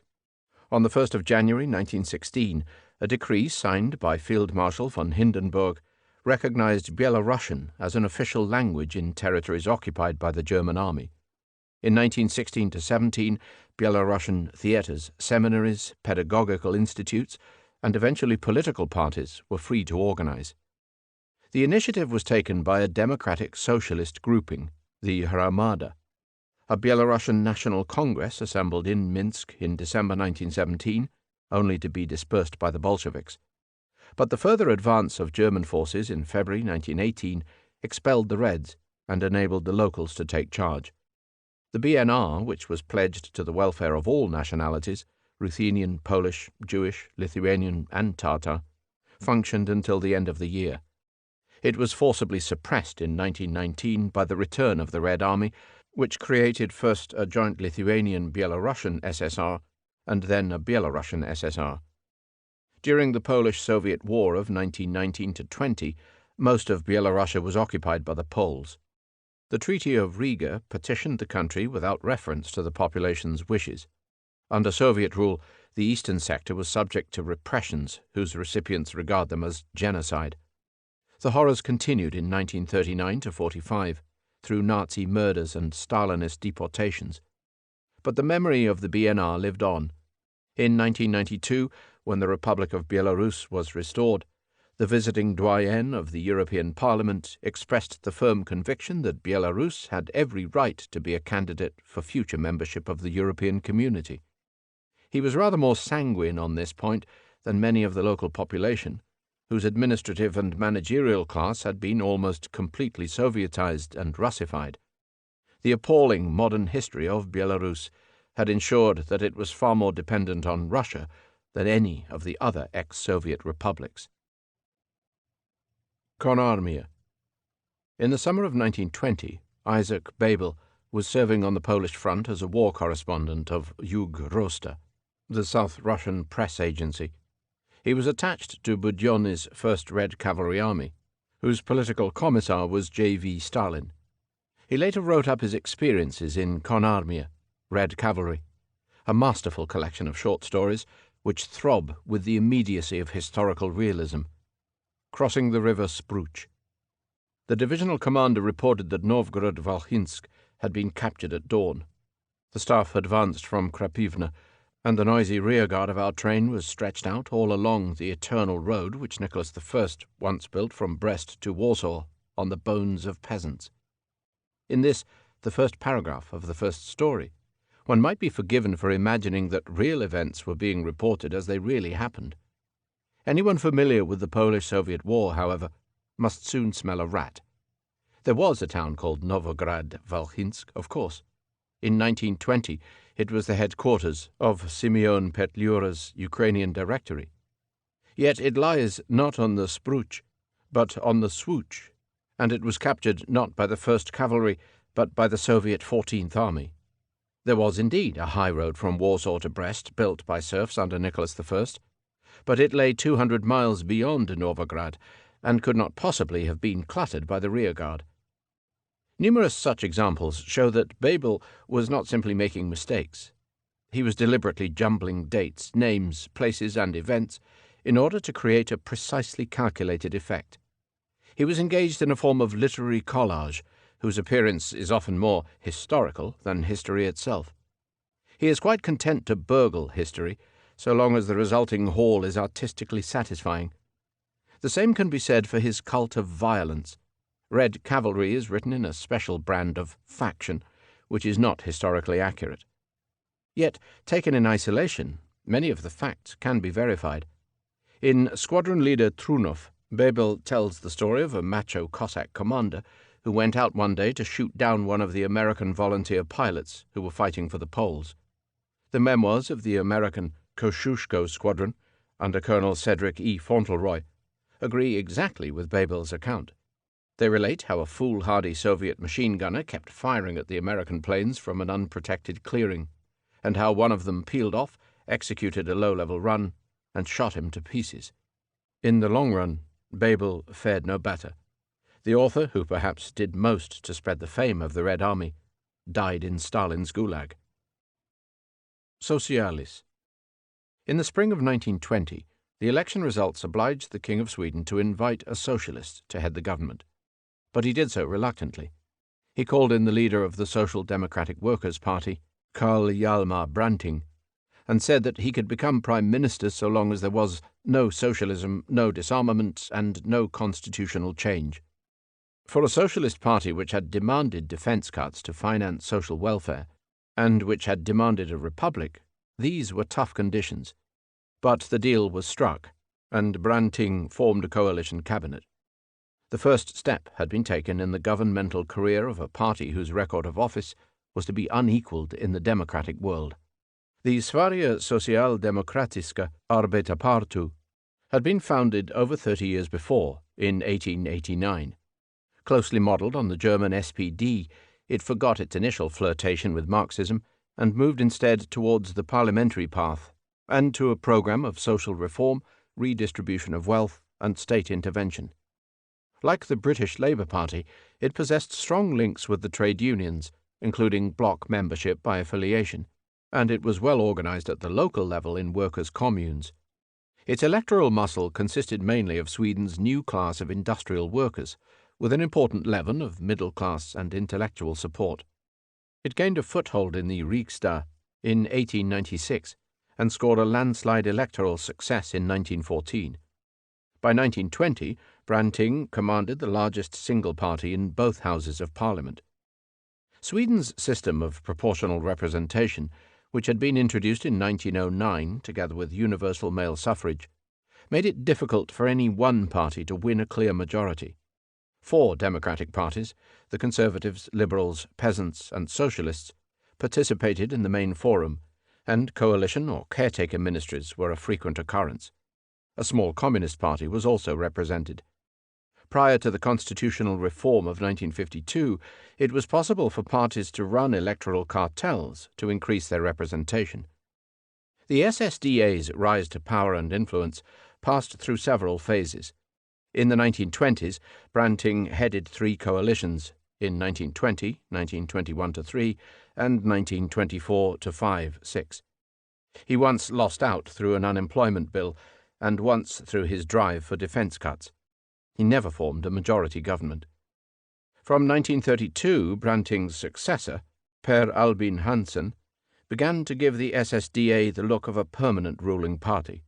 With one brief interval, he was to control Swedish government for 14 years. The ministry of 1936-9 was a red-green coalition with the peasant movement, and that of 1939-45, a multi-party wartime coalition of national unity. After the war, the Social Democrats gained such a hold that they could transform Sweden in their own image. Tage Erlander held office for 23 years from 1946. Sweden's prosperity was as high as its taxation and its standards of state-sponsored health, education, and social security. A brief period of conservative rule separated the 2 socialist ministries of Olaf Palme, 1969-76, 1982-6. The SSDA fortress did not crumble until 1988, after an unparalleled run of over half a century. And despite the king's fears in 1920, the Swedish monarchy outlasted the socialists. As for socialism sitting uneasily in one of Europe's richest countries, the paradox was more apparent than real. Socialist ideas can only be effectively applied where there is a substantial productive surplus to distribute, and a democratic government to ensure equitable distribution. Indeed, they worked ever less efficiently in Sweden as the gap between available resources and popular aspirations narrowed. Yet in countries where the surplus is meagre, or the government dictatorial, or both, the workers in a collective economy are vulnerable to exploitation, and the ruling elite hoards all the benefits. Such was the case in the Soviet Union, the world's first socialist state, which was not truly socialist, either in spirit or in practice. Hasty. In 1923, one of the first offices of Count Coudenhove-Kalergi's Pan-European League was opened in the capital of Estonia, Tallinn. Outside the office door was a brass plate with the inscription Pan-Europa Union Estonia. 17 years later, when the Soviet army invaded Estonia, the plate was hidden by members of the League. In 1992, during the visit to Estonia by the doyen of the European Parliament, Dr. Otto von Habsburg, it was brought out of hiding and presented to him. It was the symbol of Estonia's hidden aspirations, invisible to the outside world for half a century. "Don't forget the Estonians," said Dr. von Habsburg. "They are the best of Europeans." At the time, admirers of the Soviet Union were saying that the Baltic states were too tiny to be viable sovereign countries. Similar things were said about the newborn republics of Yugoslavia. The point is, Estonia or Latvia or Slovenia or Croatia would be extremely vulnerable if left in isolation. But as members of the European community, they would be every bit as viable as the Grand Duchy of Luxembourg or an independent Wales or Scotland. After all, Estonia is nearly 20 times larger than Luxembourg and is 4 times as populous. In a united Europe, every small country can find its place alongside the former great powers. Wasteland. T.S. Eliot's The Waste Land appeared in 1922, the work of an American who had settled in Europe. The original draft began, "First we had a couple of feelers down at Tom's place." The published version began, "April is the cruelest month, breeding lilacs out of the dead land, mixing memory and desire, stirring dull roots with spring rain." Eliot's 433-line poem, largely written in Switzerland, was inspired by the legend of the Holy Grail, and was composed from a string of arcane literary allusions and fragments. The overall effect resembled a ramble through the relics of a shattered civilization. The final section deals, among other things, with the decay of Eastern Europe. "Who are those hooded hordes swarming over endless plains, stumbling in cracked earth, ringed by the flat horizon?" A note refers to a quotation from the Swiss novelist Hermann Hesse. "Beautiful at least is that eastern half of Europe which is travelling drunk after the Holy Grail, on the road to chaos, singing like Dmitri Karamazov." The poem concludes, "London Bridge is falling down, falling down, falling down.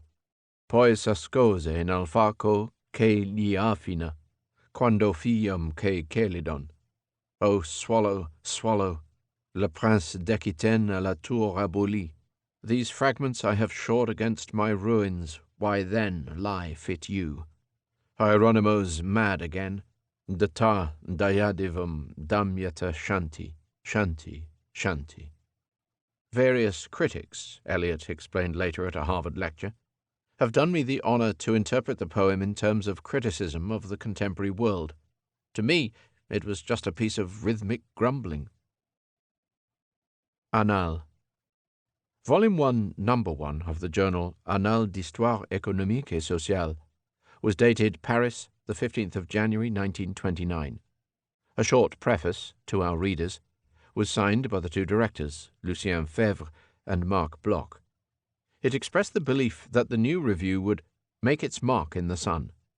4 main articles were published: Gustave Glotz on the price of papyrus in Greek antiquity, Henri Pirenne on the education of medieval merchants, Monsieur Beaumont on German industrial activity since the last war, and G. Meke, Geneva, on the population problem in the USSR. A second section on scientific life contained various news items, together with a technical description of plans parcellaires, or sketch plans of landed property, by Bloch, and an outline of the career of Max Weber by Maurice Halbwachs. A review section carried a dozen essays covering topics varying from Sicilian slavery to Welsh economic history. The back cover carried advertisements for the Collection Armand Collin, the journal's principal sponsor, and for the 22-volume Géographie universelle, of Paul Vidal de la Blache and L. Gallois. Annales was to launch not just a journal, but a school of history of unrivaled authority. Its aims were to break the dominance of established fields and to broaden historical studies by techniques and topics drawn from the social sciences. Not just economics and sociology, but psychology, demography, statistics, geography, climatology, anthropology, linguistics, and medical science were all to have their place. Special emphasis was to be laid on the interdisciplinary approach. The intellectual pedigree of Annales is revealing. Febvre met Bloch at the University of Strasbourg. He had made his name through a regional study of the Franche-Comté. Bloch was working on French rural history.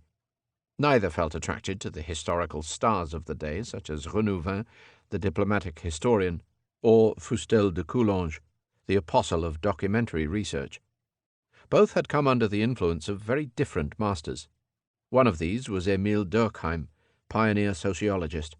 The second was the Belgian Henri Pirenne, author of problem-centered studies on medieval democracy and the social history of capitalism.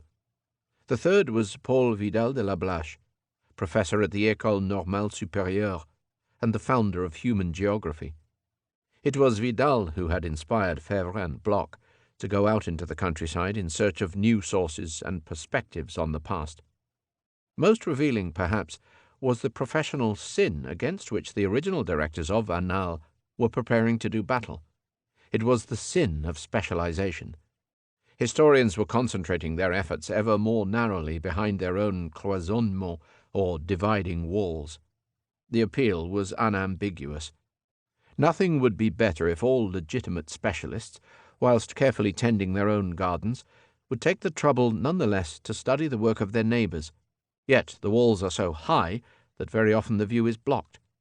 It is against these formidable divisions that we see ourselves taking our stand. If the menace was recognizable in 1929, it was to grow inexorably in the decades which followed. Tone. In 1923, Arnold Schoenberg completed his Serenade. It was the first piece composed entirely by the rules of dodecaphony, or 12-tone serialism. Dodecaphony was the chosen medium of the pioneering school of atonal music. Ever since the Middle Ages, the 12 keys, in major or minor mode, had formed a fundamental element of European musical grammar, and the 8-note octave of each key presented composers with the pool of notes from which to build their melodies, chords, and harmonies. In dodecaphony, in contrast, the traditional keys and octaves were abandoned in favor of a basic set or row of notes using all points of the 12-point chromatic scale. Each set could begin at any pitch on any point in the scale, and could be arranged in inversions and regressions, giving 48 possible patterns to every series. The resultant music was filled with previously unknown intervals and combinations of notes, and was, to the unaccustomed ear, excruciatingly discordant. It represented a break with the past as radical as abstract, non-representational art, or non-grammatical, stream-of-consciousness prose. Its principal practitioners, after Schoenberg, were Berg, Webern, Dalla Piccola, Leutens, and Stravinsky. Atonality, however, was not the only way of deconstructing musical form. The Parisian Six, who took Erik Satie as their master, and who included Arthur Honegger, Darius Milhaud, and Francis Poulenc, experimented with polytonality, that is, using 2 or more keys simultaneously. Paul Hindemith extended tonal harmony by exploiting harmonic series. Olivier Messiaen, organist of Saint-Sulpice, developed complex rhythms inspired by Oriental music, melodies based on birdsong, and musical tones matched to visual colors. Henryk Górecki sought inspiration in medieval harmonies and in free time. Harrison Birtwistle turned Renaissance monody to new uses. Anthony Burgess wrote post-tonal music alongside criticism and fiction. Both Messiaen and Górecki were Catholic believers, seeking modernist methods to recapture old effects. The former's Quatuor pour la fin du temps, written during wartime imprisonment in Silesia, and the latter's phenomenally popular Symphony No. 3, also motivated by wartime experiences in Silesia, reflect a special sensitivity to time and mood.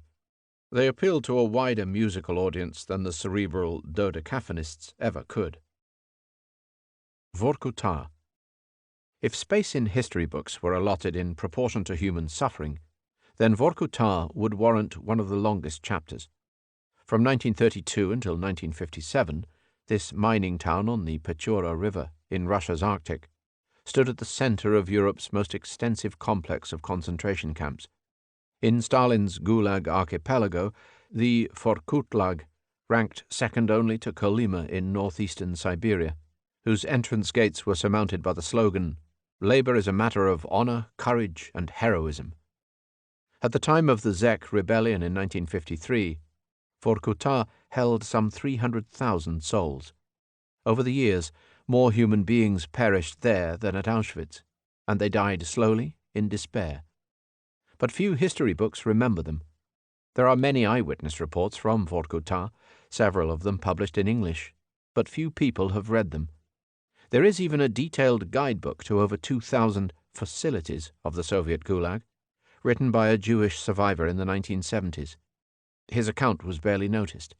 In addition to the familiar categories of camps, prisons, and psychbalnitsa, or psychiatric prisons, it contains a section on death camps.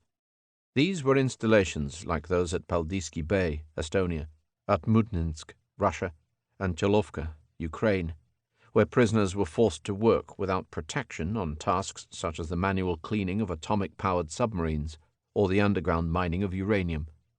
Death from radiation was only a matter of time. At the height of the Glasnost era, local people started digging in the Kuropati forest near Minsk in Belarus. They knew that it sheltered the remains of men, women, and children killed during the Great Terror 50 years before. They uncovered several circular pits, each containing a mass grave for approximately 3,000 bodies. They could see that scores, if not hundreds more such pits, lay under the pines. But in 1991 they were ordered to stop. They planted a cross by the roadside and left the secrets of the forest intact.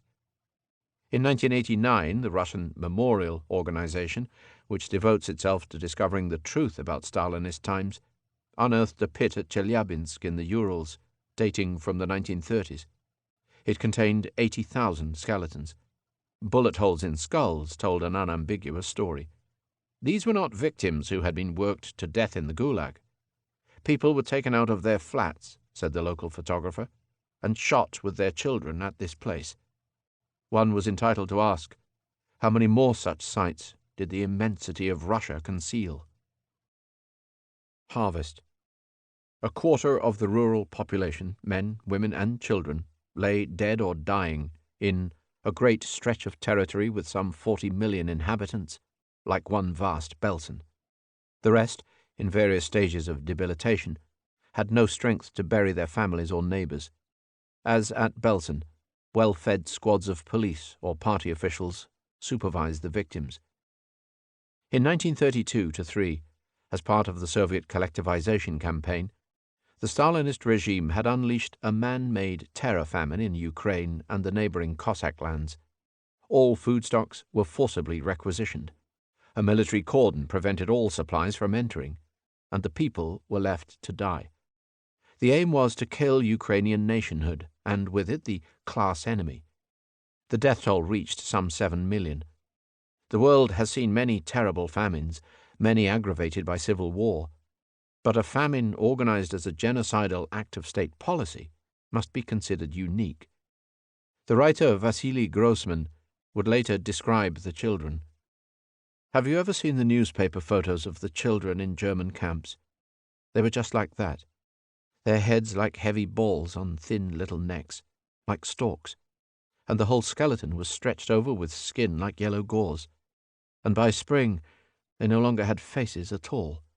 Instead, they had bird-like heads with beaks, or frog heads, thin white lips, and some of them resembled fish, mouths open. These were Soviet children, and those who were putting them to death were Soviet people. The outside world was not informed. In the USA, a Pulitzer Prize was given to the New York Times correspondent, who spoke freely in private of millions of deaths, but published nothing. In England, George Orwell complained that the terror famine had escaped the attention of the majority of English Russophiles. The historian who eventually brought convincing proof to the event struggled to convey its enormity. He wrote a book of 412 pages, with about 500 words per page, then stated in the preface, "About 20 human lives were lost, not for every word, but for every letter in this book." Moarte. In 1927, the Legion of the Archangel Michael was formed in Bucharest by Corneliu Codreanu. Together with its paramilitary wing, the Iron Guard, it grew into one of Europe's more violent fascist movements. In 1937, it secured a substantial share of a large right radical vote, and in 1940, to one, in alliance with General Antonescu's army, it briefly commanded Romania's National Legionary State. In February 1941, having rebelled against its military allies, it was suppressed. The Legion's ideology expounded a peculiar variation on the theme of blood and soil, giving a special place to the bones of the ancestors. In resurrecting Romania's fortunes, it claimed to have created one national community of the quick and the dead. Party rituals centered on a death cult. Meetings began with a roll call of fallen comrades, whose names were greeted with the shout of "Present." Earth from the tombs of saints was mingled with the blood-soaked soil of party battlefields. Grandiose ceremonies attended the exhumation, cleaning, and reburial of the corpses of party martyrs. The exhumation of the captain, Codreanu, murdered in 1938, constituted the grandest event of the Legion's months in power. Nazi planes flew overhead, dropping wreaths on the open tomb. Codreanu's death was one among hundreds of political murders in Romania in the late 1930s, when the Legion's death squads fought a running battle with the king's political police. Codreanu was garroted, shot in the head, and disfigured by acid, before being buried in secret under 7 tons of concrete. In Romania, Serbia, and Greece, Orthodox belief maintains that the soul of the deceased cannot depart until the flesh has decomposed. For this reason, families traditionally gather 3 to 7 years after the first burial and exhume the skeleton, which is then lovingly cleaned and washed in wine before committal to eternal rest. It is also believed that certain categories of corpse are unable to decompose. The Orthodox service of excommunication contains the phrase, "May thy body never dissolve." In cases of murder and suicide, the tormented souls are thought to remain indefinitely trapped in the grave. In the district of Maramureș, a ceremonial wedding of the dead is held to placate them. In certain regions of Romania, folk tradition further holds that a trapped soul can take flight between sundown and cockcrow, especially on St. Andrew's Day, the 30th of November, and on St. Michael's Eve, the 8th of November.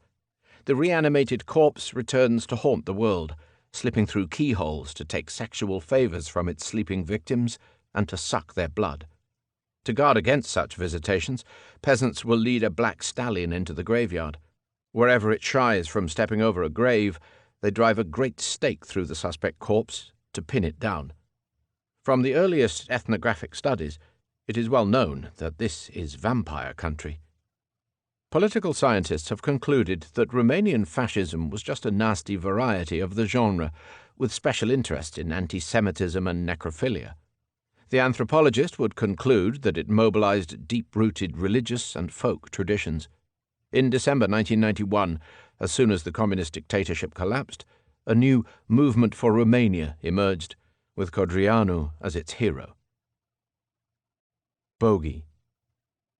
Soon after the German army occupied Austria in March 1938, Adolf Hitler is said to have ordered the commander of Werkreis 17 to demolish the village of Dollersheim by target practice.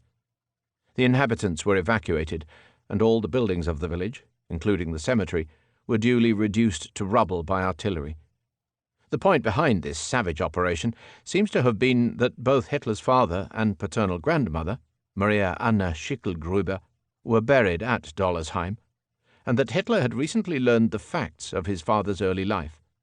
According to a Gestapo report, the young Fräulein Schicklgruber had conceived Hitler's father when working as an unmarried domestic servant in a rich Jewish household.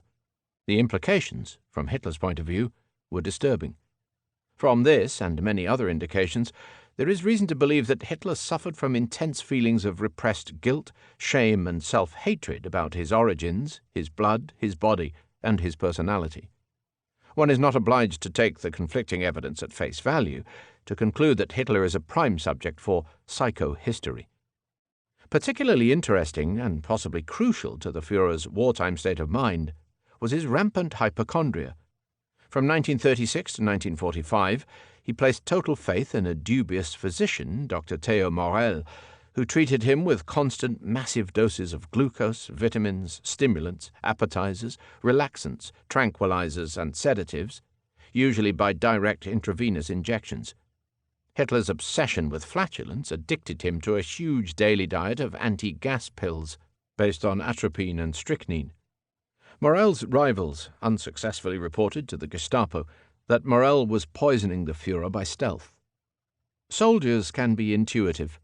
Sometime during the Second World War, marching to the magnificent beat of Colonel Bogey, someone in the British Army composed the immortal refrain, "Hitler has only got one ball. Goering has two but far too small.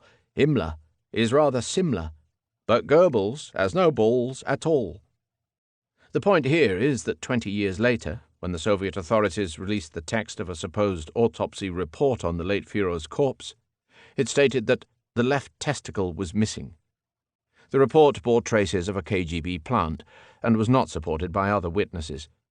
But some historians have taken it seriously.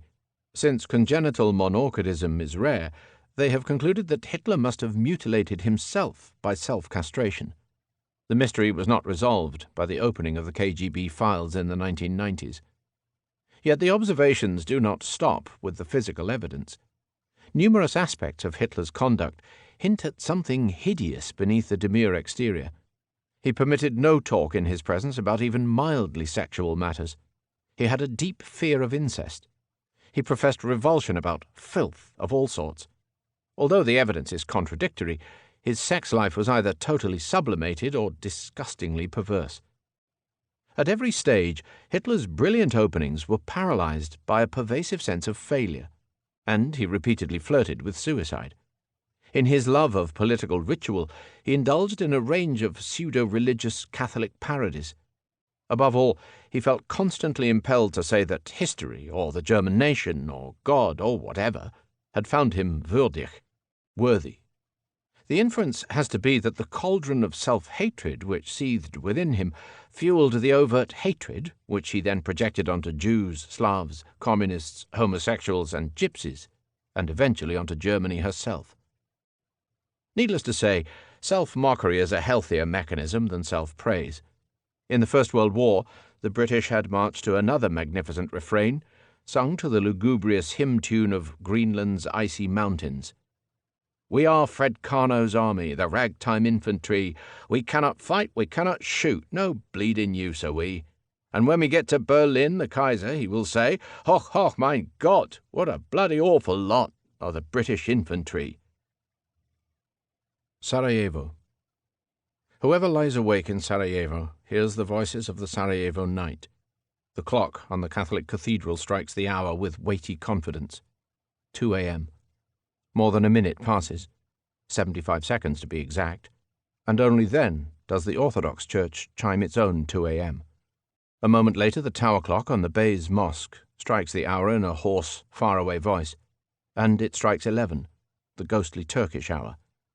The Jews have no clock, so God knows what time it is for them. Thus division keeps vigil, and separates these sleeping people who wake, rejoice, and mourn, feast and fast by 4 different calendars. Bosnia is a country of hatred and fear, and the fatal characteristic is that the Bosnian is unaware of the hatred which lives within, shrinks from analyzing it, and hates anyone who tries to do so. Yet there are more people ready in fits of subconscious hatred to kill and be killed than in other much bigger lands. It is hatred acting as an independent force, hatred like a cancer, consuming everything around it. And by a strange contrast, it can also be said that there are few countries with such firm belief, so much tenderness, such loyalty and unshakable devotion. But in secret depths hide entire hurricanes of compressed and maturing hatreds awaiting their hour. The relationship between your loves and your hatred is the same as between your high mountains and the invisible geological strata beneath them. You are condemned to live on deep layers of explosive which are lit from time to time by the very sparks of your loves. In countries like Bosnia, virtue itself often speaks and acts through hatred. Those who do believe and love feel a mortal hatred for those who don't, or who believe and love differently. The most evil and sinister-looking faces can be met in greatest numbers at places of worship, at monasteries and dervish tekyes.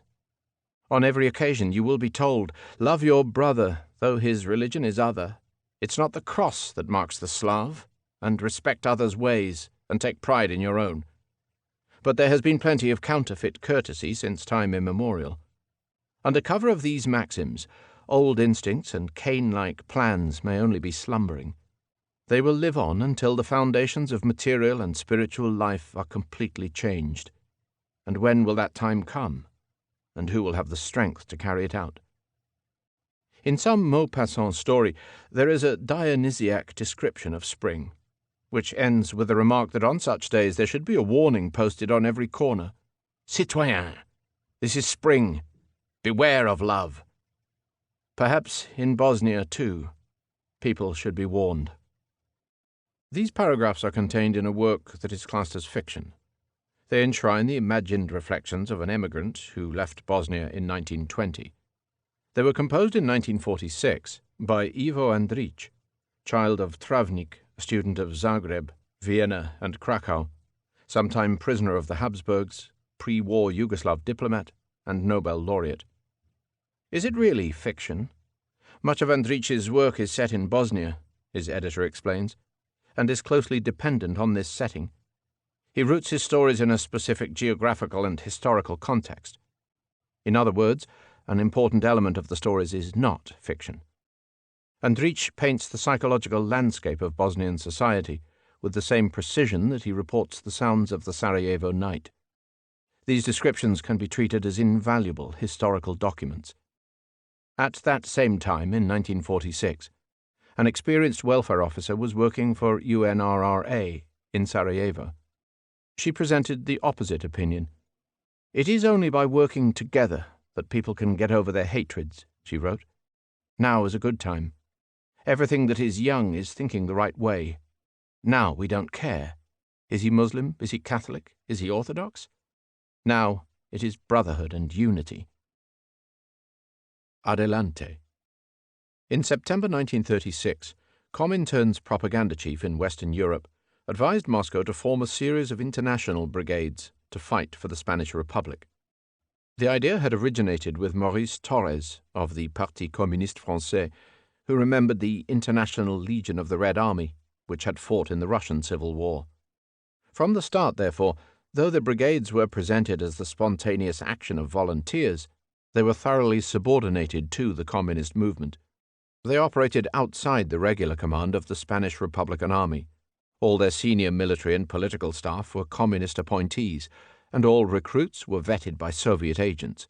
Their slogans were Spain, the graveyard of European fascism, No pasarán, they will not pass, and Adelante, forward. The principal recruiting office in Paris was headed by Josip Broz, alias Tito, the future dictator of Yugoslavia.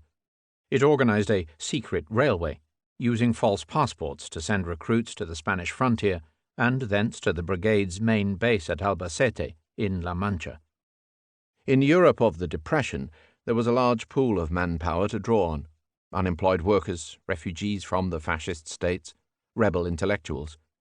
Of the 50,000 who served, the biggest contingents were raised by the Confédération Générale du Travail in France, by Polish miners' organizations in Belgium and the French Département of Le Nord, and by left-wing German exiles.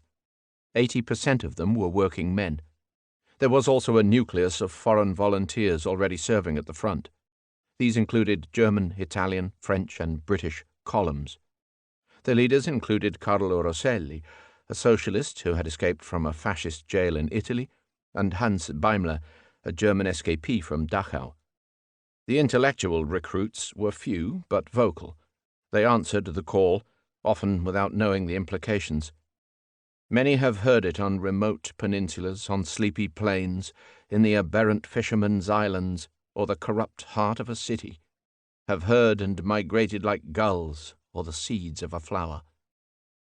The military leadership of the brigades was not experienced in warfare.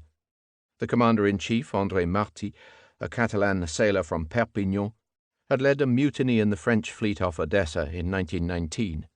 The chief military advisor, Colonel Karol Świerczewski, alias Walter, was a Polish officer from the Soviet Security Service and a professor at the military academy in Moscow. The Inspector General, Luigi Longo, and the chief political officer, Giuseppe Di Vittorio, were Italian communists. The one commander to show real talent was Lazar Stern, alias General Kleber, an Austrian Jew from Bukovina, who had gone over to the Bolsheviks as a POW in Russia. He, like many such comrades, would be shot on Stalin's orders on his return to Russia. The courage of the men was not in doubt. They lived in squalid conditions and were subject to ferocious discipline, including executions, for the slightest offence. They fought with desperate courage. At the siege of Madrid in November 1936, for example, the British battalion lost 1/3 of its effectives.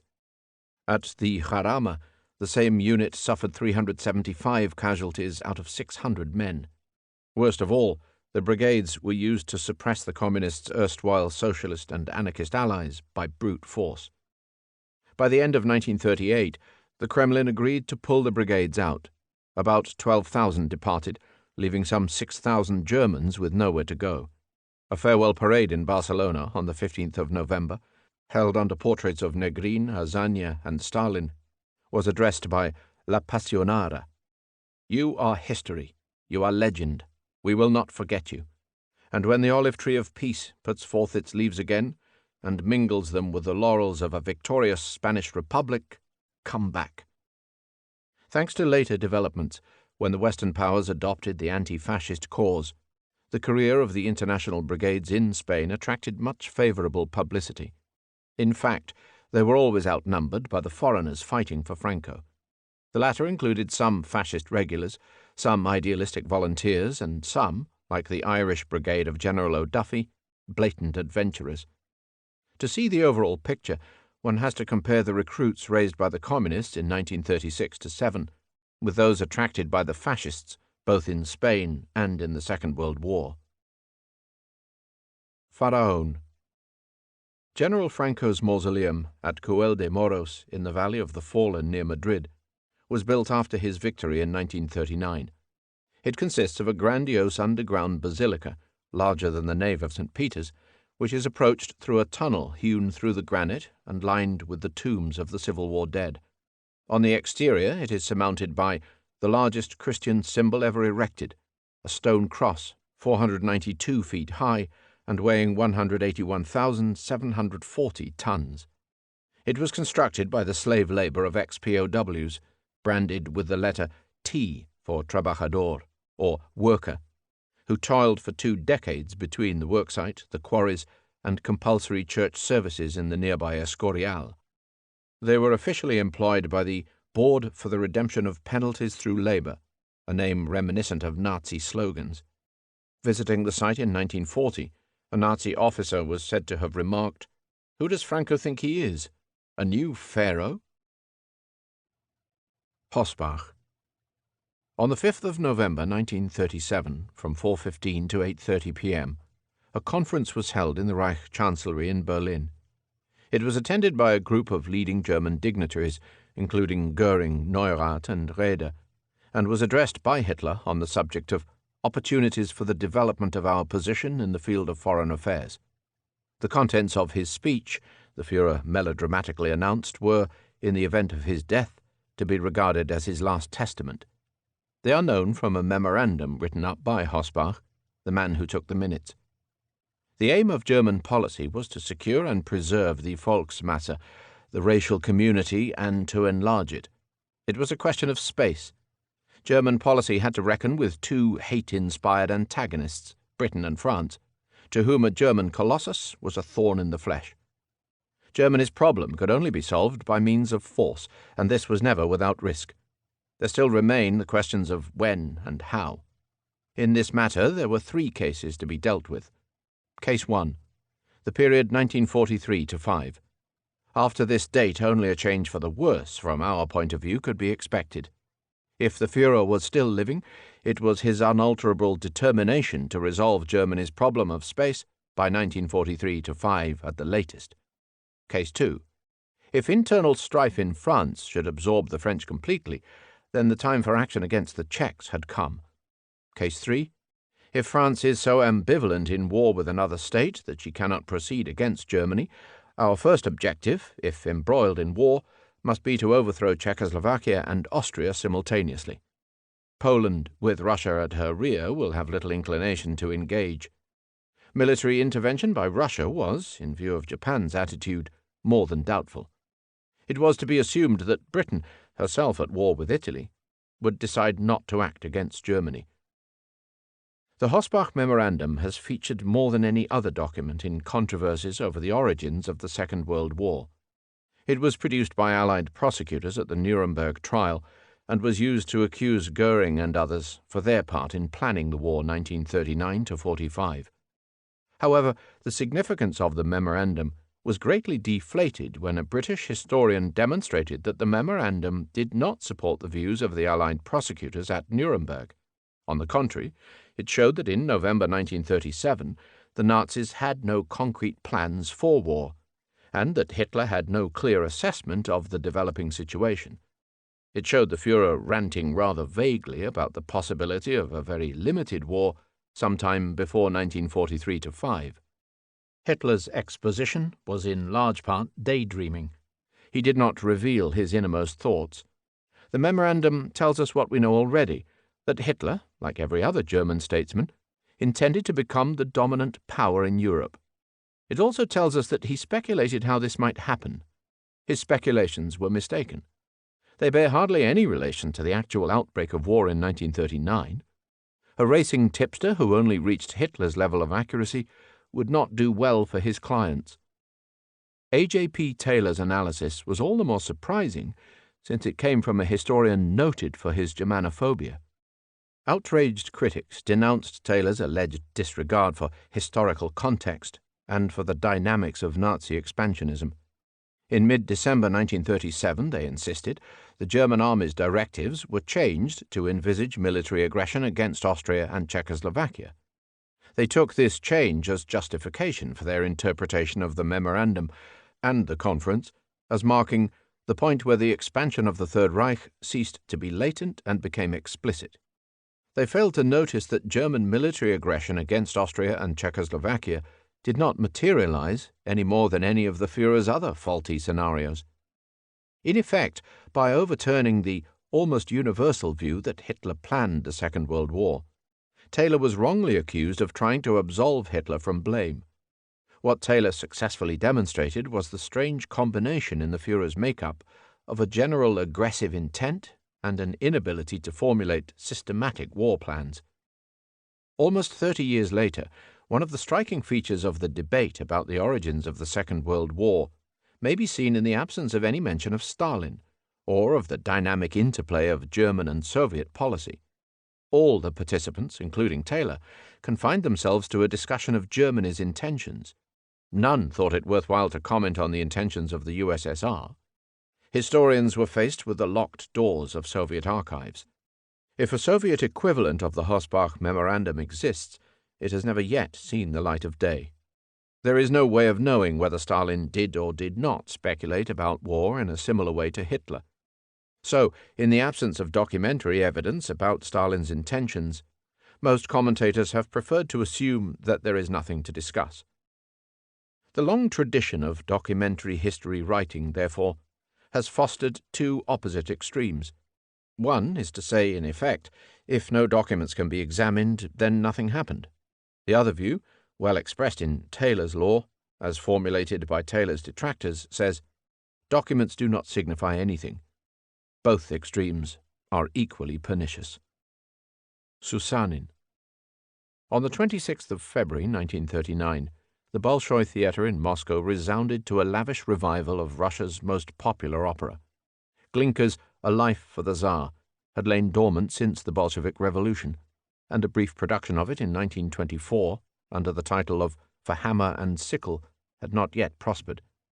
But re-equipped with a politically correct libretto and yet another title, Ivan Susanin, it could now recover the vast popularity of pre-revolutionary decades. It was the clearest sign that the party's line had shifted to embrace traditional Russian nationalism. Glinka's opera had been an ideological creature from the start. Described as a patriotic, heroic, tragic opera, it had been composed in the aftermath of the Polish Rising of 1830-1, reflecting the composer's determination to embody state ideology in symbolic sound. The libretto is set in the year 1613, at the moment when the founder of the Romanov dynasty was struggling to bring order from the chaos of the time of troubles. In the best tradition of rescue opera, it tells the tale of a good Russian peasant, Susanin, who saves the Tsar from the clutches of the dastardly Polish invaders. In this, it closely follows a patriotic textbook, Russian history for the purposes of upbringing, compiled by the composer's brother.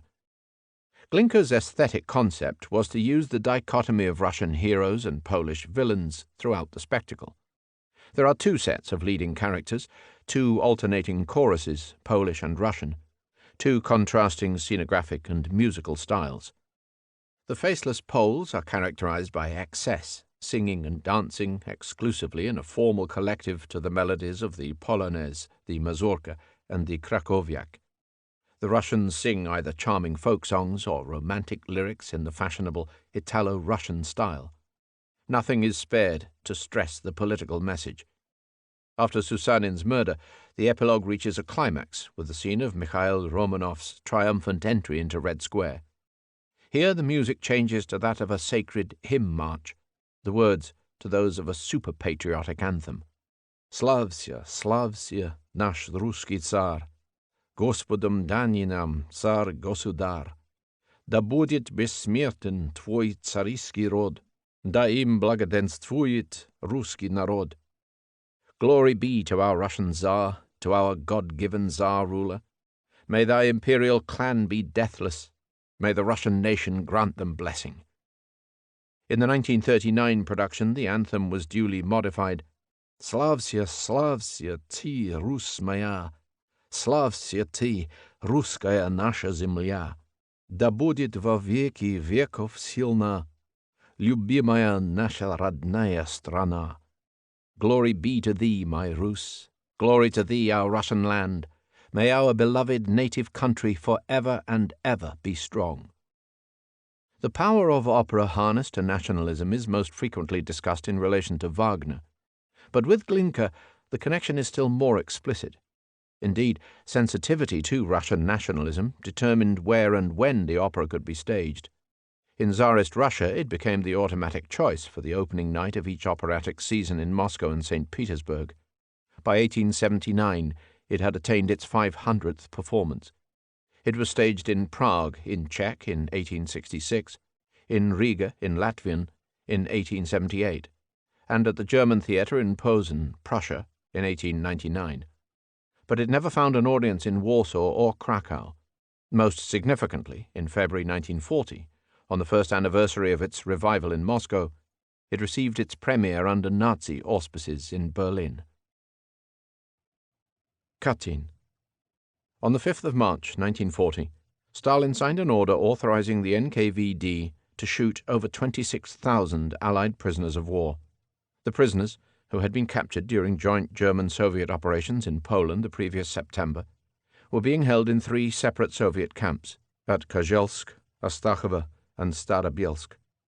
They were nearly all Polish reserve officers, doctors, lawyers, professors, engineers, policemen, priests, and one woman, who had been separated out from a much larger pool of POWs in the USSR. They were driven in small groups to secret killing grounds, bound and blindfolded, shot in the head, and buried in mass graves.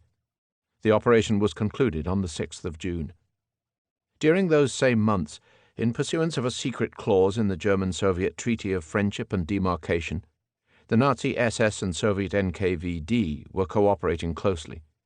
Hidden from the outside world, both occupying powers conducted a series of parallel massacres and deportations. Whilst the West was transfixed by the phony war, their Polish allies were being systematically and cynically murdered. In 1941, when the Nazi-Soviet pact collapsed and Stalin signed an alliance with the exiled Polish government, the Poles sought news of their missing officers. In one exchange in the Kremlin, Stalin told General Sikorsky that they must have fled. But where could they flee to? Well, to Manchuria, for instance. In April 1943, during the outbreak of Warsaw's Ghetto Rising, the Nazi authorities in Poland released a news film showing the bodies of approximately 4,500 murdered Polish officers, unearthed in the Katyn forest near Smolensk. They had found the victims taken from Kozielsk. They said it was a Soviet crime. The Soviets said that it was a Nazi provocation. The exiled Polish government appealed to the International Red Cross for an inquiry. For this, they were denounced as fascist collaborators by the Kremlin, which promptly withdrew diplomatic recognition. One international commission, which visited the site in 1943 under German auspices, supported the German claims. A second commission in 1944, under Soviet auspices, supported Soviet claims. The Katyn massacres presented a major embarrassment for British policy. Whilst playing host to the Polish government, London was deeply committed to the alliance with Stalin. An official but unpublished British report had concluded that Soviet guilt was a near certainty. But the superior moral purpose of the Allied cause could be put at risk. So every effort was made to suppress the facts. Official agencies encouraged belief in the Soviet version. War censorship kept contrary accounts out of circulation. The situation was summarized in confidential SOE files. The official line in the UK has been to pretend that the whole affair was a fake. Any other view would have been distasteful to the public, since it could be inferred that we were allied to a power guilty of the same sort of atrocities as the Germans. More surprisingly, little honest information was forthcoming in peacetime. The Katyn murders were raised by Soviet prosecutors at the Nuremberg trial, but the charges against Germans were soon dropped, and the case was not pursued. Throughout the Cold War, Polish émigrés in London were prevented from erecting a public memorial, and British officers were forbidden to attend the annual services of remembrance.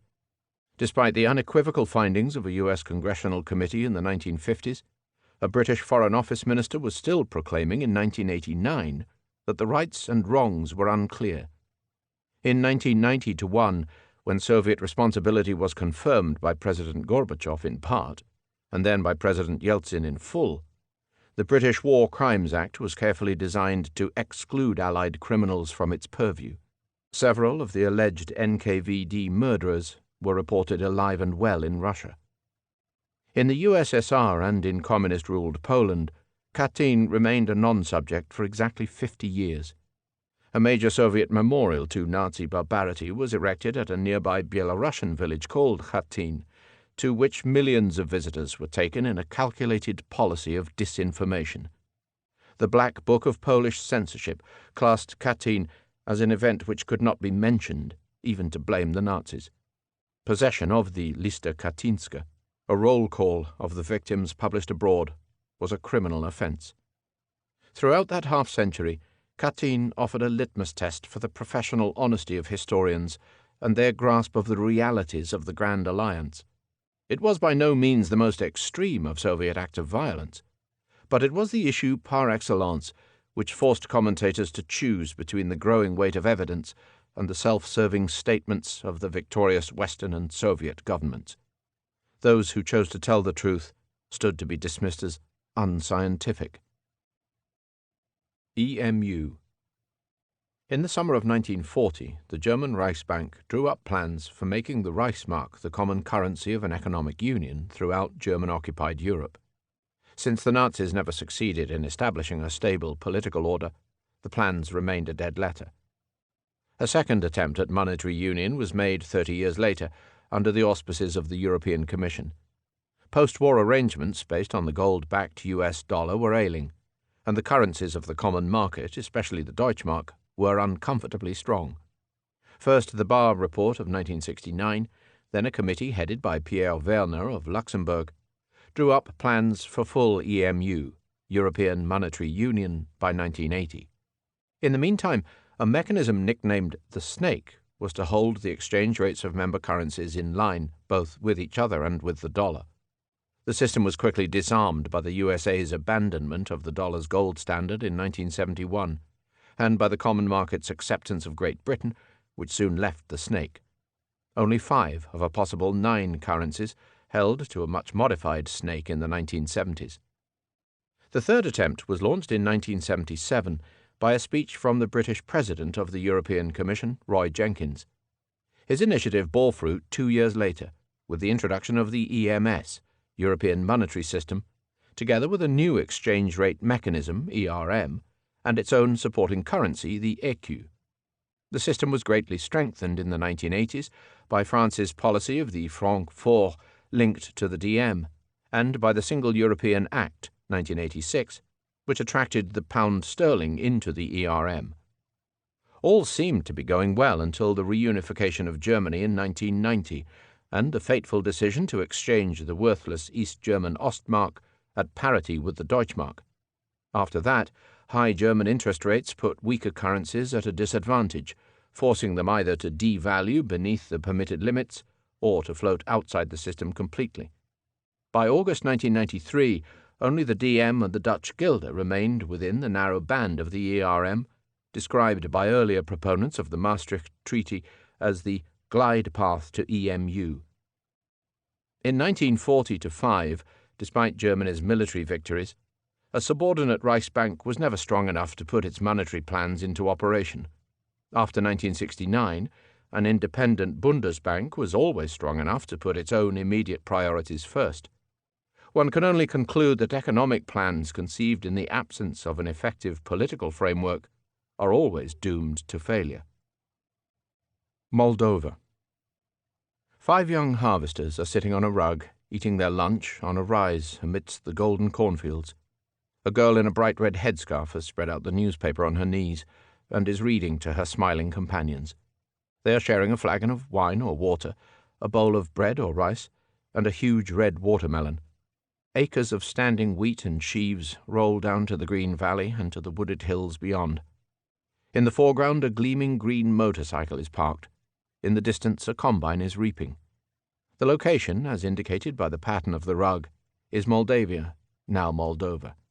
The date could be any time after 1940, when Moldavia was annexed to the USSR. The painting, by Alexei Vasiliev, is called "They Are Talking About Us in Pravda." This is hardly great art, but the technique is competent and the effect is pleasant to the eye. Without indulging any crude political gesture, Vasiliev has succeeded in mobilizing all the main elements of socialist realism, or revolutionary romanticism, as Zhdanov called it, as decreed by the party authorities in 1934. He produces a picture which, to quote Stalin's phrase, is national in form and socialist in content. The narodnost, or national spirit, of the work is implicit in the link between these Moldavian peasants and their admirers in Moscow. Its partinist, or devotion to the party, is explicit in their delight at the mention of their work in the party paper. Its klassovost, or class consciousness, is underlined by their peasant clothes and physical labor. Its idejnost, or ideological character, is manifest in their optimistic and politically correct attitudes. Its typichnost, or representative message, comes over loud and clear. Happy workers plus modern machinery make for high productivity and the welfare of the masses. It is overtly socialist, and it looks quite realistic. The fact is, all the most important realities of life in the Soviet Union have been systematically falsified. In reality, the Moldavian peasantry had recently been robbed both of its land and its culture. They were forced to live and work in collectives, whose surplus was taken away by the Soviet state. Thousands upon thousands had been driven to their death in the Gulag, or shot as so-called saboteurs. Their language had been arbitrarily transferred to the Cyrillic alphabet, so that Soviet-educated children could no longer read pre-war Romanian or Moldavian literature. They were denied all contact with the western half of their province in Romania, which they were told was a foreign country. They were beaten, beggared, and bullied, and the world was told they were stunningly content. For the impartial viewer, the question posed is this: how much aesthetic value can art retain when, in human and moral terms, its principal purpose is fraudulent? Czernowitz. The Soviet Army's entry into northern Bukovina in June 1940 was the first step in the destruction of a civilization. Conquered by Austria from the Ottomans in 1775, this corner of old Moldavia has passed a century and a half as the furthest outpost of the Habsburg realms. It was then taken over for 20 years by Romania. Its capital city, Czernowitz on the Prut, was the center of a polyglot, multi-denominational, hierarchical society where the imperial German culture of Mitteleuropa had lain like a transparent sheet over the rich layers of local Jewish, Romanian, Polish, and Ruthenian life. After 50 years of Soviet leveling, it has been left, as Czernowitz, a drab provincial backwater of Ukraine. Old Bukovina has vanished, but it can still be glimpsed through the nostalgia of an exile who returned in the last months of Soviet rule, having been raised in the 1920s amidst futile attempts to maintain the dignity of a German ruling class in the border marches of a defunct empire. The old houses are still painted in an Austrian egg yolk yellow, alternated with an imperial Russian pea green. But the Bukovinian melting pot has gone. All have been killed or repatriated, and their place is taken by stolid, cabbage-eating Ukrainians. The wild, colourful, murderous variegation has been replaced by the sub-Stalinist uniformity of Czernowitz. The market in the city square where, under a fragrant cloud of garlic, Jews, Armenians, Lipovanians, and Germans haggled for sheepskins, sharp cheese, rotgut, and tobacco, cooking oil, and cow dung, is now a concrete-covered parade ground, hung with a gigantic billboard of Lenin.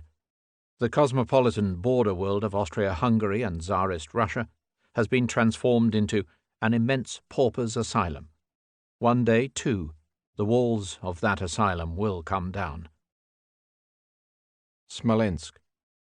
In July 1941, the Wehrmacht captured Smolensk with such speed that the local Communist Party house and all its contents fell into German hands.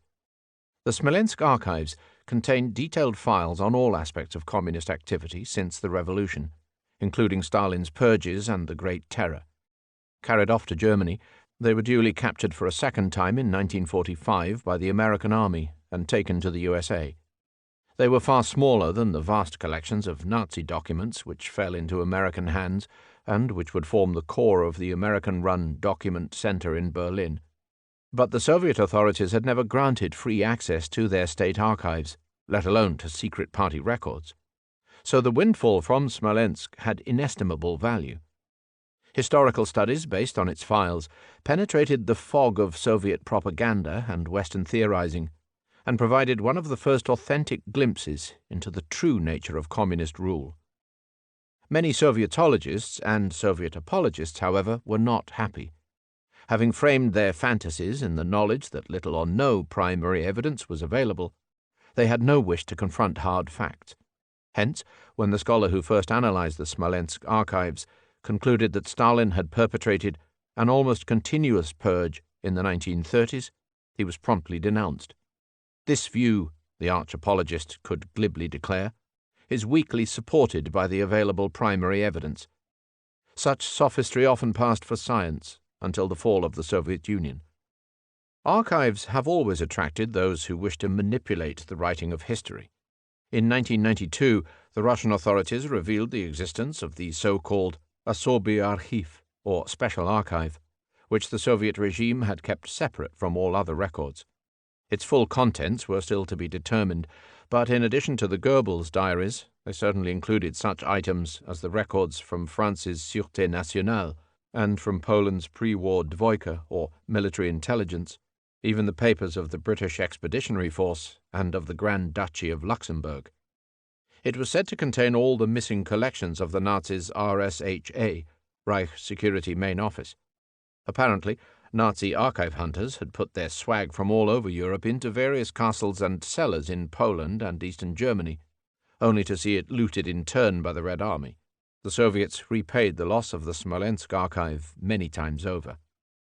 Still more intriguing is the possibility that parts of the captured Nazi archives were falsified after they fell into communist hands.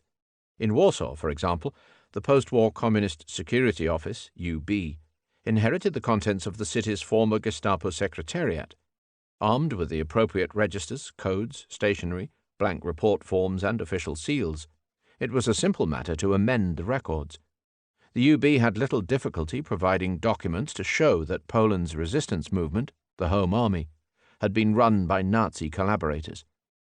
For 50 years, therefore, historians' views of the mid-20th century have been given a one-sided slant by the one-sided nature of the documentation. But in the 1990s, the hidden treasures of the ex-communist world were starting to restore the balance. In Germany, as the files of the East German Stasi were yielding their secrets, the Nazi files of the Berlin Document Center were being prepared for transfer to the federal government. In Washington, congressional hearings were held to challenge the move.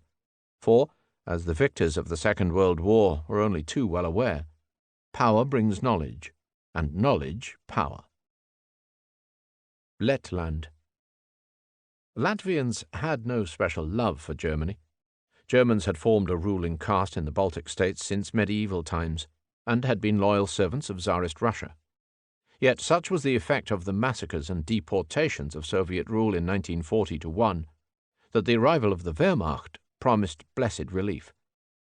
The Germans encountered little opposition, therefore, when they started to raise Latvian military formations as soon as they entered Riga on the 1st of July 1941. At first, ex-Latvian army and police units and ex-Soviet army deserters were reorganized under German command. Auxiliary Security Police, later renamed Schutzmannschaft or Schumer, were used for frontline service, for guard, labor, and firefighting duties, and for special operations. The last euphemism turned out to include the murder of Jews under SS guidance.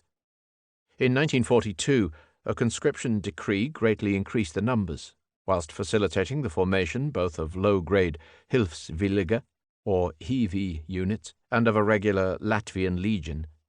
From 1943, swelled by volunteers, the Legion was to feed the main recruitment drive for 3 Latvian divisions of the Waffen-SS. The men swore on oath to struggle against Bolshevism and to obey the Commander-in-Chief of the German Armed Forces, Adolf Hitler. Their language of command was Latvian, and they wore arm shields bearing the name Latvia. They fought at Leningrad and in the German retreat all the way to Berlin. At a meeting with the Reichsführer SS in 1944, the Chief of Staff of the Latvian Legion recorded Himmler's updated vision of the Nazi order. The present demands that every SS officer, regardless of nationality, must look to the whole living space of the family of German nations. He then singled out those nations which he regarded as belonging to the German family: the Germans, the Dutch, the Flemish, the Anglo-Saxons, the Scandinavians, and the Baltic peoples. To combine all those nations into one big family is the most important task at present. It is natural in this process that the German nation, as the largest and strongest, must assume the leading role. But this unification has to take place on the principle of equality. Later, this family has to take on the mission to include all Roman nations, and then the Slavic nations, because they too are of the white race. It is only through unification of the white race that Western culture could be saved from the danger of the yellow race.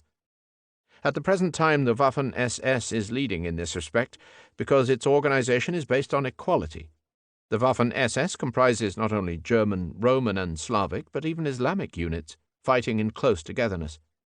Therefore, it is of great importance that every Waffen-SS officer gets his training at the same military college.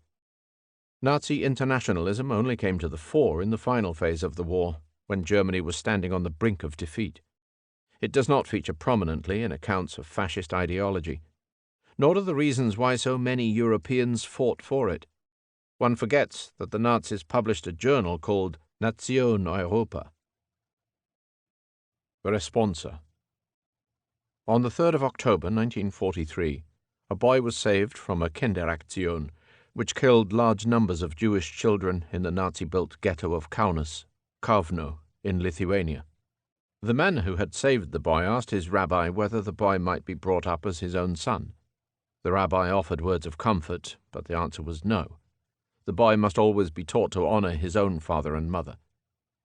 In the vast literature of the Jewish Holocaust, few items can compare in their moral grandeur to the rabbinical responsa from the ghettos of Nazi-occupied Europe.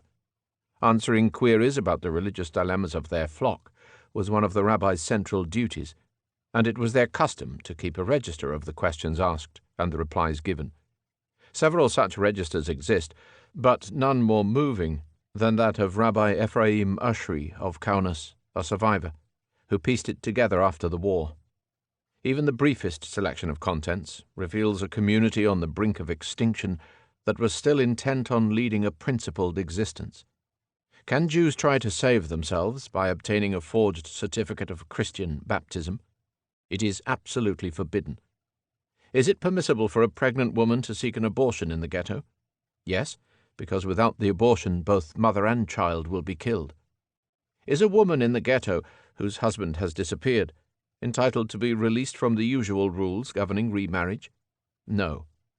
May a Jew in the ghetto commit suicide?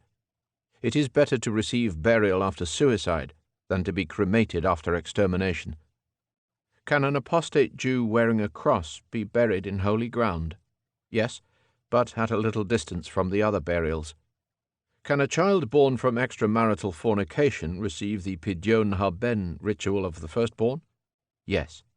What should be done with the garments of murdered Jews? According to religious law, blood-stained garments must be buried, but unstained garments may be given to the children of the victims. It has been said that responsa issued under the duress of the Holocaust exhibit undue lenience. That is a matter for expert judgment. But anyone can recognize a desire to combine the rigor of the Jewish law with the duty of compassion. In August 1941, for example, German soldiers had filled the synagogue at Slobodka with dead cats and dogs, before ordering a group of Jews to tear up the Torah scrolls on top of the carcasses and to set fire to the building. When Rabbi Ushri was asked how atonement might be obtained, the persons concerned were starving. His response was clear but gentle. They should fast in atonement if they can. Much comment has been expended on the charge of the alleged passivity of Europe's condemned Jews. In some circles, Jews driven to collaborate have even been branded as war criminals. The Hasidic view certainly was that God's face is covered during times of persecution, and that devout Jews should accept their fate. Non-Hasidic rabbis did not follow such a firm rule, although there was a long tradition of respecting the law of the land. The chief rabbi of Athens destroyed the membership lists of his congregation, enabling many to survive. The chief rabbi of Salonika did not do so, and most of his flock were killed.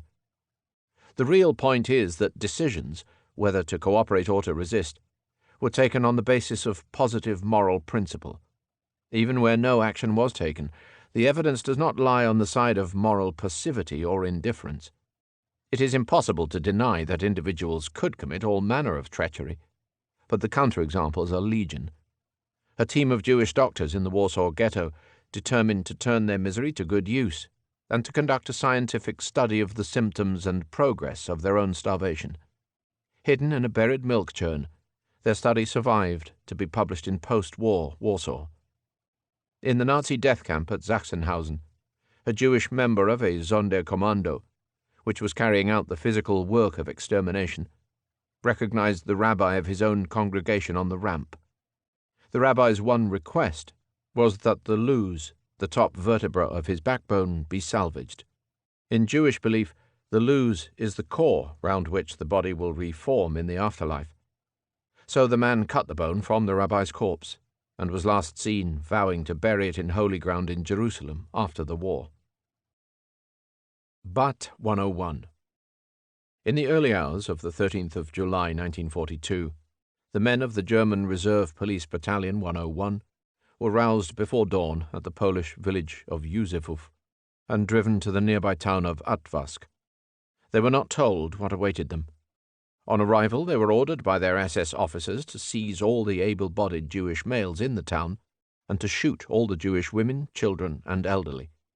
That day, they killed about 1,500 persons, the first installment of the battalion's estimated total of over 83,000 victims.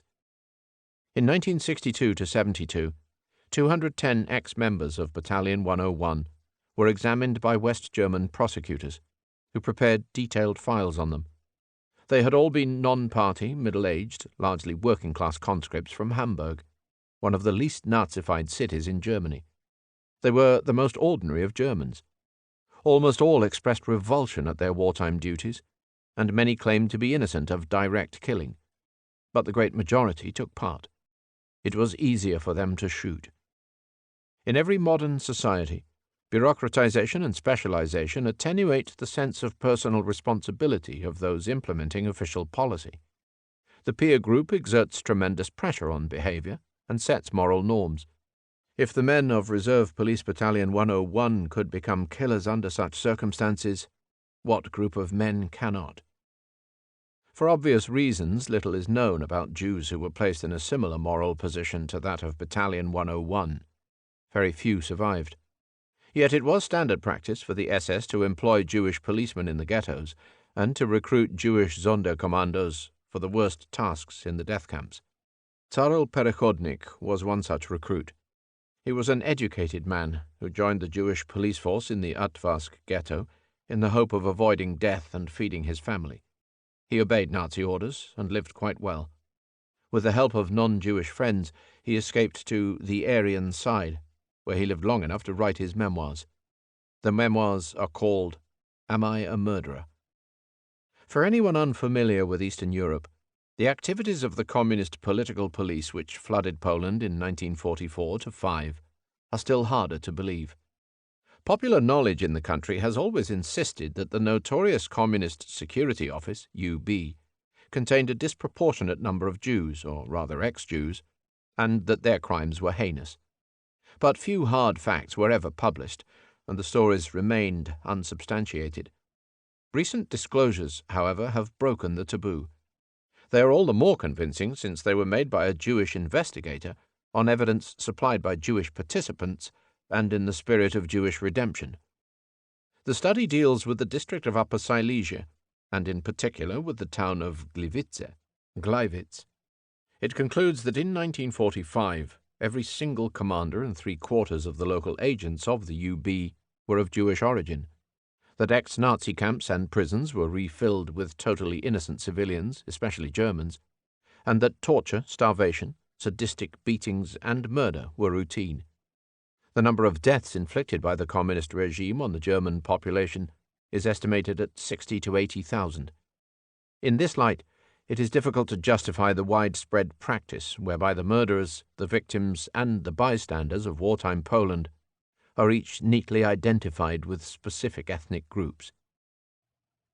Thésée. One day in August 1940, soon after the fall of France, a 25-year-old theology student from Switzerland wandered into the little Burgundian town of Cluny. He was writing a thesis on pre-Benedictine monasticism. He was less interested in the ruins of the monastery than in the vague possibility of founding a monastic community himself. He was the son of a Protestant pastor from the district of Neuchâtel, until recently a confused agnostic. He saw a sign, House for Sale in Thésée, cycled the 10 kilometers up the valley, and bought the house in the half-empty village.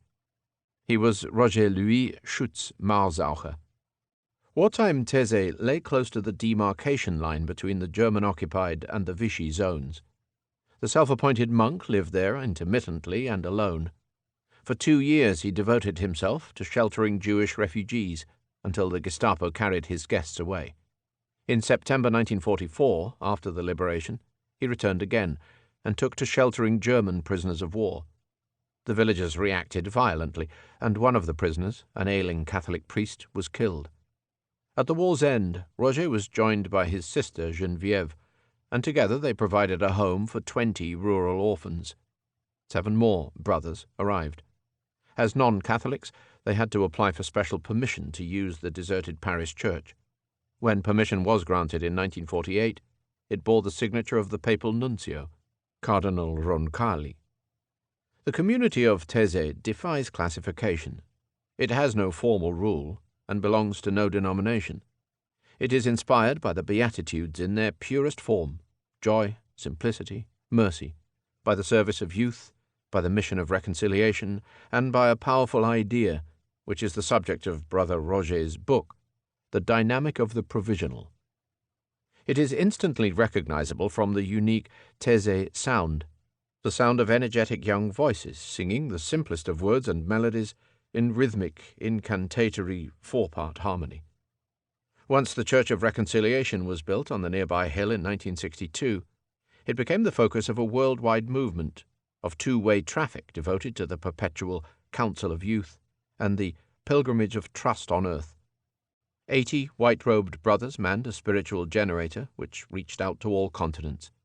Missions set out for Asia, Africa, Latin America, New York. Wherever there were human divisions, the spirit of Taizé sought to heal them. Initially shunned both by the World Council of Churches and by the Vatican, it won them both over. In Europe, it found the support of the Orthodox Patriarch of Constantinople and of the then Archbishop of Krakow. In the 1980s, it breached the Iron Curtain when its European meetings moved on from St. Peter's and St. Paul's to East Berlin and to Warsaw. Contemporary European Christianity has produced a number of inspirational figures who have transcended all existing barriers. One was Agnès Gonja Boyajiu, an Albanian nun better known as Mother Teresa of Calcutta. Another was a Dutchman, Father Werenfried van Straten, founder of Aid to the Church in Need. A third such person, of simple heart and unsimple name, is, without doubt, Brother Roger. One passes through Taizé, said John Paul II, as one passes a spring of water. Auschwitz. On the 31st of May 1944, a British Mosquito reconnaissance plane of 60 Photo Squadron took off from an airbase at Brindisi in southern Italy. Its mission was to fly some 900 miles to German-occupied Poland and to photograph a synthetic fuel factory in the town of Oświęcim, Auschwitz. By chance, since the South African crew left the camera running, the final frames of their film, shot at 27,000 feet, caught the first ever bird's-eye view of the two nearby SS concentration camps of Auschwitz I and Auschwitz II Birkenau. Many such pictures were subsequently obtained by Allied reconnaissance flights. One photograph taken over Auschwitz-Birkenau from a lower altitude on the 25th of August 1944 was sharp enough to show a line of new arrivals being marched under guard from the railway ramp towards the open gate of Crematorium No. 2.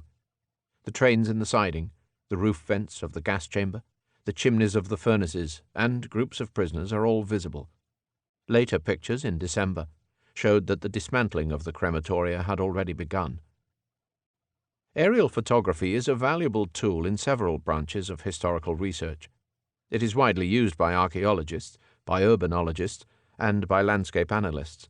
In this case, it supplied a convincing item in the proof of a genocidal campaign that post-war revisionists have sought to deny.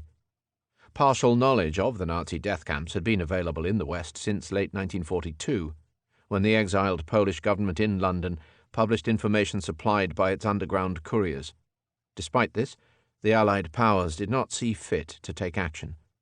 The identification of Auschwitz II as the unknown destination to which Jews from all over Europe were being deported was only confirmed from the accounts of 5 escapees in July 1944. From then on, repeated appeals were made by Zionist groups who hoped that the murders might be disrupted by bombing the camp installations and railway tracks. The appeals fell on deaf ears. Air Force officers insisted on the priority of their military and industrial targets. One official of the British Foreign Office minuted, "A disproportionate amount of time is wasted on these wailing Jews." The fate of the aerial intelligence pictures is no less instructive than their contents. The films were flown back from Italy for processing and interpretation at RAF Medmenham in Buckinghamshire. There, since the directors of the operation were only interested in the synthetic fuel factory, the last frames on the reels were not checked out. The historic photographs of the 31st of May and the 25th of August 1944 were found 30 years later in the archives of the U.S. Defense Intelligence Agency, unprinted. Auschwitz was liberated by the Soviet Army on the 27th of January 1945. Yet the Western government's urgent requests for detailed information brought no further news until an ambiguous telegram arrived from Moscow on the 27th of April. It mentioned investigations at Auschwitz, which showed that more than 4 million citizens of various countries had been killed. This figure, if applied to the victims of Auschwitz alone, was not compatible with statistics produced by Allied prosecutors at Nuremberg. But it was allowed to pass into conventional wisdom. Not until the collapse of communism in 1990 did the State Museum at Auschwitz feel free to release a more credible estimate of 1.2 to 1.5 million victims, of whom probably approximately 800,000 to 1.1 million were Jews. Between the extremes of credulity and incredulity, it took exactly 50 years for an approximation of the truth to emerge about one of contemporary history's most intensively researched topics. After Auschwitz, Theodor Adorno said, "Poetry is no longer possible." It seems that historians, too, lost their faculties. Oxfam. The Oxford Committee for Famine Relief began its career in the University Church of St. Mary the Virgin on the 5th of October 1942. Its immediate purpose was to alleviate distress caused by the war in Greece.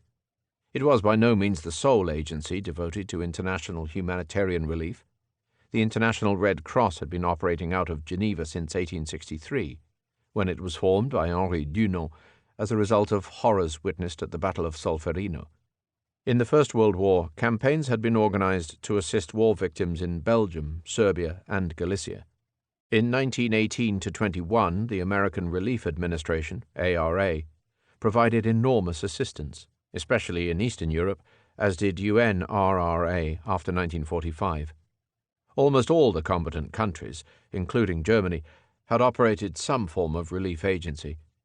Yet Oxfam had several advantages. Like the IRC, it was independent of government policy. Also, being based in one of the Allied states, it did not cease to function at war's end. Thirdly, being British, it had ready access via the Empire to all the continents. It was well placed when the focus for international relief shifted away from Europe. The history of the relief agencies inevitably reflected Europe's changing position in the world. Post-war affluence created a huge economic discrepancy between North and South, at the very time that the West was confronting the East. The USA was more preoccupied with politics than previously. The Soviet bloc was not involved in humanitarian issues, and the UN was somewhat constricted by member governments. So an important role was left to private organizations from post-imperial Europe, such as Oxfam, Save the Children, CAFAD, Catholic Fund for Overseas Development, and Médecins Sans Frontières. The North-South Commission and the associated Brandt Report established the target figure of 1% of GNP, whereby the wealthier nations should aim to assist the Third World. But in 1992-3, the disasters in ex-Yugoslavia emphasized the fact that Europe's own agonies were far from finished. Buchach. The Deaconry of Buchach.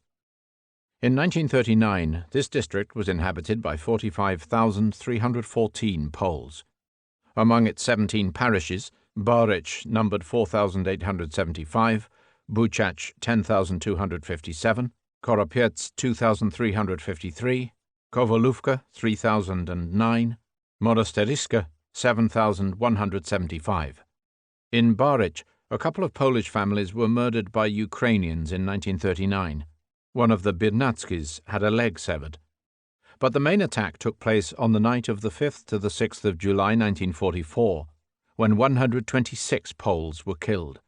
Men, women and children were shot or hacked to death with axes. The Mazure ward of the town was burned down. The attackers were armed with machine guns and shouted, "Rizati Politi!" Kill, burn. The survivors fled to Buchach, where they survived the winter in terrible conditions, in ex-Jewish houses without doors or windows. The Catholic parish of Novostavce, though sparsely inhabited, contained 3 Greek Catholic parishes within its bounds. The ratio of Poles to Ukrainians was 2 to 3. In 1939, coexistence was still possible, but conditions worsened after the German occupation. In 1944, when the German-Soviet front line passed through, nothing but ruins remained.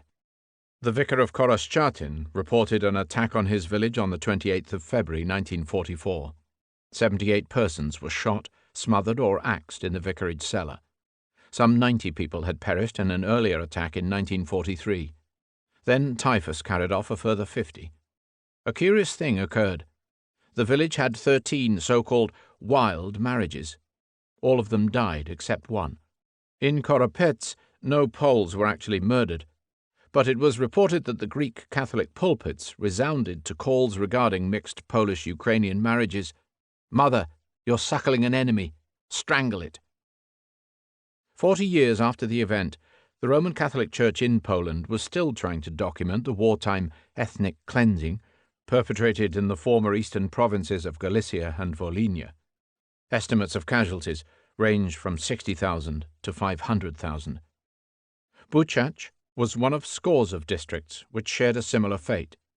It lay in the Archdiocese of Lvov, which covered all of Red Ruthenia, East Galicia, and beyond. Its pre-war population was made up of Ukrainians, Poles, and Jews. All 3 communities were scourged by Soviet repressions at the start of the war. Then the Jews were killed by the Nazis and their local collaborators. After that, the Poles were attacked by Ukrainians. Finally, the returning Soviets destroyed anyone and everyone connected with independent organizations. Ethnic cleansing in wartime Poland was started in 1939 to 41, both by the Nazis, who cleared several western regions for German resettlement, and by the Soviets, who deported millions from the east. After 1941, it was taken up by small factions of the Polish underground, who sought to drive out Ukrainians from central Poland, and on a far larger scale by the Ukrainian Insurrectionary Army, UPA, who terrorized Poles. In 1945, the Communists completed the cleansing of Poles from Ukraine, and, through Operation Vistula, of Ukrainians from their homes in People's Poland. At Potsdam, Allied policy approved the expulsion of all Germans from east of the Oder. The UPA came into being in October 1942 to initiate an exclusive nationalist Ukraine and to oppose the growing bands of Soviet partisans infiltrated behind German lines. Its commander, General Roman Shukhevich, Chupornica, fought on until captured in 1950. However, when the rising communist tide had been stemmed neither by the Wehrmacht nor by the formation of the SS Galizien, the Ukrainian underground adopted desperate solutions. Western Ukraine was heading for the return either of Soviet or of Polish rule. The more radical elements then decided to wipe out their most vulnerable adversaries, namely Polish citizens. They had no compunction in killing anyone who opposed them. 11th of March, 1943. In the Ukrainian village of Litogoszcz, Volhynia, Ukrainian nationalists murdered a Polish schoolteacher whom they had abducted. Together with this Pole, they murdered several Ukrainian families who opposed the massacre. In a conflict with strong religious undercurrents, the clergy were selected for bestial treatment. Reverend Ludwik Włodarczyk from Arkepi was crucified. Reverend Stanisław Dobryński from Ostrówka was beheaded with an axe. Reverend Karol Baran was sawn in half in Korytnica. Reverend Zawadzki had his throat slit. In post-war Eastern Europe, all war crimes were officially ascribed to the Nazis. Victims from areas like Buchach were lumped together in the 20 million Russian war dead, or otherwise hidden by silence.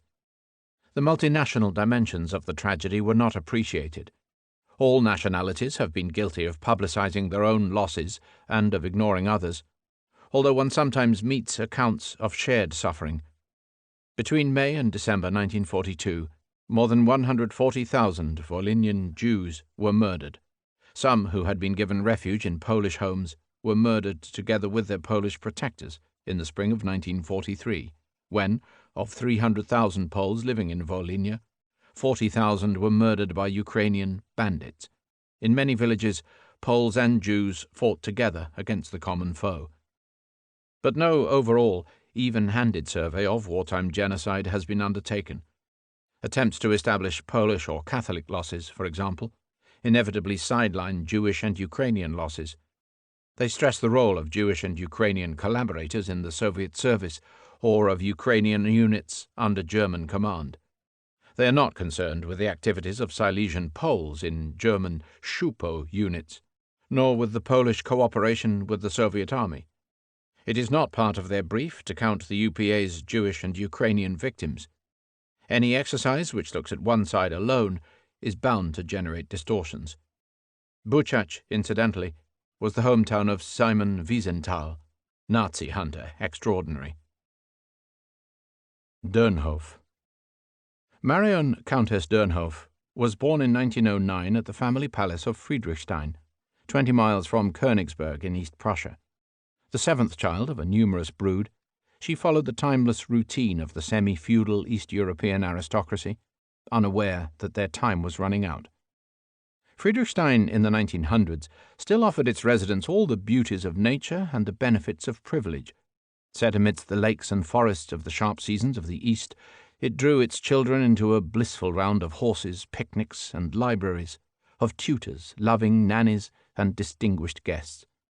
Marion's mother, once a lady-in-waiting to the Empress at Potsdam, ran the house with a taste for the rigid etiquette and social hierarchy of the Kaiser's court. She trained the servants to address her with, "Most humbly, good morning, Your Excellency." Marion's father, Karl August, an easy-going globe-trotter and sometime diplomat at the German embassies of St. Petersburg and Washington, was a member of both the hereditary Prussian Senate and the elected German Reichstag. The style was one of public opulence, private austerity, and Lutheran piety. The Dönhoffs, like many German noble families, had moved to the east in the Middle Ages. Their original home was at Dünnerhof on the Ruhr in Westphalia.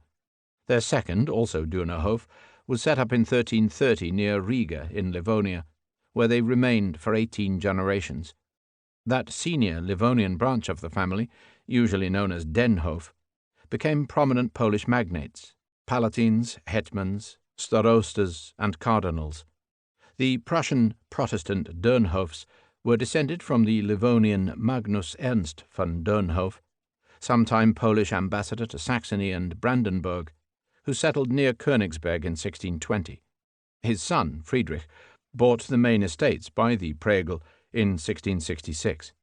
His grandson, Otto Magnus, governor of Memel and Prussian ambassador at the Treaty of Utrecht, built the pile of Friedrichstein in 1709–14. Wars and disasters were taken in their stride on the Prussian frontier. In the Great Northern War, 40% of East Prussia's population died of plague. The Revolutionary Wars saw the entailing of the estate in 1791, the arrival of the French in 1807, the emancipation of the serfs in 1810, and the arrival of Kutuzov in 1813. In the First World War, having escaped from the Russian advance of August 1914, it greeted its saviour, Field Marshal von Hindenburg, in person. At first, the War of 1939 looked just like any other. Yet, by the winter of 1944–5, it was clear that some final and total nemesis was at hand. Unlike any of its predecessors, the advancing Soviet army was intent on eradicating the Germanity of East Prussia once and for all. With all the adult males of her family dead, either killed on the Eastern Front or executed after the bomb plot against Hitler, Marion Dönhoff had been left administering the estates of Friedrichstein and Kitenin alone. One night in January 1945, she mounted her horse, joined the flood of westbound refugees, and rode 1,000 miles in 2 months, all the way to Westphalia. She paused only once, to stay with Bismarck's daughter-in-law at Varzin in Pomerania. The 600-year Eastern adventure of the Dönhoffs had come full circle. Friedrichstein, deserted, was annexed to the RSFSR. The fate of Friedrichstein and of the Dönhoffs was repeated hundreds of times over, right across Europe. The destruction which the Bolsheviks meted out to Russia's own aristocracy in 1981–21 awaited the landed proprietors of every country which the Red Army entered, either in 1939–40 or in 1944–5. The old German families of Prussia, Bohemia, and the Baltic states were cast into the same abyss which engulfed the Polish families of Lithuania, Byelorussia, and Ukraine, and the Magyars of Slovakia and Croatia. Indeed, not just the aristocrats, but entire populations of all classes were removed. The Soviet scourge destroyed not just privilege, but centuries of culture. At least Marian Dönhoff survived. After the war, she worked as a journalist in Hamburg, becoming editor of Die Zeit in 1968 and its publisher in 1973. When she wrote her memoirs, she mused on the futility of revenge. I also do not believe that hating those who have taken over one's homeland necessarily demonstrates love for the homeland. When I remember the woods and lakes of East Prussia, its wide meadows and its old shaded avenues, I am convinced that they are still as incomparably lovely as they were when they were my home. Perhaps the highest form of love is loving without possessing. Keelhaul. In February 1945, Major Dennis Hills, an officer of the British 8th Army in Italy, was given command of a POW camp at Taranto, containing 8,000 men of the 162nd Turkoman Infantry Division, classified as repatriates. His charges had been conscripted into the Red Army, had been captured on the Eastern Front by the Germans, and had endured starvation and cannibalism under arrest before volunteering for service with the Wehrmacht. Having sailed with them to Odessa, whither they were transported under the terms of the Yalta Agreement, he had no doubts that all such Soviet repatriates were being sent home to be killed. In subsequent assignments, Hills repeatedly faced the age-old dilemma of a soldier whose conscience did not match his order. In the case of the SS Fede, which was trying to leave La Spezia for Palestine with an illegal shipload of Jewish emigrants, he advised his superiors that regulations should be waived to let them sail, which they did. I had wished to extinguish a small glow of hatred before it grew into a flame. During Operation Keelhaul, 1946-7, Hills was given 498 ex-Soviet prisoners for screening in a camp at Riccione. His orders were to repatriate to the USSR 1.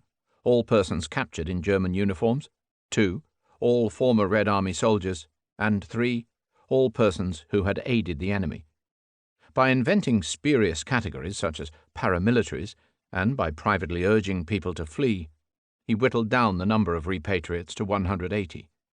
When they left, the Russian leader of the group told him, "So you are sending us to our deaths. Democracy has failed us." "You are the sacrifice," Hills replied. "The others will now be safe." In the case of Ukrainians from the Waffen-SS Galicia Division held at Rimini, Major Hills was one of several British officers who personally rebuffed the demands of the Soviet Repatriation Commission. When the division was reprieved, he was sent a letter from the division's CO thanking him for your highly humane work, defending the principles in the name of which the Second World War has been started. According to international law, the Galicians were Polish, not Soviet citizens. Hills admitted that he bent the rules. Shortly afterwards, he was court-martialed and demoted on a charge of unseemly conduct, having been caught doing cartwheels and handsprings at dawn in the city square of Trieste. The Allied policy of forcibly repatriating large numbers of men, women, and children for killing by Stalin and Tito has been called a war crime. In the Drau Valley in Austria, where in June 1945 British troops used violence to round up the so-called Cossack Brigade and their dependents, it provoked mass suicides. But it was well hidden until a report written by Major Hills came to light in the USA in 1973 and the opening of British archives. Solzhenitsyn called it the last secret. It only reached the wider public through books published 30 and 40 years after the event. More recently, an unusual libel trial in London awarded £1.5 million damages against Count Nikolai Tolstoy, author of The Minister and the Massacres, who had written of an official British conspiracy and cover-up. The plaintiff was not the minister accused of ordering the handover of the Cossacks, but a British officer who, faced with the same problem as Hills, had pursued a different policy. He did not receive a penny of his award, as the defendants fought on in the European courts. Individual responsibility is always hard to prove, but the moral principle is unequivocal. If obeying orders could be no defense for Adolf Eichmann, It can be no defence for Allied officers.